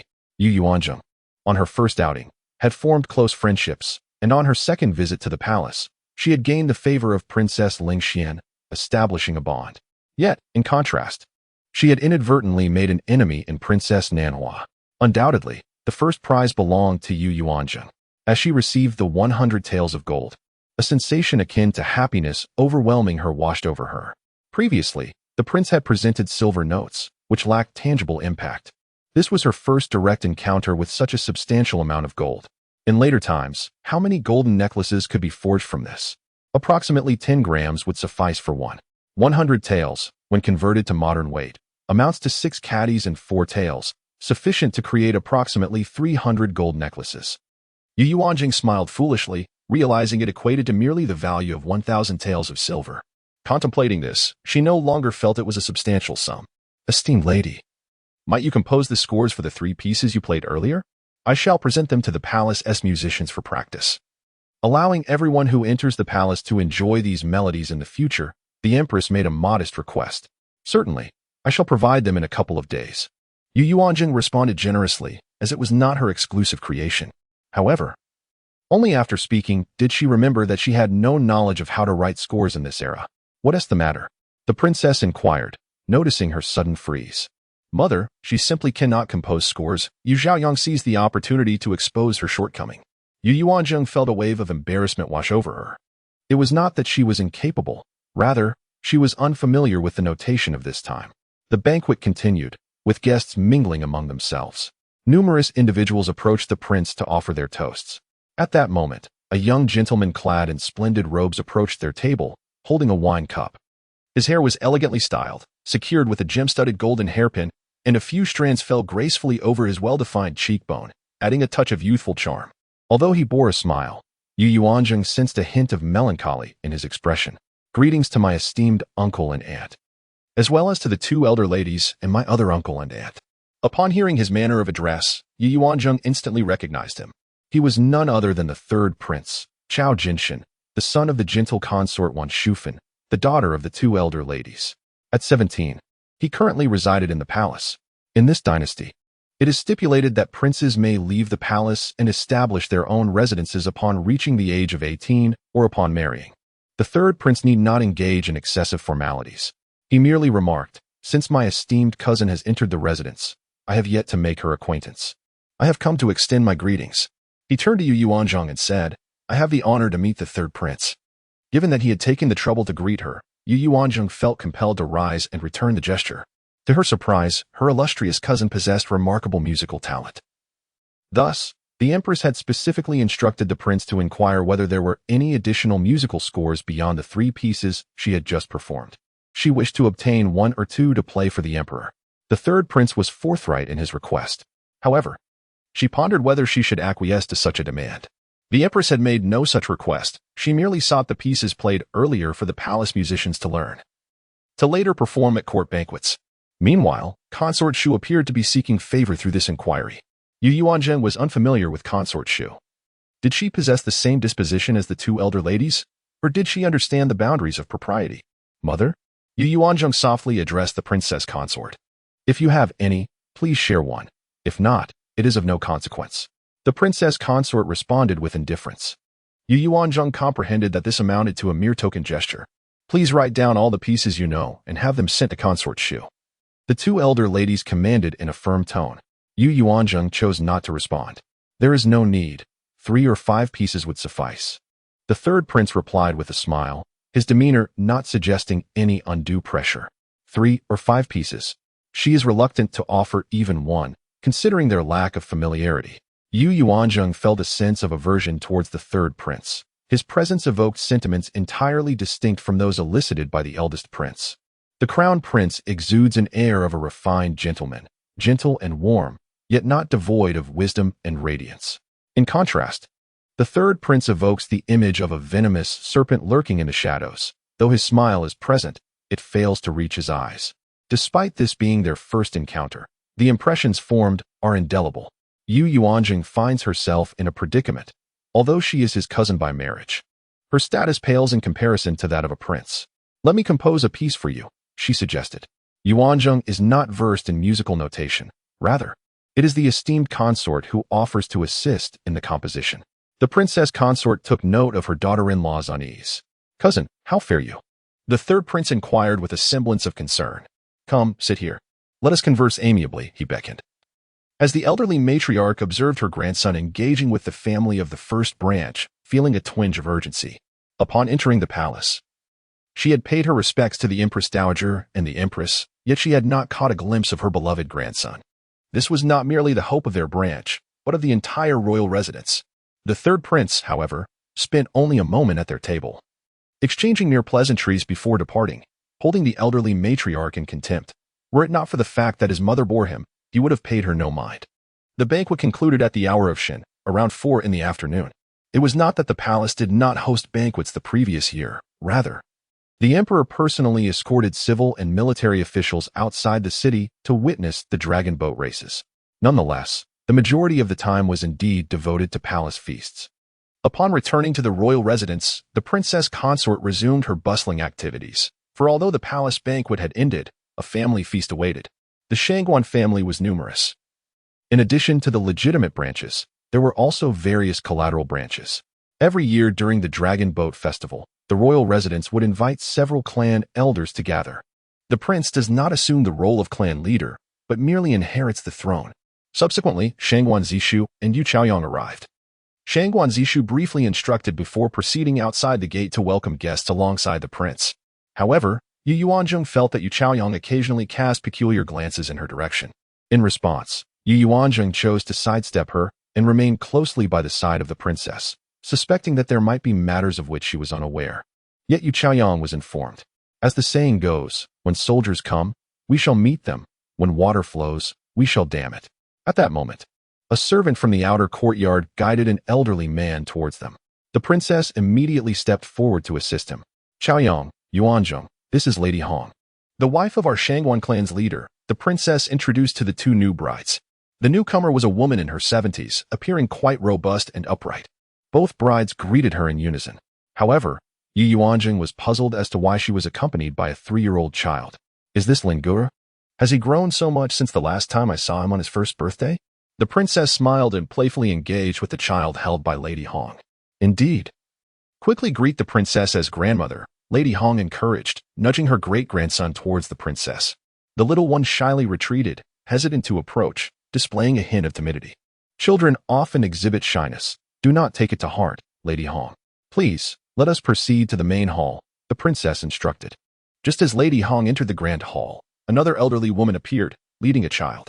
The princess greeted both newcomers with a warm smile, introducing them to the two new brides. In this manner, a total of 10 clan elders arrived, each accompanied by a boy, ranging from the age of 5 down to one who had just begun to walk. Yu Yuanzheng felt a sense of intrigue, yet could not articulate her thoughts. Meanwhile, Yu Yuanzheng continued to regard her with a seemingly amused expression. When everyone had gathered, the prince and Shangguan Ziqi entered the main hall, accompanied by 10 elderly men and middle-aged individuals of varying ages. The princess then introduced the two newlywed brides, revealing that they were all relatives from the clan, either uncles or grandfathers.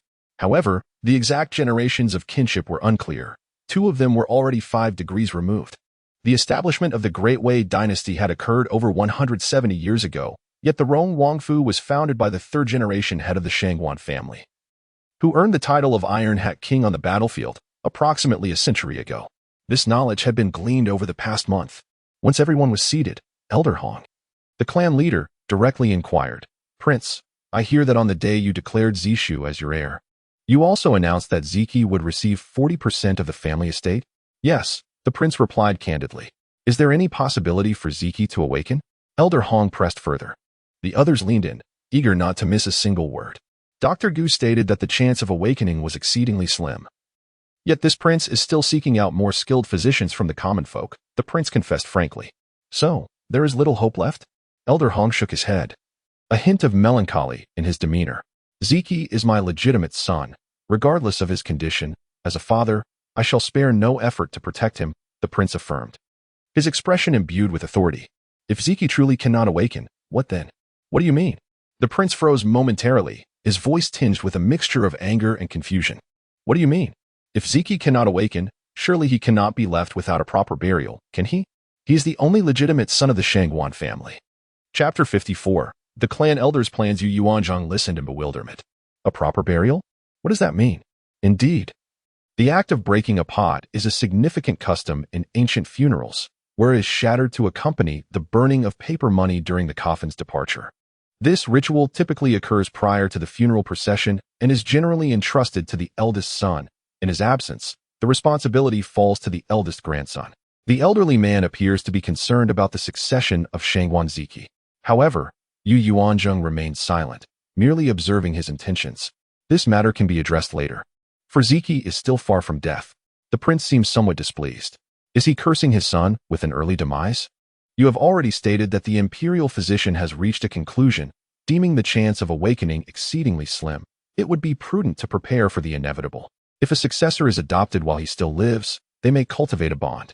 Waiting until the last moment to adopt would mean inheriting a portion of the estate without any emotional connection. The venerable elder Hong earnestly advised. Today, as we gather rarely, I have encouraged each family to bring forth their eligible children, allowing Ziqi's wife to select a suitable candidate. We can formalize the adoption in the ancestral hall in the coming days. Elder Hong continued. Now Yu Yuanzheng comprehends the situation. They wish for her to raise another's child, ostensibly for the sake of Shangguan Ziqi's pot-breaking ceremony, but in reality, it is about the inheritance of the prince's substantial estate. The fertile waters should not flow to outsiders, but rather remain within the clan for the selection of heirs. This matter can be discussed later. The prince remains resolute. Your Highness, this is a matter of great significance. Elder Hong persists undeterred. Lord Hong, the eldest son may awaken any day. I am not inclined to adopt a child at this moment. Yu Yuanzheng, having no inclination to raise another's child, steps forward to express her stance. Firstly, she has never raised a child. If she were to choose one too young, she would lack the experience. And selecting an older one would mean they are already attached to their parents, making it difficult to form a bond. In her previous life, she had witnessed numerous tales of adopted children, and very few truly regarded their adoptive parents as their own kin, unless they were entirely ignorant of their origins. However, each of these children has living parents. They come with the intention of inheriting wealth. Ziqi's wife, you are still young and lack understanding. When you grow old, you may find yourself alone, with not even a relative to serve you tea. Eventually, you may not even be able to enter the afterlife. The elderly matriarch of the Hong clan advised with a caring expression. Yu Yuanzheng surveyed the 10 children, each one vibrant and well-nourished. Hailing from families that had no worries about food or clothing, why then would they wish to adopt out their children? She could not comprehend it. Was life in the Wang residence truly that desirable? Yu Yuanzheng was unaware of the vast wealth held by the Wang family. Money stirs the heart, and furthermore, the Wang residence is that of a prince, with Shangguan Ziqi being the legitimate son of the princess. Being adopted into the Wang family would mean that in the future, they would share a close kinship with the prince's children, presenting limitless prospects. I'm sorry, Matriarch Hong. I will heed the counsel of my father and mother. Yu Yuanzheng replied with a bashful demeanor. She was still an unwed maiden. It was only fitting to appear somewhat shy when discussing the adoption of children. At that moment, she was merely 16, a year younger than Yu Chaoyang. My child, you must consider your future. It is already a considerable burden for you to be widowed. You must have a child to support you in your later years, Matriarch Hong earnestly implored. Sister-in-law, you truly ought to adopt a child. Otherwise, you may find yourself quite lonely in the future. Having a child around to play and frolic would undoubtedly make your days much more enjoyable. Yu Chaoyang advised with a smile, seated conveniently beside Yu Yuanzheng. In her previous life, she had adopted the eldest child. Initially, she treated the child kindly, and the child appeared quite sensible in her presence. However, once the esteemed Lord Shangguan passed away, the child, under the guidance of their biological parents, began to act in a duplicitous manner towards her. Frequently, they would take the household's finest belongings to their biological parents and visit them incessantly. Additionally, the princess of Nanhua often flaunted her own happiness before her, leading her to feel increasingly despondent. Ultimately, she relinquished all attachment to that child, indifferent to their fate. By the time of her demise, the child, merely 13, had already adopted a wayward demeanor. In this life, it falls upon Yu Yuanzheng to bear the brunt of such experiences. Naturally, she yearns to intervene. Will she, too, succumb to a fate akin to her previous life? Filled with sorrow? The mere thought of such a scenario brings her an inexplicable sense of exhilaration, a thrill born from the prospect of altering her destiny. Alas, Yu Yuanzheng does not even grant her a glance. Yet, dear child, I have heard a tale. Once, there was a woman in a predicament much like mine today, who adopted her distant cousin's grandson. She toiled tirelessly to raise the child, and even sent him to school, ultimately seeing him pass the imperial examination. However, in the end, the adopted son abandoned his foster mother, leaving her to die alone in her hometown, heartbroken and lonely, with villagers assisting in the recovery of her remains. Yu Yuanzheng feigned a pitiful demeanor, weaving a story as she spoke. Child, how can such a thing occur? HNGZN, I did not expect YUNZHing to be impervious to persuasion. She insinuated that the child was not biologically hers and would not thrive under her care. Should I be compelled to adopt a child? I would prefer one without parents or kin, a true orphan, as such a child would be easier to nurture. Yu Yuanzheng articulated her requirements with striking candor. Upon her declaration, the room fell into a profound silence. The Shangguan family had no such orphans available for her to adopt. Their willingness to transfer their son to the royal house was, of course, driven by ulterior motives. This matter would be deliberated at a later date. The prince cast a glance at Yu Yuanzheng, opting to refrain from further discussion. As for when that might be, I would appreciate a definitive answer from the prince. Shangguan remained undeterred. Let us postpone this for now. The prince provided no precise timeline. After the meal, I shall present the clan leader with 5,000 taels of silver to refurbish the clan school. Those among the clan's youth disinclined towards martial pursuits should focus on literature instead.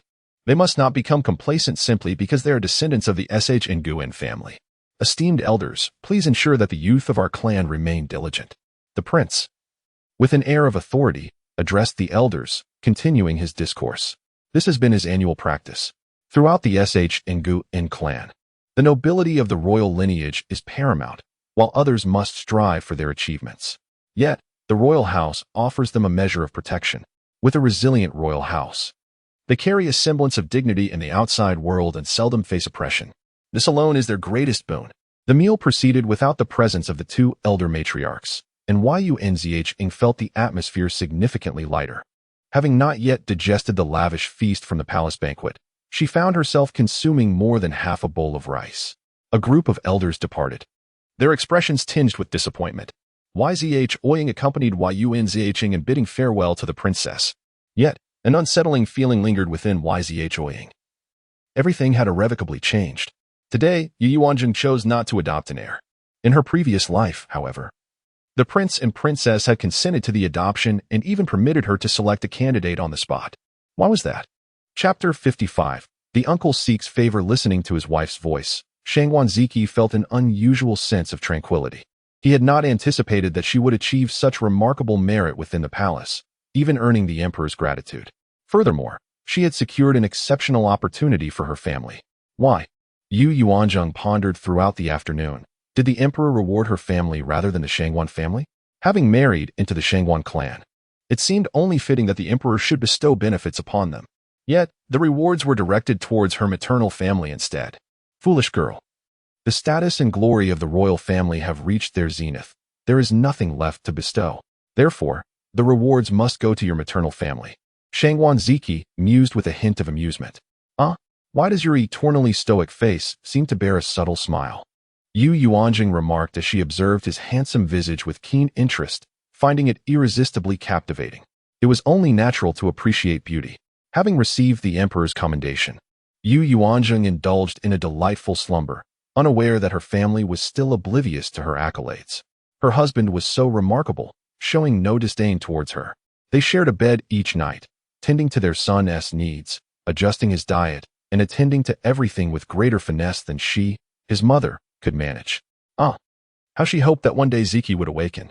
That would be simply perfect. Upon returning to the Yu residence, Yu Yuanzheng was surprised to find her uncle present. Was he here to mend their relationship? Did he know that their branch was on the rise?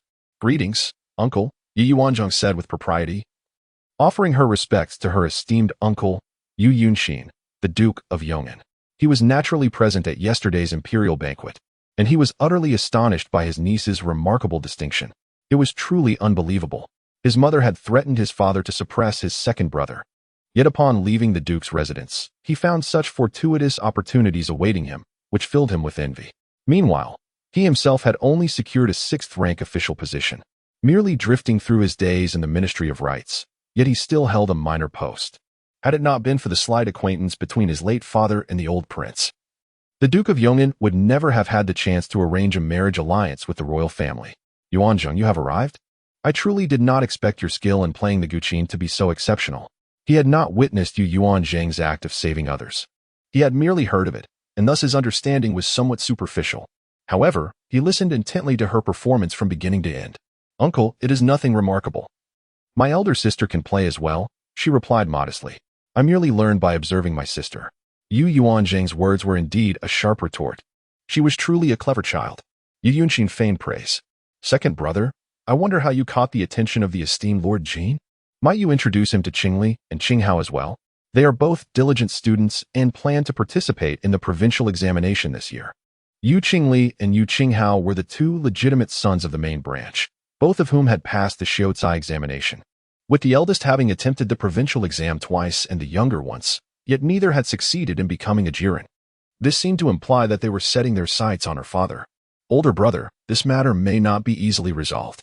Lord Jin is quite selective with his students, and I only had a chance to take the examination due to a stroke of luck. Of course, Yu Yuanzheng could not reveal the circumstances under which she had sought her daughter's opportunities. Second brother, we are a family. Your two elder nephews have been nurtured under your watchful gaze. As they thrive in the future, they will undoubtedly extend their support to you, their second uncle. Yu Yuanzheng persisted.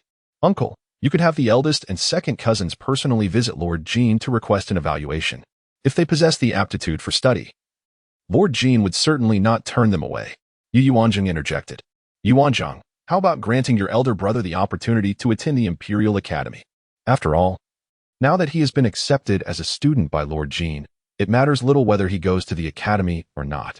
For the sake of his son, Yu Yuanzheng was indeed losing all sense of dignity. To demand a reward from the emperor in front of so many witnesses was audacious. Uncle, one cannot write you in two different strokes. The emperor must be aware that I hail from the Yong'an Marquis. Why grant a reward solely to my younger brother and not to the eldest cousin? Are you not aware? The eldest sister's marriage has changed. Do you think the emperor is a fool, oblivious to the underlying reasons? You still wish for the emperor to bestow rewards upon our branch? Do you perceive the emperor's decree as mere jest? Yu Yuanzheng was truly infuriated, her voice growing noticeably colder. How foolish it is to court disaster before the emperor. A shiver ran through Yu Yuanzheng, and he hastily took his leave. Eldest sister, eldest sister. Once their uncle departed, both younger sisters joyfully encircled Yu Yuanzheng. Second brother, you must study diligently henceforth. Though you may face exclusion at the Imperial Academy, if you catch Lord Jin's eye, you will have a formidable ally. And there is no need to fear. Yu Yuanzheng encouraged. Eldest sister, I am unafraid. Thank you for securing such a splendid opportunity for your brother. In the future, my younger brother will surely study diligently in pursuit of academic excellence, aiming to achieve the highest honors. Consequently, my elder sister will possess a formidable maternal family. Yu Qingsheng is filled with aspirations. Very well, dear sister, await my arrival. Little sister, once the 8th princess has recovered, I shall escort you into the palace to meet Her Majesty the Empress. You must not behave as mischievously as you do at home. Indeed, Yuan is aware of this. Yu Yuan has just overheard our uncle discussing this matter outside, and is overjoyed. Were it not for my elder sister, she would never have had such an opportunity. Zhao Yuezhio, witnessing the children's delight, smiled gently. Zheng'er, you must take good care of yourself in the Wang residence, for your maternal family cannot provide you with any assistance. Everything relies on your own efforts. Very well. Do not frequently return to your maternal family, as it may provoke the princess's displeasure, which married daughter constantly visits her maternal home. Zhao Yuezhio spoke these insincere words. Father, please take these 2 vials of medicine to Lord Jin. Yu Yuanzheng produced the 2 vials of medicine she had prepared over the past few days from her bosom. Sending them with her father was also a means of honoring him, and subtly informing Lord Jin of her father's close ties with the divine physician. Very well. Yu Yuanzheng did not inquire further and accepted the vials. Upon entering the main courtyard with Nurse Xiao, he discovered that numerous guests had arrived to see the princess.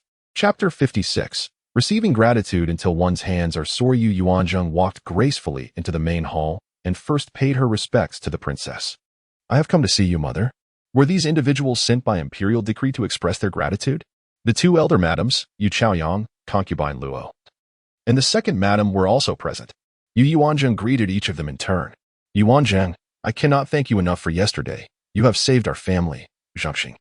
On 2 occasions, this kindness will be etched in his memory for a lifetime. The lady of Ning'an smiled brightly, yet simultaneously felt an overwhelming urge to discipline her son for his misbehavior.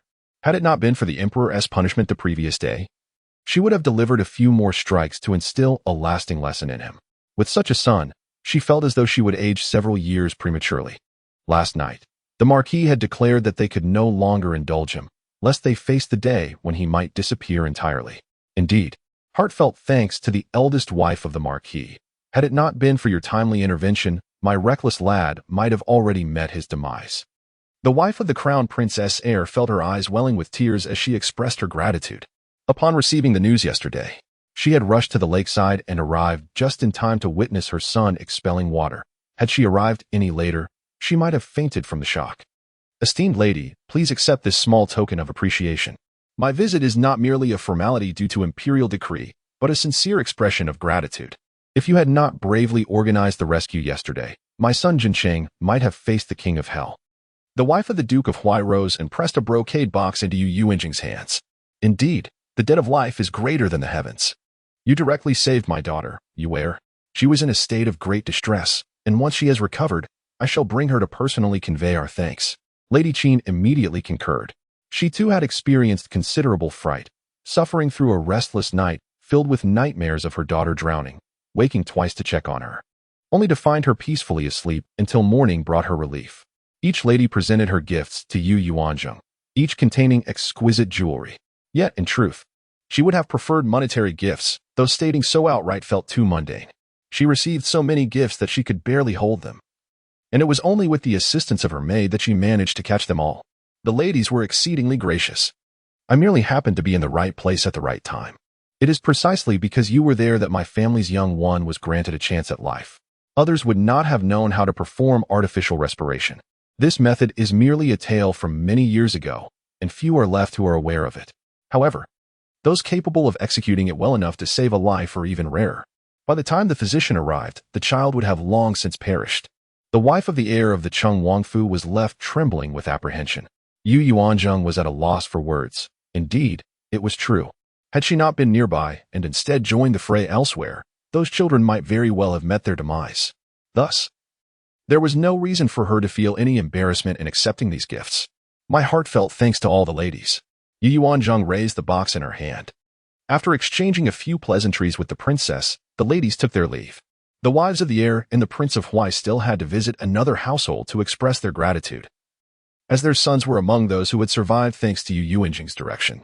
Once the crowd dispersed, the elderly matriarchs regarded Yu Yuanzheng with a gaze laden with unspoken implications, which made her quite uncomfortable. Nevertheless, she said nothing and simply departed.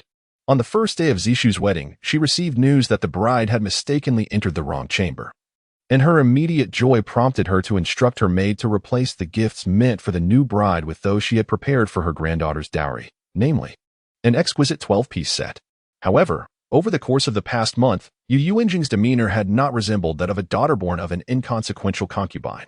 On the contrary, she proved to be even more exceptional than the carefully nurtured legitimate daughters of the Bo family. At this moment, her satisfaction with Yu Chaoyang had diminished considerably since her arrival. Yet, circumstances were as they were, and she found herself at a loss for how to effect change. Tao Hong, summon the young lady of the family for me, instructed the elder matriarch. Yu Chaoyang arrived shortly thereafter, greeting the elder matriarch with respect. Chaoyang, come. Sit beside your grandmother, the elder matriarch said with a smile that adorned her face. Yu Chaoyang obediently took her seat. Good child. How have you and Zishu fared in your endeavors with that iron box? Inquired the elder matriarch. Should they succeed in unlocking the box, it would mark a significant achievement for the entire Shangguan family, elevating their standing within the clan. Not yet, Yu Chaoyang replied, her voice laced with embarrassment. The couple had engaged in countless attempts daily, with her dedicating the most time to the task, while the young lord was often occupied during the day. However, despite 20 days of effort, there had been no progress. Then keep trying. Perhaps a certain combination holds the key to opening the box. Furthermore, you have been married for nearly a month now. It is imperative to conceive, as the heirs of the Wang family are of utmost importance, the elder matriarch added, her concern shifting to Yu Chaoyang's future.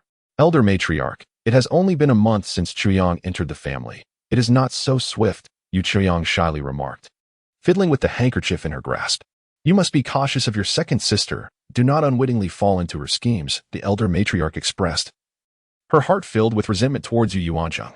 Indeed, Chaoyang was unaware of how deeply she concealed her intentions, deceiving everyone in our household. The thought of Yu Yuanzheng ignited a fierce desire for retribution within Yu Chaoyang, yet she knew such actions were unfeasible. Very well, given the situation, you should endeavor to maintain your distance from her. Furthermore, you should immerse yourself in literature, learn to play the piano, and practice painting. Do not allow others to label you as inept. I shall speak to the princess consort another day, encouraging you to learn the intricacies of managing the household affairs of the manor. Should you falter in fulfilling the responsibilities of the lady of the house, your position as the heir's consort may become precarious. The elder matron spoke with a gravity that betrayed none of her usual joviality. Unbeknownst to her, she harbored an inexplicable aversion towards Yu Yuanzheng, who had been the focus of her disdain since the very first day she presented tea. She felt that this woman was an unpredictable variable, capable of undermining her carefully laid plans over the years. The root of her discontent lay in the fact that the prince had initially betrothed her to Shangguan Ziqi, a decision she found profoundly unsatisfactory. Yes, Chaoyang was aware of this. Although Yu Chaoyang listened attentively, she could not fathom that, now married into the prince's household as the heir's consort, there might still be unforeseen complications. What she failed to consider was the possibility of divorce or the prince taking a secondary wife. Should a more capable contender arise, she could very well find herself overshadowed. The role of the lady of the house was of utmost significance to the manor. Before long, concubine Luo arrived, equally astonished by Yu Yuanzheng's recent conduct. Elder matron, how should we proceed in this matter? Concubine Luo felt a disquiet in her heart. The woman they both deemed unworthy had, astonishingly, outshone the heir's consort. At that moment, she even harbored some reservations towards Yu Chaoyang. Had the marriage not been altered, some of the accolades from yesterday might have fallen upon her son instead. However, it mattered little, as long as the eldest son remained in a state of slumber. No matter her capabilities, she was simply destined to live as a widow. The elder matron, however, was not overly concerned. One woman from the inner chambers could not alter the grand scheme of things. As long as Zishu continued to be the heir, all would remain unchanged. She would compose a letter to consort Shu in the palace, imploring her to intercede with the emperor. How could the prince halt the grand prince's treatment? The treatment must not cease under any circumstances. Alas, the Chia courtyard was fiercely protected by the princess consort, making it impossible for her to plant anyone within. The servants in the courtyard were personally arranged by the prince, and even the lowliest maids were descendants of the princess consort's dowry. She proceeded to open each box, exclaiming at the generosity of the ladies. Each item was exquisitely beautiful. Yu Yuanzheng picked up a golden-laid jade hairpin and immediately adorned her hair with it. Ziyue, is it not lovely? The grand madam is truly beautiful, Ziyue replied. You are wise to say I am beautiful, rather than the hairpin, Yu Yuanzheng quipped. Here, everyone gets a share. This is for you, this for Jianghua, and this for Granny Yi. She instructed Ziyue to reward the maids in the courtyard with 1 tael of silver each, declaring it was a token of her joy. Yu Yuanzheng was indeed generous. Oh, yes, please summon Granny Yi for me. I have matters to discuss with her. Ziyue, having received her reward, went to fetch Granny Yi. Granny Yi was overseeing the cook in the small kitchen as she prepared porridge for the Grand Prince. She arrived shortly thereafter. Greetings, Grand Madam. Granny Yi, please be seated. I have been remiss. It has been nearly a month since I married into the household, and I have not had a proper conversation with you. Today, I shall not go anywhere. Let us have a good chat, Yu Yuanzheng said with a gentle smile. The Grand Madam has already done exceedingly well. You have only recently arrived and are still adjusting to many things, and you are quite busy as well. Every day. Granny Yi is well aware that Yu Yuanzheng has scarcely found a moment's respite over the past month. As the wet nurse of the eldest son, she has devoted her life to his care, undoubtedly privy to many secrets. Indeed, I have spent more time with the young master than the princess herself. I was once a maidservant accompanying the princess, 2 years her senior. Upon entering the Wang residence, the princess married shortly after taking charge of the household. When she bore the eldest son, I had just given birth myself, making me the perfect nurse for him. Oh, was Granny Ye's first child a boy or a girl? And what of your son? Yu Yuanzheng inquired again about her son. Granny Yi had mentioned having 2 children during a previous idle conversation. That lad is currently working as a shop assistant in one of the princess's bridal dowry shops. Oh, it seems your family is doing quite well. Granny Yi, could you share with me some insights about the eldest son? This marks the first time Yu Yuanzheng has asked about Shangguan Ziqi since entering the residence. She has never regarded him as her husband, merely as a patient under her special care. The role of a wife feels incredibly challenging to her. How can 2 individuals, devoid of any emotional foundation, ever foster such sentiments, despite his handsome visage? Yet, as they are to live together for the long term, she feels it imperative to understand his character. While appearances may be pleasing, one must also discern the essence of a person. They owe their fortunes to the princess. Though she has met with misfortune, bearing only one child before encountering great calamity. The eldest son is the carefully nurtured heir of the late Lord Wang and the current prince, excelling in both scholarship and martial prowess. 3 years ago, he accompanied the prince on a military expedition, during which they inflicted a resounding defeat upon the enemy forces of the Kanglan kingdom. Upon their return, the emperor commended him publicly, remarking that a tiger begets no dog. Since childhood, the young master has diligently strived to be a worthy heir, subjecting himself to rigorous training. Rising at dawn to practice martial arts, and thereafter attending the palace as the crown prince's companion in study. He has remained steadfast in this routine throughout the seasons. As he matured, he joined the prince in the military camp for further experience. Regrettably, the crown prince suffered a fall from a cliff while rescuing the emperor, resulting in a permanent disability. During that tumultuous time, the young master also sustained injuries while diverting a portion of the enemy. The crown prince's misfortune weighed heavily on him for a long while. Last year, while safeguarding the emperor during the autumn hunt, he inexplicably fell from his horse, leaving him in a state akin to a living death. Ah, how splendid were the crown prince and the young master in their prime. Their mere presence on the streets would halt the steps of young maidens and matrons alike. Countless young women aspired to wed such admirable gentlemen. Yet fate dealt cruelly with both, truly a case of heaven being jealous of exceptional talent. Madam Yi spoke wistfully of the young master's past. Listening to her, Yu Yuanzheng formed a new perception of the young master. He was a paragon of self-discipline, solely dedicated to becoming a competent heir to the royal estate. In contrast, when comparing him to the likes of Shangguan Ziqi, the difference was stark. Though her interactions with Shangguan Ziqi were limited, she discerned that he was merely an ambitious dreamer, lacking substantial ability, yet harboring aspirations as lofty as the heavens. The prince regent stipulated that succession to the Wang residence necessitated battlefield experience. It remains to be seen whether he can mature swiftly enough, lest he inherit the title of heir apparent only to reveal himself as a craven individual. Not all scions raised within the Wang's household necessarily amount to anything of substance. Take the second master, for instance, who epitomizes indolence and hedonism, indulging in a harem of women while being sustained by the Wang's coffers. In truth, the Wang residence does not place undue emphasis on pedigree when selecting a bride, prioritizing instead the virtues of the maiden herself. However, with the early demise of the old princess, the entire Wang household lacks a true matriarch, leading the old prince to cultivate a habit of meddling in numerous affairs. Back then, the princess was handpicked by him for the then heir apparent prince. The princess was a legitimate daughter meticulously nurtured by the Duke of Wei's residence, possessing impeccable breeding. When it came to the eldest master, he too favored exerting control. Merely because the old prince and the old Count of Yong'an enjoyed amicable relations, they broached the subject of their grandchildren's matrimonial prospects, leading to the presentation of the eldest Miss Yu to the old prince. At that time, Miss Yu was but a tender 12-year-old, an innocent and charming lass, whom the old prince took a liking to, subsequently requesting an imperial decree from the emperor to formalize the betrothal. Ah, so it wasn't the eldest master who took a fancy to eldest sister? Yu Yuanzheng was genuinely unaware of these matters. Indeed, however, the eldest master is a man of great responsibility, never engaging in promiscuity and holding his lawful wife in high regard. Originally, the princess had prepared chambermaids for him, but the eldest master staunchly refused to touch them, displaying remarkable self-discipline. He insisted on waiting until his lawful wife had entered the household before allowing her to determine his bedchamber companions.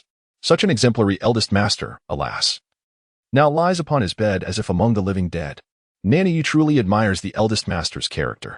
Yet this very same admirable eldest master lies upon his bed as if among the living dead. The two conversed for quite some time, and it was only then that Yu Yuanzheng gained a more comprehensive understanding of the eldest son. He is indeed a principled individual. It would be worthwhile to consider a relationship with him, should he awaken, and if they find mutual affection, living together could be quite pleasant. If he finds himself dissatisfied with her, separation would not be a matter of consequence. Yu Yuanzheng is not a woman of this era. Bound by the notion that life is untenable without a man, she harbors no desire for the status and power of the royal household. Nevertheless, she remains apprehensive about the immutable nature of history. She has heard that forcibly altering history contravenes the heavenly order, though she is uncertain of its veracity. Initially, she was not superstitious, yet how can one explain her transmigration and Yu Chaoyang's rebirth? Yu Mama, I have summoned you for another matter. I have brought only 2 maidservants from my family, and they seem insufficient. Could you assist me in finding 2 honest and reliable individuals from our courtyard to serve by my side? After such an extensive conversation, Yu Yuanzheng finally broached the subject of her request. The eldest young lady should have addressed this matter long ago, according to the customs of our royal household. The eldest young lady should have at least 4 senior maidservants and 2 junior maidservants. Having only 2 by your side is indeed inadequate. This matter shall certainly be attended to by this old servant. I will first inquire about their willingness and also take into account their ages. Yu Mama readily accepted the task. I am most grateful to you, Yu Mama. Several small blades, meticulously honed to a fine edge, along with tweezers and pliers. Alas, this era lacks stainless steel, necessitating frequent sharpening and sterilization of these items. Sterilization poses a challenge as well, for only alcohol can be used. Yet its potency is rather low. Almost forgetting this matter, Yu Yuanzheng sketched a simple manual distillation apparatus. The future applications of this are quite numerous. She diligently sketched and revised, taking 2 hours to complete it. The following day, she instructed Chunlei to seek out a blacksmith. Chunlei, this does not require iron. Copper will suffice. Once completed, take it directly to the small courtyard. It is not suitable for the royal palace as it carries an odor. How many days will it take to finish? If we use copper, it will be quicker. Copper is softer than iron and easier to shape. It should be done in no more than 2 days. Very well, purchase about 10 pounds of wine for the small courtyard. In 2 days, we will go there to distill the alcohol. After several days of preparation, all necessary items for the visit to Princess Huaning's residence were ready, including the medicinal plasters. Only the distillation of alcohol remained. However, on the day she was to go to the small courtyard, the 3rd prince arrived at the royal palace, accompanied by another individual. Chapter 58. The 3rd prince visits with a physician 3 days after the Dragon Boat Festival. The palace's consort Wanshu received a letter from the 2 elderly matriarchs. Upon reading it, she fell into deep contemplation within her chamber. At 35 years of age, she remained well preserved, with fair skin and striking beauty that captivated men. The emperor, now 43, had long ceased to select new consorts. The youngest among the current group, the empress and her peers, were all in their 30s. She still occasionally received the emperor's summons to his chambers, thus retaining her esteemed status. Her mother urged her to persuade the emperor to dispatch the imperial physician to continue treating her nephew. However, such matters were unlikely to concern the emperor, as they pertained to the internal affairs of the royal household. After much effort, she had finally conceived a dragon seed, a son, which earned her the title of consort. There were 2 princes before hers. The eldest was the offspring of the late empress, while the 2nd prince was born of consort Yingui.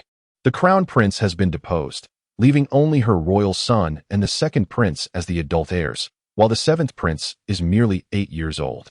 The mothers of these 3 princes hold equal standing, reliant upon the strength of their respective familial backgrounds. Although she hails from the esteemed house of the Iron Cap, the ancestral decree of the Rong Wangfu dictates non-involvement in the competition among princes. However, should the emperor falter in wisdom, the house may act on behalf of the emperor to establish a crown prince. The primary allegiance of the Rong Wangfu lies with the common folk of Dawei, with loyalty to the sovereign being secondary, which is why it is often referred to as the House of the People. Each successive emperor has treated Lord Rong with utmost respect, consulting him on significant national affairs before reaching decisions. Yet, the Rong Wangfu has never wielded military power, fostering a relationship of trust and camaraderie between the emperors and the house. Consort Wanshu yearns for the support of her elder brother. She has approached the Lord on several occasions, but each time he has urged her to fulfill her duties, leaving the emperor's decisions to his discretion. Frustrated, she resolves to strive independently.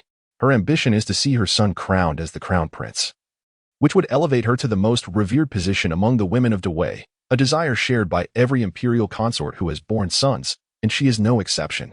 Despite her proximity to the most powerful house, she feels deprived of any tangible benefits, nurturing a deep-seated resentment. Thus, she must rely on the assistance of the 2nd house. Her mother's aspirations compel her to exert every effort, and she is well aware of the plans her mother has devised. This endeavor is one she is determined to support to the fullest extent. Soon, a scheme materializes in her mind. Baizhu, summon the 3rd prince and inform him that I wish to discuss a matter with him. She promptly instructs one of her attendants. The 3rd prince, having concluded his lessons, arrives at consort Wanshu's quarters, where the 2 of them devise a plan together. The following day, the 3rd prince requests permission from the emperor to leave the palace. It is said that there exists a remarkable physician, albeit with a rather eccentric temperament. He wishes to summon this illustrious healer for the examination of his elder cousin. By approaching the physician under the guise of a royal prince, he hopes to convey a greater sense of sincerity. Upon learning of his noble intentions, the emperor readily grants permission. The third prince hastens out of the city and, as fate would have it, successfully invites a renowned physician to the royal residence today. However, at this moment, only the two venerable matriarchs, the concubine Luo, and a few others are present in the estate. For the lord has taken the heir to the military camp for training, and the princess is out visiting friends. Meanwhile, Yu Yuanzheng has gone to the small courtyard to distill alcohol. When the doorkeeper announces the arrival of the third prince, the two matriarchs are visibly elated. Their faces lighting up with joy. The elder matriarch personally greets him, exclaiming, "Ah, my dear grandson, the third prince, please come in." The three women usher him into the centenarian matriarch's courtyard. The third prince introduces the esteemed physician, esteemed matriarch. This is the renowned healer I have invited from the capital, Dr. Yu. After a warm exchange, the third prince, Chao Jinshan, presents the elderly physician to the matriarch. Excellent, excellent. The physician you have summoned must possess exceptional medical skills. I sincerely hope your elder cousin awakens soon, for it would not be in vain that his aunt and the third prince care for him so deeply. The matriarch, observing the sagacity of the elder physician, surmises that his medical expertise is indeed commendable. Your efforts are appreciated, third prince. Now, let us proceed to the Chia courtyard. We must not keep the esteemed physician waiting, remarks concubine Luo with a smile. Meanwhile, Yu Chaoyang stands in bewilderment. The concubine Shu is the biological offspring of the elder matriarch and, by all accounts, should align herself with the matriarch's interests. Previously, she had sensed the elder matriarch's desire for the heir's position to fall upon her husband, yet now she actively seeks to restore the eldest son's health. She finds herself utterly perplexed. However, she held no voice in the matter and could only follow behind to the Chia courtyard. She had visited that place on the very day after her wedding, but had not returned in the months since. In her past life, she had spent a full 8 years within those confines, which had become her prison. The two elder madams led the third prince and Dr. Yao to the Chia courtyard. Today, the attendants serving the eldest son were Yuan Shan and Jing Shui. They approached politely to pay their respects. The young ones bowed before His Highness the third prince. The two elder madams, the heir apparent's wife, and concubine Luo. The two young attendants even performed a deep bow, being of royal blood. Such deference was requisite for the third prince. Upon learning of a renowned physician, the third prince had made a special journey to summon him. Please, guide him to the inner chamber, so that the doctor may attend to Ziqi, he instructed. The two elder madams were in high spirits. However, the two attendants exchanged alarmed glances, for they were acutely aware of the eldest son's predicament. Before the elder madams could utter a word, they hastily exited the Chia courtyard. The two young attendants swiftly mounted their horses and departed the royal estate, disregarding the presence of any passers-by. Fortunately, both were skilled riders, one heading in one direction and the other in another. The Jing Wangfu was the closest destination. Qing Feng reached the small courtyard, taking some time to arrive. At that moment, Yu Yuanzheng was instructing Lu Mingda and Chunlei on the process of distillation, demonstrating the use of a modest distiller. She kindled a fire and began the heating process. As the temperature rose and vapor began to escape, she adjusted the flame to a gentle simmer.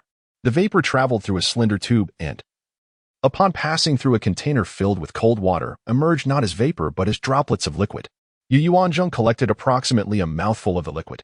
"Brother Lu, would you care to taste?" she offered, extending the cup to Lu Mingda. Lu Mingda took a hearty gulp of the drink, only to be choked and cough repeatedly. "Such exquisite liquor! I have never tasted anything so potent." At that moment, Qi Feng galloped to the entrance and swiftly reined in his horse. What transpired? The third prince has arrived with a physician to attend to the eldest young master. What? Yu Yuanzheng immediately sensed something amiss. Chunlei, proceed to distill the entire batch of liquor until the resulting liquid is devoid of any flavor, then discard it and start anew. Yu Yuanzheng hastily instructed before making her way to the entrance. As she walked, she called out, "Qi Feng, carry me on horseback," swiftly. She pulled a handkerchief from her bosom to conceal her face, rendering herself unrecognizable. She needed a guard to accompany her. If her identity were revealed, it would tarnish her reputation. Meanwhile, within the Chia courtyard, tensions were palpable. Chapter 59, An Unwarranted Examination. Step aside, both of you. The third prince's personally summoned physician faced resistance from two young attendants blocking the bed, igniting the ire of the elder matron. "Your Highness, this physician, none of us have ever heard of him. Whether he is indeed a miraculous healer remains uncertain. We cannot permit him to examine the eldest young master so readily," said Yuanzheng, unflinching as he confronted the third prince. The third prince was taken aback that two mere attendants dared to obstruct the elder matron and himself. This was entirely unexpected. He had assumed that by personally bringing the physician, he would encounter no opposition. Even if the prince-uncle were present, he would show some deference, especially since he acted out of concern for his esteemed cousin. What he did not know was that these two attendants, who served him, were trained by the prince himself and were not mere footmen. "Will you not step aside?" The elderly matriarch raised her cane. If they did not yield, she was prepared to take matters into her own hands. This was her customary approach and temperament. Consequently, the matriarch disregarded all else and swung her cane in earnest. The two attendants dodged left and right. In a fit of urgency, Granny Yi positioned herself in front of the bed to shield the attendants. Seeing that she could not strike the two, the matriarch turned her attention to Granny Yi. Unfortunately for her, she was not as fortunate and received a couple of blows from the cane. The two attendants once again stepped in front of Granny Yi, enduring several strikes themselves. Despite being over 50, the elderly matriarch wielded considerable strength. In the early summer's warmth, with little attire, the attendants quickly bore the marks of blood on their backs after just a few hits. The third prince observed this farce without intervening, astonished by the unwavering loyalty of the attendants, who so fiercely protected their master. He pondered whether his own guards would exhibit such devotion. "What is happening here?" The voice of the princess echoed from behind them, breathless. The coachman had driven the carriage directly to the inner courtyard, nearly exhausting the princess in the process. She had never run like this before, disregarding her image entirely. Upon her arrival, the matriarch dared not continue her assault. She magnified her own efforts and good intentions to an absurd degree. The princess glanced around the room, noting the blood on the attendants and the pained expression on Granny Ye's face. "Princess sister," the third prince acts with good intentions. Yet the two young attendants fail to recognize their place, thus warranting a reprimand from the elder madam. Upon noticing the gaze of the princess, concubine Luo promptly offered an explanation. "Indeed, mother, the third prince has gone to great lengths to invite a physician, and we must not disregard his kindness." Yu Chaoyan concurred. Though she was unaware of the elder madam's fervent motives, she understood that it was undoubtedly for the heir's sake, and her support was imperative. "Have you lost your senses? Just as the prince has? That is your own flesh and blood, and you leave him unattended. This humble grandaunt shall not allow such negligence." The elder madam assumed the authoritative stance of a senior, directly instructing Dr. Yao. Dr. Yao glanced at the third prince, receiving a nod of assent. And with a respectful gesture towards the princess, he proceeded to the bedside. The princess found no grounds to obstruct him. A physician's examination should pose no issue, provided they refrain from administering any medication prescribed. She resolved to later inquire about the doctor's background with the prince.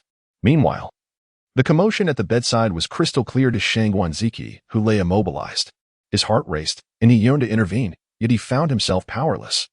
It appeared that his mother was equally at a loss on how to halt the physician. His anxiety mounted once more. Dr. Yao commenced with a pulse check, followed by a physical examination, culminating in an assessment of his head and eyes. "Your Highness, the third prince, the elder madam, and the first young master. This injury to the head necessitates acupuncture for a possibility of restoring consciousness," Dr. Yu concluded after his examination. "How certain are you of success?" inquired the third prince. Upon hearing the same sentiments expressed by the esteemed physician Gu, the princess discerned that Dr. Yao was indeed a capable physician with commendable skills. What of Dr. Yao's acupuncture techniques? She could not help but inquire, while she and the prince acknowledged the validity of their daughter-in-law's concerns regarding excessive treatments. She yearned for a genuine miracle healer to restore her son's health. However, she harbored doubts about whether Dr. Yao truly possessed such miraculous abilities, especially given his apparent age of 50 to 60, suggesting years of practice. Yet, as a stranger, she found it difficult to place her complete trust in him. "Then let the needling commence," the elder matron commanded without awaiting the princess's decision. The princess hesitated, recalling how physician Gu's treatments had yielded no results after 3 months. She surmised that Dr. Yao's efficacy might also be limited, yet a flicker of hope remained. Just as her uncertainty lingered, Dr. Yao produced silver needles and began to warm them over the fire. "Your Highness, this cannot be," Yuanzheng exclaimed, disregarding the gravity of the situation. He was acutely aware that the eldest son had previously suffered from worsening conditions due to the physician's interventions. Now, with a practitioner like Dr. Yao, whom they had not thoroughly vetted, it seemed reckless to place trust solely based on his association with the third prince. The princess glanced at the two young attendants, both bearing expressions of disapproval. Third prince, perhaps we should wait for the prince to inquire about Dr. Yao's character before proceeding with treatment, she interjected. Esteemed aunt, Dr. Yao is quite occupied. Another family in the capital awaits his attention. Were it not for this prince's personal request, he would not have come to the Wang residence at this hour, the third prince urged, his concern for his cousin's well-being evident. As the princess grappled with her indecision, Dr. Yao prepared to administer the needles. Hold on, she called out, still unable to quell her inner turmoil. At this moment, Yu Yuanzheng rushed in under the protection of Qingfeng. Wait, she shouted, then began to gasp for breath. She had never run so swiftly in either her past or present life. Chapter 60. The incompetent physician's needle. Dr. Yao paused, hesitating before he could proceed with the needle. Only then did Shangguan Ziqi release the tension he had been holding in his heart. He hoped that Zheng would be more assertive than her mother, capable of thwarting this nefarious plot.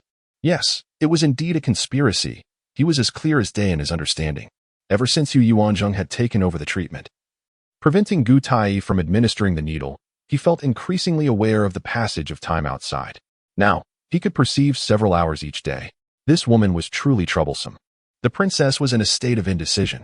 She wished for her son's recovery, although witnessing his tears that day had offered her a glimmer of hope.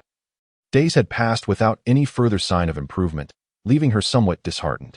If the third prince had indeed summoned a miraculous physician, perhaps he could truly awaken Ziqi. Doctor, can you assure us that you can cure the eldest son?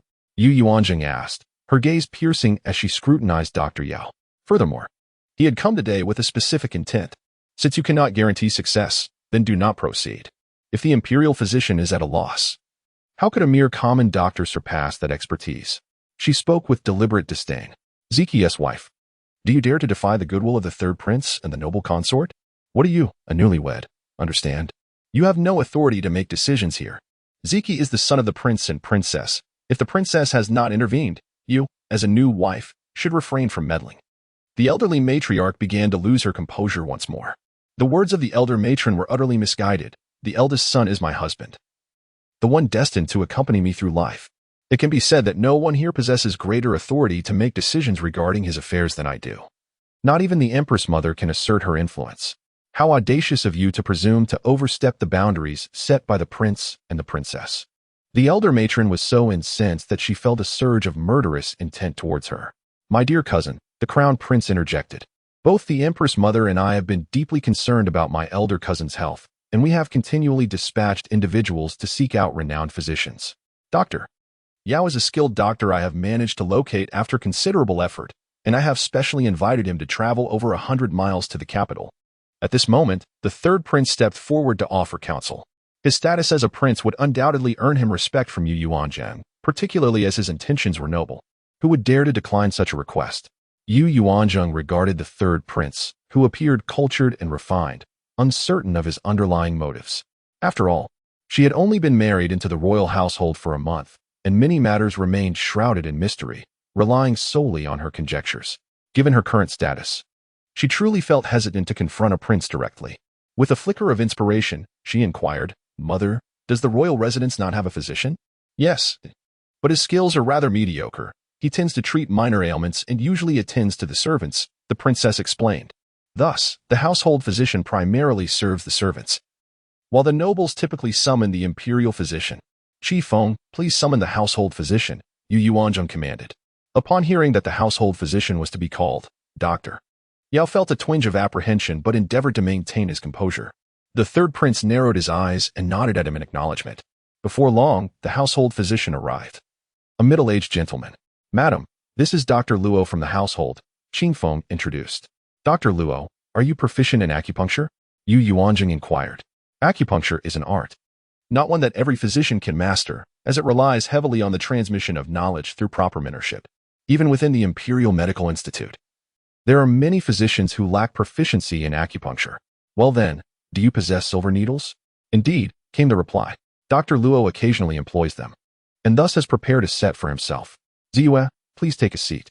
When Dr. Yao performs acupuncture on the eldest son, Dr. Luo will replicate his technique on you. I want you to articulate every sensation you experience in detail for everyone to hear. Yu Yuanzheng was eager to ascertain whether Dr. Yu truly possessed miraculous healing abilities. At her utterance, Dr. Yu stiffened momentarily, while the third prince furrowed his brow. The elder matron glared at Yu Yuanzheng with a frosty expression, and concubine Luo tightened her grip on her handkerchief. Yu Chaiyang glanced around, bewildered by the unfolding scene. Good, good. This approach seems promising, the princess declared, her earlier hesitation evaporating. As they lacked medical knowledge, allowing a healthy individual to serve as a subject for experimentation seemed an excellent solution. Why had she not thought of this sooner?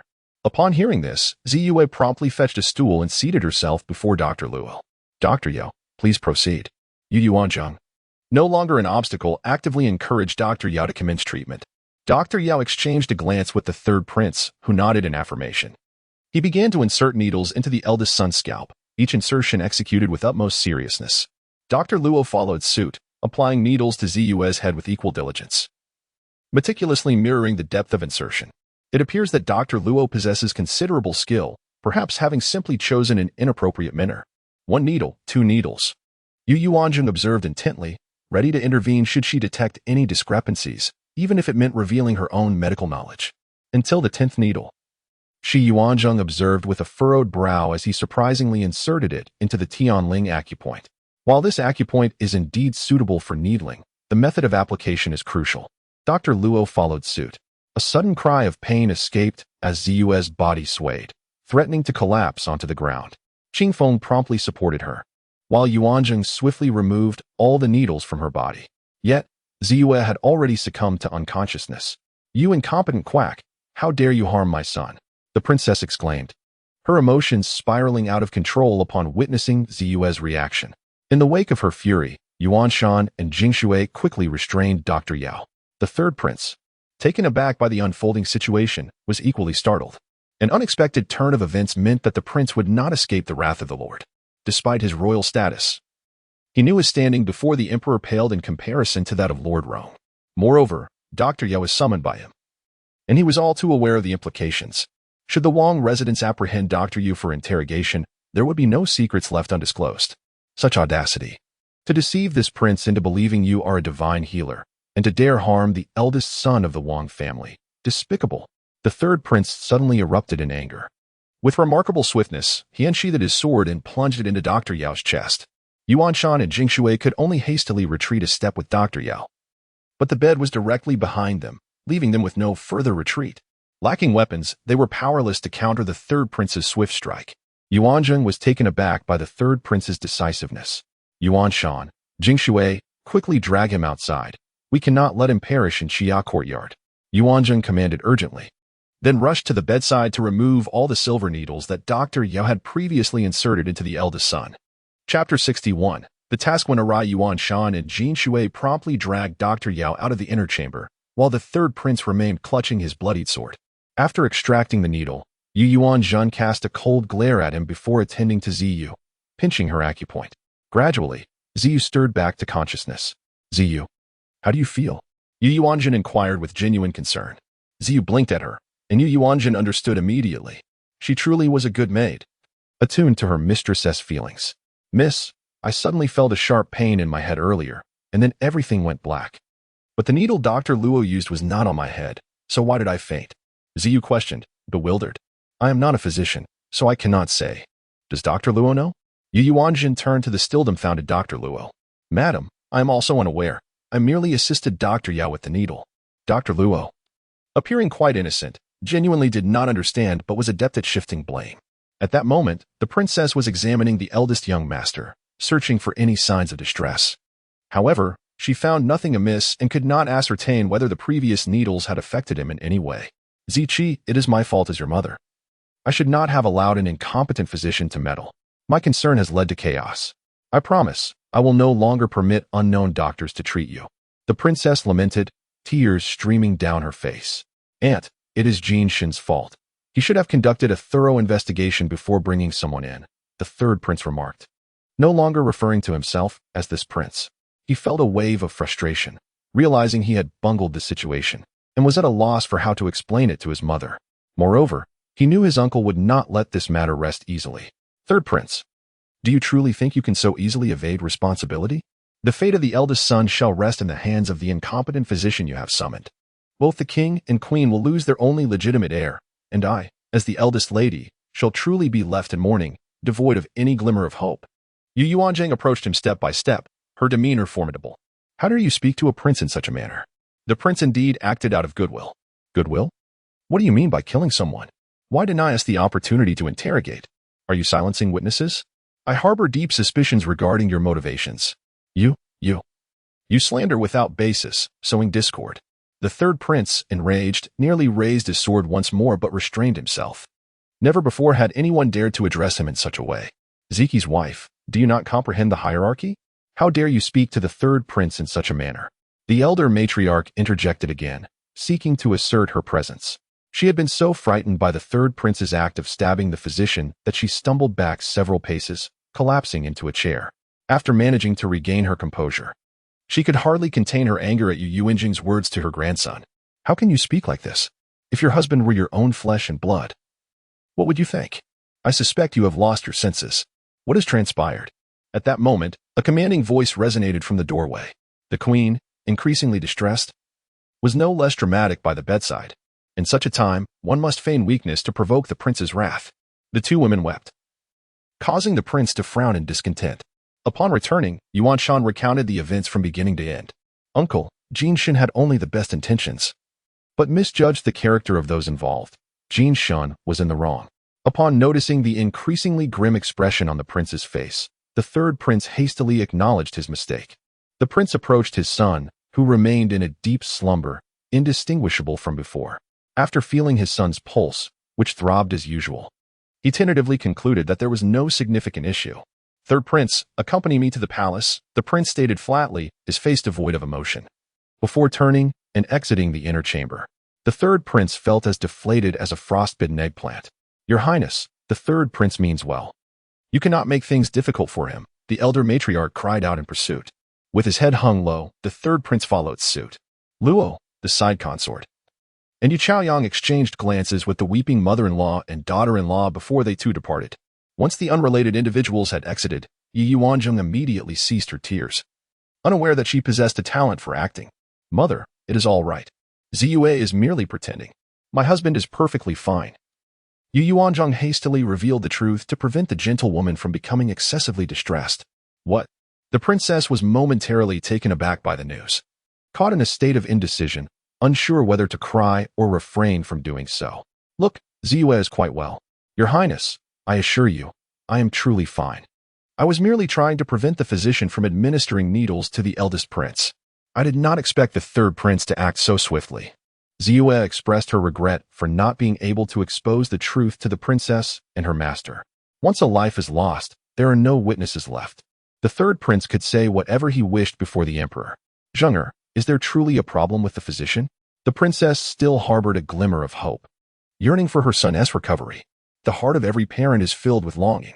Mother, do you not find this peculiar? The elder matriarch, though seemingly content with the prospect of her second son ascending to the position of heir, paradoxically displays deep concern for her husband, wishing for his well-being.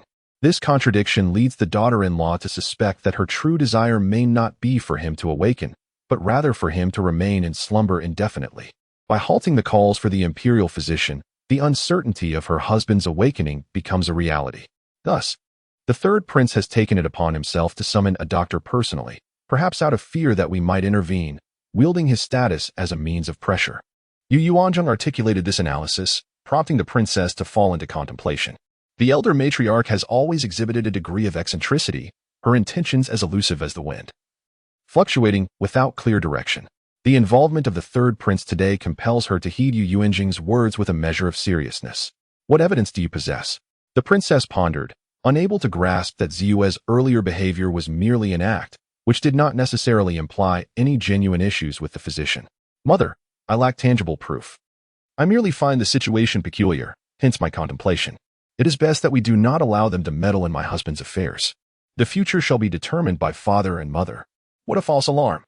The princess instructed Yu Yuanzheng to take good care of her son before leaving in a pensive state. You all performed commendably today. I shall remember your efforts. Once I have earned some money tonight, I will reward you. Yu Yuanzheng expressed her satisfaction with her subordinates. "Madam, it is our duty," one of them replied.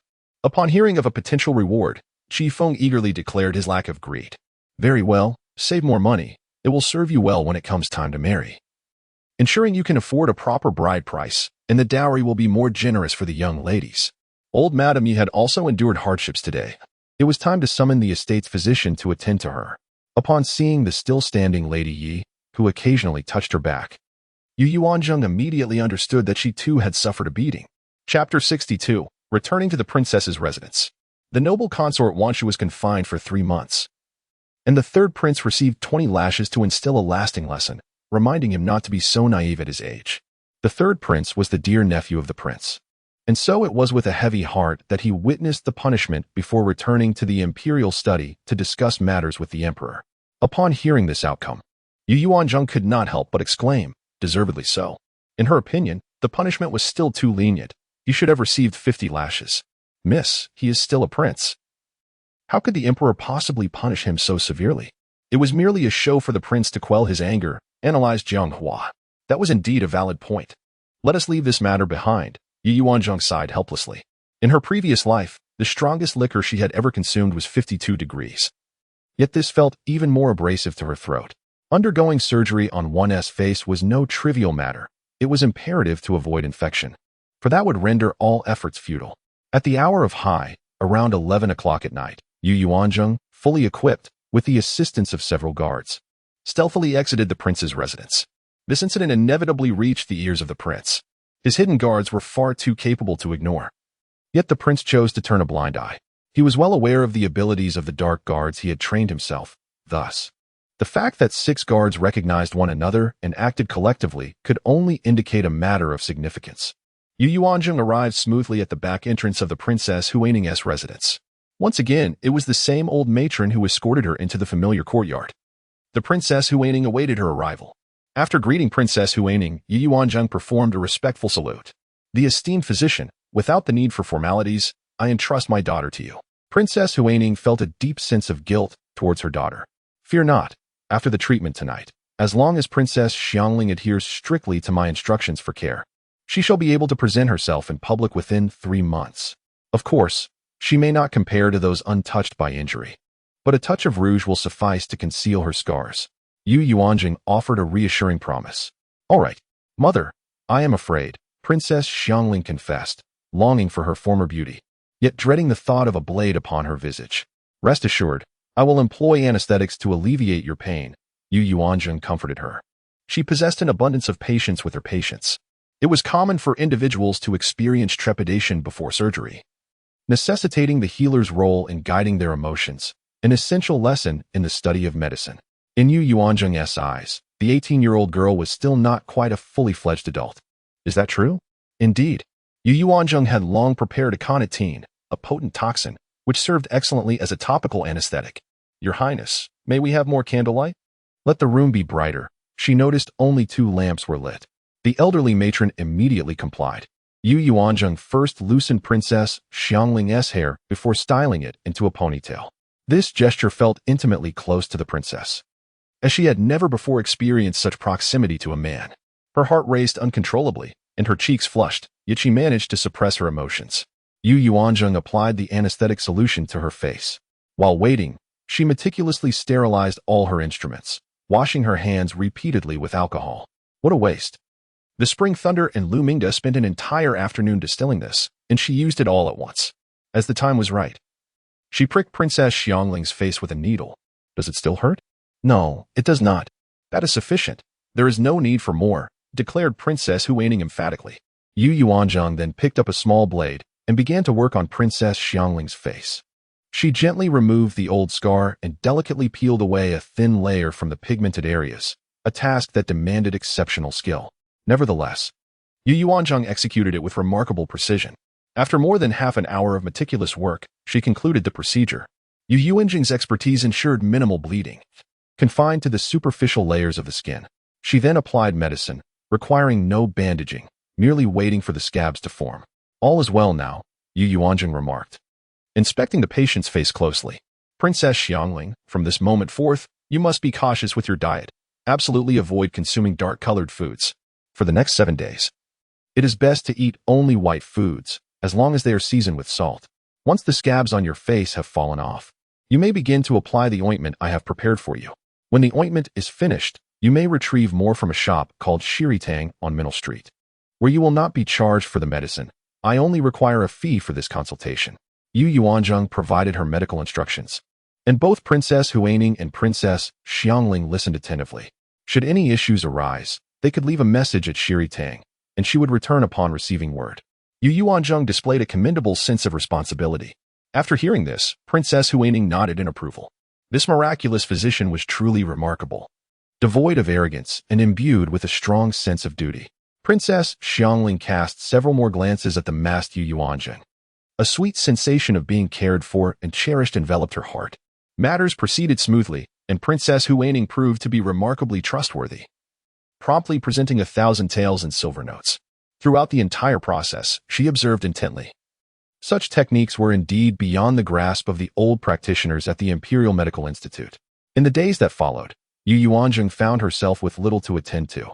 The 2 young maids chosen by Granny Yi had been selected. Both were merely 13 years of age. One was slight with a round face that bore a hint of humor, while the other had an oval visage, exuding a delicate charm. They had previously been engaged in cleaning the courtyard. Madam, these 2 are quite diligent in their tasks, and their youthfulness allows for ample training to better serve you. Granny Yi remarked. Well, what are your names? Yu Yuanzheng inquired, as she seldom occupied herself with matters of the courtyard and was unfamiliar with their names, having only recognized their faces. I am called Xiaoqin, the round-faced girl said, bowing politely. I am called Xiangji, the other shyly introduced herself. Since Granny Yi deems you both suitable, I shall accept you as well. You will accompany me henceforth and learn from Ziyue and Jianghua. It is imperative that all affairs within our courtyard remain confidential, disclosed only at my express instruction. Even if the prince or princess inquires, you must guard your tongues. Do you understand? Yes, we understand, the 2 young maids replied, shrinking back slightly, somewhat intimidated by Yu Yuanzheng. With the addition of 2 maids, Yu Yuanzheng was able to expedite her preparations of medicinal pills significantly, and the variety increased considerably. Over the course of a month, she attended to 2 more families, one of which was the eldest son of the Grand Master of the National Academy. This is a rather disappointing situation, as one has unfortunately contracted a severe illness. Despite numerous consultations with physicians, the ailment remains unmanageable. Consequently, one has no choice but to invest considerably in a renowned healer. However, this particular affliction is deemed unworthy of the esteemed healer's attention, as it tarnishes the reputation of the young mistress of a noble house. Yet, Yu Yuanzheng, enticed by the sum of 10,000 taels of silver, insists on proceeding. Chunlei, I shall merely take the pulse and prescribe a remedy. You may examine the patient's condition and relay the details to me, she asserts. Unable to refuse, Chunlei reluctantly escorts Yu Yuanzheng, disguised as a man, to the patient's residence. Based on the severity of the patient's condition, Yu Yuanzheng prescribes a cleansing potion, topical ointments, and medicinal decoctions. To her astonishment, within half a month, the treatment proves effective, and her reputation as a miraculous healer flourishes. In another instance, a wealthy merchant from the capital seeks her expertise for his ailing mother, who suffers from severe migraines, enduring restless nights and growing frail with each passing day. Witnessing his mother's torment, the merchant spares no expense and turns to the Shiri Hall for assistance. Naturally, it is the elderly Lin who receives him and subsequently informs Yu Yuanzheng. This particular ailment cannot be eradicated but can only be alleviated with medication and acupuncture. After 2 treatments, the elderly lady finds peace in her slumber, prompting the merchant to generously offer a consultation fee of 10,000 taels, with the cost of medication to be settled separately. Yu Yuanzheng, of course, recommends that he purchase her prepared medicinal pills. Once her name spreads, the pills from Shiri Hall become increasingly sought after, albeit at a reasonable price, unlike the exaggerated fees previously demanded by Chunlei. Yu Yuanzheng seeks to establish a long-term enterprise. Meanwhile, Chunlei notices an individual from the royal residence. Chapter 63, The Young Lady of the House is with Child My Lady. My subordinate reports that young Master Zifeng has entered that small courtyard, Chunlei announces. Oh, did you observe closely?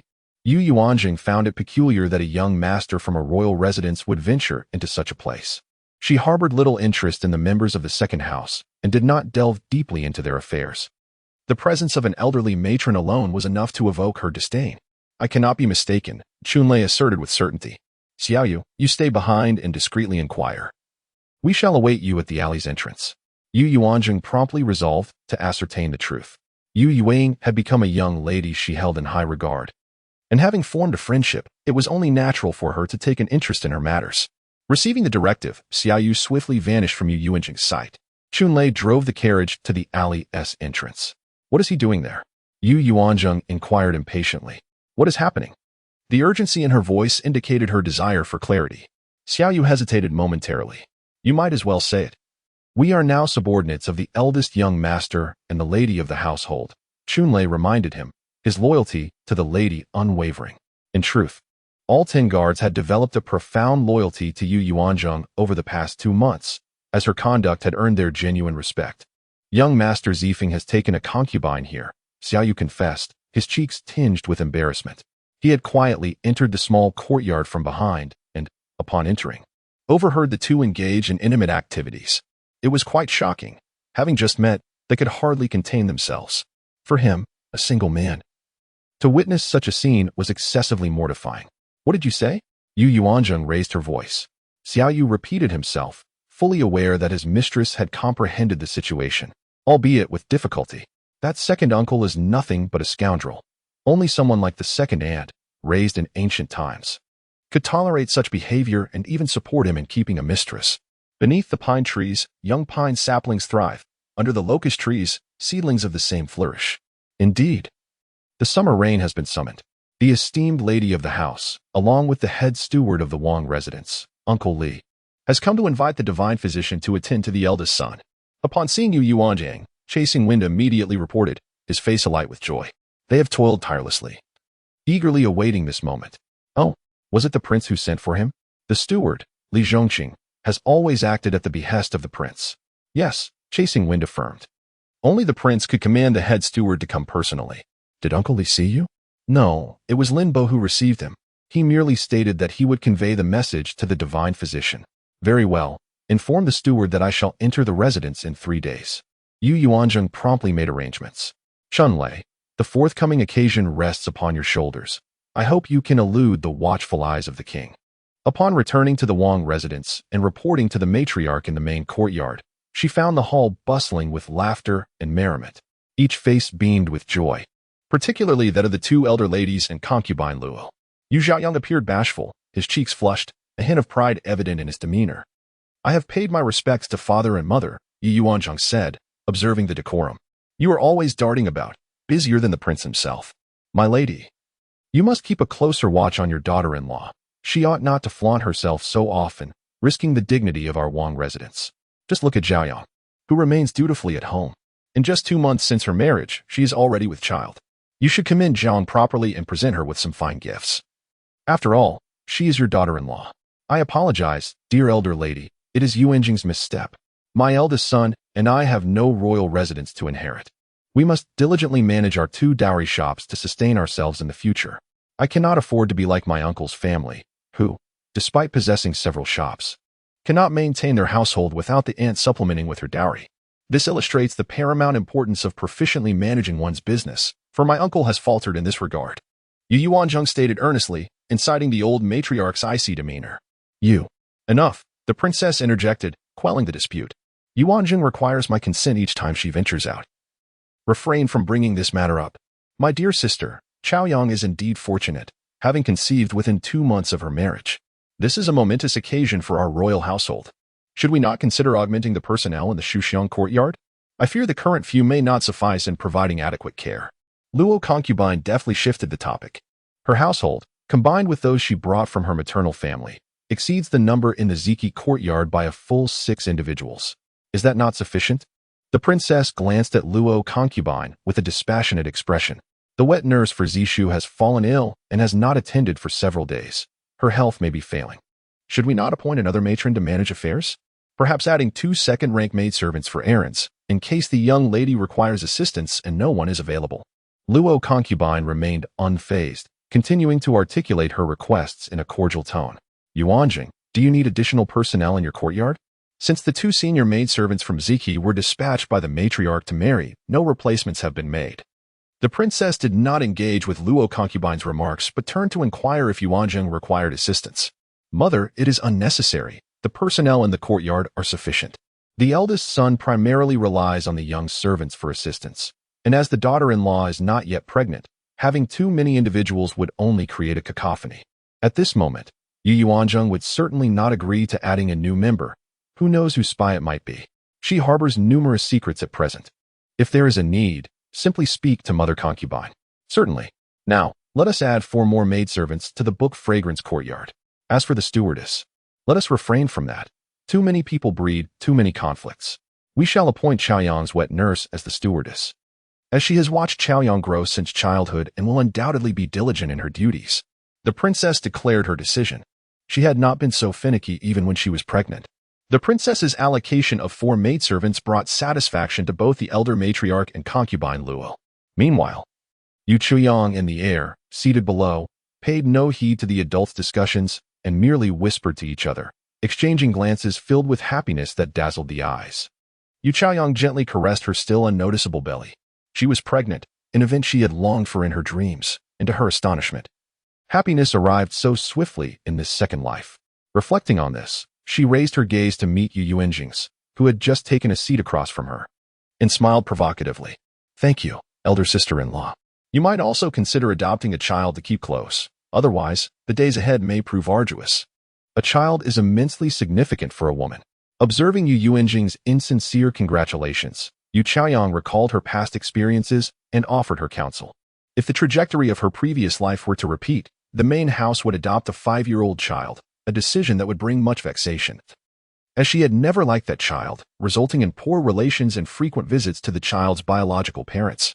Yu Yuanzheng, being a year younger than herself, would find it even more challenging to foster a good relationship with a child. She awaited the unfolding spectacle. Chaoyang spoke wisely. My lord, the matriarch visited me the day before yesterday for a conversation regarding this matter. Given the current state of Ziqi, it is prudent to prepare in advance.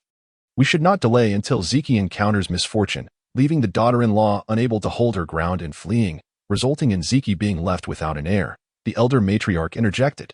The thought of the benefits promised by the matriarch stirred her deeply. In chapter 64, the daughter-in-law bears a child for the eldest son. The matriarch pledged that if she could persuade the lord to adopt her grandson under the name of the eldest son, she would reward her with 3 profitable shops, and upon inheriting 40% of the princely estate, would further allocate 10% to the second house. This temptation was indeed overwhelming. She was contemplating ways to broach the subject when unexpectedly, Chaoyang raised it. Brother, indeed, this matter cannot be delayed. It is best for the child to be adopted at the earliest opportunity, allowing for a nurturing bond to form. This will ensure unwavering loyalty to the princely house. And in the future, the children of the heir and the future daughter-in-law will share a heartfelt connection, thus supporting each other. A beautiful tale in the making. At this point, the second elder also chimed in. The elder matriarch's intentions were, of course, conveyed to the couple. Upon hearing this, the lord surveyed the group and then turned his gaze toward Yu Yuanzheng. Ziqi's wife, what are your thoughts? Your Highness, Yu Yuanzheng inquired. Is it imperative for the eldest son to have a child, and must that child be a boy? The royal decree has been made. I have already promised Ziqi 40% of the family fortune. The clan will undoubtedly take notice. If you do not adopt a child, this wealth will not be passed to the heir, but will instead be confiscated. It would be prudent for you to adopt a child under your name, as it would provide you with future support. Although the prince is reluctant to witness such an outcome, he feels compelled to speak the truth. Simultaneously, he is testing Yu Yuanzheng's attitude. This is a rule of the Shangguan family. If any branch lacks descendants, its property reverts to the public, regardless of the existence of biological siblings. Yu Yuanzheng had not anticipated this situation. This cannot be allowed. It must not fall into the hands of others. She has already performed 4 bloodletting sessions for the eldest son, with the last yielding little result. The next step is recuperation. However, given the nerve damage, she is uncertain when he will awaken and can only assure that he will not perish within the next 4 months. She has altered the prognosis of his demise from 6 months, yet whether she can entirely change the fate of the eldest son remains an enigma. After much contemplation, she arrived at a decision. Her father, mother, and daughter-in-law should bear children for the eldest son. Yu Yuanzheng stated her intentions boldly, without a hint of embarrassment. Upon hearing this, the prince raised an eyebrow, a subtle smile flickering across his face. What did you say? You shameless creature. Daring to utter such words in public while Ziqi is still alive? You would dare to bring disgrace upon him, the elder matriarch exclaimed, her indignation akin to a cat whose fur has been ruffled, as she fiercely jabbed her cane. This startled the concubine Luo beside her, Ziqi's wife. Such words should not be spoken lightly, or you will become the subject of ridicule, the second matriarch advised, clutching her handkerchief. Sister-in-law, if you truly proceed with this, I fear Aunt Heir will storm into the royal residence and strike you dead. Our you family daughters cannot engage in such disgraceful acts. Yu Chaoyang also advised. Yet the expression on his face, one that struggled to suppress a smile, revealed his discomfort. He was taken aback by the utter lack of decorum displayed by the second sister. Although the princess had not fully grasped the situation, she understood that her daughter-in-law was not the type to act recklessly. Thus, she remained unperturbed yet gazed at Yu Yuanzheng with a hint of perplexity. The elder master and the heir, though silent, exhibited expressions that were equally captivating, their faces marked by disbelief at the audacious declaration to bear a child for Ziqi. How could one who was akin to a living corpse possibly sire offspring with her? It could only mean seeking another man for such a purpose. Why is everyone so agitated? I have yet to finish my words. I am not seeking another man to father my child. I intend to have a child with my own husband. Is that not a natural right? Yu Yuanzheng surveyed the crowd. You seem to be lost in a daydream. How could a living corpse like Ziqi father a child with you? Are there men hidden within the Chiya courtyard? Your Highness, it is indeed troubling that Ziqi is attended to only by a young servant. The elder madam could not suppress her discomfort and felt compelled to voice her opinion. Yu Yuanzheng was tempted to give her a sharp reprimand. Elder madam, mind your words. If you cannot speak properly, best keep your silence. The prince could no longer contain his irritation and cast her a cold glance. Elder brother, do not be vexed. The elder madam has her peculiar temperament. The elder master hastily soothed the prince, pleading for leniency on behalf of his biological mother, while simultaneously shooting her a fierce glare. Zheng what do you mean? The princess looked at Yu Yuanzheng with anticipation. Father, mother, if I can bear the eldest son as child, does that not mean I need not adopt another's? Yu Yuanzheng posed a seemingly unnecessary question. Of course. The prince nodded in affirmation. Good. There is something I must address now that everyone is present. The eldest son has shown physiological responses, which implies the potential for progeny. Thus, I can borrow his seed to continue the lineage. Yu Yuanzheng stated this revelation with remarkable nonchalance, devoid of any maidenly modesty. Yet, her words cast an eerie silence over the hall. Only the prince remained unfazed, his demeanor exuding an air of composure. The term physiological response eluded her understanding, but the notion of continuing the lineage resonated clearly. Ah, splendid, splendid. Congratulations to my elder brother and to my esteemed nephew Ziqi. The second elder, recovering from his initial shock, expressed his congratulations. Whether sincerely or feigned was uncertain, yet Yu Yuanzheng sensed a lack of authenticity in his smile. The expression on concubine Luo's face was somewhat unsightly, maintaining a semblance of a stiff smile. Yu Chaoyang stood aghast, his mouth agape, while Shangguan Ziqi exhibited a similar reaction. It is indeed wonderful that Ziqi may have descendants, the second madam uttered, her words tinged with genuine sentiment. How would a girl untouched by worldly affairs be privy to such matters? The second elder matron inquired darkly, her countenance grim. Is it possible that you were sullied by a man before entering the prince's residence? Second elder matron, do you presume I lack temperance? Yu Yuanzheng's expression turned icily fierce as she advanced towards the second elder matron. A surge of agitation coursed through her, compelling her to strike. And indeed, she raised her hand, poised to deliver a slap. However, her blow was intercepted by the second elder, who blocked it deftly. Ziqi's wife, regardless of the circumstances. She is an elder. How could you act with such impudence? The second elder's usual frivolous demeanor vanished, revealing an unusual seriousness seldom witnessed. If that slap were to truly land, not only would the elderly matron endure humiliation, but he would also share in the disgrace. Yu Yuanzheng, with a resolute flick of her wrist, was determined to address the matter today. Her frustration was palpable. Elderly matron, from the very day I stepped through that door, you have regarded me with disdain, never once offering a favorable countenance. I firmly believe I have never wronged you. Why then? Do you persist in making things difficult for me? If you deem me unworthy of the eldest son, you may converse with the prince and request my return home. I have never contemplated overstaying my welcome in the royal residence. My marriage into the royal family was never my own decision. We are both women. Why must you make my life arduous? If you wish to favor the eldest sister, do so as you please, even if you elevate her to the heavens. I harbor no envy. However, I implore you to extend respect to others. I am not a mere plaything to be struck or scolded at will. Furthermore, my father and mother are still present. They have not uttered a word of protest. What gives you the right to intervene? Has the birth of the eldest son's child encroached upon your interests? Yu Yuanzheng's assertiveness left the elderly matron speechless, unable to articulate a response for an extended period. Chapter 65. The eldest son's capabilities. Elderly matron. In the future, refrain from making life difficult for Ziqi's wife. She is not your own granddaughter-in-law. When Zifeng takes a wife, you may instruct her as you wish. The elderly master assisted the matron to her feet and hastily excused himself to the prince. He was astute in gauging the moment. Departing was the wisest choice. Your Highness's consort, I take my leave.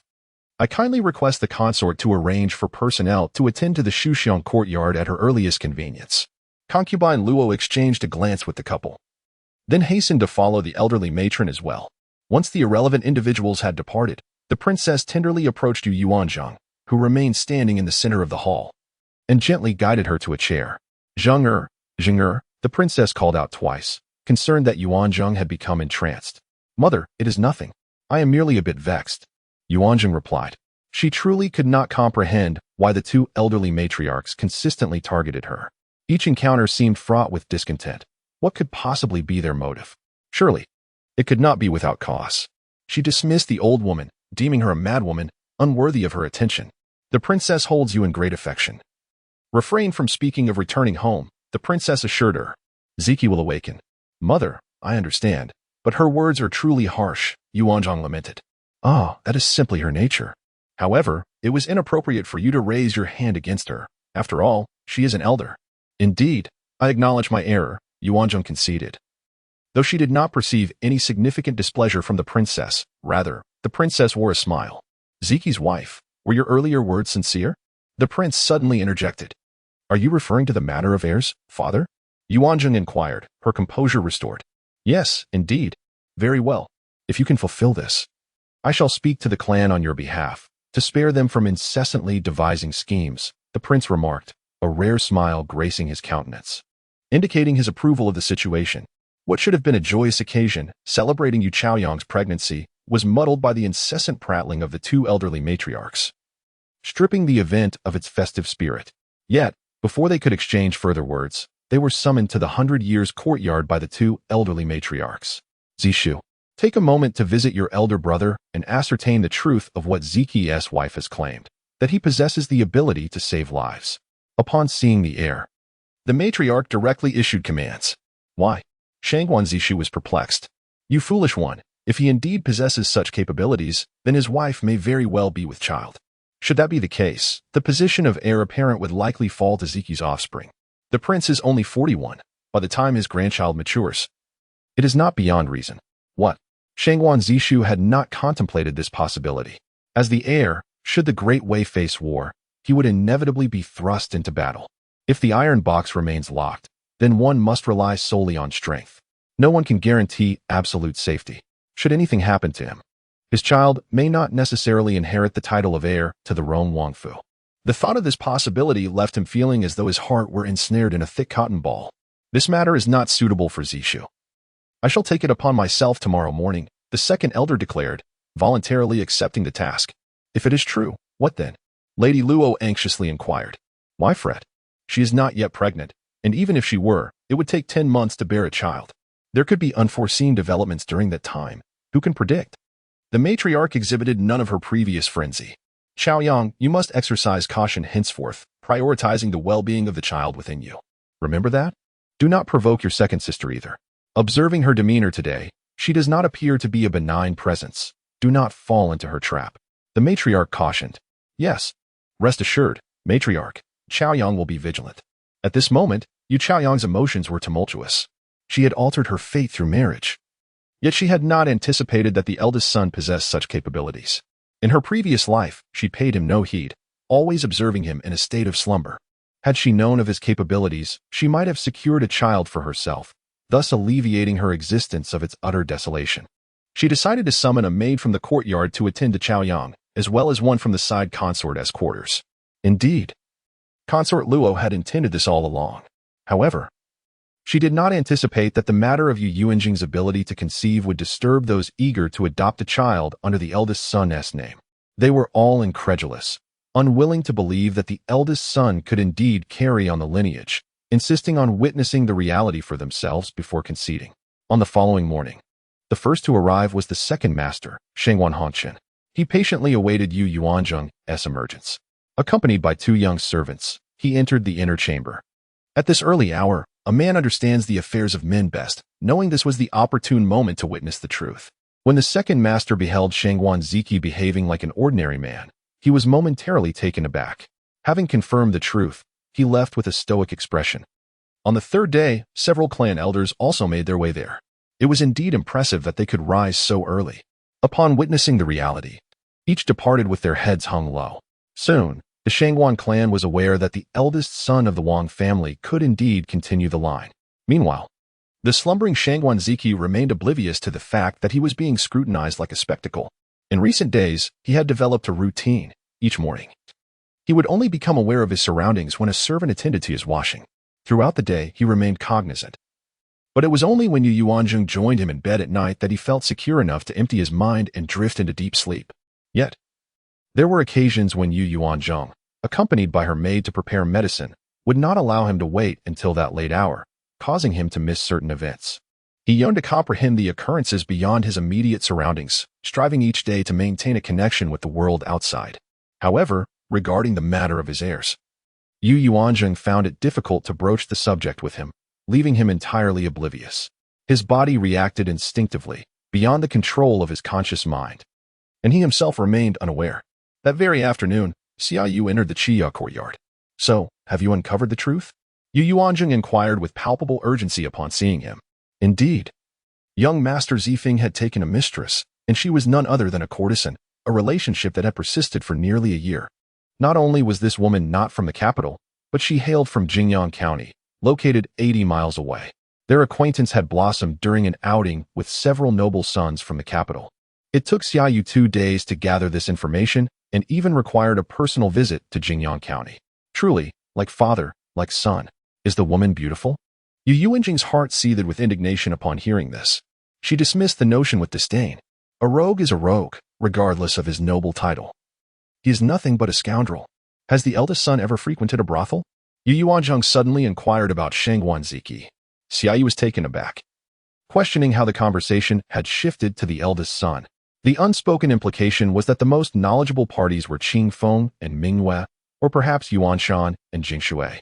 Yu Yuanzheng indeed summoned Yuan Shan, who was attending to the eldest son, to pose this question. "Madam, the eldest son has never visited a brothel. However, he has been to tea houses to listen to music." Upon hearing this, Yu Yuanzheng felt a measure of relief.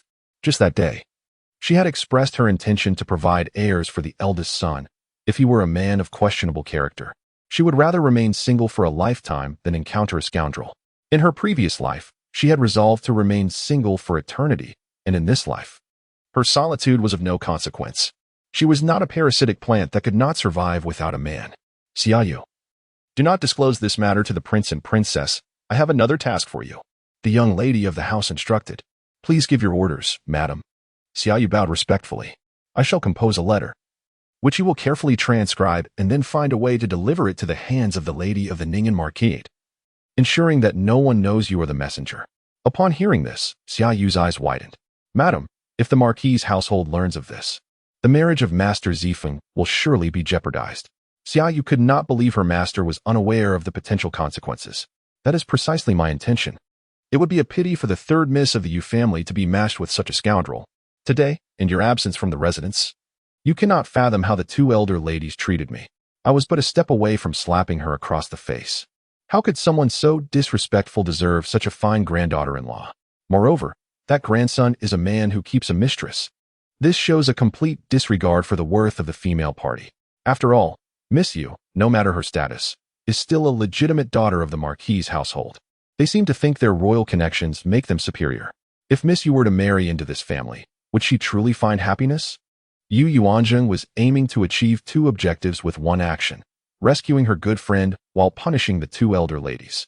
The thought of it eased some of her frustration. "Madam, if this matter comes to the attention of the prince and princess, you may face repercussions. If you do not speak of it, I shall remain silent." "Who would know? Are you attempting to betray me?" Yu Yuanzheng narrowed her eyes. "I would not dare," Xiaoyu replied, feeling intimidated by the intensity of Yu Yuanzheng's gaze. On the spot, Yu Yuanzheng composed a letter to him, accompanied by a striking phrase: "Do not wed a scoundrel, weep, wail, and hang in despair." These words were penned in an exaggerated manner, deliberately altered in style to obscure her handwriting. She feared that Yu Yuanzheng, influenced by the teachings of this era, might hesitate to defy her parents, and thus she sought to offer her some counsel. Furthermore, she urged him to find a way to deliver these words to Miss Yu.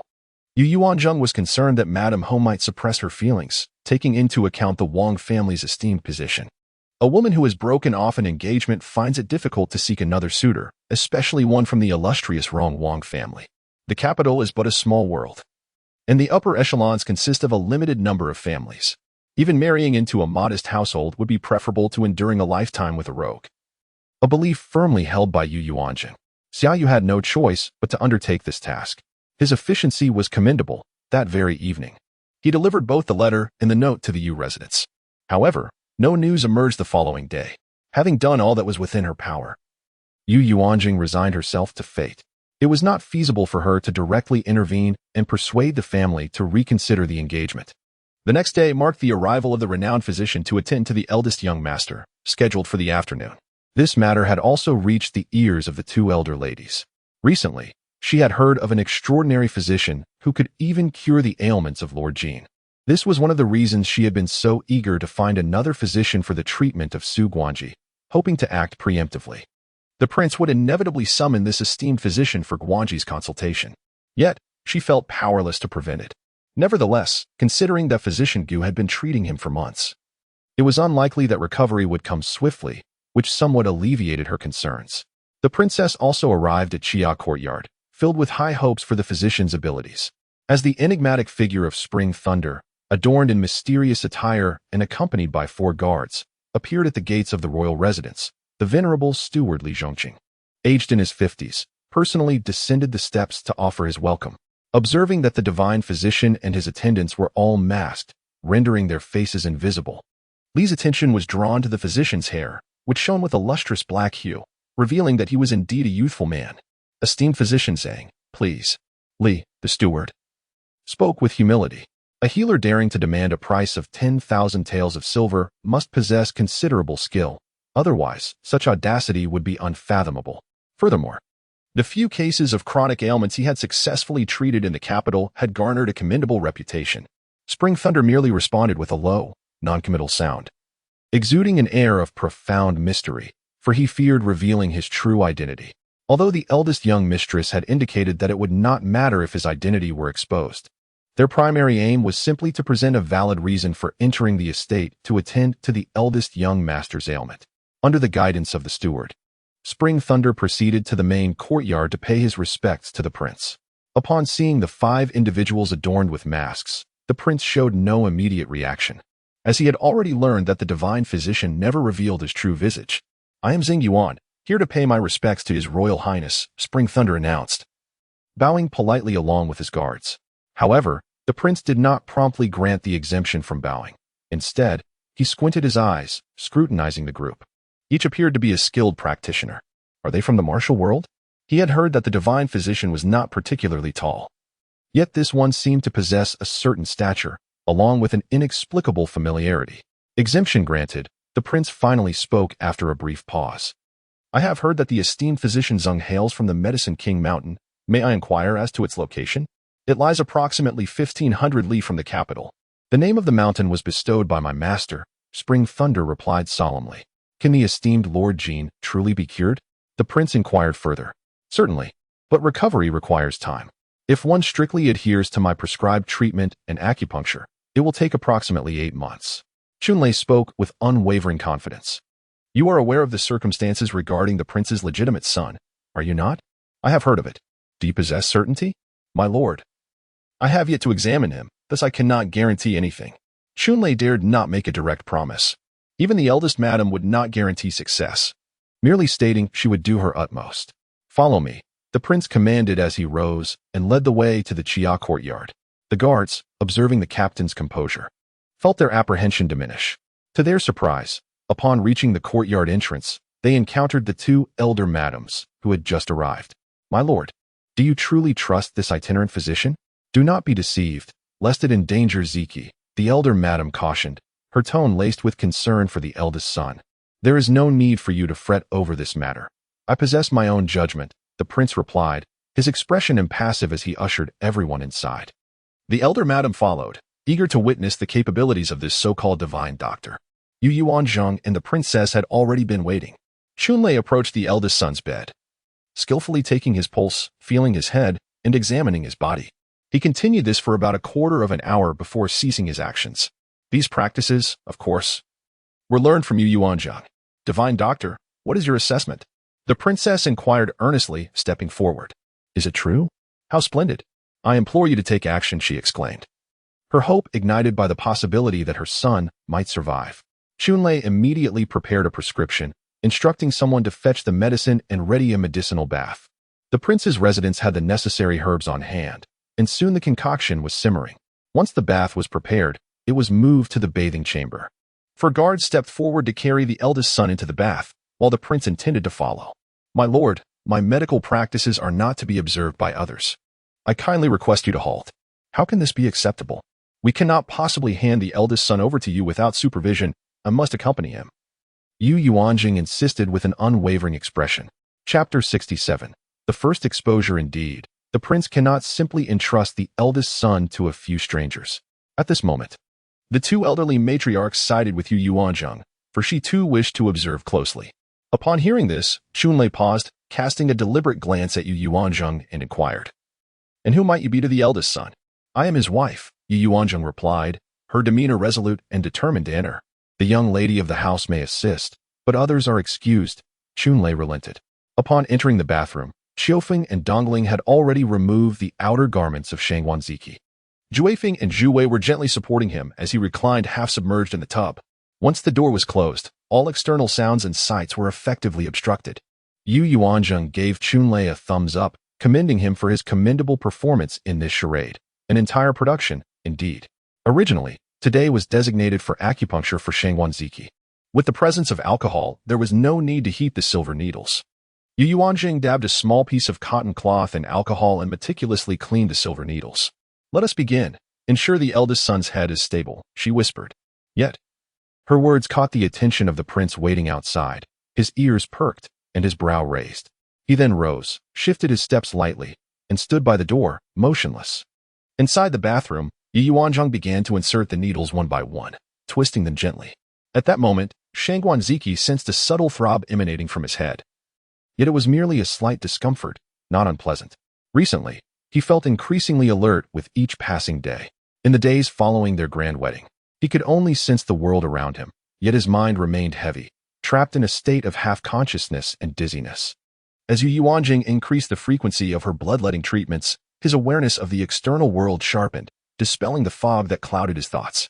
At this moment, he was also cognizant of Yu Yuanzheng's actions, understanding that they were performing a charade for the members of the Wang residence.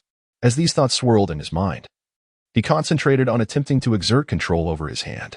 "Ah, the young mistress. I believe I saw the young master's hand move slightly," exclaimed Dongling. Unable to contain his excitement, he had not been among those attending to the young master closely, but today, being in such proximity invigorated him with enthusiasm. Everyone was drawn to his exclamation. Meanwhile, at the doorway, the prince's eyes sparkled with intrigue. Simultaneously, he seemed to grasp something, though uncertainty lingered. Within the room, 6 pairs of eyes fixated on Shangguan Ziqi's hand. Indeed, Yu Yuanzheng called out in exhilaration, for she had witnessed the young master's index finger curl ever so slightly. The others observed this miraculous sign as well. "Wonderful! Young master? Young master? You can sense us, can't you? If you can hear me, please move your finger again," Yu Yuanzheng whispered softly by his ear. Yet, as they waited with bated breath, no further movement was seen. The previous gestures had exhausted all of Shangguan Ziqi's strength. This was the first time Yu Yuanzheng had witnessed him move. It was a testament to the effectiveness of her treatment. At that moment, everyone fixated intently on the young master in the bath, hoping for another sign of movement. The acupuncture continued, not only on his head but also on his body. Half an hour passed, and the water temperature had considerably cooled before the medicinal bath concluded. Several attendants worked together to lift the individual from the water. Yu Yuanzheng concealed herself behind a screen, awaiting the completion of the clothing change for the eldest son, after which he was placed onto the wheelchair that had been prepared earlier. She stepped forward to check his pulse. All seemed normal. Pushing open the door, she encountered Shangguan Ziqi, who had just emerged from the medicinal bath, his complexion rosy and exuding vitality. "Divine physician?" the princess inquired eagerly, wishing to know the details of the recent treatment. "Fear not, Your Highness," Spring Thunder replied with a chuckle. "Everything is normal." To my surprise, during my first acupuncture session, I observed his fingers twitch slightly, indicating that he may awaken soon. Really? How wonderful. The princess's eyes glistened with tears. She longed for her son to awaken at that very moment, having yearned for this day every single day for the past 8 months. The prince approached, gently patting the princess's shoulder in a gesture of comfort. Together, they carefully placed the eldest son onto the bed. Daily massage and care for him were imperative, and he needed to be taken outside to bask in the sun regularly. "I shall prepare a few medicinal recipes and broth for him. Perhaps one day he will awaken," Spring Thunder declared, committing to administer acupuncture every 7 days. He diligently penned several pages of medicinal recipes without prescribing any additional medicine. "Divine physician, I have been experiencing poor sleep lately. Since you are here, might you also examine me?" The elderly matriarch interjected upon seeing Spring Thunder complete the prescriptions. Taken aback by her request for consultation, Spring Thunder quickly regained his composure. "Indeed, the consultation fee is a staggering 10,000 taels of silver. And credit is not an option," Chun Lei stated with an air of certainty. "Are you out of your mind in your pursuit of wealth? Which physician would dare to demand such exorbitant fees?" The elder matron was on the verge of hysteria. "Silence," the prince interjected coldly, cutting off her cacophony. "Divine physician, please accompany this prince to the study for a private discussion." The prince gestured invitingly, and Chun Lei politely motioned for the prince to proceed ahead. However, he felt a twinge of uncertainty and cast a glance at the eldest matron. Yu Yuanzheng had not anticipated the prince's invitation for a private conversation either, and she could only shape her lips to form 4 words: "Act according to the circumstances." The prince strode forward with the grace of a dragon and the power of a tiger, while Chun Lei followed closely with 4 guards in tow. They exchanged glances, all pondering the prince's next words, unable to fathom what he might say. Would he simply hand over the consultation fee and allow them to depart? Upon arriving at the outer study, the prince commanded, "Guard the entrance diligently. Allow no one to disturb this prince." The guards stationed outside nodded in assent. Once inside the outer chamber, the prince retrieved a stack of silver notes from a box, preparing to extend them to Chun Lei. Yet, just as Chun Lei was about to receive the notes, the prince made his move. His open hand transformed into a fist, lunging towards Chun Lei. Caught off guard, Chun Lei was struck but managed to remain upright, staggering back 3 steps. The prince advanced once more, intent on unveiling Chun Lei's mask. Quick to react, Chun Lei evaded, cognizant that he must not jeopardize the eldest matron's plans. The suspicion that someone within the prince's residence intended harm towards the eldest son lingered in her mind. And even the prince himself needed to remain unaware. The prince launched another attack. The other 4 guards, upon witnessing the prince's seriousness, felt compelled to assist Chun Lei, who was currently under their protection as the divine physician's escort. Thus, a 5-to-1 confrontation ensued within the study, where exchanges of blows became increasingly intense. As the skirmish progressed, the expression on the prince's face grew ever more animated, culminating in an unexpected burst of laughter.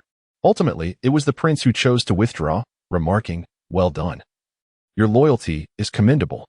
The 5 individuals, realizing their intentions had been made clear, knelt in unison, acknowledging their error. "We are at fault," they confessed, subsequently removing their masks to reveal 5 familiar faces before the prince. Chapter 68. Encountering the assassination. Chun Lei was far from knowledgeable in the art of medicine. I do not possess any medical skills," he admitted, mustering the courage to speak the truth. "If you lack medical expertise, how then did you treat Ziqi?" The prince was relentless in his inquiry. Chun Lei found himself torn between his loyalty to the eldest son and the eldest daughter-in-law and the authority of the prince, the paramount figure of the royal household. "Speak candidly. Once you exit this door, no one else shall be privy to your words," the prince assured him. However, Chun Lei hesitated, reluctant to betray Yu Yuanzheng. "Do you truly believe I would harm my own son?" The prince's tone turned icy. Chunlei furrowed his brow. Still in doubt, the prince, patient, awaited Chunlei's decision. Deep down, the prince had formed a hypothesis but sought confirmation. Your Highness, the true divine physician is the eldest daughter-in-law. Realizing he could no longer evade the truth, Chunlei reluctantly spoke. Upon hearing this, the prince's suspicions were validated. Is she the same divine physician recently spoken of throughout the capital? He inquired further. Indeed, Chunlei affirmed. Spring Thunder nodded affirmatively. The prince swiftly connected the recent events. Your Highness, the eldest lady has long suspected that someone intends to harm the eldest son. According to her, there were issues with the physician Gu she had previously summoned. On the third day following the eldest son's wedding, when physician Gu came to diagnose him, the eldest lady noticed that he was administering acupuncture incorrectly. If he continued to treat the eldest son in such a manner, it is likely that the eldest son would perish within 6 months. However, the eldest lady was uncertain of the physician's medical expertise and refrained from making a rash conclusion. Spring Thunder continued, what? No wonder Ziqi's wife suggested that His Highness cease summoning physicians. Indeed, just earlier, when administering a medicinal bath to the eldest son, the eldest lady also performed acupuncture. And we all witnessed the eldest son's fingers move. According to Chief Feng and others, this had not occurred in months, indicating that the eldest lady's treatment is effective. Perhaps there is a genuine possibility for the eldest son to awaken. Has Ziqi's wife already begun treating him? Did you all come merely for appearances? Yes. The eldest son has shown signs of improvement. An excuse was necessary. Thus, the eldest lady deliberately elevated her reputation to prompt His Highness to engage others. I see. Was the recovery of Lord Jean truly due to her efforts? Indeed, she even persuaded Lord Jean to take Yu and his father as students. Spring Thunder had revealed the secret, leaving nothing to conceal. The eldest lady had stated that regarding His Highness, if something cannot be hidden, there is no need to conceal it. Did she mention where she acquired her medical knowledge? The eldest lady did not disclose this. Perhaps she has had some extraordinary experience that she prefers to keep private. At first, Chunlei harbored doubts regarding Yu Yuanzheng's medical skills. Had he not witnessed her treatment of the esteemed elder Jean, he would have remained skeptical. Very well. You may take the silver notes and ensure the protection of Ziqi's wife, the prince declared, handing over the notes. He was also reluctant to expose Yu Yuanzheng's abilities. This matter required careful contemplation. If there were discrepancies within the Imperial Medical Bureau, then Ziqi's fall from his horse must also be questioned. He had long nurtured suspicions. Yet where did the issue lie? Zishu lacked the means to corrupt the physicians of the Imperial Medical Bureau. Could it be his sister? Yet that seemed implausible. What motive would she have for such actions? Both Ziqi and Zishu were his sons. He hoped Ziqi would awaken soon. Perhaps he held knowledge that could illuminate the situation. In the Chia courtyard, the princess sat beside her son's bed, gazing intently at him, her hand gently caressing his face. In his childhood, when her son had chubby cheeks, she delighted in pinching them, but as he grew older, he had admonished her for such behavior. Gradually, he no longer permitted her to do so. Before succumbing to unconsciousness, he would never have allowed her to touch his face. Yet now, lying there, he offered no resistance to her affection. She longed for him to suddenly sit up and push her hand away. Mother, the eldest son will surely awaken, Yu Yuanzheng remarked. Observing the princess's rapt gaze upon Shangguan Ziqi, her maternal affection evident. Indeed, he will awaken. Ziqi is a good child. He will cherish his life with you. You have cared for him diligently since your arrival. Thank you, Mother. The princess expressed her profound gratitude towards Yu Yuanzheng. She was exceedingly pleased with her. As for Yu Chaoyang, with aspirations that soared high, he was simply unsuitable for her son. Mother, look, Yu Yuanzheng suddenly pointed at the eldest son's hand. The princess focused her gaze, and indeed, it was true. She truly witnessed it. Her son's hand moved. Zheng'er, can you hear me? The princess, overwhelmed with emotion, shed tears anew. Perhaps it is possible. Yu Yuanzheng could not be certain. She was not the patient herself and was unaware of his feelings. Ziqi, can you hear your mother speaking?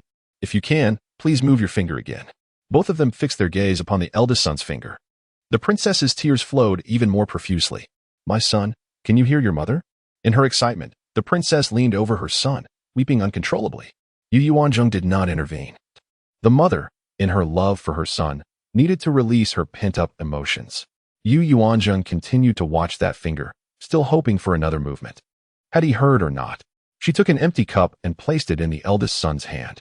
To her surprise, he instinctively curved his fingers to grasp the cup, a promising sign. The princess cried until her heart felt lighter, finally releasing the burdens of the past 6 months. Meanwhile, outside the royal residence, Chunlei and the others maintained their original guise as they departed. They had entered the estate around the hour of 4 p.m.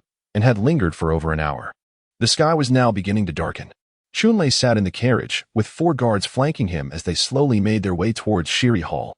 Shiri Hall was situated in a relatively secluded area, some distance from the royal residence.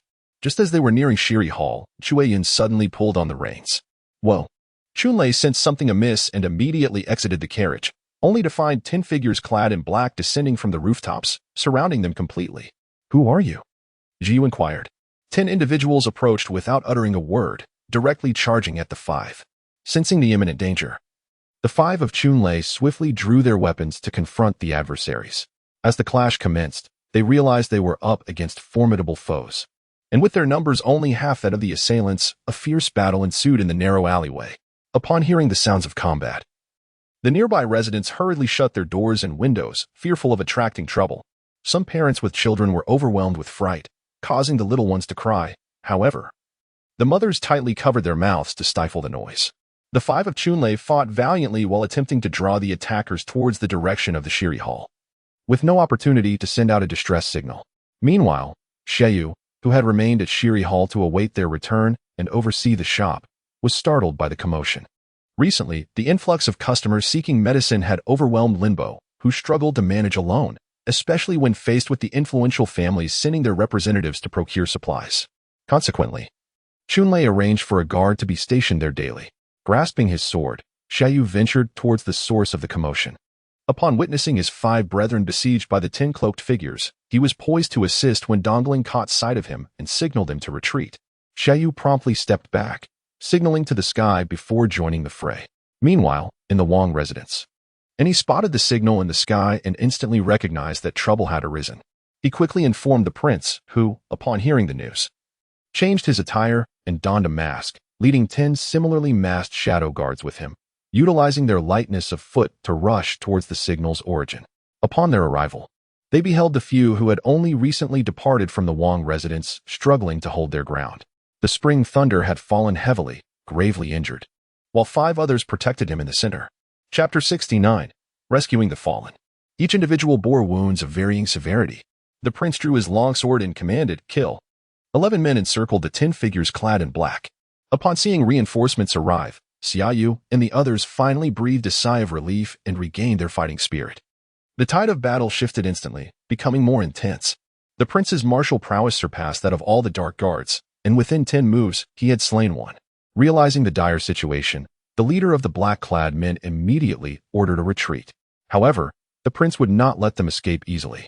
They attempted to carry away their fallen comrade's body, but were thwarted.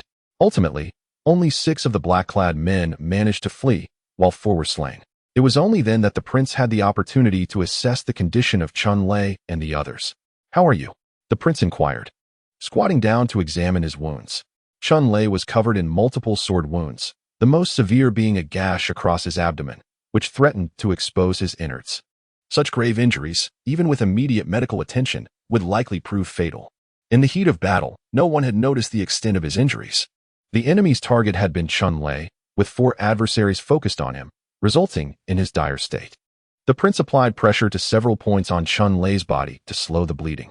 "Bring the bodies along, and let us depart," commanded the prince. "Madam, quickly, go to the outer courtyard. Chunlei and the others have been ambushed." "What?" Yu Yuanzheng was taken aback. She was led by Qi Feng, seeking refuge in a slightly secluded courtyard in the outer area. At that moment, 4 strong men, clearly bodyguards, stood watch at the entrance.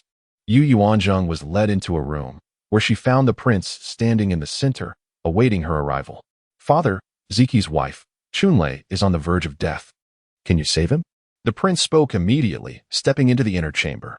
Yu Yuanzheng followed closely behind and saw her 6 bodyguards present, each bearing wounds stained with blood. Chunlei was lying on a couch, and without hesitation, Yu Yuanzheng began to administer aid. Her medical kit, previously placed beside her by Xiaoyu, had been used for show in Chunlei's carriage. "My heavens," she gasped upon seeing the gaping wound on Chunlei's abdomen, his innards visible. "Chunlei, can you endure the pain?" she inquired, noticing he was still conscious. I can, Chunlei managed to utter. To survive, one must endure. His survival depended on the skills of the eldest young mistress. If it were any other physician, there would be no hope. Time was of the essence. Yu Yuanzheng had added needles and thread to her medical kit later on. In this era, she was uncertain whether suturing techniques existed. The original owner's knowledge was exceedingly limited. She began by cleaning the area around the wound with sterile gauze, followed by disinfecting it with alcohol. At that moment, Chunlei could no longer suppress his agony, letting out a pained groan. Hold him down, she commanded as she noticed him attempting to move. Two unfamiliar individuals promptly restrained Chunlei. With the alcohol applied, she proceeded to stitch the wound, one thread at a time. Observing her actions, the prince raised an eyebrow in surprise. Is Ziqi's wife treating the injured man's abdomen as if it were mere fabric? However, as he watched the wound being gradually closed up, he noted that the bleeding had subsided significantly. Once the largest injury was addressed, she turned her attention to the smaller wounds. Then she applied the medicine and bandaged the wounds. Her technique was remarkably proficient, as if she had frequently engaged in such tasks. It took Yu Yuanzheng half an hour to tend to Chunlei, who was already drenched in sweat from the pain. She wiped his brow and then changed him into clean garments. It was necessary to keep someone on guard tonight, as he might develop a high fever. You few, allow me to treat your wounds as well, Yu Yuanzheng remarked, glancing at the others.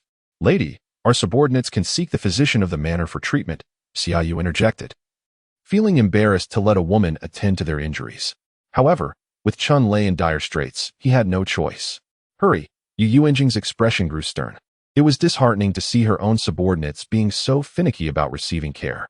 Xiaoyu exchanged a glance with the prince, who nodded in assent, prompting him to remove his outer garments. His shoulder blades and back bore significant lacerations. Upon inspection, Yu Yuanzheng noted the wounds were considerable, yet not life-threatening. She proceeded to treat each injured individual in turn. Just then, an he entered. Your Highness, he addressed. What news? The prince inquired in a calm tone. Regarding the 4 corpses, I conducted a meticulous examination. Nothing conclusive could be discerned from them, but 2 of the bodies exhibited certain characteristics, and he reported. What characteristics? They bear little resemblance to our people of Dowei and closely resemble those of Kanglan. Oh, the prince had not anticipated such a revelation. Father? Yu Yuanzheng looked at the prince with confusion. Being summoned here tonight, she was acutely aware that her secret had been uncovered by the prince. Nevertheless, she had never expected to conceal it from the head of the manor. If the prince could not discern her small ruses, it would suggest his incompetence. The princess consort. This matter shall be investigated by me. You need not concern yourself excessively. Simply take good care of the princess consort. Both the emperor and your mother express their gratitude to you. The prince graciously conveyed his thanks. There is no need for explicit declarations. The meaning is understood by all. That night, indeed, the spring thunder ignited a high fever. Yu Yuanzheng was summoned once more to administer a fever-reducing medicine, followed by a soothing rub-down with wine. It was not until dawn that the fever subsided, and his life was spared. The brothers collectively breathed a sigh of relief. Although the lives of these subordinates may seem insignificant, the prince has never belittled them. The palace's secret guards are cultivated with great care, each one holding considerable value. The next day, Yu Yuanzheng did not rise to pay her respects, sleeping until the sun was well above the horizon. Remarkably, everyone seemed to share an unspoken understanding and did not disturb her. Even when Shangguan Ziqi awoke, she remained in slumber. At that moment, Yu Yuanzheng was sleeping in an ungraceful manner, one leg draped over Shangguan Ziqi, her head resting in the crook of his shoulder. Her breath brushed against his ear, evoking a tingling sensation. Previously, whenever he awoke, Yu Yuanzheng had already risen. This was the first time he found her still asleep. The peculiar feeling caused a faint blush to rise upon his cheeks. He longed to lift his arm and embrace the small woman beside him. Suddenly, a thought struck him. What had transpired? What could cause his wife to sleep so late? The blush on his face dissipated instantly. Yet, no one could provide an answer to his query. It was not until later, when the distant mountains and nearby waters came to attend to him, that he gleaned the truth from their conversation. He realized that someone had wished for him to remain asleep. Finally, well-rested, Yu Yuanzheng awoke at the end of the 3rd hour, around 9 in the morning. Slowly rising from slumber, I partook of a modest repast before making my way to the princess for my duties. Upon entering, I was taken aback to find the princess's eyes swollen, resembling ripe peaches. Chapter 70. The princess instructs her daughter-in-law mother. What has happened to you? Yu Yuanzheng inquired. astonishment evident in her voice. "Everyone leave," the princess commanded, dismissing the maidservants standing nearby. She then took Yu Yuanzheng's hand and led her into the inner chamber. "Zheng'er," the princess called softly, tears welling in her eyes. "Mother, who has wronged you? Please tell your daughter-in-law. She is quite adept at reprimanding those deserving of it, and can assist you." Yu Yuanzheng noted the abundance of tears streaming from the princess's eyes. Though they were of the same age, their temperaments were entirely disparate, and the generational gap was unmistakable. At times, Yu Yuanzheng felt as though she were the elder sister. "Zheng'er, no one has mistreated your mother. It is merely that your mother is moved upon seeing you. You are our family's blessing." The princess wept yet smiled through her tears. "Ah, so you are aware, mother?" Yu Yuanzheng speculated. "You, my child, are exceptionally secretive. Had it not been for the prince's personal revelation, your mother would have remained oblivious. Good child, you have endured much. He, I merely feared you and father would doubt me. Hence I ventured here discreetly." Yu Yuanzheng offered a plausible excuse, for there was some truth to her words. If she were to speak candidly, no one would believe her, and she would surely face ridicule. "Indeed, you speak wisely. Mother, let us keep this matter confidential moving forward. Your father shares the same sentiment. It must remain a secret." The ambush encountered by Chunlei and the others was orchestrated by those who do not wish for Ziqi to awaken. Your safety is of paramount importance. Fortunately, yesterday, it was the spring thunder that allowed them to masquerade as divine doctors to enter and exit the manor. Otherwise, the assassin would have targeted you. "It is best to minimize your outings in the future," the princess gently advised. "How could that be?" "There are numerous matters that require her presence outside." "Very well." Yet given the princess's profound concern for her safety, she could only verbally acquiesce.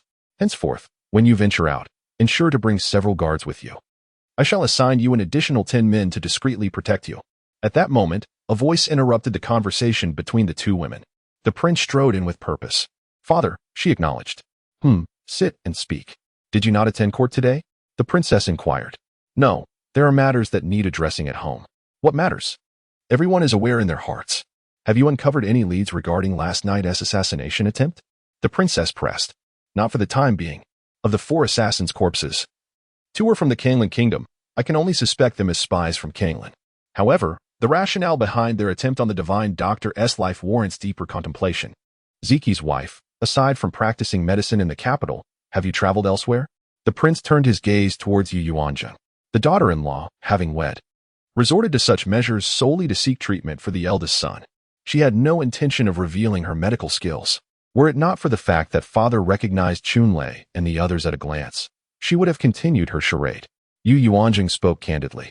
"Fortunately, your father identified them. Otherwise, it would have been perilous for you in your future outings." The princess expressed her relief. "Not at all. Each time, we have traversed with ease, and moreover, I can alter my voice, ensuring no one knows I am a woman," Yu Yuanzheng affirmed with certainty. "Thus, these assassins were indeed aiming to prevent you from attending to Ziqi's health?" the prince concluded with conviction.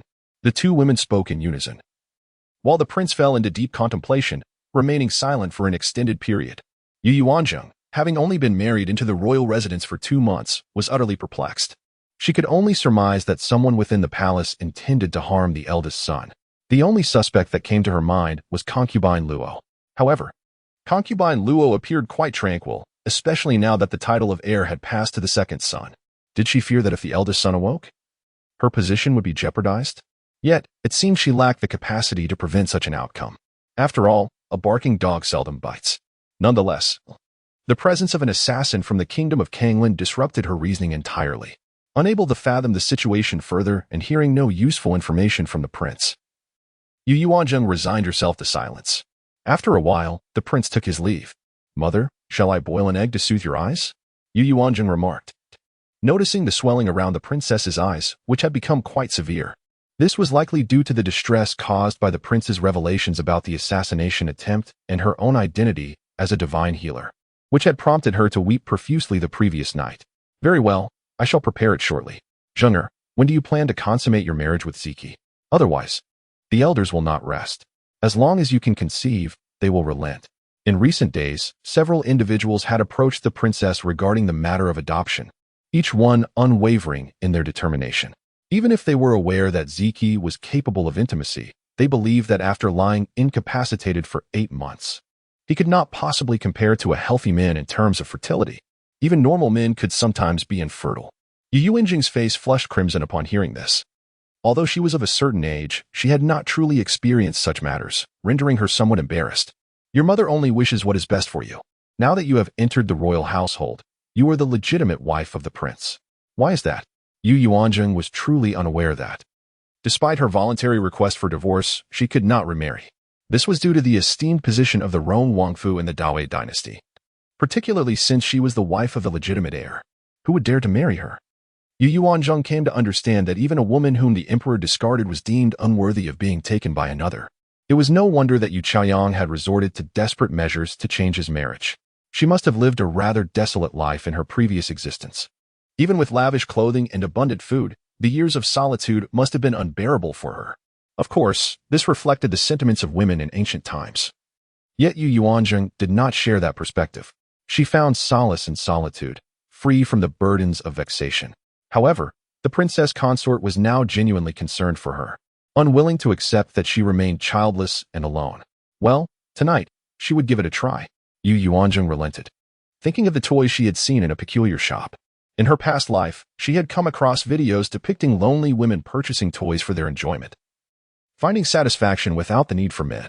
Upon hearing her agreement, the princess consort instantly brightened and pulled Yu Yuanzheng closer, beginning to instruct her meticulously. The diligence of this mother-in-law was quite remarkable. Although Yu Yuanzheng was already knowledgeable about the subject, she listened attentively to the princess consort's teachings. It was an experience in itself. As the princess consort spoke with flushed cheeks, Yu Yuanzheng remained composed. Very well, tonight, mother will have Granny Zhao attend to you. The princess consort concluded, even arranging for someone to supervise her. Ah, do remember the round handkerchief. At this thought, Yu Yuanzheng felt her own cheeks heat up. What a matter this was. It seemed to imply an announcement to the world that she was no longer a maiden. With this significant task in mind, Yu Yuanzheng took her leave from the main courtyard. Stop, Yu Chaoyang suddenly called out. Chapter 71. The nuptial room, what is it? Yu Yuanzheng asked nonchalantly, her tone devoid of concern. The two regarded each other as if they were invisible. Indeed, do you not harbor any regrets? Yu Yuanzheng mocked. How could I? I am now the heir's consort, Yu Chaoyang replied, lifting her chin slightly. She felt justified in her stance. Yet, a sense of discontent lingered within her. In her previous life, the princess had treated her poorly, while in this life, the current princess treated Yu Yuanzheng with the affection of a biological daughter, which gnawed at her heart. Eventually, the princess largely ignored her, allowing her to fend for herself. Why is it that the same family can yield such different fates? The one who had been bullied in her own family now thrived within the royal household. Ah, yes, you are indeed the heir's consort, and you are with child, the offspring of the heir of the Rong Wangfu. Soon, you shall be celebrated as the harbinger of the royal lineage, Yu Yuanzheng remarked, intentionally pausing for effect. Yu Chaoyang, aware that more was to follow, felt a surge of joy despite the anticipation. She instinctively placed her hand on her abdomen, though she felt nothing yet. Nonetheless, she knew a small life resided within her. Once you became pregnant, concubine Luo ensured that the heir no longer shared your bed, correct? I heard that he slept in the study the night before last. Surely, there are 2 maidservants in his study who have long been in his service? How would it feel to witness your man in another woman's embrace? Yu Yuanzheng observed the darkening expression on Yu Chaoyang's face with amusement. Humph. Among the nobility in the capital, which man does not take a concubine? It is only the eldest son who is unable to do so. You must endure the sight of a lifeless existence filled with envy. Yu Chaoyang, casting aside her refined demeanor, spoke with a rough edge. I relish it. What of it? At least the eldest son possesses a clean body, and it belongs solely to me. Yu Yuanzheng remained unconvinced. You should cherish that pure individual, she remarked. Inside, Yu Chaoyang chuckled heartily, yet soon after, a wave of frustration washed over him. The prince intended to bequeath 40% of his fortune to the eldest son. With such a provision, Yu Yuanzheng would never have to worry about sustenance for the rest of her life. Why had the prince never uttered such words in her previous life? She was utterly unskilled in the art of domestic strife. Fearing that Yu Chaoyang would catch her off guard, rendering her speechless. As night fell, Aunt Zhao truly arrived, even before bedtime. Madam, I am here to assist you with your bath, Aunt Zhao announced with a warm smile, promptly setting about preparing the bathing water. Unable to refuse the elder's goodwill and enthusiasm, especially as it was the princess's directive, Yu Yuanzheng acquiesced. However, at merely a little over 16 years of age, She found herself suddenly anxious about the prospect of pregnancy. What if she could not bear a child? Without any sign of such a fate yet. This concern unexpectedly troubled her. Oh well, should it come to that, I shall simply exercise more. Upon entering the bathing chamber, an enchanting fragrance wafted through the air, reminiscent of lilac intertwined with sandalwood and hints of rose. Approaching closer, she noticed a layer of rose petals floating atop the bathwater. What splendid treatment, madam! This fragrant bath was specially prepared for you by the princess, and Zhao declared with a gentle smile. The water is at the perfect temperature. Please, disrobe. Such indulgence was not to be wasted. It was her very first experience with such an opulent bath. Typically, she would merely use a soap ball with a few drops of essence. Today was indeed a feast for the senses. As she slipped into the tub, a sigh of contentment escaped her lips. Ah, this is truly delightful, Yu Yuanzheng mused. Madame Zhao picked up a ladle and began to pour water over her, subsequently using a cloth to dry her off. Madam, allow me to attend to this myself. You need only observe from the side. It feels rather inappropriate for an elder to serve me in such a manner. This is the duty of a servant, and the young lady need not overthink it. As long as you can conceive the heir of the eldest son soon, it will be the greatest filial piety towards the princess. The old servant spoke with genuine sentiment. Madame Zhao diligently wiped down Yu Yuanzheng, eventually commencing a gentle massage on her lower abdomen. Madame Zhao, what do you mean by this? Yu Yuanzheng inquired, perplexed. The old servant is merely stimulating your womb, hoping for a successful conception at the first attempt, Madame Zhao elucidated. Is there such a notion? Yu Yuanzheng was genuinely unaware. She understood that the term womb referred to the uterus. Truly, each era possesses its own cultural nuances. Finally, the washing concluded just before the water turned cold. Was it not a tad improper to proceed without his consent? Alas, she thought, if he were to deny her in the future, she might find solace in her independence. Without a man, perhaps she would live even more freely. Considering that there was currently no affection between them, a parting in peace seemed acceptable. Yet, should she inform him? This was something she must do. Madame Zhao had already lit red candles in the room and infused it with a fragrance meant to stimulate desire. Yu Yuanzheng recognized its purpose immediately, an aphrodisiac. However, it was not a potent concoction, merely possessing a slight effect. Get into bed and lie down. At that moment, Shangguan Ziqi had been patiently awaiting Yu Yuanzheng's arrival in bed. Recently, he found himself waiting each night for Yu Yuanzheng to settle into bed before he could fully embrace the solace of slumber. However, upon her reclining this evening, he was enveloped by a delightful fragrance emanating from her, exquisite and enchanting. Dear sir, she began, there is a matter of great significance I wish to discuss with you tonight. Our father has decided to bequeath us a substantial portion of our family's fortune, which has drawn the attention of our kinfolk, all eager to adopt their offspring under our names. Yet, I harbor no desire to raise another's child. Therefore, let us consummate our union this evening. Grant me your seed, and I shall bear you a child. I hope this does not displease you. Should you object, merely move a finger. Yu Yuanzheng articulated her intentions with utmost seriousness, her gaze fixed upon the hand resting on the thin quilt. After a moment's pause, he remained still. Your silence denotes acquiescence. Meanwhile, Shangguan Ziqi, taken aback by her declaration, found himself utterly astonished, his thoughts consumed by her words, leaving no room for contemplation of his own response. His cheeks flushed with warmth, yet the dim light concealed his embarrassment from her view. She remained singularly focused on her objective. Why has there been no reaction after such a brief exchange? She lifted her gaze to Shangguan Ziqi's countenance, which retained its striking allure, leaving her yearning for a kiss. Yet, she felt unworthy to pursue such a youthful heart. He was merely 20. Still a student in a previous life, while she had long since traversed the path of adulthood. After a considerable period of internal deliberation, Yu Yuanzheng resolved to unveil the thin quilt. Chapter 72. The young master awakens. Yu Yuanzheng's cheeks flushed, but she quickly steadied her resolve. No turning back now, she thought, as the eager gaze of the princess flashed through her mind. Once again, I am reminded of the day of the Dragon Boat Festival when several clan elders brought their children before her, urging her to select one for adoption. Summoning her courage, she declared, my husband, you are my spouse, and it is only natural that we share this bond. I do not wish to raise another's child. How can I nurture a child that is not my own? Only a biological child can truly be dear to me. Yu Yuanzheng repeated these words in her mind. At that moment, Shangguan Ziqi was not in a deep slumber. Rather, he was acutely aware of his wife's sentiments. What was she intending to do? Confusion swirled within him. It wasn't until Yu Yuanzheng took action that he grasped the meaning behind her repeated words. His heart surged with fervent anticipation. The blood rushed to his head, and an overwhelming desire to awaken bolstered Shangguan Ziqi's resolve. He summoned every ounce of his strength, striving to regain control over his body.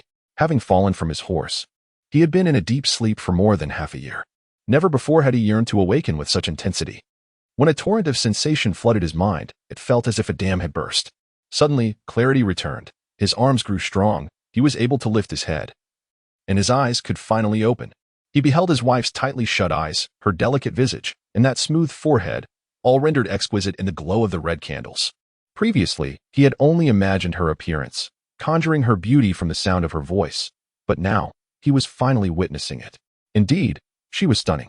Meanwhile, Yu Yuanzheng remained focused, her eyes firmly closed. Upon hearing a faint, shattered male voice, she abruptly opened her eyes. As I gazed upon Shangguan Ziqi, his face contorted and eyes shut, it was evident that a shift in expression had occurred, markedly different from the placid demeanor of slumber. Suddenly, those tightly closed eyes fluttered open, sparkling with a brilliance akin to a starlit sky. Yu Yuanzheng's hand still rested upon him. This unexpected eye contact startled Yu Yuanzheng, causing her hand to go limp. Thud. It landed on Shangguan Ziqi. By sheer coincidence, their lips collided, and their gazes drew even closer. At that moment, Shangguan Ziqi's arm, now under the command of his brain, encircled Yu Yuanzheng's waist, transforming the kiss into a tangible reality. Yu Yuanzheng's mind went blank, unable to function, passively accepting the moment. Time seemed to stretch indefinitely before she abruptly pushed him away, rolling over to lie down properly. Was this merely a dream? Never mind whether it was a dream or not. She must first attend to the tasks assigned by Granny Zhao. The handkerchief lay atop the pillow, and she picked it up to wipe her face. Raising it to her eyes for inspection, she confirmed it was indeed flushed. "Madam," came a deep, raspy voice. Yu Yuanzheng turned her head in shock, their gazes locking once more. You are awake." Yu Yuanzheng's eyes widened in disbelief as she exclaimed, "Madam, young master?" Outside, Granny Zhao, who was on night watch, heard Yu Yuanzheng's loud voice. Though unclear on the details, she assumed something was amiss and called out. Upon hearing Granny Zhao's voice, Yu Yuanzheng instinctively opened her mouth to respond, only to be silenced by Shangguan Ziqi's hand covering her lips, gently shaking his head. This was their wedding night. How could they allow an outsider to intrude? Yu Yuanzheng felt an overwhelming sense of embarrassment, contemplating extinguishing the red candles or perhaps finding a crevice to hide herself in. "Madam," Shangguan Ziqi called out once more. "I apologize for having acted without your consent, but I find myself at a loss for words, only able to utter a simple phrase. Thank you. There are countless reasons for which I owe you gratitude, and I am unsure where to begin. Thus, I resort to these three simple words." He extended an arm, drawing Yu Yuanzheng closer to him, their bodies pressed tightly together. Yu Yuanzheng felt an urge to struggle, yet she was held firmly in place. "My lady, you have endured much distress," Shangguan Ziqi stated once more. "How do you know I am your lady?" It was then that Yu Yuanzheng began to ponder the matter. "I am aware of everything, as long as I am conscious. I can hear all that you say in my presence. However, I am tormented by my inability to control myself and awaken. The stimulation we experienced earlier has, in a moment of divine intervention, granted me the ability to regain control of my body." Shangguan Ziqi's voice remained somewhat abnormal, perhaps due to his prolonged silence. Yet the joy in his tone was unmistakable to Yu Yuanzheng. "I am not the true bride you intend to wed. Does that not concern you?" she inquired, arching an eyebrow. "What? After having thoroughly enjoyed the fruits of our union, you now choose to disavow me?" Shangguan Ziqi countered, his expression tinged with a hint of grievance. "I was unaware that you would awaken at such a moment. Was it not simply a matter of borrowing a seed? Otherwise, I would find it difficult to remain steady in the Wang residence, with so many fixated on your progeny." Yu Yuanzheng candidly confessed. "Thank you. Had it not been for the excitement of tonight, I would remain oblivious to when I might awaken." Shangguan Ziqi shifted his head, affectionately rubbing against Yu Yuanzheng's hair. This lady, he had long since accepted as his own. He was merely concerned that he might never awaken, inadvertently jeopardizing her entire life. Thus, he made great efforts each day to regain control over his body. He yearned to awaken, to provide this woman with the support she so desperately needed. However, after countless days of futile endeavors, it was the stimulation from their wedding night that finally roused him. Upon hearing this, Yu Yuanzheng felt an acute sense of embarrassment. What should she do now? It was as if this peculiar arrangement had jolted him back to consciousness. She had always regarded him as her patient. And now that he was awake, he referred to her as Madam. Yet, she had never truly seen him as a husband, just moments ago. She had perceived him merely as a toy procured from a novelty shop. She descended to fetch him a glass of water. Shangguan Ziqi attempted to sit up, but found it laborious after such a long period of immobility. Yu Yuanzheng reluctantly set down the glass and assisted him. In the process, the blanket slipped, revealing a fleeting glimpse of springtime. Both were engulfed in an overwhelming sense of awkwardness, their faces flushed with embarrassment. Shangguan Ziqi quickly adjusted the thin blanket to cover himself. Yu Yuanzheng retrieved 2 pillows for him to lean against, positioning him in a semi-reclined posture before offering him the water. He accepted the glass and drank. Observing his hand movements, she noted they were relatively fluid, indicating no significant issues. Some individuals who awaken from coma struggle to move at all, while others are left completely incapacitated. After taking the empty glass from him, Yu Yuanzheng went to find him a pair of undergarments. Shangguan Ziqi dressed himself, but as he donned the undergarments, he sensed something was amiss. Madam, he called out. At that moment, Yu Yuanzheng had turned her back, feeling it inappropriate to directly gaze at a man without his lower garments. Upon hearing his call, she swiftly turned around and asked, "What is it?" "Madam, please assist me in rising. I wish to stand on the floor for a moment," Shangguan Ziqi expressed, eager to test the functionality of his legs. Yu Yuanzheng retrieved a pair of his shoes and assisted him in shifting his legs to the bedside. As he donned the shoes, Yu Yuanzheng steadied his arm, guiding him to rise slowly. He first lowered his right leg, followed by his left, and then attempted to stand. Yu Yuanzheng bore nearly half of his weight. He had managed to stand, but just as he intended to take a step forward, a piercing pain shot through his left leg, causing him to falter and bringing both of them crashing to the ground. Chapter 73. The whole house in an uproar. The pain made Yu Yuanzheng's teeth chatter. "I am sorry." Shangguan Ziqi's body was partially atop Yu Yuanzheng, cushioning her fall. After the initial agony subsided, Yu Yuanzheng struggled to rise. "My left leg hurt intensely while standing." Shangguan Ziqi candidly expressed her earlier discomfort. "Ah. Qifeng mentioned that you fell from your horse, and your leg was broken. Perhaps it was not set properly?" Yu Yuanzheng speculated, then shifted his position to sit on the ground and began to examine his leg inch by inch. He had never considered this issue before, thus had not meticulously inspected his leg. To his surprise, he discovered a small protrusion in the middle of his shin bone. It was either a bone spur or a result of improper healing. "Alas, it seems you must endure further suffering. Come, let me assist you in lying down on the bed. We shall discuss matters once your body has recuperated." "Thank you, madam." Shangguan Ziqi's voice was warm and polite, perhaps even a touch delicate. "Enough of the formalities. There is no need for such distance in our speech, as we shall be facing each other daily henceforth." "Indeed, madam." He persistently included the term madam. "You have awakened. Shall we notify the king and queen now?" Yu Yuanzheng thought of her 2 most cherished relatives, who would surely be delighted to receive this news. It was truly remarkable. She had just thoroughly indulged him, and he awoke at that very moment. Perhaps it would be best to inform them tomorrow, as tonight marked their wedding night. Shangguan Ziqi earnestly emphasized the significance of the words wedding night. Upon hearing this, Yu Yuanzheng's face flushed with embarrassment. It was indeed mortifying. Not only was it akin to an old ox courting tender grass, but it was also under the circumstances of someone being in a state of unconsciousness. "Well, never mind, it is what it is." Yu Yuanzheng had intended to express that they lacked a foundation of affection and should maintain a respectful distance in the future. "Madam, we are already husband and wife." Shangguan Ziqi slowly moved his right hand to grasp Yu Yuanzheng's. However, his grip was not strong, and she easily pulled away. He continued to inch closer until he firmly held her hand again. "Madam, allow me to practice my grip strength." Yu Yuanzheng was momentarily taken aback. Indeed, he had been asleep for such a long time. Upon awakening, he might be feeling weak. Therefore, she decided to let him practice. Shangguan Ziqi successfully held his wife's hand, gently squeezing it. What a soft little hand, delicate and smooth.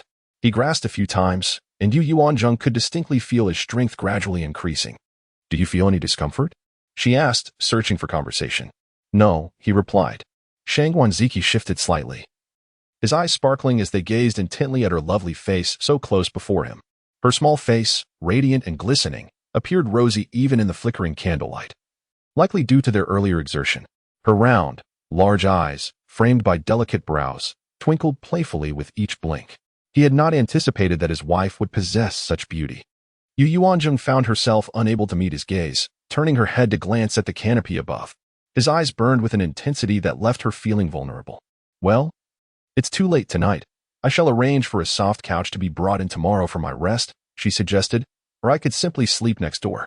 Now that you are awake, there is no need for me to attend to you closely at night. Madam, would you consent to share your life with me? Shangguan Ziqi feigned ignorance to the implications of Yu Yuanzheng's words. What nonsense! I am already married to you. Do you think I could leave? Or do you harbor other thoughts? I am well aware that my status does not befit you. However, rest assured, I am not one to cling relentlessly. If you believe we are incompatible, I can depart at any moment, she replied indifferently. No, that is not my intention, he countered, a teasing lilt in his voice. How unreasonable, madam. You have only just claimed me, and now you wish to deny your obligations? I am already yours, and you must take responsibility henceforth. Yu Yuanzheng found herself momentarily speechless. Madam, a single encounter cannot lead to conception. It requires multiple occasions. His voice, having regained its rich timbre after quenching his thirst, was now imbued with a magnetic allure that disarmed her defenses. What? She asked, bewildered. Before she could fully comprehend his words, she was swept up into his strong embrace, finding herself once again atop him. Gasping, Yu Yuanzheng lay beside Shangguan Ziqi, still in a daze. The sensation was exquisite, ethereal, as if she were floating in a celestial realm. No wonder Yu Zhaoyang had been so eager on his wedding night. She found herself irresistibly drawn to the moment. Her flushed cheeks glowed with an enchanting allure. With a gentle smile, Shangguan Ziqi gazed at the wife who had bestowed upon him a new lease on life. He had envisioned countless scenarios in his mind regarding this woman. He pondered how he would cherish her upon awakening, how he would treat her, this benefactor-like spouse, and how he would dote upon her, the one who had endured mistreatment in her familial home. Yet, when faced with the reality, all his fantasies proved futile. As his body's instincts took precedence, the flickering candlelight served as the perfect catalyst for the moment. At that juncture, Yu Yuanzheng began to doubt the dignified image of the eldest son that Yi Mama had painted for her. Could it be that a gentleman, seemingly composed in public, was a ravenous wolf in private? As the inexperienced Yu Yuanzheng listened to the slightly labored breaths beside her, fatigue overwhelmed her, and she succumbed to sleep. Meanwhile, the equally inexperienced Shangguan Ziqi, illuminated by the glow of the candle, spent the night observing her serene slumber. When dawn broke, Zhao Mama, noticing the stillness within, softly called out a couple of times, but received no response. Remembering the task assigned by the princess, she planned to quietly enter, retrieve the handkerchief, and allow the young mistress to rest a while longer, suspecting she must have been exhausted from the previous night. Zhao Mama gently pushed open the door, approached the bedside, and carefully lifted the bed curtain. What did she behold? Was she imagining things? Rubbing her eyes for clarity, she confirmed her sight. Indeed, the eldest son was awake and gazing directly at her. You're awake? Zhao Mama stammered in disbelief. Yes, replied Shangguan Ziqi, understanding her purpose and kindly handing her the handkerchief resting above his pillow. Zhao Mama accepted it mechanically. Once again, the bed curtains were drawn, and it was only after stepping outside that the realization struck. The poor, 50-year-old woman had exerted herself to the utmost, running with remarkable speed. On the road, she encountered Granny Yi, who was on her way to work. Sister Zhao, slow down. Be careful not to fall, Granny Zhao exclaimed, her excitement palpable. The young master has awakened. The young master has awakened. Granny Zhao was overwhelmed with joy. What did you say? Granny Yi responded in disbelief. Hurry and see for yourself if the young master is truly awake. Granny Zhao needed someone to confirm her sighting. Princess, the young master has awakened. The young master has awakened. As Granny Zhao rushed into the courtyard, her joyous cries echoed throughout the entire royal residence, igniting a fervor within the household. Chapter 74, Still a cripple, what did you say? The princess, upon hearing Granny Zhao's shout, could hardly believe her ears. Princess, I must have seen correctly. Look, this is the round handkerchief, personally handed to me by the young master. Upon taking a glance, the princess noticed it was indeed a sign of recovery, which brought her joy. However, that was not the crux of the matter. Quickly, follow me to the Chiya courtyard. Also, send someone to the outer courtyard to check if the prince has left the residence. In a flurry, the princess uttered these words and hurried towards the Chiya courtyard, her heart racing with anticipation. She feared that Granny Zhao was speaking nonsense, yet she desperately hoped that her words rang true. Just as she reached the entrance of the Chiya courtyard, the prince came rushing in, moving with remarkable swiftness, and within moments, They both entered the inner chamber. At that moment, Yu Yuanzheng had already heard Granny Ye's calls, had risen from her bed, and was just draping her outer garment over herself. A gust of wind swept into the inner chamber, and then she beheld the prince and princess standing before her. Father, mother. Yu Yuanzheng was taken aback. However, neither of the two paid her any mind. Instead, they hastily drew back the bed curtains. Father, mother, Shangguan Ziqi smiled as he gazed upon his parents, tears glistening in his eyes. My son, the princess suddenly wailed, throwing herself onto the bed and tightly embracing Shangguan Ziqi. He wrapped his arms around her, gently patting her back. Mother, it is my unfilial conduct that has caused you worry. The prince, after a brief pause, also with reddened eyes, stepped forward to help the princess rise. Ziqi, when did you awaken? In truth, the prince was quite stirred. He had not anticipated that his daughter-in-law's medical skills were so formidable. Nearly 2 months after the wedding, Ziqi had regained consciousness. Last night, why did you not inform your father at the first opportunity? The prince's voice bore a hint of reproach, astonished that his child had awoken yet failed to notify him. The father. Father, last night my wife and I consummated our marriage, Shangguan Ziqi stated matter-of-factly. Upon hearing this, Yu Yuanzheng's face flushed crimson. How can one be so shameless? The prince coughed lightly to mask his embarrassment. Very well, can you rise? Noticing that his son showed no inclination to get up, just as Yu Yuanzheng finished speaking, several more individuals entered the inner chamber. The elder matriarch, the elder master, and Shangguan Zishu all arrived together, followed closely by Yu Chaoyang and concubine Luo. Soon after, Shangguan Zifeng and his sister also made their entrance. Eldest brother, is it true that Ziqi has awakened? The elder master's astonished expression lingered on his face. Second uncle, second aunt, elder matriarch, second brother, Shangguan Ziqi greeted each of them warmly. Ziqi has truly awakened. How splendid. Now, your mother can rest assured. She is awake. She is awake, the second master repeated with palpable emotion. Whether this sentiment was genuine remains uncertain. Now that you have awakened, rise and greet everyone outside. The second matriarch displayed no trace of a smile, nor any semblance of joy, as if she were regarding an utterly mundane occurrence. Meanwhile, Yu Chaoyang, standing at the rear, felt tumultuous emotions surge within him upon hearing Shangguan Ziqi's voice. How could this be? Was he not destined to perish in just over 3 months? Why had she awakened? For what purpose had the heavens granted her a second chance at life? How could Shangguan Ziqi's brilliance ever be equaled by Shangguan Zishu? Though her husband was now the heir, the awakening of the eldest son left the future shrouded in uncertainty. She bit down hard on her lower lip to stifle her tears. At that moment, Qing Feng and Mingyue approached to assist the eldest son in rising. They had arrived around the same time as the prince and were aware of the eldest son's affliction. While they rejoiced, a tinge of sorrow lingered within them. Nevertheless, the mere fact that he had awakened was an immense blessing. Qi Feng fetched the wheelchair, Yu Yuanzheng instructed. She then procured Shangguan Ziqi's garments, personally assisting him into them before carefully guiding him to the edge of the bed. Together, the 2 young servants helped him into the wheelchair, then wheeled him towards the washroom.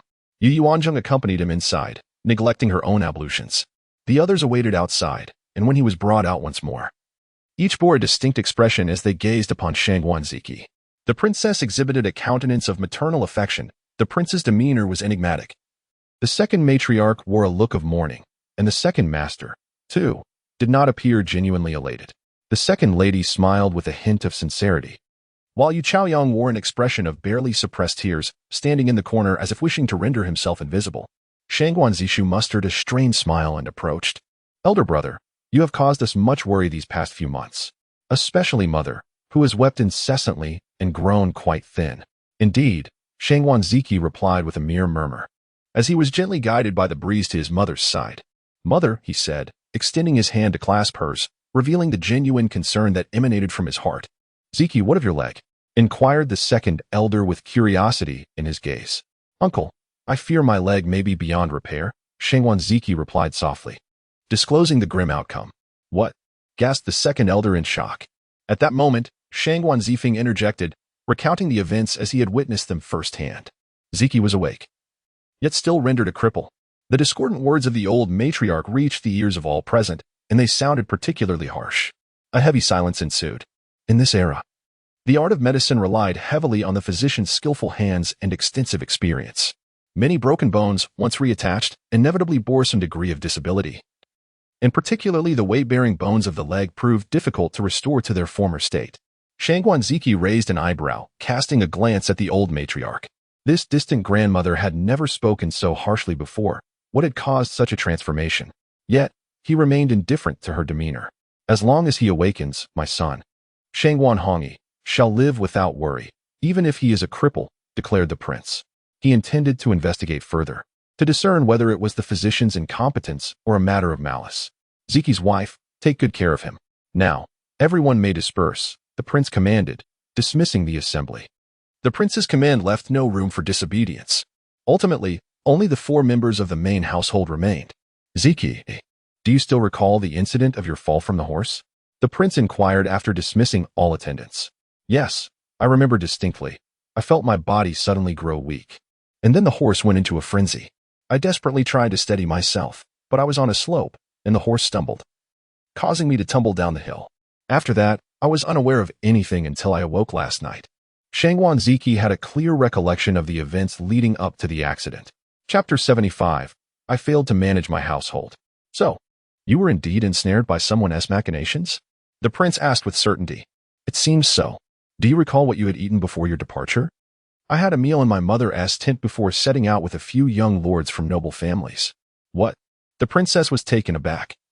Did this imply that those around Ziqi were not in his favor? Mother, there is something I have refrained from mentioning, but upon reflection, it may indeed pose a serious concern. At this point, Yu Yuanzheng also spoke up, feeling she had finally grasped a sliver of the reason behind the long-standing dilemma. What is it? The princess asked incredulously. Could it be that she had been schemed against all along? From the very first breakfast I shared with you in your chamber, I detected a hint of saffron in the porridge. Though the quantity was minimal, it would not cause significant harm. Furthermore, I have refrained from revealing my medical knowledge while striving to treat the eldest son. I feared that someone in the prince's residence might wish to harm him. The other day, when the renowned physician visited to examine the eldest son, an assassination attempt occurred, suggesting that my suspicions may indeed hold merit. Yu Yuanzheng finally spoke out about the burdens she had been carrying in her heart for so many days. What? I never arranged it this way. The princess felt foolish for having lived so many years without realizing the sordid affairs concealed around her. What are the consequences of consuming saffron-infused food over an extended period? The prince inquired softly. A small amount poses no significant issue. It can invigorate blood circulation, cool the blood, detoxify, and soothe the mind. However, long-term consumption may render it difficult for a woman to conceive. Yu Yuanzheng revealed the implications. Upon hearing this, the prince slammed his fist onto the nearby tea table. What is there to misunderstand? No wonder the princess has only borne one child. She has not given birth since. For all these years, it seems his inner court has been manipulated by someone. Who could it be? He pondered. Mother, we must not alarm the snake in the grass. We need to investigate discreetly. If we make too much noise, that person might take their own life. Anyone who is hidden for so long must be an old hand at this, Yu Yuanzheng analyzed. Your Highness, I am powerless. The princess said tearfully as she looked at the prince. The Wei family had only one daughter, although she was born of the first wife. The stepmother had not treated her harshly. Most of her upbringing had been under the guidance of the old lady Wei. The 2 sons born to the stepmother later had not subjected her to much hardship, nor had she encountered significant scheming. The prince patted the princess's hand, acknowledging, "It is my failure to manage the household." He was acutely aware that these matters were certainly orchestrated by someone within the estate, but he could not ascertain who it was, likely either the second or third branch, perhaps even a concubine. The third branch was currently absent, leaving their situation uncertain. The second branch, however, was always under his nose, yet, given the second son's character, he doubted he possessed the capability. Could it be the concubine? However, it is unlikely that the side consort possesses the capability to summon an assassin. The day before yesterday, the esteemed physician was ambushed, and among the assailants were indeed individuals from the Kanglan kingdom. Could it be that there are spies from Kanglan lurking within the residence? Contemplating this possibility, the prince felt an even deeper frustration. Ziqi's wife? Is there still hope for Ziqi's leg? At last, the prince broached the main topic. There is hope. But your highness, I advise that this matter be postponed, suggested Yu Yuanzheng. The prince immediately grasped her intent. They must first identify the perpetrator to avoid a second attack. This was clearly a direct assault on the heirs of the royal house, preventing the princess from bearing children while also harming his legitimate son. Yet, the dilemma remained that Zishu was also his child. After much contemplation, his thoughts returned to the side consort. The prince rose. Ziqi, take good care of your health. Do not concern yourself with anything else. Focus on giving me another grandson. With that, he strode away. The princess remained behind to bond with her son. Old Madam Yi brought breakfast from the main courtyard for the three of them to share. However, today's breakfast was devoid of saffron. The three dined contentedly, with the princess continually serving her son small dishes. In turn, her son passed food to his wife. Observing this, the princess also offered delicacies to Yu Yuanzheng. Mother, I can serve myself, the daughter-in-law responded. The warm atmosphere at the dining table was truly touching, prompting tears from both old Madame Zhao and old Madame Yi who watched nearby. Yu Yuanzheng's four maids were all smiles, their joy evident. With the eldest son awake, the eldest daughter-in-law would no longer be a widow. They, as maids, also relied on the male master as their pillar of support. After the meal, the princess reluctantly took her leave. Meanwhile, turning around, a dark expression crossed the face of Yu Chaoyang as he gazed at Yu Chaoyang. Young master, Yu Chaoyang called out cautiously. However, Shangguan Ziqi abruptly struck her face with a resounding slap. Yu Chaoyang exclaimed in disbelief, covering her face. Did you not say that the eldest brother would perish in 6 months? Why has he awakened merely 2 months later? If his leg recovers, do you truly believe I can maintain my position as heir? At this moment, Shangguan Ziqi was engulfed in a tumult of conflicting emotions. A surge of inexplicable anger bubbling within. He had placed his trust in Yu Chaoyang's words, for she had previously foretold that he would ascend to his title within 10 days, a prediction that had proven accurate. His faith in her words was unwavering. On another occasion, she had claimed that the third prince would be crowned as the crown prince, prompting him to seek proximity to the third prince. Yet, this second assertion had faltered. Your Highness, Yu Chaoyang found herself at a loss for words. Where had the miscalculation occurred? Was it merely due to her change of marriage that everything had been thrown into disarray? This was a truth that must remain hidden from the heir. Your Highness, the eldest prince's leg has been improperly set. Any hope for a complete recovery is virtually unattainable, and your position as heir remains unthreatened. Yu Chaoyang could only offer such reassurances, simultaneously seeking solace for herself. Do not forget, the divine physician still resides in the capital. He has only visited once, and already the eldest brother has awakened. If he were to return and proclaim that he could mend the eldest brother's leg, what would you say then? Yu Chaoyang found herself speechless. Your Highness, we must devise a means to expel the divine physician from the capital. She concocted a plan. It is as simple as issuing an edict. How many in the capital wish to summon him for treatment yet cannot? Were it not for his exorbitant fees, he could attend to patients for 12 hours a day. With the backing of a single esteemed elder, he now has the support of the king, having roused the eldest brother from his slumber. What shall we do? Let us seek the counsel of both the venerable matriarch and the concubine. My lord, I bear your child. You cannot lay a hand upon me. If, perchance, the child were to be lost, how would you account for it to the concubine? Yu Chaoyang spoke with a sense of grievance, unable to conceive a better solution. The couple proceeded directly to the venerable matriarch's residence, where, as anticipated, concubine Luo was present. The matriarch wore a grave expression. Only the matriarch and the patriarch occupied the hall, while the attending maidservants had been dismissed to await outside. Upon their entrance, concubine Luo's keen eyes immediately discerned the red marks on her daughter-in-law's face. She could not speak the truth. This was not the moment to lodge complaints before the concubine. Be more cautious in the future. The couple then paid their respects to the venerable matriarch before taking their seats. Matriarch, what shall we do now that Ziqi has awakened? Concubine Luo resumed the conversation they had been engaged in earlier. Chapter 76. Would it be acceptable for me to embroider a pouch for my husband? Why the haste? Is he not still a cripple? Let the divine physician remain in the capital. Let us see who will tend to him. Moreover, the efficacy of the physician remains uncertain. We shall listen to his opinions upon his next visit. Should he truly be capable of a cure, we can devise a plan, but if not, we shall focus our efforts on Ziqi's wife. However, it is improbable that the eldest son would restrict himself to just one woman. If he were to take another concubine, how many could we possibly restrain?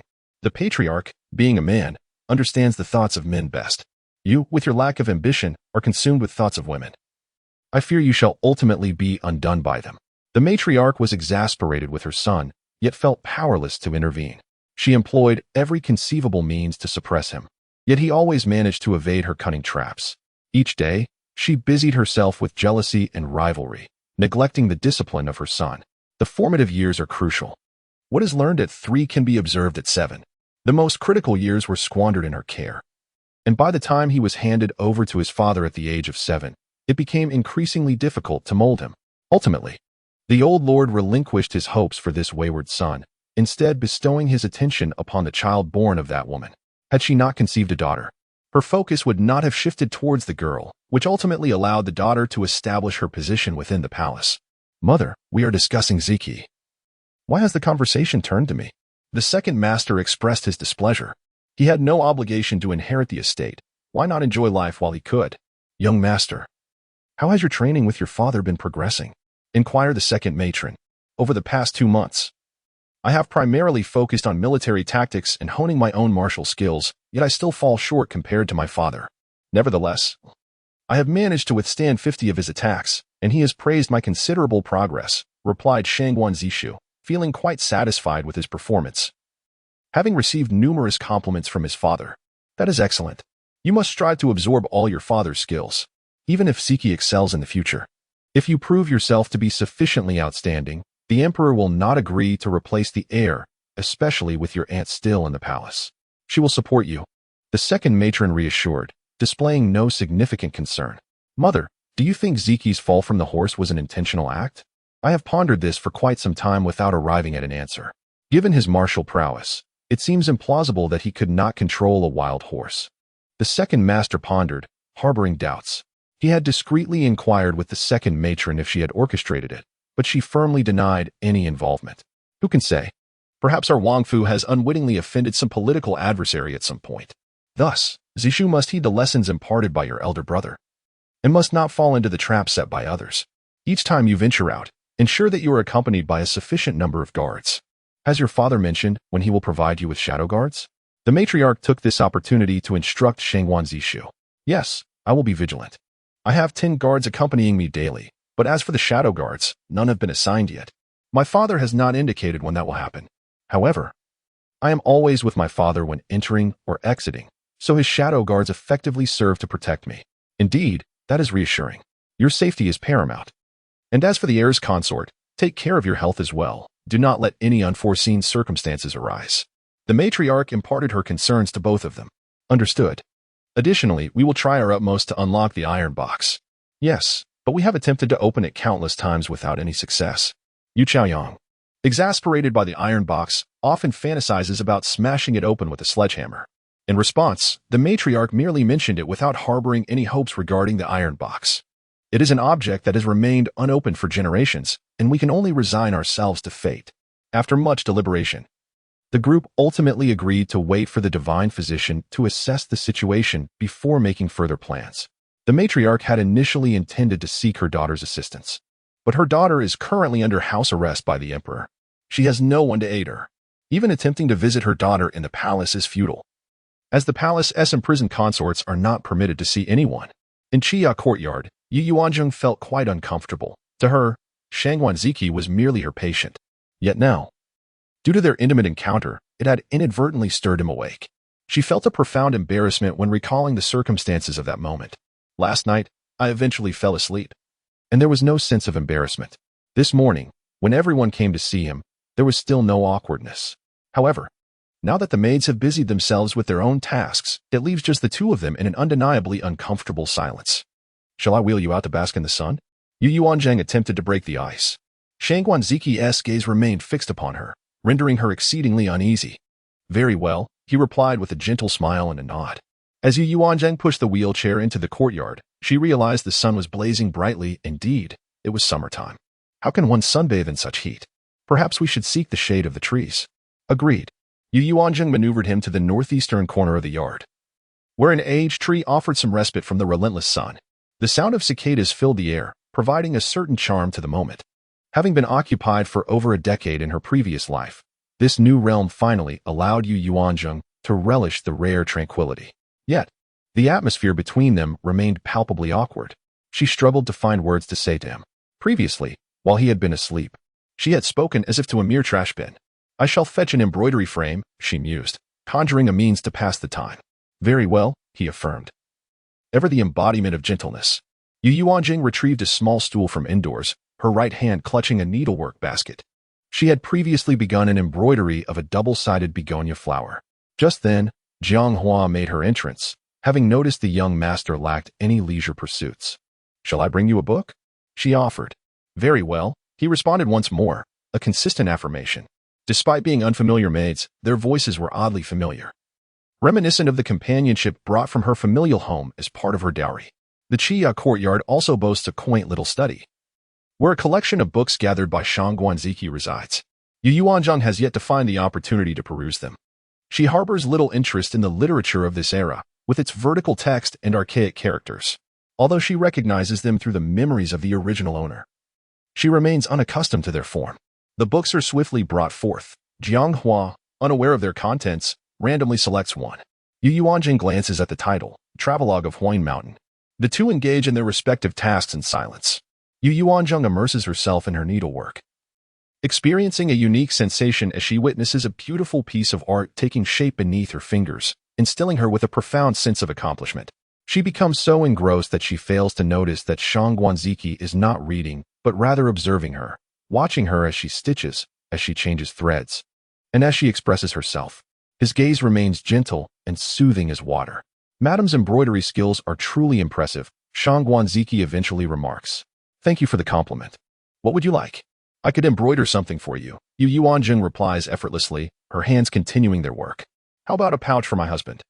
Shangguan Ziqi smiles as he suggests. It is only then that Yu Yuanzheng realizes she has unwittingly dug herself a hole. Is a pouch truly so simple to embroider? While the act of stitching is not particularly challenging, the implication of gifting it to him alters its essence. A woman crafting a pouch for a man, such a gesture carries its own unspoken meaning, even for one lacking common sense. "What is it?" Shangguan Ziqi inquires, noticing the shifting expressions on her face. "Oh, it's nothing," she responds, grappling with the reality of their marital bond, which renders her unable to evade the matter. "Then I shall thank you, my lady." Shangguan Ziqi speaks with a warmth that is as gentle as jade, rendering her utterly irresistible. However, her polite gratitude seems perplexing given her lack of agreement. "I have a fondness for patterns depicting mandarin ducks frolicking in water," she added. "Oh, it seems we are not merely ordering food, but rather discussing embroidery." Yu Yuanzheng found herself at a loss for words. "Can you create designs?" "Yes." "Then please sketch something for me to reference." Yu Yuanzheng reluctantly accepted this task. "Very well." The two continued their conversation, which had grown rather stale.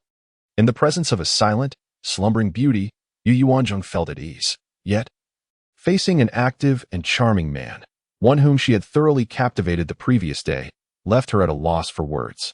They could be considered strangers.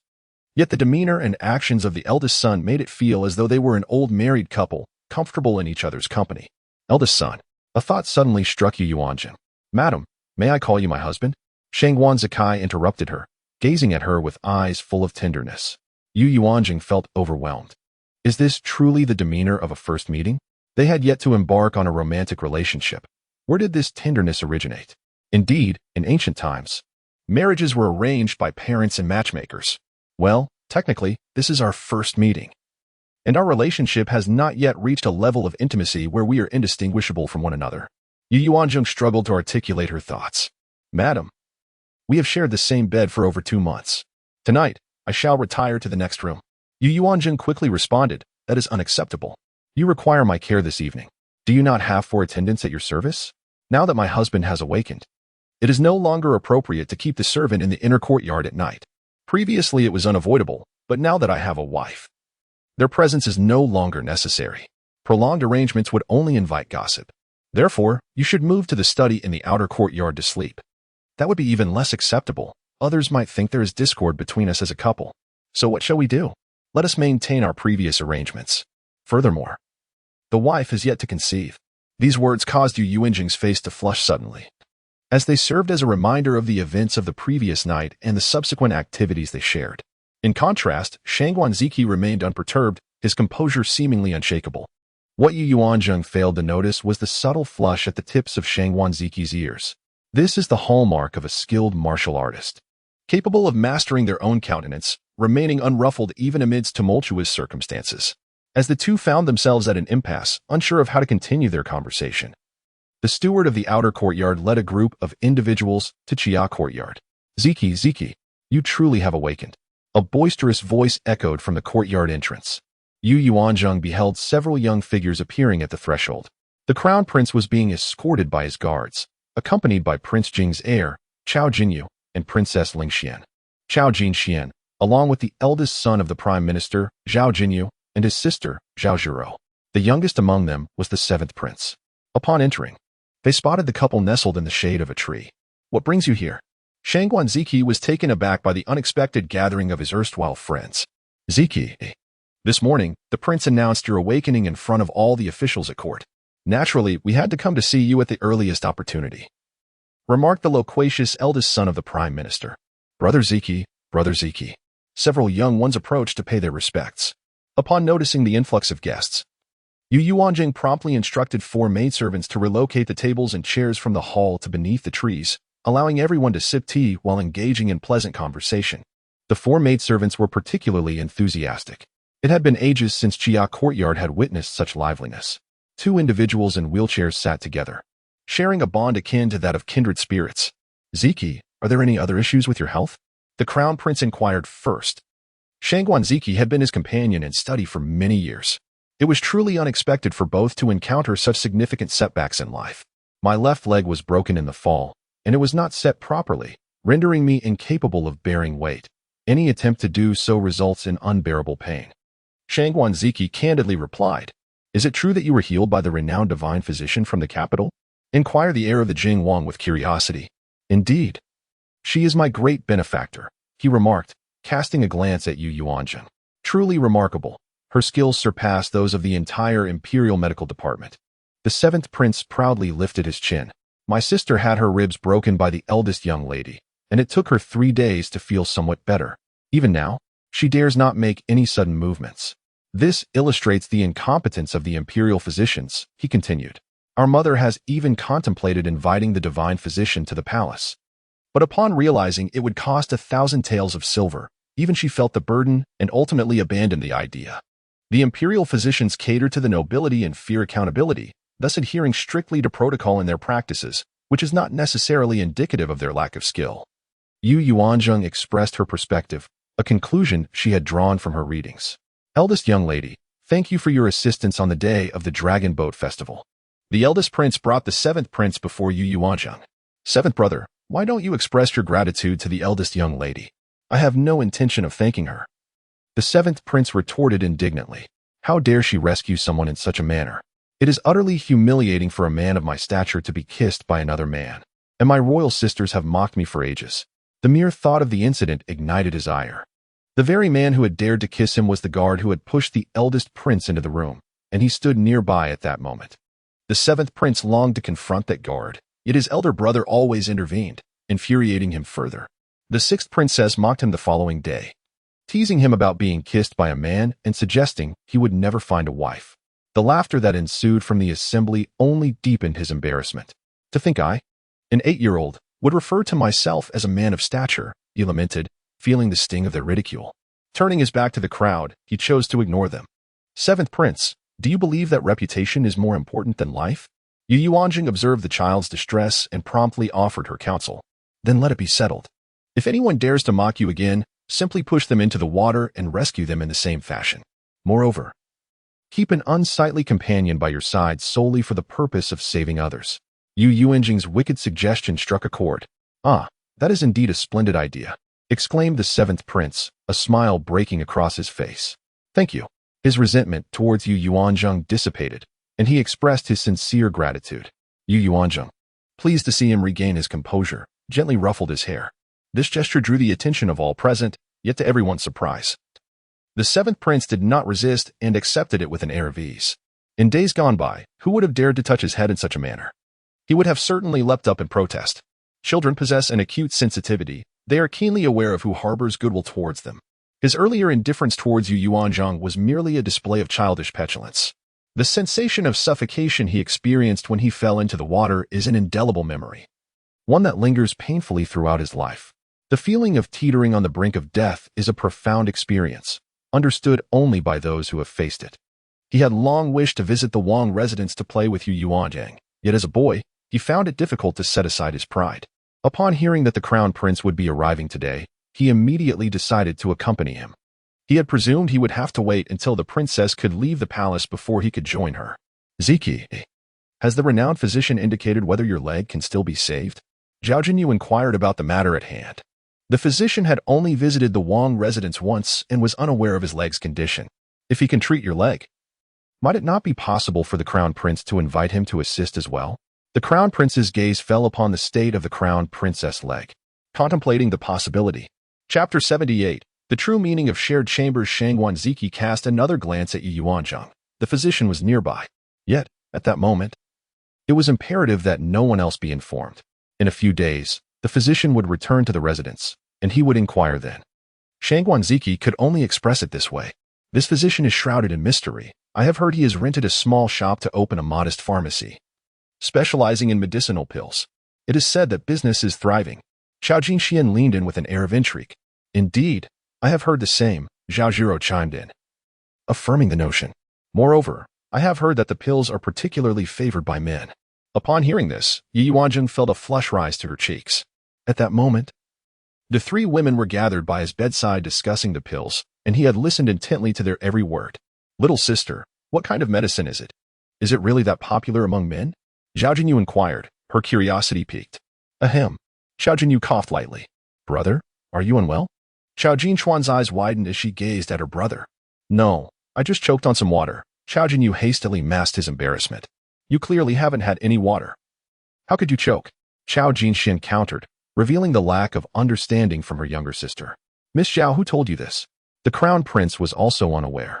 He had merely heard of a divine physician arriving in the capital. I overheard some of our household servants joking about it, Zhao Zhiro remarked. Having caught only snippets of the conversation and not truly understanding the nature of the medicine. Little sister, you ought to refrain from listening to those servants' nonsense. Be wary of Mother's reprimand. Zhao Jinyu thought to herself, realizing that the potions in question were certainly not suitable for young ladies. That small apothecary is actually a shop rented from Our Lady's dowry, reported Shangguan Ziqi. It's not exactly a rental. In fact, I hold a stake in that shop. Yu Yuanzheng clarified, revising Shangguan Ziqi's account.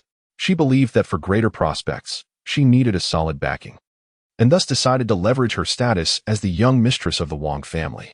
Oh, I hadn't anticipated the young mistress would invest. Profits are surely forthcoming. Xiao Jinyu remarked with a smile, fully aware of the shop's flourishing business. It was common knowledge among the servants of affluent households that the shop's concoctions tailored for men were particularly sought after. He had stumbled upon this information by chance. It was indeed fortuitous that the divine physician had taken an interest in that little shop. Yu Yuanzheng remained modest. That day, Shangguan Ziqi and his companions lingered at Xia Courtyard for an extended period before departing, having enjoyed their lunch within the Wang residence. The spirit of Shangguan Ziqi has always been commendable. It is remarkable that someone who has just awakened can maintain such a splendid state. This is largely due to the diligent care provided by his 4 attendants, who have consistently massaged his body, preventing any deterioration from prolonged immobility. As night fell, Yu Yuanzheng felt a sense of awkwardness, uncertain of how to retire for the evening. Deciding to occupy herself, she gathered various herbs and began crafting medicinal pills, directing the 4 maidens in a flurry of activity. However, the hour was quite late, and the maidens felt reluctant to remain in the inner chamber any longer. Miss, it is quite late. Perhaps we should retire for the night, Ziwe suggested with a yawn, glancing at the table laden with pills. Following her gaze, Yu Yuanzheng was surprised at the quantity they had produced. Indeed, the collective effort of the additional 2 maidens had significantly accelerated their progress. With their accustomed efficiency, they worked even faster than Yu Yuanzheng herself. Yes, miss, young master is nearly asleep, Jiang Hua remarked, casting a glance at Shangguan Ziqi, who had been quietly reading in the corner, and giving a knowing wink. It's nothing. After lying down for so many days, I can wait a little longer. Shangguan Ziqi replied with thoughtful consideration. Yu Yuanzheng checked the hourglass. Typically, she would have been asleep by this time. It was already the hour of high, around 10 o'clock. Very well, let us tidy up and retire for the night, she concluded, allowing the maidens to disperse. Together they quickly organized their surroundings before exiting, leaving only the couple in the room. I shall go freshen up first, Yu Yuanzheng said, almost escaping into the washroom, splashing water on her face. She still found herself grappling with an inner turmoil that she could not quite overcome. An elderly lady, alone, consumed a tender sprout last night. She merely regarded it as a toy, yet now it is a living being. The crux of the matter is that she harbors no romantic feelings towards such a child. What a dilemma this poses. With her hand resting on the basin, she gazes at the surface of the water. A youthful visage, one that evokes her envy, materializes before her eyes. It is her face. Indeed, she is merely 16, not 38. I am only 16. I am only 16, she muses.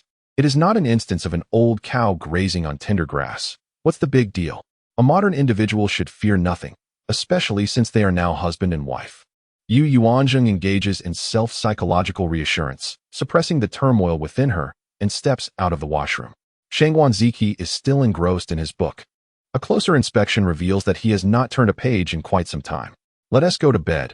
Yu Yuanzheng exhales deeply, moving to nudge him towards the bedside, then assists him in rising. Shangguan Ziqi catches a whiff of her delicate fragrance, a result of her recent application of perfume, which is quite delightful. Yu Yuanzheng gently lays him down on the bed.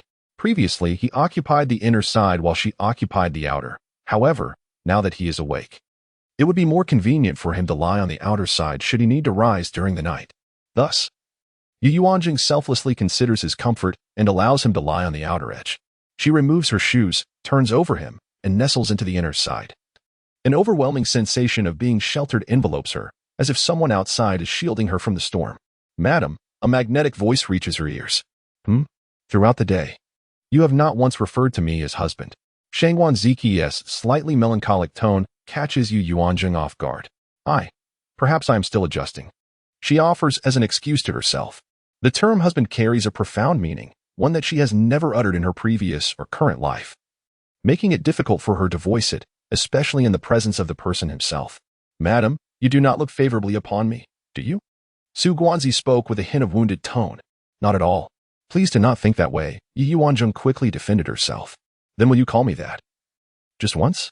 Su Guanzi turned slightly, his eyes filled with hopeful anticipation as he gazed at her, faced with his irresistibly handsome visage, mere inches away.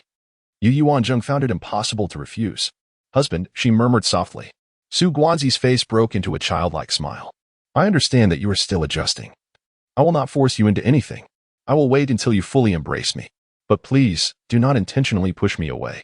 He gently grasped his wife's hand. Yu Yuanzheng was at a loss for words. Was this young man truly starved for affection? They had only spent a single day together. How could he feel such profound attachment simply because they had entered into matrimony? Indeed, gentlemen of ancient times were known for their steadfastness and promises. Having become husband and wife and shared a wedding night, he had accepted her as his own, drawing her into his protective sphere. This thought brought a flicker of sweetness to Yu Yuanzheng's heart. How admirable it is to be trustworthy. How noble to be a gentleman. Such qualities could alleviate many burdens.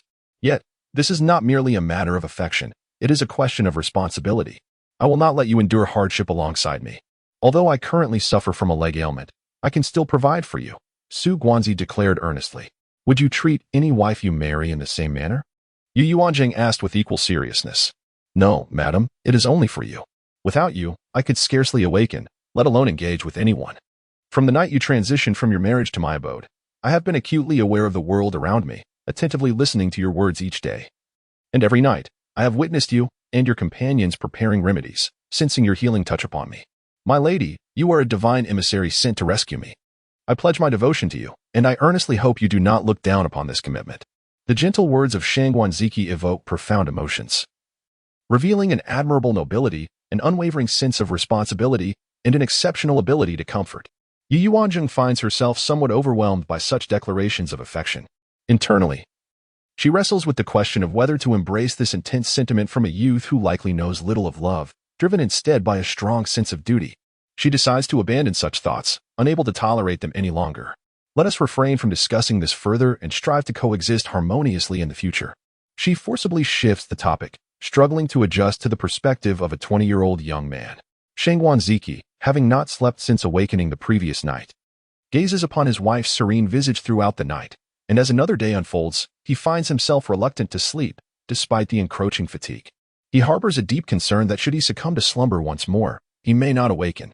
Only when he hears the rhythmic sound of her breathing does he gradually relax, yet he ultimately succumbs to weariness, closing his eyes amidst the fragrant aura that emanates from his wife.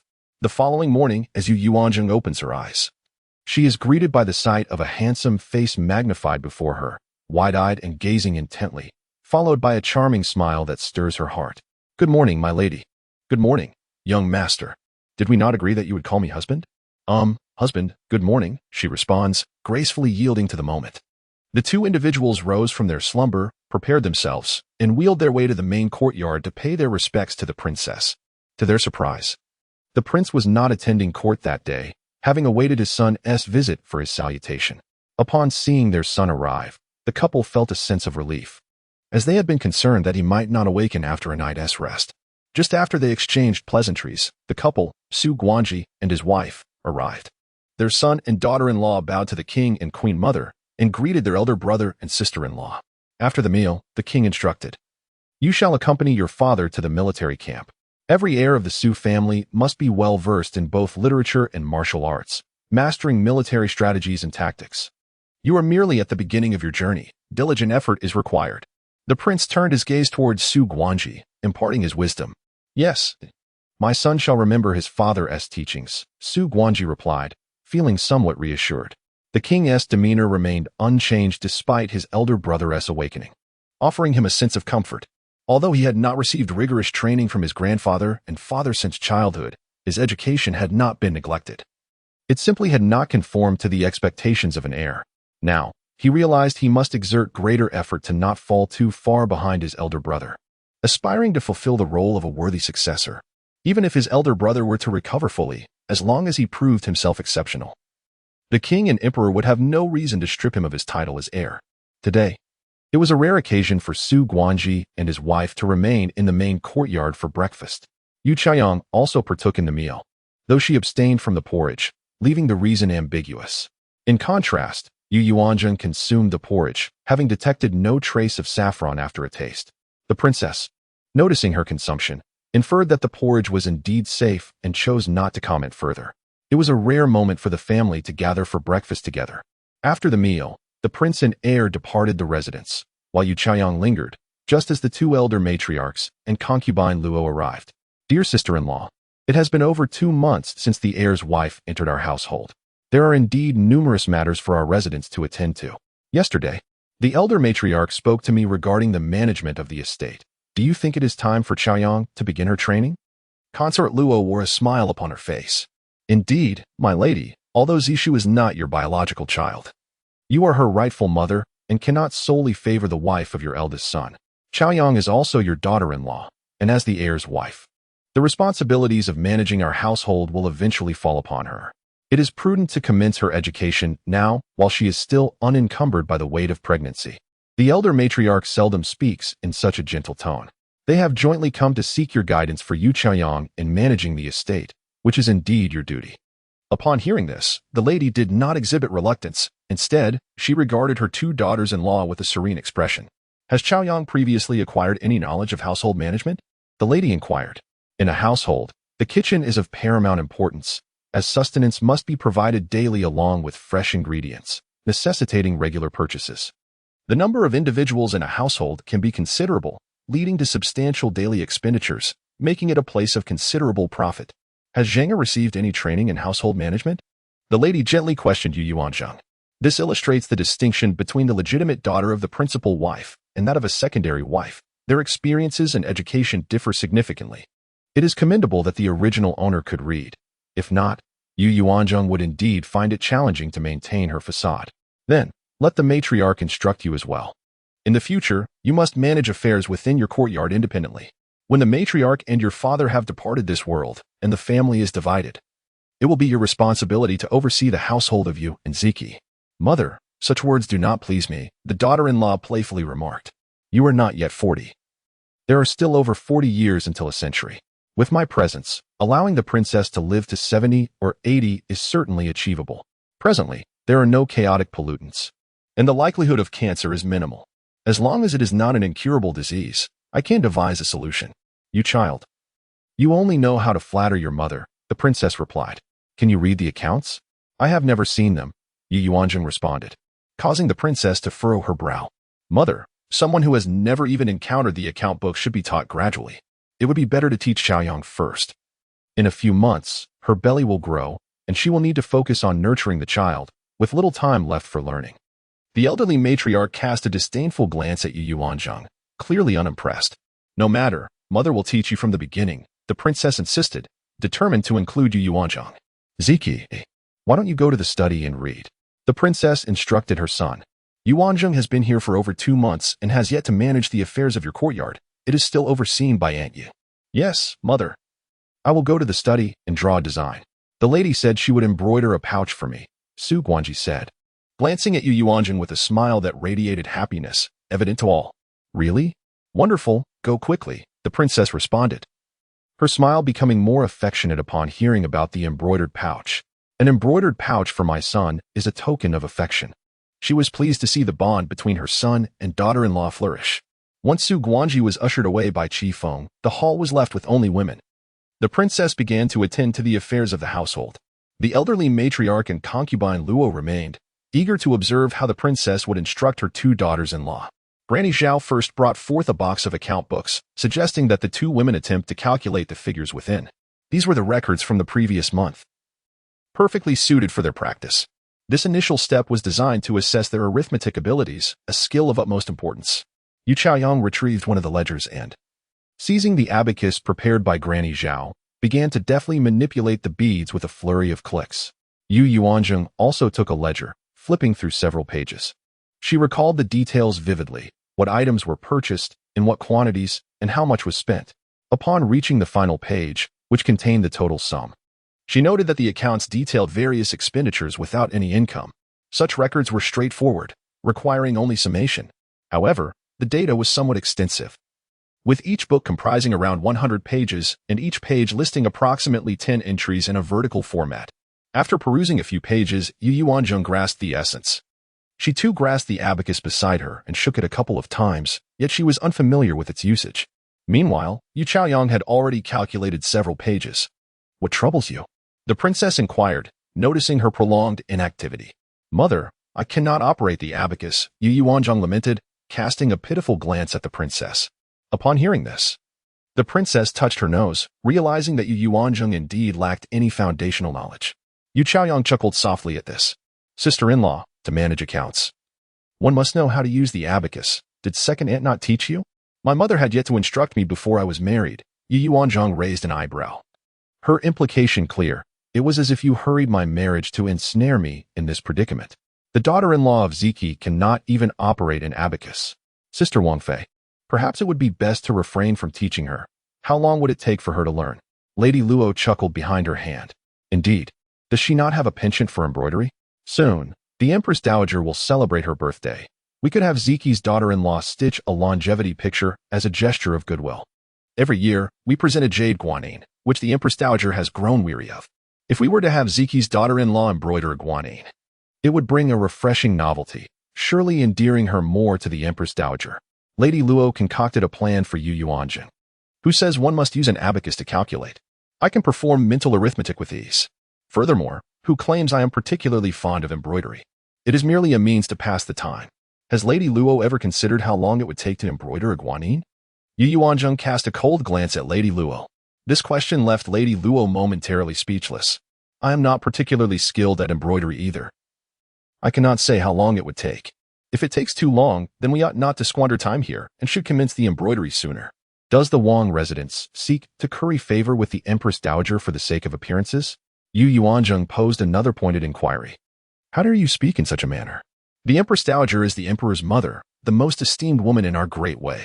To ask you to embroider a guanine for her is a mark of respect. Whether she deems it worthy remains uncertain. The elderly matriarch frowned, emphatically jabbing her cane. If it is deemed unworthy, then why should I even bother to embroider? Yu Yuanzheng dismissed her with indifference. Engaging in an argument with the matriarch would only sour her mood. Why does she not take her leave? I truly wish to avoid her presence. Zhao Mama, could you kindly fetch me some blank paper? Yu Yuanzheng requested of Zhao Mama, who had been standing silently by. Madame Zhao entered the inner hall and emerged with a stack of ledgers. Yu Yuanzheng selected the smallest brush and began to calculate mentally, adding several figures in her mind before inscribing them on paper. In no time, she had completed several pages and summed the totals. Thus, she efficiently finished an entire ledger in a short while. By the time she had calculated 3 volumes, Yu Chaoyang had only completed 2. The ledgers were inscribed with a brush, and each page could accommodate only a limited amount of information, unlike the densely packed ledgers of later times. A single box contained approximately 20 volumes. When all calculations were concluded, Yu Yuanzheng had placed 13 ledgers before her, while Yu Chaoyang had 7. At that moment, the princess had also completed her distribution tasks from the morning. Upon returning to the main hall, she was slightly astonished to see that the two had swiftly finished an entire box of ledgers. Meanwhile, concubine Luo and the elderly matriarch had remained, observing the duo's calculations. The sounds of Yu Chaoyang's abacus echoed, while Yu Yuanzheng scribbled and sketched on paper, discarding one ledger after another in quick succession. They were skeptical of Yu Yuanzheng's ability to perform calculations so rapidly, suspecting she might be guessing. They awaited the spectacle of her potential failure. The princess picked up one of Yu Yuanzheng's completed ledgers for examination. Have these accounts not yet been totaled? Did you truly calculate all of this, Jinner? She inquired with a smile. Indeed, mother, please verify, Yu Yuanzheng replied. The princess then took an abacus and began to cross-check. Madam Zhao, please assist in verifying Chaoyang's work, she instructed, turning her head. When the princess finished verifying one ledger, she took slightly less time than Yu Chaoyang had to complete his. Yet it was still more time-consuming than Yu Yuanzheng's efforts. Once the ledger was confirmed, the figures were found to be perfectly accurate. The account verified by Aunt Zhao revealed a discrepancy of 3 taels and 2 qians in silver. Both concubine Luo and the elder matron were incredulous and sought to confirm the figures themselves. Having managed the household, the elder matron was certainly adept at calculations. Upon completing her own tally, she found the same shortfall of 3 taels and 2 qians. Conversely, concubine Luo cross-checked the figures calculated by Princess Yu Yuanzheng, resulting in an exact match. The disparity was stark and undeniable. It was quite a blow to the pride of the noble family, as a legitimate daughter, meticulously instructed by the matron, was outperformed by a daughter from a secondary branch who could barely wield an abacus. Yuanzheng's accounting skills were truly commendable, promising future assistance for the princess, who felt a surge of delight. Chaoyang should also practice diligently. She could serve as a capable aide, the princess remarked. Concubine Luo was unwilling to let the princess overlook her own daughter-in-law. I have not said I would not teach her. However, being with child, my priority must be the well-being of my pregnancy. There will be ample opportunities later. After all, did Yuanzheng not mention that I still have over 40 years until I reach 80? This statement left concubine Luo and the elder matron speechless. Mother, if my daughter-in-law wishes to be idle, call upon me when you find yourself overwhelmed. If you can manage, then please spare me, Yuanzheng pouted playfully. Look at this. One is eager to take charge while the other seeks to evade responsibility, remarked the princess. If you wish to learn, you are free to come as you please and observe from the side, she added nonchalantly. If all went as planned. It was indeed the future daughter-in-law who would manage the household affairs of the Wang family. She could not possibly oversee matters into her old age. At most, she would continue for a few more years before passing on the reins to avoid attracting gossip. Thus, this comical episode concluded with Yu Chaoyang facing defeat. Yuanzheng departed to seek out Shangguan Ziqi in the front courtyard. As she approached the study of the esteemed Lord Ziqi in the front yard, she was greeted by the sound of soft weeping emanating from within. Young master, we have been eagerly awaiting your awakening. Yesterday, upon hearing from the servants that you had regained consciousness, we intended to rush to the Chia courtyard to see you. However, old madam, ye prevented us from entering. Today, seeing you awake at last fills our hearts with joy. Young master, please allow us to continue serving you. Upon hearing these words, Yu Yuanzheng instantly recognized the speaker, Ru Yu, one of the 2 maidservants who had previously attended to him in the study. It seemed that upon learning of the young master's revival, she could hardly contain her eagerness to approach him. Why have you waited for my awakening? You both are not young anymore. Has your mother not arranged for your marriages? Came the voice of Lord Ziqi. Young master, we do not wish to marry. We desire to serve you for a lifetime, Ru Shuang replied, her tone laced with a quivering sorrow, as if she had suffered a great injustice. You see, we are yours. How could we possibly marry? Ryu exclaimed, disbelief evident in her voice. When did I ever take you into my household?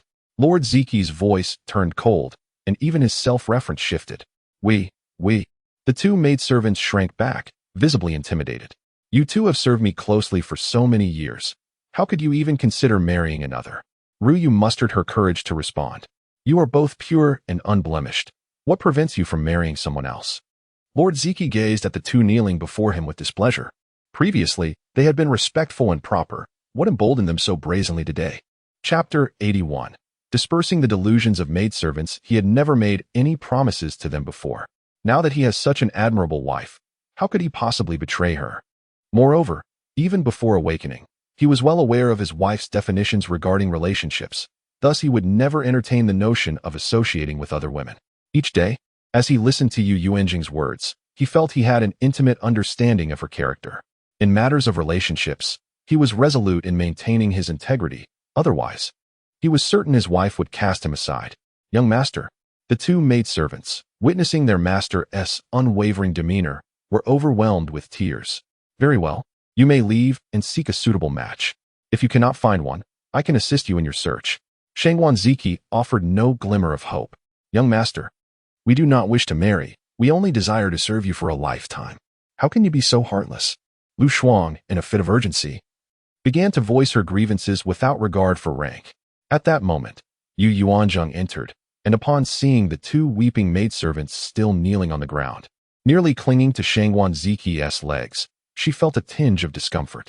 Although she had yet to develop that profound bond of love with him, he was, after all, someone she had shared intimacy with, and she was unwilling to see others covet him. Such is the nature of territorial instinct. Madam. The two maidservants timidly lifted their gazes to Yu Yuanzheng before awkwardly lowering their heads again, feeling somewhat embarrassed to have been caught in such a manner. They had indeed learned that the young mistress was studying arithmetic in the main courtyard, yet did not expect her arrival to be so swift. Upon seeing Yu Yuanzheng, Shangguan Ziqi's expression transformed instantly into one of gentle amusement, a stark contrast to his earlier impassivity. Are these two eager to warm your bed? Yu Yuanzheng observed him with a playful glint in her eye. Madam, please do not misunderstand.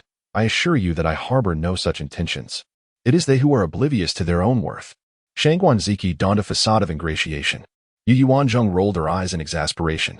Truly, there was not a trace of the aloof, noble demeanor she ought to possess. Once a scion of the royal house, she could not help but feel that Yi Momo had deceived her. Esteemed lady, I implore you, grant us your mercy. We shall devote ourselves to serving you and the eldest son faithfully. We seek nothing more than to remain by his side, Liu pleaded, prostrating herself before Yu Yuanzheng and bowing deeply several times. For the sake of her future, she was willing to endure much, even if it meant living her life as a spinster. Yu Yuanzheng found herself wholly astonished by the determination of these two women, who seemed to cling to a singular notion. Upon hearing the prospect of a lifetime spin as an old maid, Liu abruptly raised her head. What? Did you not anticipate this outcome? Do you believe that with enough sincerity, the eldest son will surely recognize your virtues and eventually accept you? Or perhaps you intend to conspire together to undermine me, driving a wedge between the eldest son and myself, thus allowing you to seize the opportunity? Yu Yuanzheng meticulously considered every possibility to thwart their aspirations. Your thoughts are rather naive. There is a saying, a forced melon is not sweet. If the eldest son holds any affection for you, neither I nor even the princess could alter that. Your desperate pleas lack dignity and invite contempt. I conveyed this to you previously, yet here you are again, believing that with the eldest son's awakening, a glimmer of hope has returned? Yu Yuanzheng was scarcely aware of her own fervent attempts to dissuade these maidens from their misguided aspirations. As she listened to Yu Yuanzheng's words, Shangguan Ziqi felt a growing sense of happiness within her heart. Madam, this is a matter of concern for him. Eldest son. Why is that? Rushuang remains undeterred. There is no reason. You are but the servants of the Rome Wangfu, and must possess the awareness befitting your station.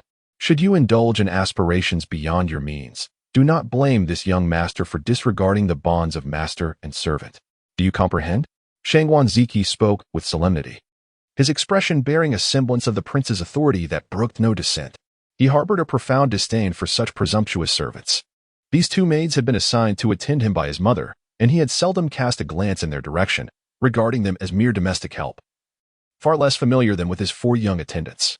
Yuanshan. Shangguan Ziqi called out towards the outside. Eldest son, Yuanshan responded promptly. Should they be wed within 2 months, this young master shall grant each of them 50 taels of silver for their dowries. However, after 2 months, that offer shall be rescinded. Shangguan Ziqi intended to obliterate their hopes entirely, leveraging both wealth and time as a means of coercion against their families. 50 taels constituted a substantial sum, equivalent to their 2 years' worth of monthly earnings.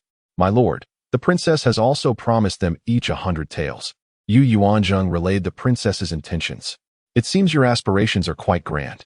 With such a generous dowry from the princess, you remain unsatisfied? Yuan Shan, proceed with the arrangements. Upon hearing of his mother's generous promise, Shangguan Ziqi recognized the determination of both maids to become his concubines. Such individuals, he felt, could not be retained. The two maids departed, hearts heavy with sorrow. Madam, rest assured, you occupy my heart entirely. Shangguan Ziqi unabashedly professed his feelings, oblivious to time or place. Enough. I also understand their sentiments. Water flows downward, and men strive for heights. It is a common sentiment among people.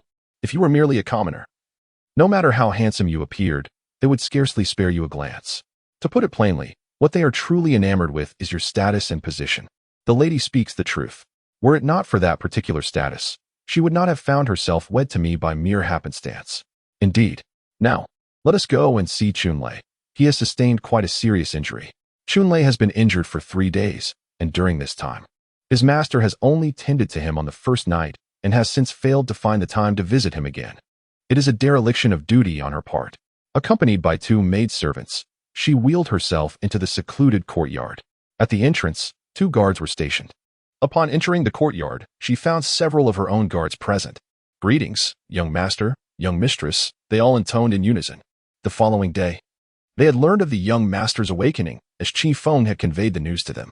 However, they had not requested to see the young master, understanding that many would wish to visit him upon his revival. To their astonishment, here they were on the 3rd day, with the young master and young mistress choosing to visit them. Overwhelmed by their good fortune, upon entering the inner room, they approached the chamber where Chunlei lay recuperating. He remained in bed, his spirit having improved considerably over the past 3 days. How do you feel now? Yu Yuanzheng inquired with genuine concern. I am eternally grateful for the young mistress's life-saving grace, Chunlei responded, attempting to rise, but was gently restrained by Xiaoyu. You should remain lying down. Do not let the young mistress's efforts go to waste, Xiaoyu advised. His words were sound, and Yu Yuanzheng nodded in agreement. Yes, do not risk reopening the wound. I still have to stitch you up again. Moreover, you were injured on my behalf. Had I been seated in the carriage at that moment, I surely would not have survived. Yu Yuanzheng smiled, remarking that he too had suffered injuries for her sake. Shangguan Ziqi added, the eldest young master is being courteous. This is what my subordinates ought to do. Chunlei chuckled awkwardly. Yu Yuanzheng took the opportunity to examine his wound once more and applied medicine anew. The recovery seems promising. In 4 days, I shall remove your stitches. However, you must refrain from any combat for a month. Focus on your recuperation, and once you are well, I shall assign you tasks. Indeed, I shall diligently tend to my injuries, Chunlei replied, displaying greater loyalty to Yu Yuanzheng than to the eldest young master. After Yu Yuanzheng offered a few more words of advice, she prepared to take her leave. Oh, by the way, several days have passed, Xiaoyu. Why have I not heard any news from the outside? Yu Yuanzheng suddenly recalled the task she had given Xiaoyu previously. What news? Shangguan Ziqi inquired with curiosity. This matter. It would be better if you remained unaware, Yu Yuanzheng replied, feeling awkward. How could she confess to him about her intentions to disrupt someone else's marriage? Moreover, he was a member of the Shangguan family, as husband and wife. What is there that I cannot know? Rest assured, I will always stand by your side, Shangguan Ziqi asserted, displaying both understanding and intelligence. Madam, I shall venture out this afternoon to gather information, Xiaoyu said, not volunteering to share anything with the eldest young master. It seemed more prudent for the couple to discuss the matter themselves. The 10 guards bestowed by the prince were meant for both of them. Now that Shangguan Ziqi had regained consciousness, the primary command of the guards naturally shifted to him. However, for the past 2 months, the guards had primarily followed Yu Yuanzheng's lead, and they had collaboratively assumed the roles of newly arrived miracle healers in the capital.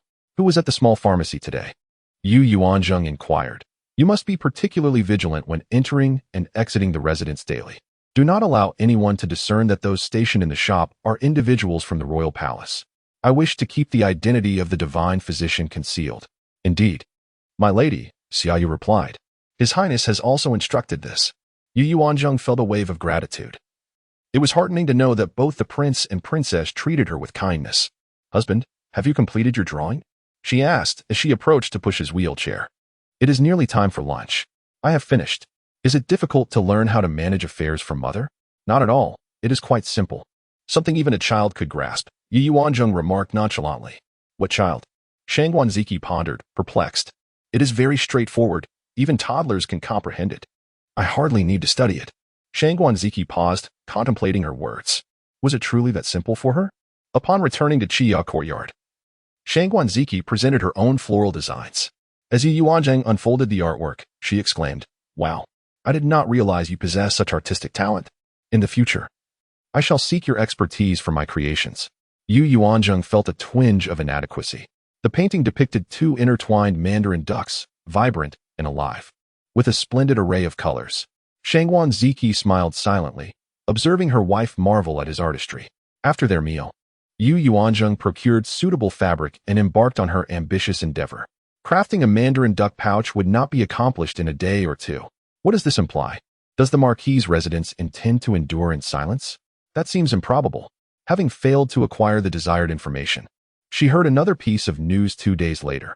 The prince had been diligently investigating the matter of spies from the Kanglan kingdom, having recently dismantled a spy nest within the capital. There are a total of 12 individuals, 6 dispatched by the Kanglan sect and 6 locals developed in the Great Way. Following intense interrogation, only trivial and insignificant information was procured. Such spies are prevalent in every nation. It merely depends on who conceals themselves adeptly, evading the scrutiny of rival states. That evening, Shangguan Ziqi was summoned to the study in the outer courtyard.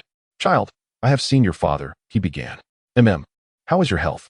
Quite well, though I dare not put weight on my left leg. The lady is preparing a cane for me. She says it will assist me in walking unaided. Good. The reason I called you here is to discuss another matter.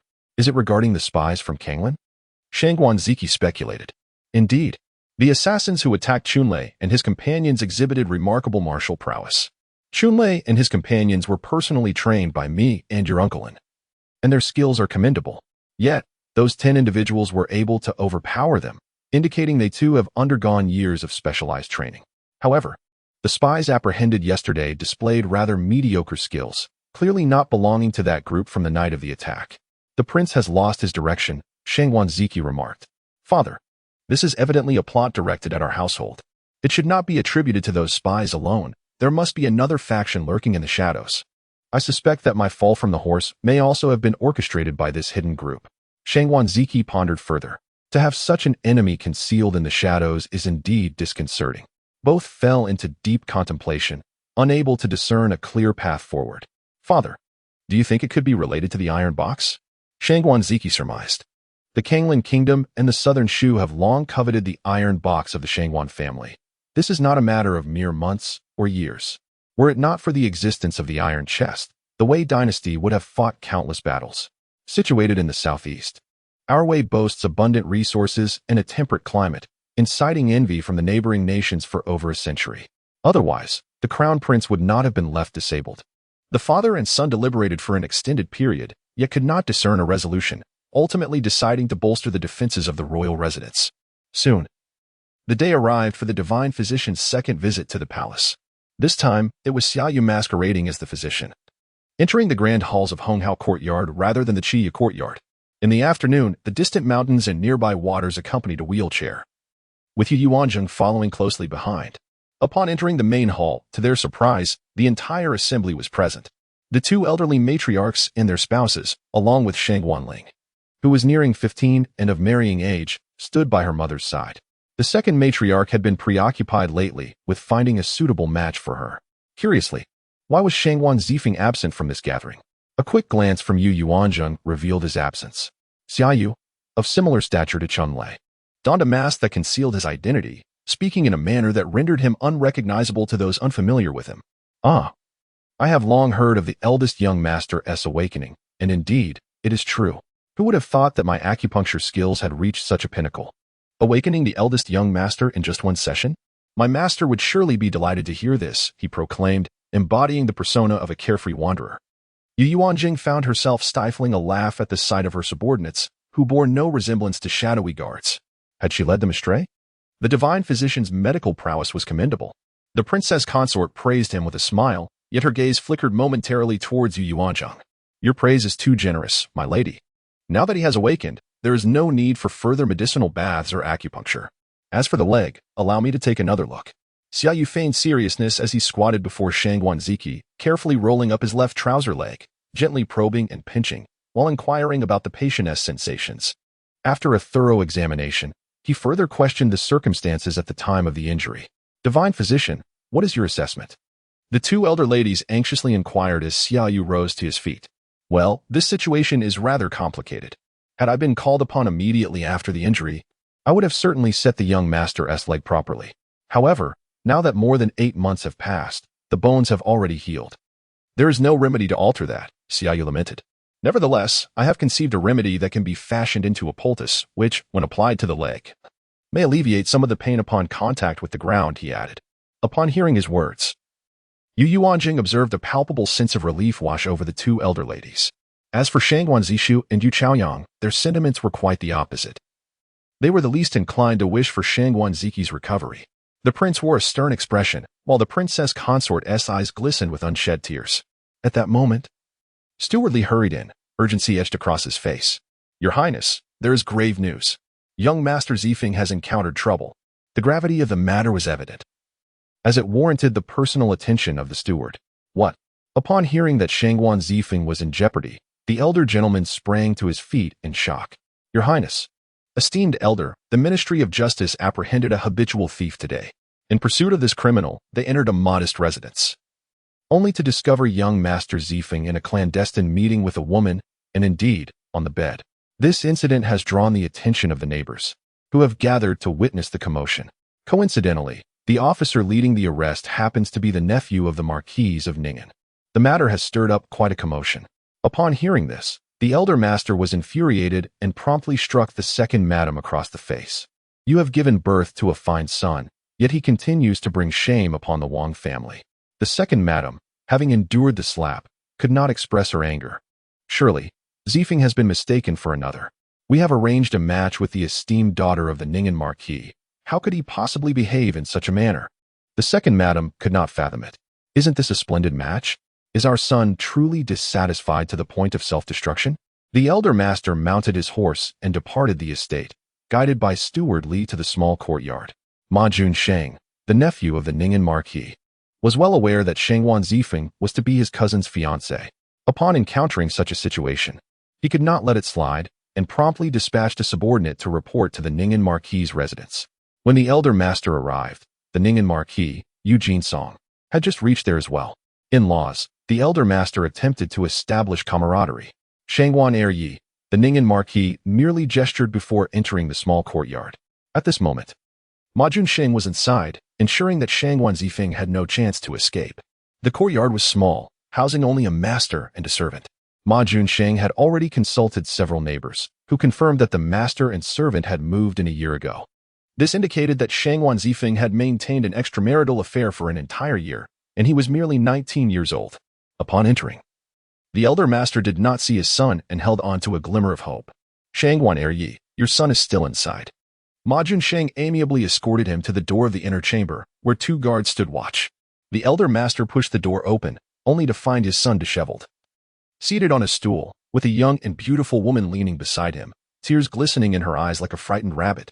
Upon the arrival of the esteemed elder, Shangguan Zifeng immediately knelt before him.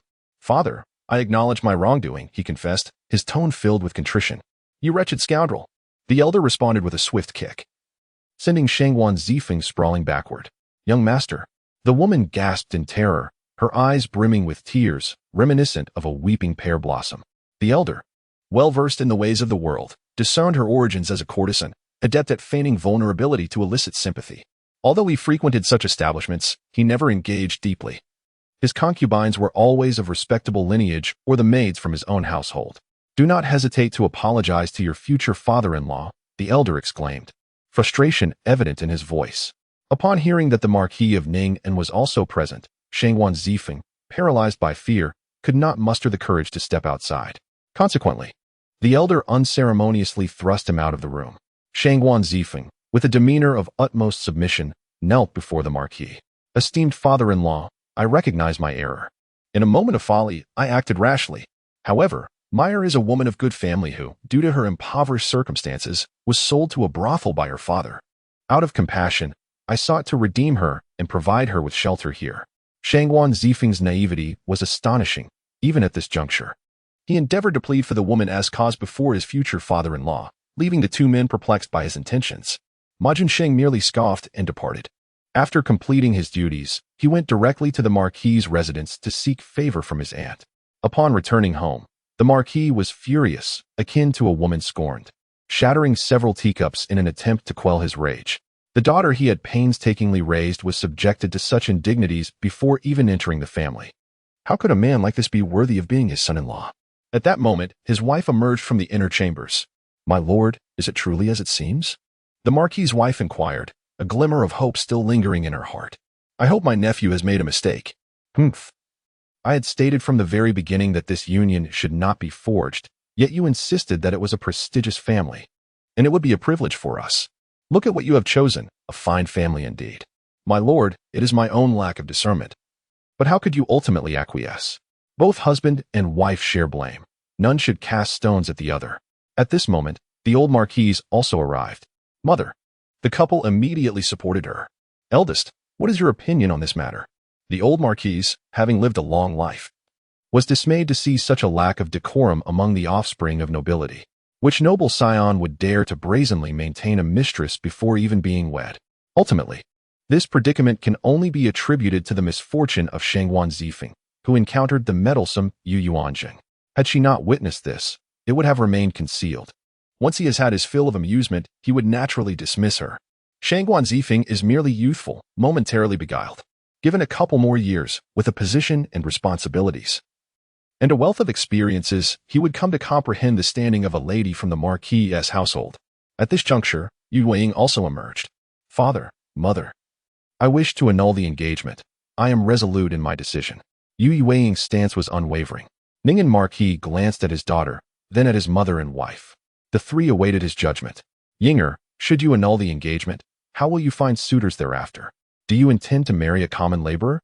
The Ning'an Marquis hesitated to dismiss the engagement lightly. How could he allow his daughter to marry a man who, even before marriage, dared to keep a mistress? Tears began to flow from Yu Yuanzheng's eyes as she spoke. "Yinger, this time your cousin has exposed him. I assure you he will think twice in the future." Madame Ho also advised, "Yinger, this marriage cannot be easily rescinded. It is the residence of the Wang family, and no matter how one perceives Shangguan Zifeng, he is, after all, the prince's nephew and also the nephew of the esteemed concubine Shu within the palace. He has learned his lesson this time, and will surely cherish his life with you henceforth." The old Madame Ho also disapproved of the idea of breaking off the engagement. "Men are like cats that love to stray. If you provide him with a few concubines, he will hardly have the inclination to seek out women from outside." The old matriarch, speaking from her own experiences, attempted to persuade further. "No, grandmother. If a man requires me to provide him with additional women to remain faithful, then he is not worthy of my hand in marriage. I am resolute in my decision to annul this engagement." Yu Yuanzheng steadfastly clung to her stance. "Oh dear child, why are you so obstinate?" The old Madame Ho expressed her helplessness. "Mother, how about I speak with the prince and ascertain his thoughts?" Seeing his daughter's unwavering determination, Duke Ning'an had no choice but to relent. "Father, should this marriage be unbreakable, I would rather choose death. I refuse to marry such a scoundrel." Yu Yuanzheng reiterated her position, startling Madame Ho with her words. Chapter 84. 20 strikes and kneeling in the ancestral hall her daughter, whom she had painstakingly raised. How could she allow her to contemplate such an end? A few days prior, she had received an anonymous letter that left her utterly bewildered. Initially, she found it hard to believe. Subsequently, she discreetly summoned her eldest nephew to assist in investigating the matter. The findings were shocking. It was indeed true. Who was behind this assistance?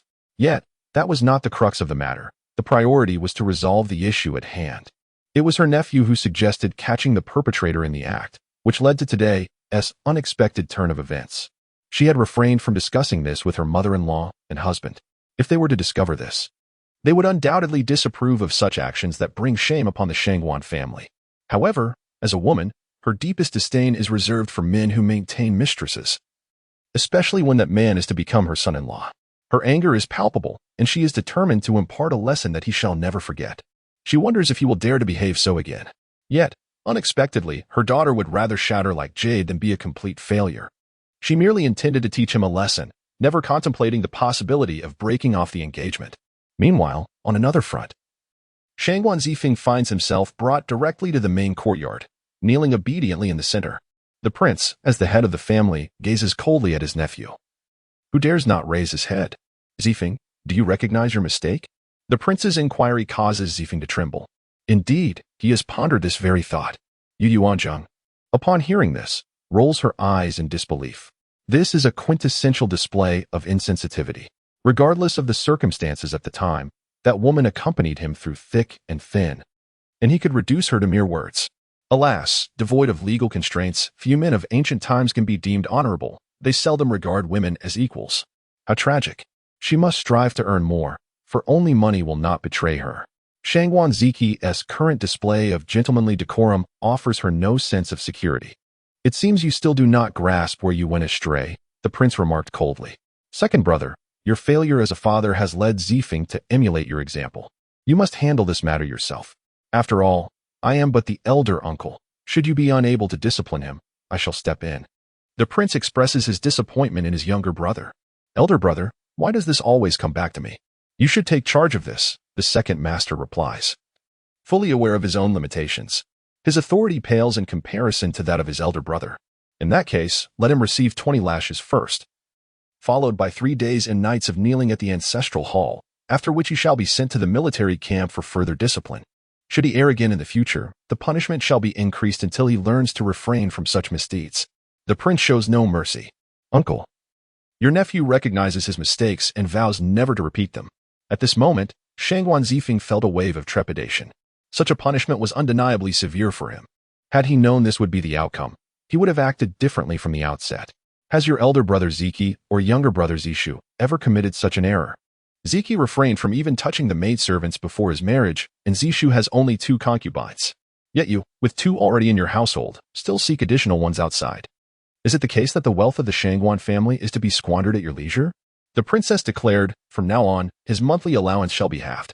As they have yet to divide their household, all funds come from the princess's hands. The prince grasped this matter with ease. Indeed, your highness. The princess was agreeable. This child has also been led astray by his father. My second sister-in-law is ineffectual, unable to manage her children. A son born of her own flesh, naturally. She cares for him, yet once a child grows, they are no longer under their mother's control. The more she admonishes him, the more he displays impatience. When he seeks money, his words are sweet, but at other times, he is scarcely seen. Your highness, this punishment seems excessively harsh. What if Ziqi were to develop a chronic ailment as a result? The elderly matriarch, no longer brash, spoke with a hint of pleading. Without severity, how will they learn? You may await the marquisate to rescind the engagement. With such a grievous error committed, which family would dare to marry their daughter to him? The prince cast a cold glance at the members of the second household. What? Upon hearing these words, the second madam ceased to wipe her tears, paralyzed by fear and uncertainty. This was unacceptable. The marriage must not be annulled. Second sister-in-law, this matter is no longer subject to your opinions. It hinges on the attitude of the Ho residents. You also have a daughter to consider. Reflect upon this. If Linger were to find herself in a similar predicament, how would you respond? Would you continue to push her into the abyss? The princess spoke with a calm demeanor. The second madam was rendered speechless and resumed her weeping. Elder madam, what shall we do about this? It was a considerable challenge to secure a match for Ziqi with the daughter of the Ho family. The second madam had no choice but to seek assistance from her mother-in-law. Do not delay. Prepare some gifts and go to the Ho residence to apologize. The elder madam retorted, her tone laced with irritation. This daughter-in-law was utterly disappointing. Meanwhile, standing aside, Yu Chaiyang furrowed his brows tightly. How could such an event transpire? In the previous life, Shangguan Ziqi had not taken a concubine. No, he might have done so, but it was unknown, as this matter had never surfaced. Perhaps it had remained undiscovered all along. With so many discrepancies from her former life, she began to question her existence, pondering whether her foresight into the future could truly dictate her fate. Come forth, drag Ziqi out and administer 20 severe blows. 2 guards entered from outside, seizing Shangguan Ziqi and commencing the punishment in the courtyard. The chilling cries echoed in the ears of all present. No one dared to intercede. The prince's actions served as a warning, a brutal example for the descendants of the Shangguan family. Should any of them dare to commit such a transgression, they would be reminded of today's events. The second madam wiped her tears, while the elder madam maintained a stern expression. The second master twitched his lips incessantly in response to his son's anguished cries, occasionally glancing up at the prince's expression. He pondered whether, had he committed a similar transgression, his elder brother would have chastised him in the same manner. The 20 strikes were swiftly administered, and he was then dragged to the ancestral hall to kneel. However, he was unable to even enter the door and was dismissed instead. That was not to be trifled with. They would not show any leniency during such a time. The second madam was merely the wife of the second branch of the prince's residence, not the princess herself, and thus would not be afforded any respect. Sister-in-law, what shall we do? Please assist Zifeng. It would be a pity to lose the fiancé we have painstakingly settled upon. Sister-in-law, this matter reflects poorly on our prince's residence. Let us wait until tomorrow. If the comes directly, we shall plead with them face to face, hoping they might relent. The princess felt deeply embarrassed. She had personally arranged the betrothal, only to have her nephew act so disgracefully. The gleeful expression did not escape the notice of Shangguan Ziqi. My lady, you appear rather pleased? Shangguan Ziqi observed Yu Yuanzheng with a playful glint in his eye. Is it that obvious? Yu Yuanzheng rubbed her face, attempting to erase the smile that persisted despite her heart's delight. Do not bother, Shangguan Ziqi said, maneuvering his wheelchair closer to her, taking her hand. Was it you who alerted thee about Zifeng's affair with his concubine? Why would you suspect me? Yu Yuanzheng looked at Shangguan Ziqi in disbelief, taken aback by his certainty. Did I not mention this before? When I become aware of my surroundings, I attentively listen to your words. At the moment you instructed Xiaoyu to carry out a task, I happened to be awake.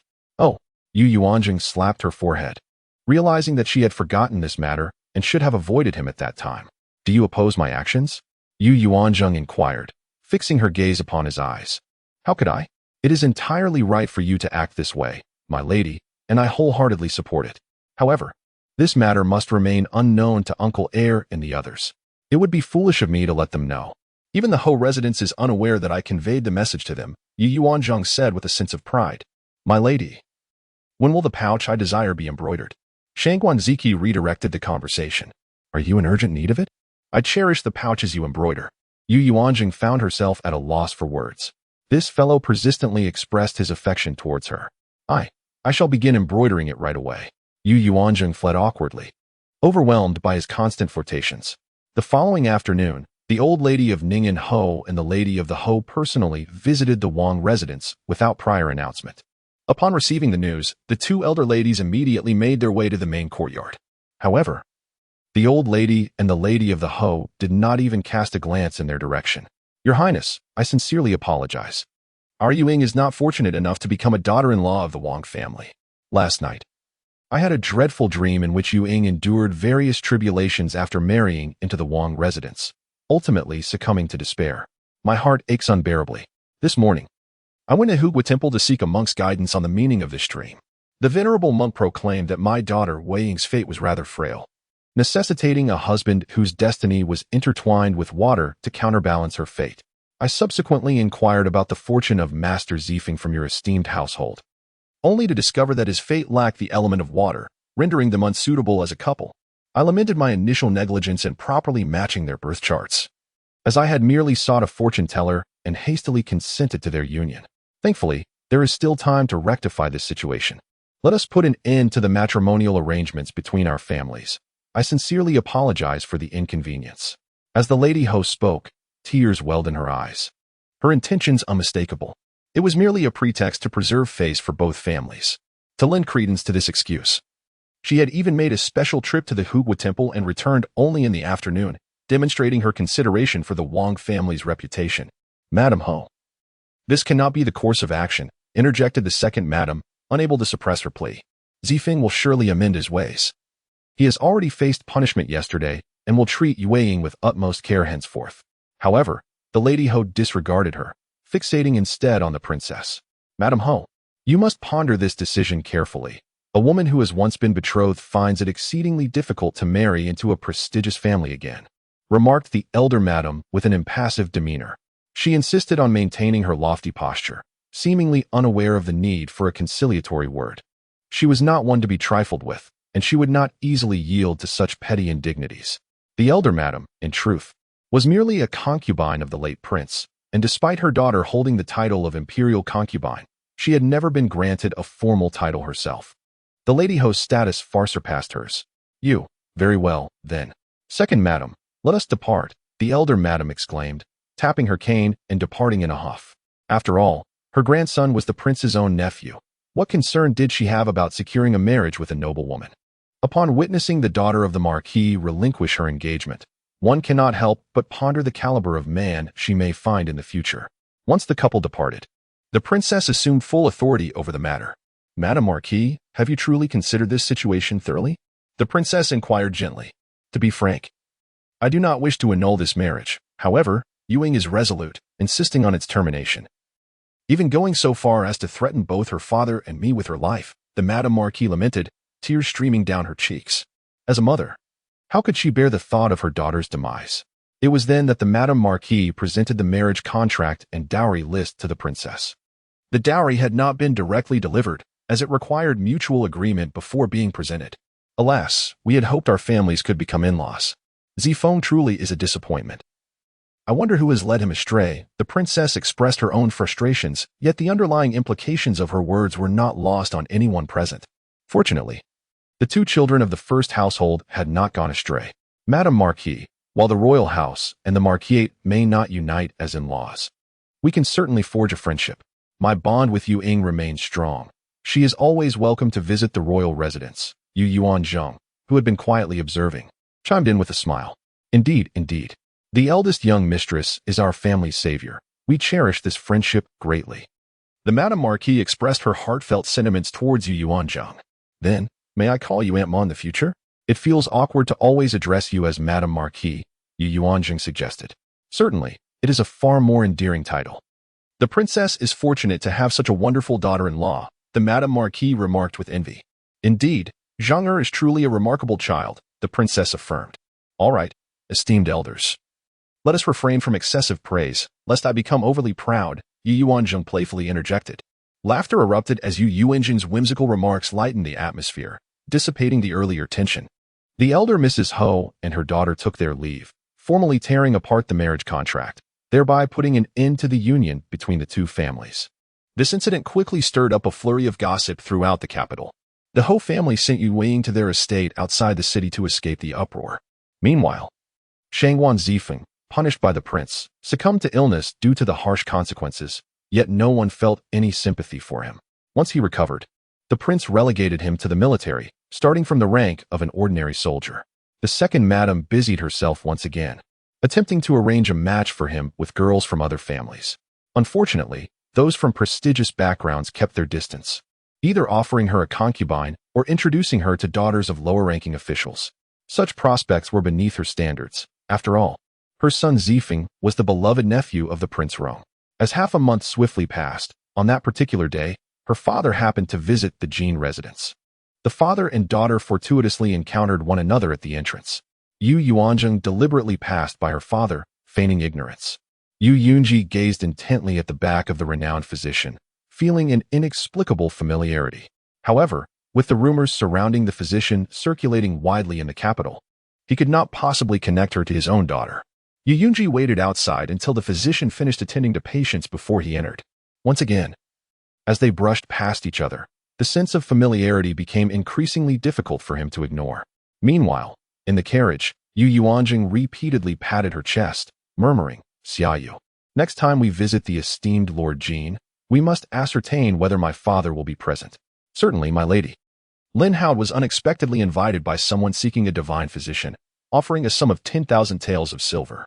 Whose household could it be? Although Yu Yuanzheng was not in need of silver, the thought of such a generous amount was undeniably enticing.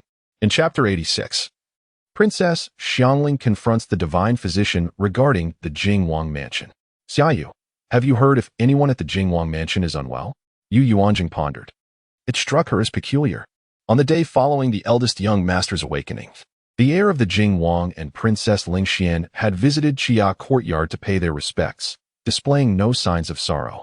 The Jingwang, being the emperor's brother, surely had no trouble summoning the imperial physician. There were indeed whispers of a physician being summoned, yet such news held little significance to us. Hence we remained unaware of who was ill, Xiaoyu confessed, feeling somewhat embarrassed. Her master inquired, and she had no answer. It seemed she must be more vigilant in her observations henceforth. At that moment, The sound of hooves echoed from outside the Shiri hall, indicating the arrival of guests. Lin Howd, upon hearing the commotion, promptly exited the inner courtyard to receive them. Upon stepping out, he noticed a finely crafted carriage had just come to a halt at the entrance. Adorned with tassels at its corners, it was evidently a vehicle for a lady. As anticipated, a delicate hand pulled aside the curtain of the carriage, followed by a young maid of approximately 16 or 17 years alighting first. Another maid followed suit. Both attired in identical garments, though Lin Howd, with his limited experience, could not discern their origin. Subsequently, a young lady clad in a light purple elegant gown descended from the carriage, supported by her maids. However, her face was veiled, concealing her age. Yet her hairstyle unmistakably indicated that she was an unmarried woman. Recently, Lin Howd had been receiving only the young servants or stewards of affluent households. This marked his inaugural encounter with a mistress personally visiting. "Please, ladies, do come in." Lin Howd greeted the three women with a hearty smile as they approached his modest shop. However, the young lady did not enter immediately. Instead, she lifted her gaze to examine the shop sign. 10-day Hall. The craftsmanship appeared rather unremarkable. "Shopkeeper, did you truly employ a mere artisan for a couple of silver coins to create this sign?" Her voice chimed like a lark's song. After a few glances, the veiled lady finally stepped inside. "Shopkeeper, our young lady has come to collect the soothing balm prepared by the divine physician." A maid eagerly clarified their purpose. "Oh, it is the esteemed Princess Xiangling," Lin Howd exclaimed, his smile growing ever more sincere. "Please, do come in. The divine physician has already instructed that the ointment be prepared, and I am pleasantly surprised by your personal visit." He understood the importance of serving loyal patrons well. The principle he adhered to was simple. Customers are our benefactors. By providing them with the utmost service, we shall prosper. Though Yu Yuanzheng held her divine physician status in high regard, it was primarily relevant to her consultations. Yet, the sale of medicines depended on the buyers, and her aspirations for substantial earnings compelled her to advise Lin Howd against offending clients. Previously, without a formidable background, she had emphasized this. However, with the support of the royal household, she felt emboldened. She had spread the word through the acquaintances of the eldest son, hinting that the shop had become a joint venture with the lady of the royal family. As Princess Xiangling stepped into the shop, she observed several open cabinets along the walls, each neatly displaying small porcelain vials, meticulously arranged with corresponding boxes designed for their storage. The instructions for the medicinal pills are conveniently placed within the box, easily accessible to any guest. Princess Xiangling casually picked up a porcelain bottle and opened it, inhaling the fragrant aroma of the medicine that wafted toward her, accompanied by a hint of sweetness. Lin Howd took the initiative to present the instruction manual from the box for Princess Xiangling to peruse. She accepted it and began to read attentively. Noting the meticulous detail in the writing, one could ascertain the appropriate dosage merely based on one's own sensations, eliminating the need for a physician's pulse diagnosis. Such is the expertise of the divine healer, whose concoctions are so distinctive. This particular remedy appears tailored for children suffering from wind cold, who are unable to tolerate the bitterness of medicinal broths. The princess spoke wisely. Indeed, it was this very consideration that prompted the divine healer to create the remedy known as the children's cold and cough pills. Lin Howd felt a swell of pride in this association.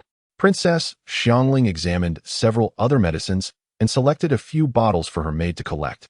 Intending to settle the payment shortly, Lin Howd then produced the Shuanfu ointment and handed it to her. "Your Highness, this medicine has a shelf life of only 1 month.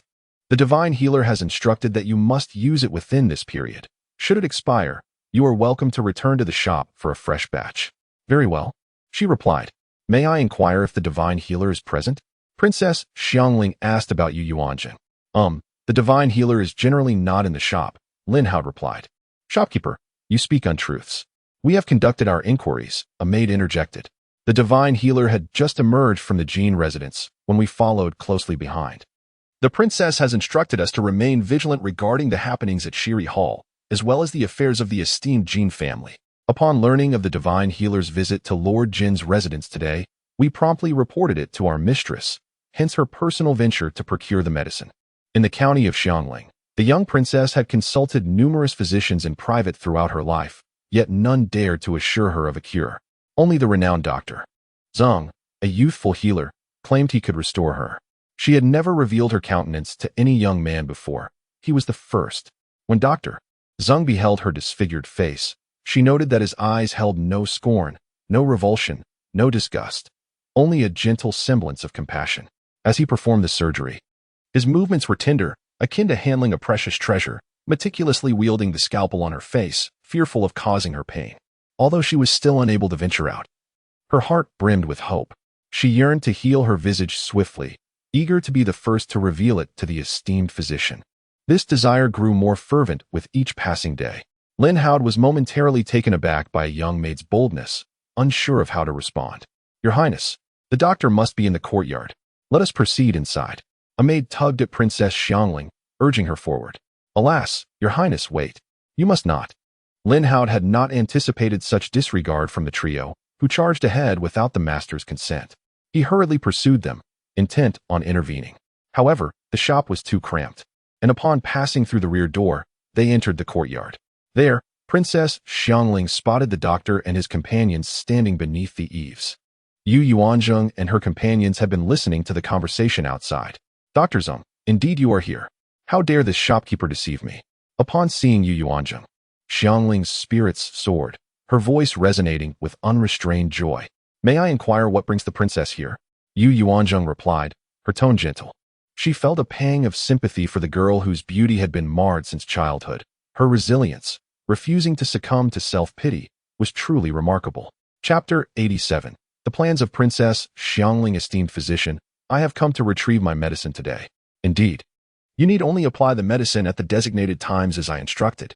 Yu Yuanzheng nodded appreciatively. Thank you, esteemed physician. Since our paths have crossed today, might I request your assistance in assessing the progress of my facial recovery? Princess Xiangling had intentionally sought him out. She would not easily let the opportunity slip away with mere pleasantries. Very well, come inside. Noticing the yearning in her gaze, Yu Yuanzheng found it hard to refuse. They entered a room to the left, with only Princess Xiangling crossing the threshold.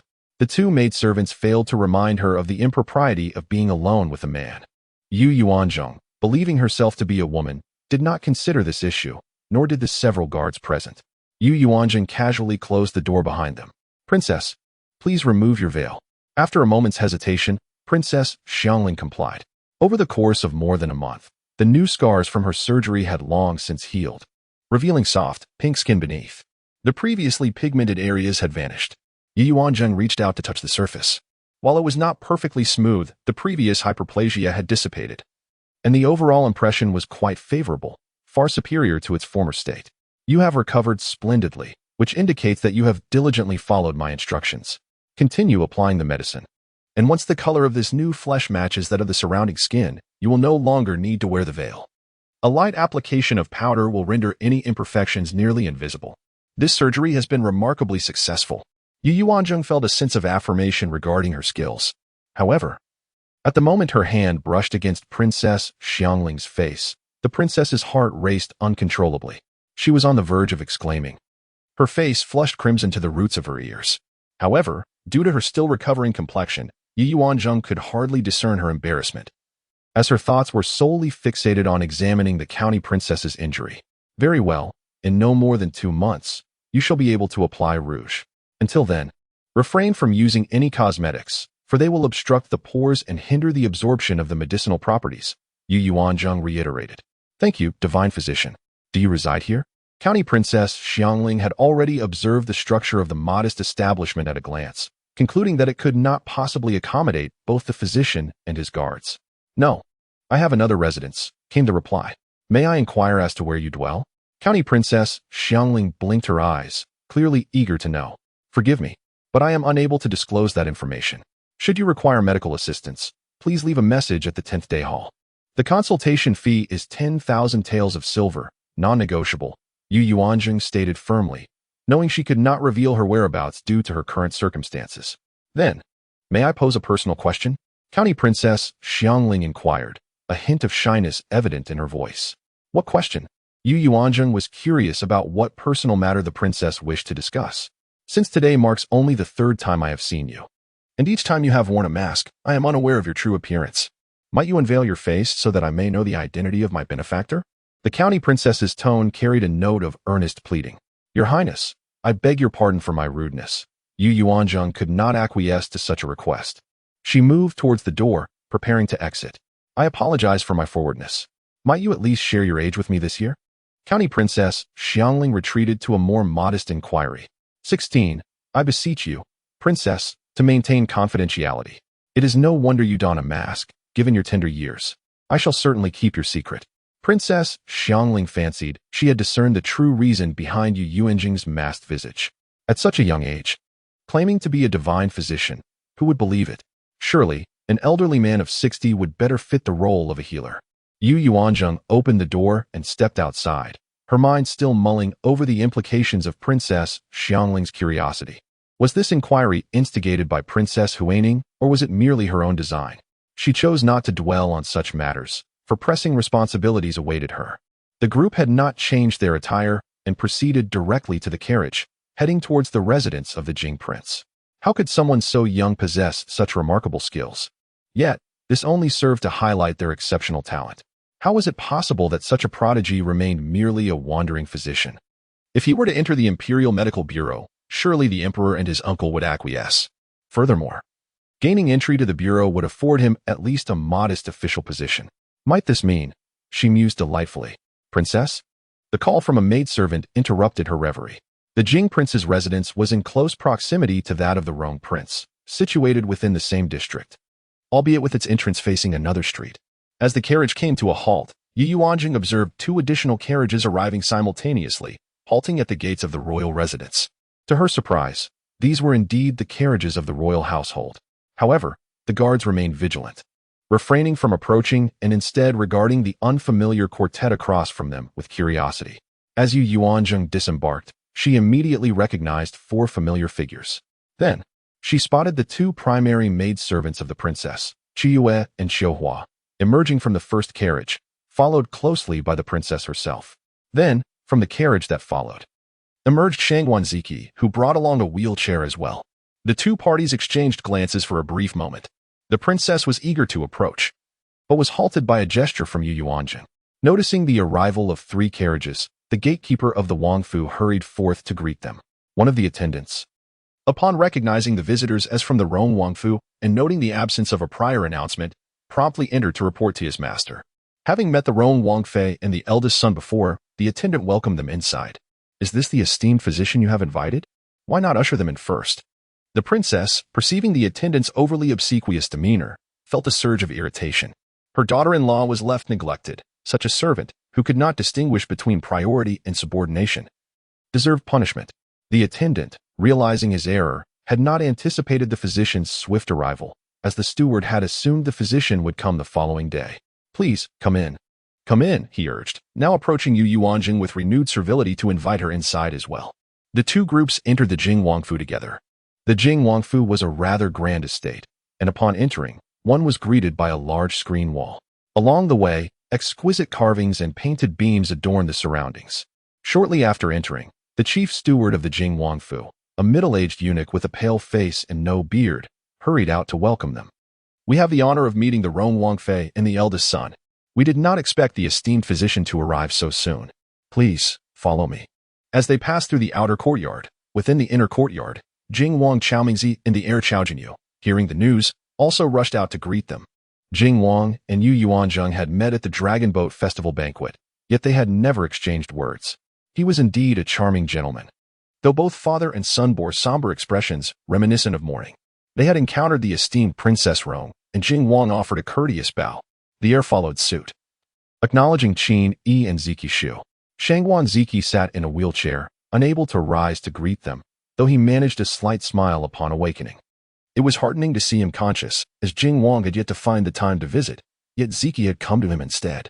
Jing Wang observed Shangguan Ziqi's affectionate attempt to smile, though it did not quite reach his eyes.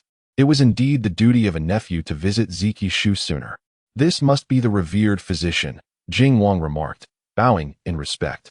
He then turned his attention to Yu Yuanzheng. May I inquire who requires your esteemed diagnosis in the household? Chapter 88. The Affliction of Hemorrhage. Jing Wang. We have heard of the esteemed physician summoned to your residence, and thus we came to pay our respects, they explained. The princess was puzzled by the absence of the royal matriarch. Given the limited number of masters in the Wangfu, She had expected either Jing Wangfei or a matron to greet them, yet no one had appeared thus far. Alas, it is Shiyun who is unwell. The expression on Jing Wang's face, already clouded with concern, fell further upon hearing this inquiry, as if the facade of composure had crumbled. The air mirrored his sorrowful demeanor. "Esteemed physician, it is my mother who is ill. Please, follow me." The heir offered a respectful gesture and turned to lead Yu Yuanzheng ahead, as if any delay might spell dire consequences for his mother. Everyone proceeded into the main courtyard. For the two families shared a close bond. The princess and Jing Wangfei were intimate friends from their youth, and Jing Wang's heir and Shangguan Ziqi were as close as brothers. They all entered the inner chamber where the Princess Jing resided. Before stepping inside, they could hear the weeping voice of Princess Lingxian resonating through the air. "Mother, you will be fine. The divine physician will arrive shortly. Please do not speak of such things. I am still so young. I cannot bear to lose you. My elder brother has yet to marry, and you have not yet tasted the tea of the new bride." Upon hearing this, Yu Yuanzheng felt a pang of dread in her heart. How could someone so recently encountered be in such a grave state of illness? Taking a few steps forward, she beheld Princess Lingxian seated by the bedside. Grasping the hand of Princess Jing, tears streaming down her cheeks as she spoke to her mother lying in bed. Without uttering a word, Yu Yuanzheng approached the bed and began to take the pulse. In mere moments, the outcome was evident. How could this be? The pulse was feeble, akin to that of a dying person. The carotid artery was equally weak upon examination. Observing the complexion, it was devoid of any hint of color. If this continued, she would not last more than 10 days. Given that the woman had not suffered any injuries, there was only one possible explanation for such a condition. Everyone else must leave. Only Prince Jing may stay, Yu Yuanzheng stated coldly. Upon hearing this, Prince Jing ushered the others out into the outer chamber. "Is the princess suffering from a miscarriage?" Yu Yuanzheng directed her gaze toward Prince Jing. "Yes," he painfully uttered. The term miscarriage had been like a dagger, piercing the hearts of the family over these past days. "How long has this been going on?" Yu Yuanzheng inquired further. "It has been 18 days. Initially, it was not severe. We summoned the imperial physician who prescribed medicine that could halt the bleeding. However, after 7 days, the medication ceased to be effective. Now, the bleeding increases with each passing day, and despite calling upon several physicians from the Imperial Medical Institute, there has been no remedy. The final imperial physician has unequivocally stated that if the bleeding does not cease, we must prepare for the inevitable." Prince Jing sorrowfully recounted the fluctuations in his mother's condition over these past days. Beside the bed, Princess Lingxian wept uncontrollably. "Divine healer, you must save my mother. Name your terms. Whatever is within our power, we shall fulfill. If my father cannot, I vow to labor tirelessly for a lifetime to meet your demands." The princess, disregarding her father, offered her utmost promise. "Your Highness, I am not avaricious. I require merely 10,000 taels of silver as my fee." Yu Yuanzheng replied with a respectful bow. "Prince Jing, the prescriptions provided by the physicians are undoubtedly appropriate. However, the persistent bleeding indicates that there is something amiss within the royal consort's womb. If this anomaly is not addressed, the hemorrhage will continue unabated, and the royal consort will not endure much longer. To save her, there is but one method: the removal of the obstruction within her womb, after which the bleeding will cease." Yu Yuanzheng solemnly outlined the treatment. "And how shall this be extracted?" Prince Jing grasped the crux of the matter.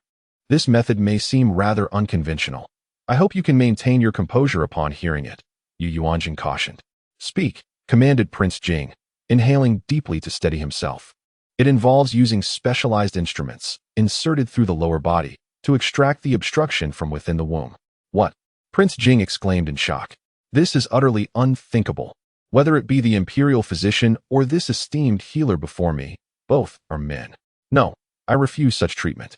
The royal consort, Lin Shiyun, who had remained silent until now, struggled to rise in protest.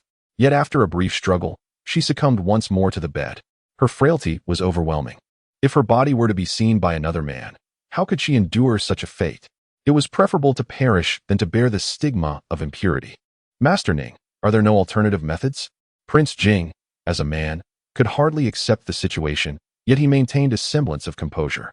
"I can only think of this approach, and given my limited experience and the lack of preparation, I would require a day to gather the necessary tools. For the princess, time equates to life. Decisions must be made swiftly. Once you resolve to proceed with the treatment, I shall prepare the instruments immediately. No, we shall not proceed with the treatment, the princess replied weakly. Might the esteemed physician impart the method of extraction to my daughter, allowing her to perform the procedure? Prince Jing proposed.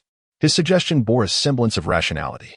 However, that would not suffice. This technique cannot be mastered in a mere moment. It necessitates an examination of the woman's condition to ascertain what must be removed and what must remain untouched. The instruments can be likened to a rather uniquely shaped knife. A careless move could injure the woman's womb, leading to far more dire consequences, including the risk of fatal hemorrhaging. Yu Yuanzheng could hardly permit another to undertake the operation. Now she found herself in a dilemma, contemplating whether to reveal her true identity. Should her identity be unveiled, it could usher in greater peril. The situation was indeed precarious.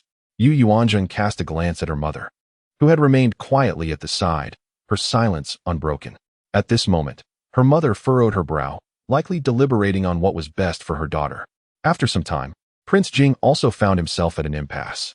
He wished for his wife to live, yet if the divine physician truly pursued this course of action, it was likely she would resist vehemently. Father, I desire my mother to remain alive. Even if you choose to dismiss her afterward, I wish for her to endure. If necessary, I shall accompany her and provide for her in her old age. Princess Lingshuan's heart was solely devoted to her mother. She could not bear to witness her mother's gradual decline, nor could she imagine a life devoid of her presence. Her mother was still so young, with countless beautiful days ahead. Qin Yuyan gazed at her friend, observing the anguish in Jin Xian as she faced the impending loss of her mother. She hesitated, contemplating whether to offer her daughter-in-law some guidance. How old is the divine physician this year? Seeing his daughter in such a state, Prince Jing felt a pang of sorrow. Blinking his eyes fervently, a thought crossed his mind. Perhaps his wife would not be as resistant as he anticipated, and he could reluctantly accept it. Their marriage was harmonious. Otherwise, as a noble lord, he would not lack a secondary consort. His wife was the one he had chosen for himself. Initially, his mother had selected a girl from another family, but he had set his heart on Lin Shiyan, who had lost her mother. Her situation rendered her particularly understanding and resilient. The bond between his wife and the Princess of Rong stemmed from their shared experience of losing their mothers at a young age. I am 16 this year. He had not expected the divine physician to be so young. What if I were to adopt you as a godson? Prince Jing suddenly uttered a remark that seemed entirely unrelated to healing. Yet, everyone understood his implication. Chapter 89, Acknowledging Foster Parents. Yu Yuanzheng's eyes brightened upon hearing this, exchanging a glance with Qin Yuyan, who gave a subtle nod. This method, while not comparable to having a biological son, nonetheless fosters a bond of intimacy. I am grateful for your favor, Prince Jing. Thus, I shall not decline your kindness. Yu Yuanzheng stepped forward and offered a respectful salute. With matters now settled, it is imperative to act swiftly. Prince Jing immediately entered the palace to seek the emperor's decree. The emperor, upon hearing that his younger brother wished to adopt a son, was taken aback. Previously, when urged to take on a few concubines, he had declined. Now, with only the son Jinyu, he seemed to find it insufficient. You speak the truth, dear brother, yet as I approach 40, I shall refrain from such discussions. Today, I simply wish to adopt a son to alleviate some of Jinyu's burdens. Prince Jing echoed the emperor's sentiments, but refrained from mentioning the concubines. How is your sister-in-law faring? The emperor was aware that the princess had been unwell lately. He had summoned the imperial physician for an inquiry, who had mentioned a woman's ailment, too delicate a subject for him to probe further. However, during a meal at the Empress Dowager's yesterday, he had overheard her sighing, which led him to understand the difficulties his sister-in-law faced. He had intended to issue a decree to summon renowned physicians, but before he could do so, his brother had arrived. Initially, he assumed his brother sought the decree, only to discover that he had come to request the adoption. Although a prince's adopted son does not enter the royal register, his status is still remarkable. Ah, brother, may I have a word in private? Prince Jing sighed and requested. The emperor waved his hand, and the attendants in the study promptly withdrew. What troubles you? The emperor inquired with concern, noticing his brother's despondent demeanor. In the face of life and death, Shiyun encountered a critical juncture. My esteemed brother summoned the recently renowned divine physician from the capital, who possessed a method of healing. Yet the approach was difficult to accept. What manner of remedy could be so unpalatable that even a battle-hardened prince could not acquiesce to it? The emperor was equally perplexed. Jing Wang understood that adopting a foster son would not be a simple endeavor. The emperor must be apprised of the underlying rationale. Thus, he conveyed the method proposed by Yu Yuanzheng. You intend to adopt that divine physician as your foster son merely to assuage your own heartache? The emperor grasped the situation at once. Indeed, Shuyun was also reluctant. My brother could not bear to witness her demise. Hence, he resorted to this expedient measure. Are you aware of the physician's background? My brother confessed ignorance, as he had yet to investigate.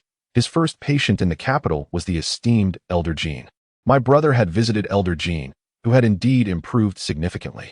Now, apart from an occasional cough, the principal symptoms had vanished. The physician had also taken the esteemed son of the Yong'an Marquis as a disciple. My brother sought out Yu Yi, and according to Yu Yunji, the divine physician hailed from Yawang Mountain. In his youth, he had received a favor from Yu Yunji's daughter, hence he sought to repay that kindness by introducing them. Jing Wang recounted all his findings in detail.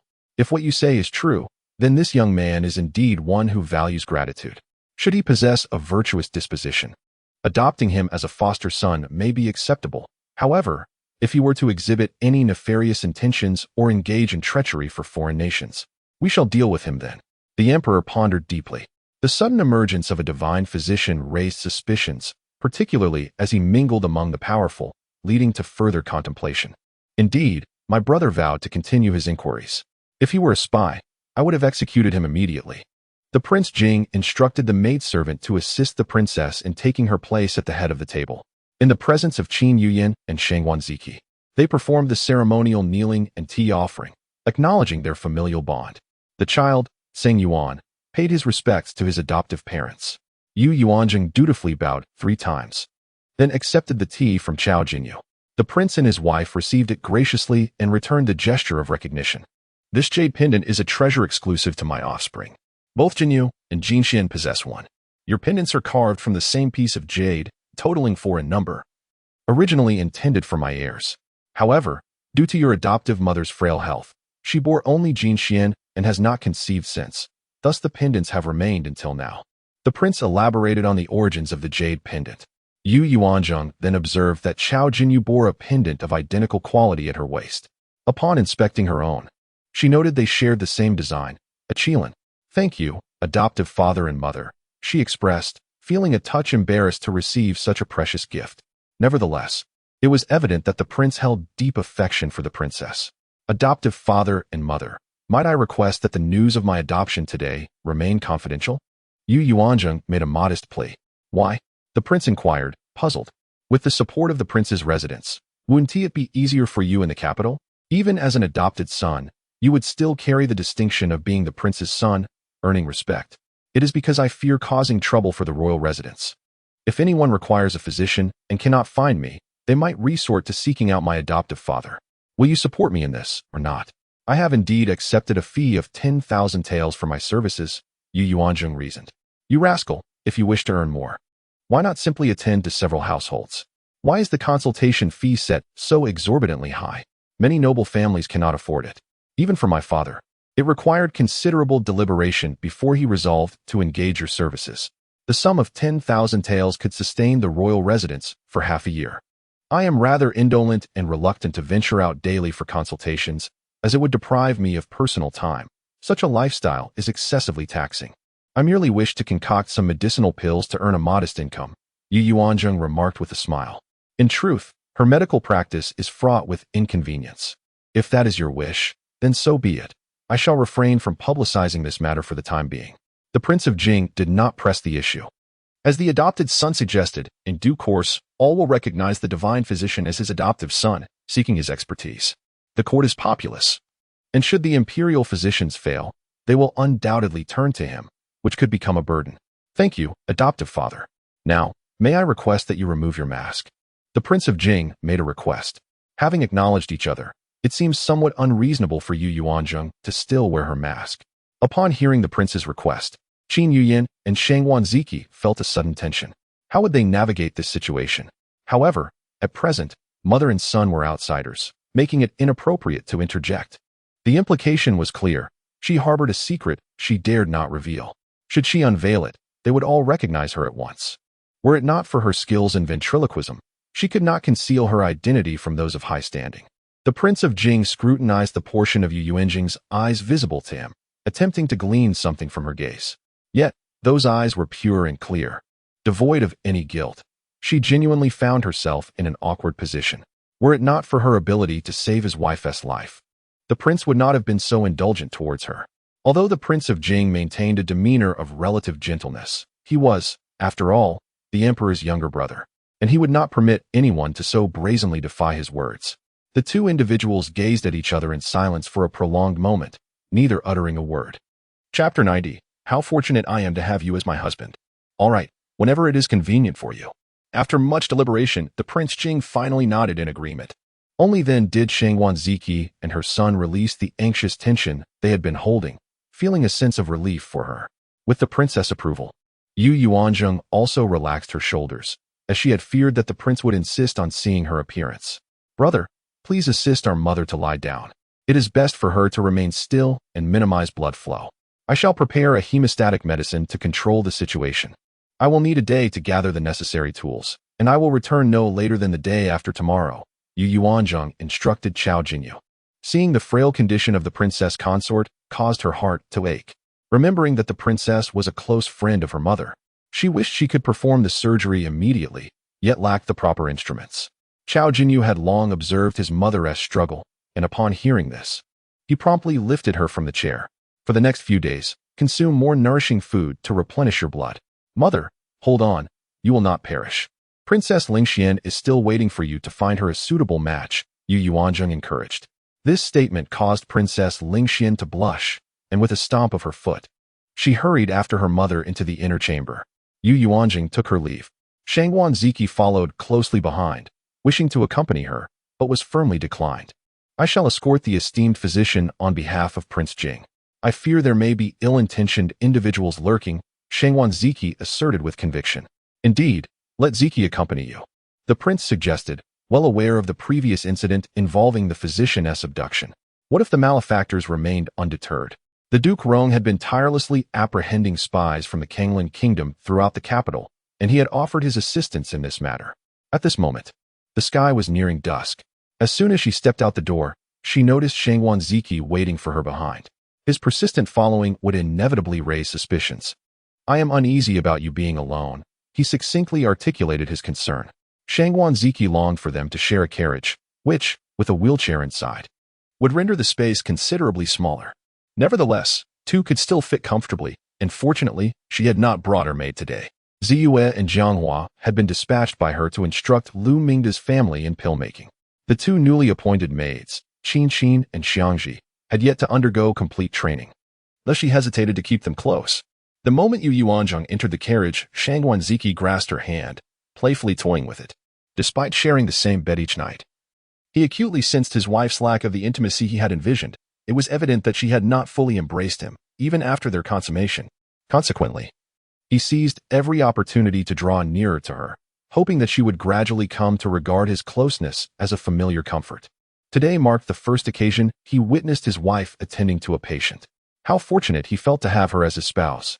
Shangguan Ziqi was moved by the realization that while the imperial physicians could not remedy certain ailments, his wife confidently asserted her ability to heal them. Such a treasure was indeed his wife, and this was not merely a fanciful notion. Without her, he believed he would have no chance at life. Observing the proud expression on his wife's face, Shangguan Ziqi found her utterly endearing and refreshingly genuine. His heart swelled with tenderness. My lady has gained yet another formidable ally, he teased.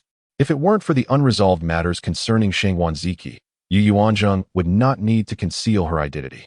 Indeed, I previously informed the Empress that there might be issues with the individuals in her courtyard, yet it has been quite some time without any news.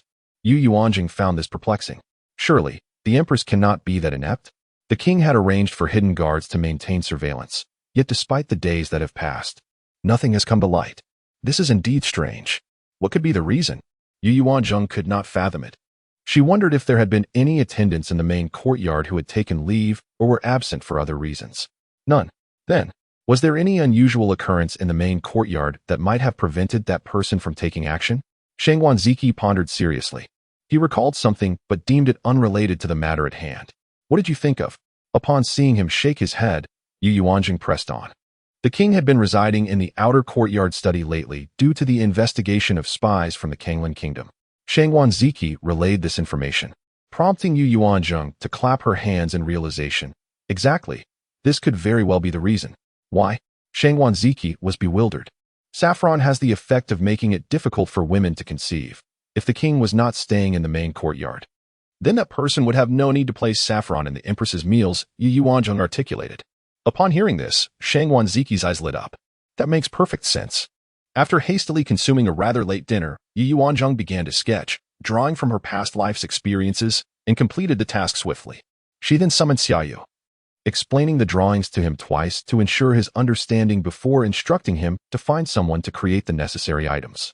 Primarily, these included a vaginal speculum, a curette, and forceps, relying solely on her technical proficiency given the limited resources at hand. Thus, she could never agree to allow Lingxian princess to take charge. The essence lies in the skill. The following day, Yu Yuanzheng, in an attempt to alleviate her boredom, completed the pouch she was embroidering for Shangguan Ziqi. Holding it in her hand, she examined it from every angle. The embroidery was exquisite, surpassing even that of her husband, imbued with a certain spirit. Shangguan Ziqi was thoroughly pleased and immediately tied it around his waist. The princess of Jing could hardly wait any longer. Yu Yuanzheng picked up each tool to test them. Although they were not as advanced as those from the future, these small instruments resembled their counterparts, albeit with less sharp blades. Nonetheless, they were adequate for use. I must head to the Jing Wangfu. My adoptive mother truly cannot wait any longer. Yu Yuanzheng, indifferent to her dinner, prepared to leave. Wait. It would not be wise for you to go out at this hour. There were 4 ordinary gatekeepers stationed at the front entrance. It was uncommon for the noble women of the Wangfu to venture out at such a time unless faced with an urgent matter. It is better to have dinner first, and then quietly depart through the back door. I will send Yuan Shan ahead to deliver a message to the Jing Wangfu. Shangguan Ziqi opposed her leaving unaccompanied, knowing that their mother would not approve either. After some contemplation, Yu Yuanzheng concluded that it was indeed prudent to avoid unnecessary trouble. She patiently finished her meal, and when night fell, she donned a black outfit, bringing along the clothes she intended to change into, planning to do so within the carriage. I will accompany you, Shangguan Ziqi insisted. Why must you follow me? I cannot bear the thought of you venturing out alone, he stated matter-of-factly. With several guards accompanying me, I shall not be alone. Yu Yuanzheng felt perplexed. Your husband is waiting for you in the carriage, said Shangguan Ziqi with unwavering determination, as if he had to go. Do as you wish, but ensure no one discovers your presence in the carriage. I prefer to keep our close relationship under wraps for now. Yu Yuanzheng favored discreetly amassing her wealth. If news of the esteemed physician's close ties with the heir of the wrong Wangfu were to surface, it would undoubtedly bring forth a multitude of troubles. She merely wished to leverage the connection with the young mistress of the house. A modest carriage quietly exited the palace through the back gate. Yu Yuanzheng was accompanied by her 2 maidservants, Ziyue and Jianghua, to assist her. They too took the back route, mindful of drawing attention in the stillness of the night. Upon entering the palace, Chao Jinyu awaited her at the rear entrance. As Yu Yuanzheng dismounted, she swiftly lowered the curtain, concealing Shangguan Ziqi's presence within. A few guards escorted them directly to the residence of the Princess of Jing. The family had been anticipating their arrival. After greeting her adoptive parents, Yu Yuanzheng noticed that the Princess of Jing appeared even paler. Time was of the essence. Yuanayu. The Prince of Jing began, but hesitated. Do not worry, father. I will ensure mother receives the care she needs, Yu Yuanzheng reassured him. I entrust this to you. The prince was left speechless. This household could not be without its matriarch, after nearly 20 years of toil and bearing children for him. How could he bear to lose her? Can I stay nearby to watch? Princess Lingxian inquired. It would be best not to observe, dear sister, as it may affect your psyche in the future. Do not worry. I have brought 2 maidservants to assist me. Yu Yuanzheng could not allow a girl, utterly unprepared, to witness such a gruesome scene, especially when it involved her mother. Adoptive father. Please prepare a long table and saw off the front legs by approximately 3 inches before bringing it in. Then, boil some water to cool it down. And fetch 2 bottles of strong liquor. Upon hearing her requests, the heir turned and left. Before long, a table was brought into the outer chamber, and Jing Wang assisted in bringing it into the inner room. Everything was set. All right, you may all leave now. It won't take long to complete. Yu Yuanzheng began to usher everyone out. Jing Wang and the heir reluctantly exited, followed by the 2 maids attending the Princess Jing Wang. Dear mother, the surgical process will indeed involve some pain, but it cannot possibly compare to the agony of childbirth. I hope you can endure it. Yu Yuanzheng insisted on clarifying this to the patient beforehand. Your Honor, it would be better if I were to die. Although you regard me as your adoptive mother, you must understand that. The Princess Jing Wang struggled to reconcile Yu Yuanzheng's masculine identity in her heart. Dear mother, living is of utmost importance. Yu Yuanzheng could empathize with her, yet the choice between life and death was not one that required deliberation. However, Your Honor, having encountered your adoptive father in this life has already been a blessing. Death holds no fear for me. My only concern lies with the two children. So, you must think of the children who still need you, and there is no need for worry, Yu Yuanzheng urged once more. The Princess Jing Wang remained unconvinced. Yet now that all preparations were in place, the patient was not cooperating. Yu Yuanzheng would not allow her any further hesitation and took it upon herself to clean the table with liquor. The various tools were meticulously cleaned with the purified alcohol and placed onto a tray on another table. The princess was lifted onto the table. Yu Yuanzheng directed the two maidservants, having trained them prior to their departure, to follow her commands without question. Ziyue and Jianghua worked in unison to elevate the Princess of Jing to the table. As the moment approached, the princess felt akin to standing on the execution grounds. Your Honor, the thought of a man seeing her in such a vulnerable state was unbearable, regardless of who he was. Even if it were her own son, she could not bear to present herself without any concealment. Previously, the absence of direct confrontation had dulled the intensity of her feelings, but now, faced with the reality of the situation, she realized she was utterly unable to control her emotions. Dear mother, rest assured that none of us will disclose how your treatment is being conducted. Close your eyes and refrain from dwelling on anything. Once the pain begins, thoughts will drift away. Yu Yuanzheng comforted her as best she could. For a fleeting moment, she contemplated revealing her true identity. But the dangers within the Rome Wangfu held her back. She could only apologize to her adoptive mother for the moment's discomfort, believing that once the truth of her identity emerged, her mother would forgive the awkwardness of today. Yu Yuanzheng exchanged a glance with the two maidservants. Without waiting for the Princess of Jing to fully acquiesce, they proceeded to remove her undergarments. Embarrassed, the princess immediately closed her eyes. Observing her lack of resistance, Yu Yuanzheng understood that she had come to terms with the reality. They began the procedure, disinfecting with alcohol before commencing the surgery. Bring the lamp closer, she instructed. Ziyue moved the lamp nearer, directing the reflected light appropriately, while Jianghua held the mirror to aid in reflecting the light. The two maids felt a twinge of anxiety, for they had never witnessed their mistress engage in such a procedure. Only a midwife would have the occasion to see a woman in such a vulnerable state. Being young and unblemished, they could not help but feel a sense of shyness. Fortunately, their mistress had provided instructions beforehand, and they seamlessly followed Yu Yuanzheng's commands. As she grasped the instruments to commence the operation, the pain struck, and the Princess of Jing could no longer afford to dwell on her thoughts or modesty. Unable to suppress her moans of discomfort. Is it very painful? Yu Yuanzheng inquired with concern. I can endure it, the princess replied through gritted teeth. It shouldn't worsen. Your adoptive mother is remarkable. Perhaps after this surgery, you may even bless your adoptive father with another little treasure. Yu Yuanzheng began to engage her in conversation to divert her attention, all the while maintaining her steady motions. Really? The Princess of Jing perked up at the prospect of bearing another child, momentarily forgetting her pain. It seems that the issue lies within your womb, which is why after giving birth to Sister Xian, you have not conceived again. Look at those women in the countryside. They often give birth to numerous children. 7 or 8 is no rarity. This is due to their laborious lifestyles and robust health, and because the men in the villages do not take concubines. After dinner, with nothing to occupy them, they devote themselves to procreation. Hence, their wives can consistently bear children. Yu Yuanzheng recounted the tales of couples in the countryside with a touch of humor. Ah, you observant child, how astutely you have noted these details. You express it so amusingly. The princess could not help but laugh, momentarily forgetting her discomfort. It isn't truly unbearable, is it? Could what I said be untrue? Once you recover, I invite you to visit the countryside and witness it for yourself. However, given the limited circumstances, many children succumb to various ailments during their growth and perish. It is fortunate if 5 are born and 3 survive. Indeed, the princess consort of Jing sighed deeply. In this world, there exists a hierarchy among people.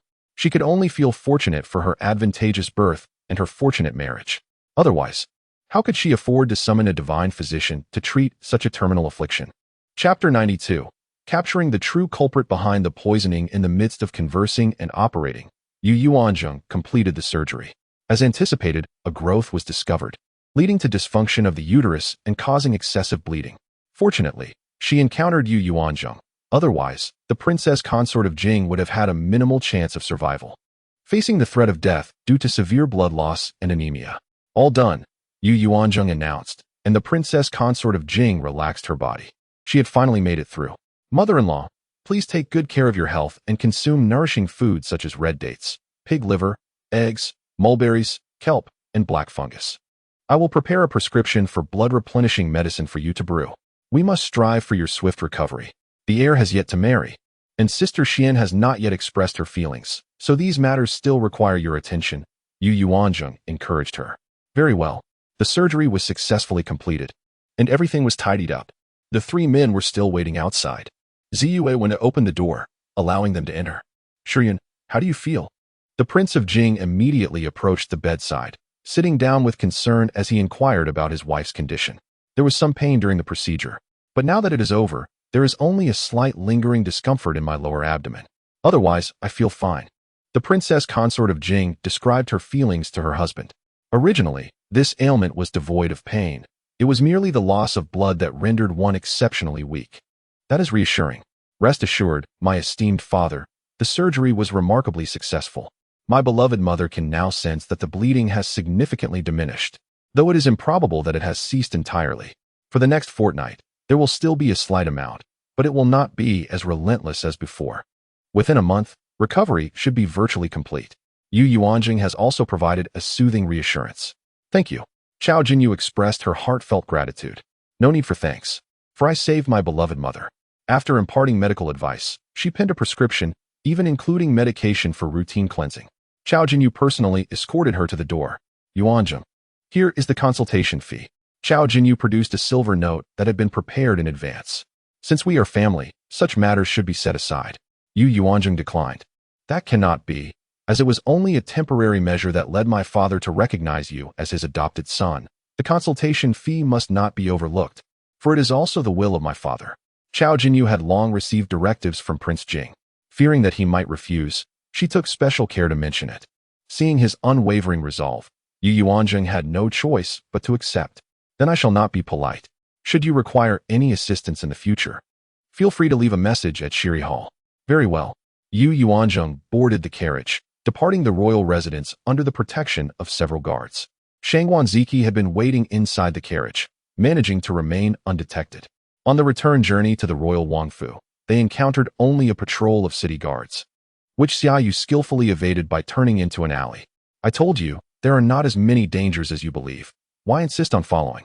If I do not accompany you, I cannot help but worry. Shangguan Ziqi reiterated his sentiment, stating that wherever he practiced medicine in the future, his wife would accompany him. How amusing, she mused, as he turned into a clingy dog. Yu Yuanzheng was at a loss for words. Upon entering the Chia courtyard, they were surprised to find the lights still aglow within. As they stepped inside, they spotted the princess seated in the outer chamber, evidently awaiting their arrival. Mother, what brings you here at this late hour? Shangguan Ziqi inquired, feigning ignorance. Zheng'er, how have you been? The princess expressed her concern for her dear friend. Mother need not worry. Everything is progressing smoothly. In no more than a month, my adoptive mother shall be able to visit friends. At that time, you can invite her to our residence as a guest. Yu Yuanzheng replied with a smile. Isn't mother concerned for her daughter-in-law's safety? Yu Yuanzheng teased playfully. My dear child, of course I am concerned. Otherwise, I wouldn't be here waiting for you both, the princess responded. Now, it is getting late. Let us rest. We shall have breakfast together in the morning at my chamber. With her curiosity satisfied, the princess felt at ease. The next day, before the couple had even risen, Mama Yi rushed in, breathless, to announce that something had transpired in the princess's courtyard. After hastily washing up, they made their way to the main hall. Upon entering, they found both the prince and princess already present. Before they could take their seats, the elder matriarch arrived with her daughter-in-law, followed closely by Yu Zhaoyang and concubine Luo. It seemed that news traveled swiftly among them. In the center, an elderly woman, over 50, knelt trembling, tears streaming down her face. It was said that she oversaw the small kitchen. Moreover, she was a maidservant brought over by the late princess from her family as part of her dowry. Yu Yuanzheng recalled hearing about her from Chunlei. Zheng Mama, speak up. Who instructed you to poison me? The princess was utterly taken aback by this unexpected revelation. Zheng Mama was an elderly servant personally assigned by the prince to attend to the main courtyard. The prince gazed coldly at the old woman kneeling in the center. She was a senior maid of his late mother. His mother had passed away when he was merely 3 years old, leaving behind 4 maids who ultimately stayed to serve him, the young master, until they married under the arrangements of his stepmother. As he grew older, he wedded a princess and had children. One day, Zheng Mama approached him, lamenting the death of her husband, which left her and her daughter in dire straits. She implored him, her master, for a means of survival. Out of respect for his deceased mother, he permitted her entry into the main courtyard, only to be met with such ingratitude in return. Zheng Mama wept profusely on the ground, uttering not a word. Zheng Mama, since my arrival at this royal residence, I have never treated you harshly. Why then do you wish to harm me? The princess inquired once more. Yet, Zheng Mama remained silent. At that moment, Steward Li entered the room. Your Highness, Zheng Mama's eldest son is serving alongside the third master. It was the third master who specifically requested him to accompany him during his official duties, and thus their family followed him away. Zheng Mama's second daughter previously served the second matron and was later released from the household due to her merits. She is now a respectable citizen. Oh, now that you mention it, I recall those events from over a decade ago. Zheng Mama, where has your daughter married now? The second matron, having finished her inquiry, addressed the kneeling Zheng Mama. You are indeed unfortunate. But why would your son choose to endure hardship alongside the third master in such a distant land instead of remaining here to honor you properly?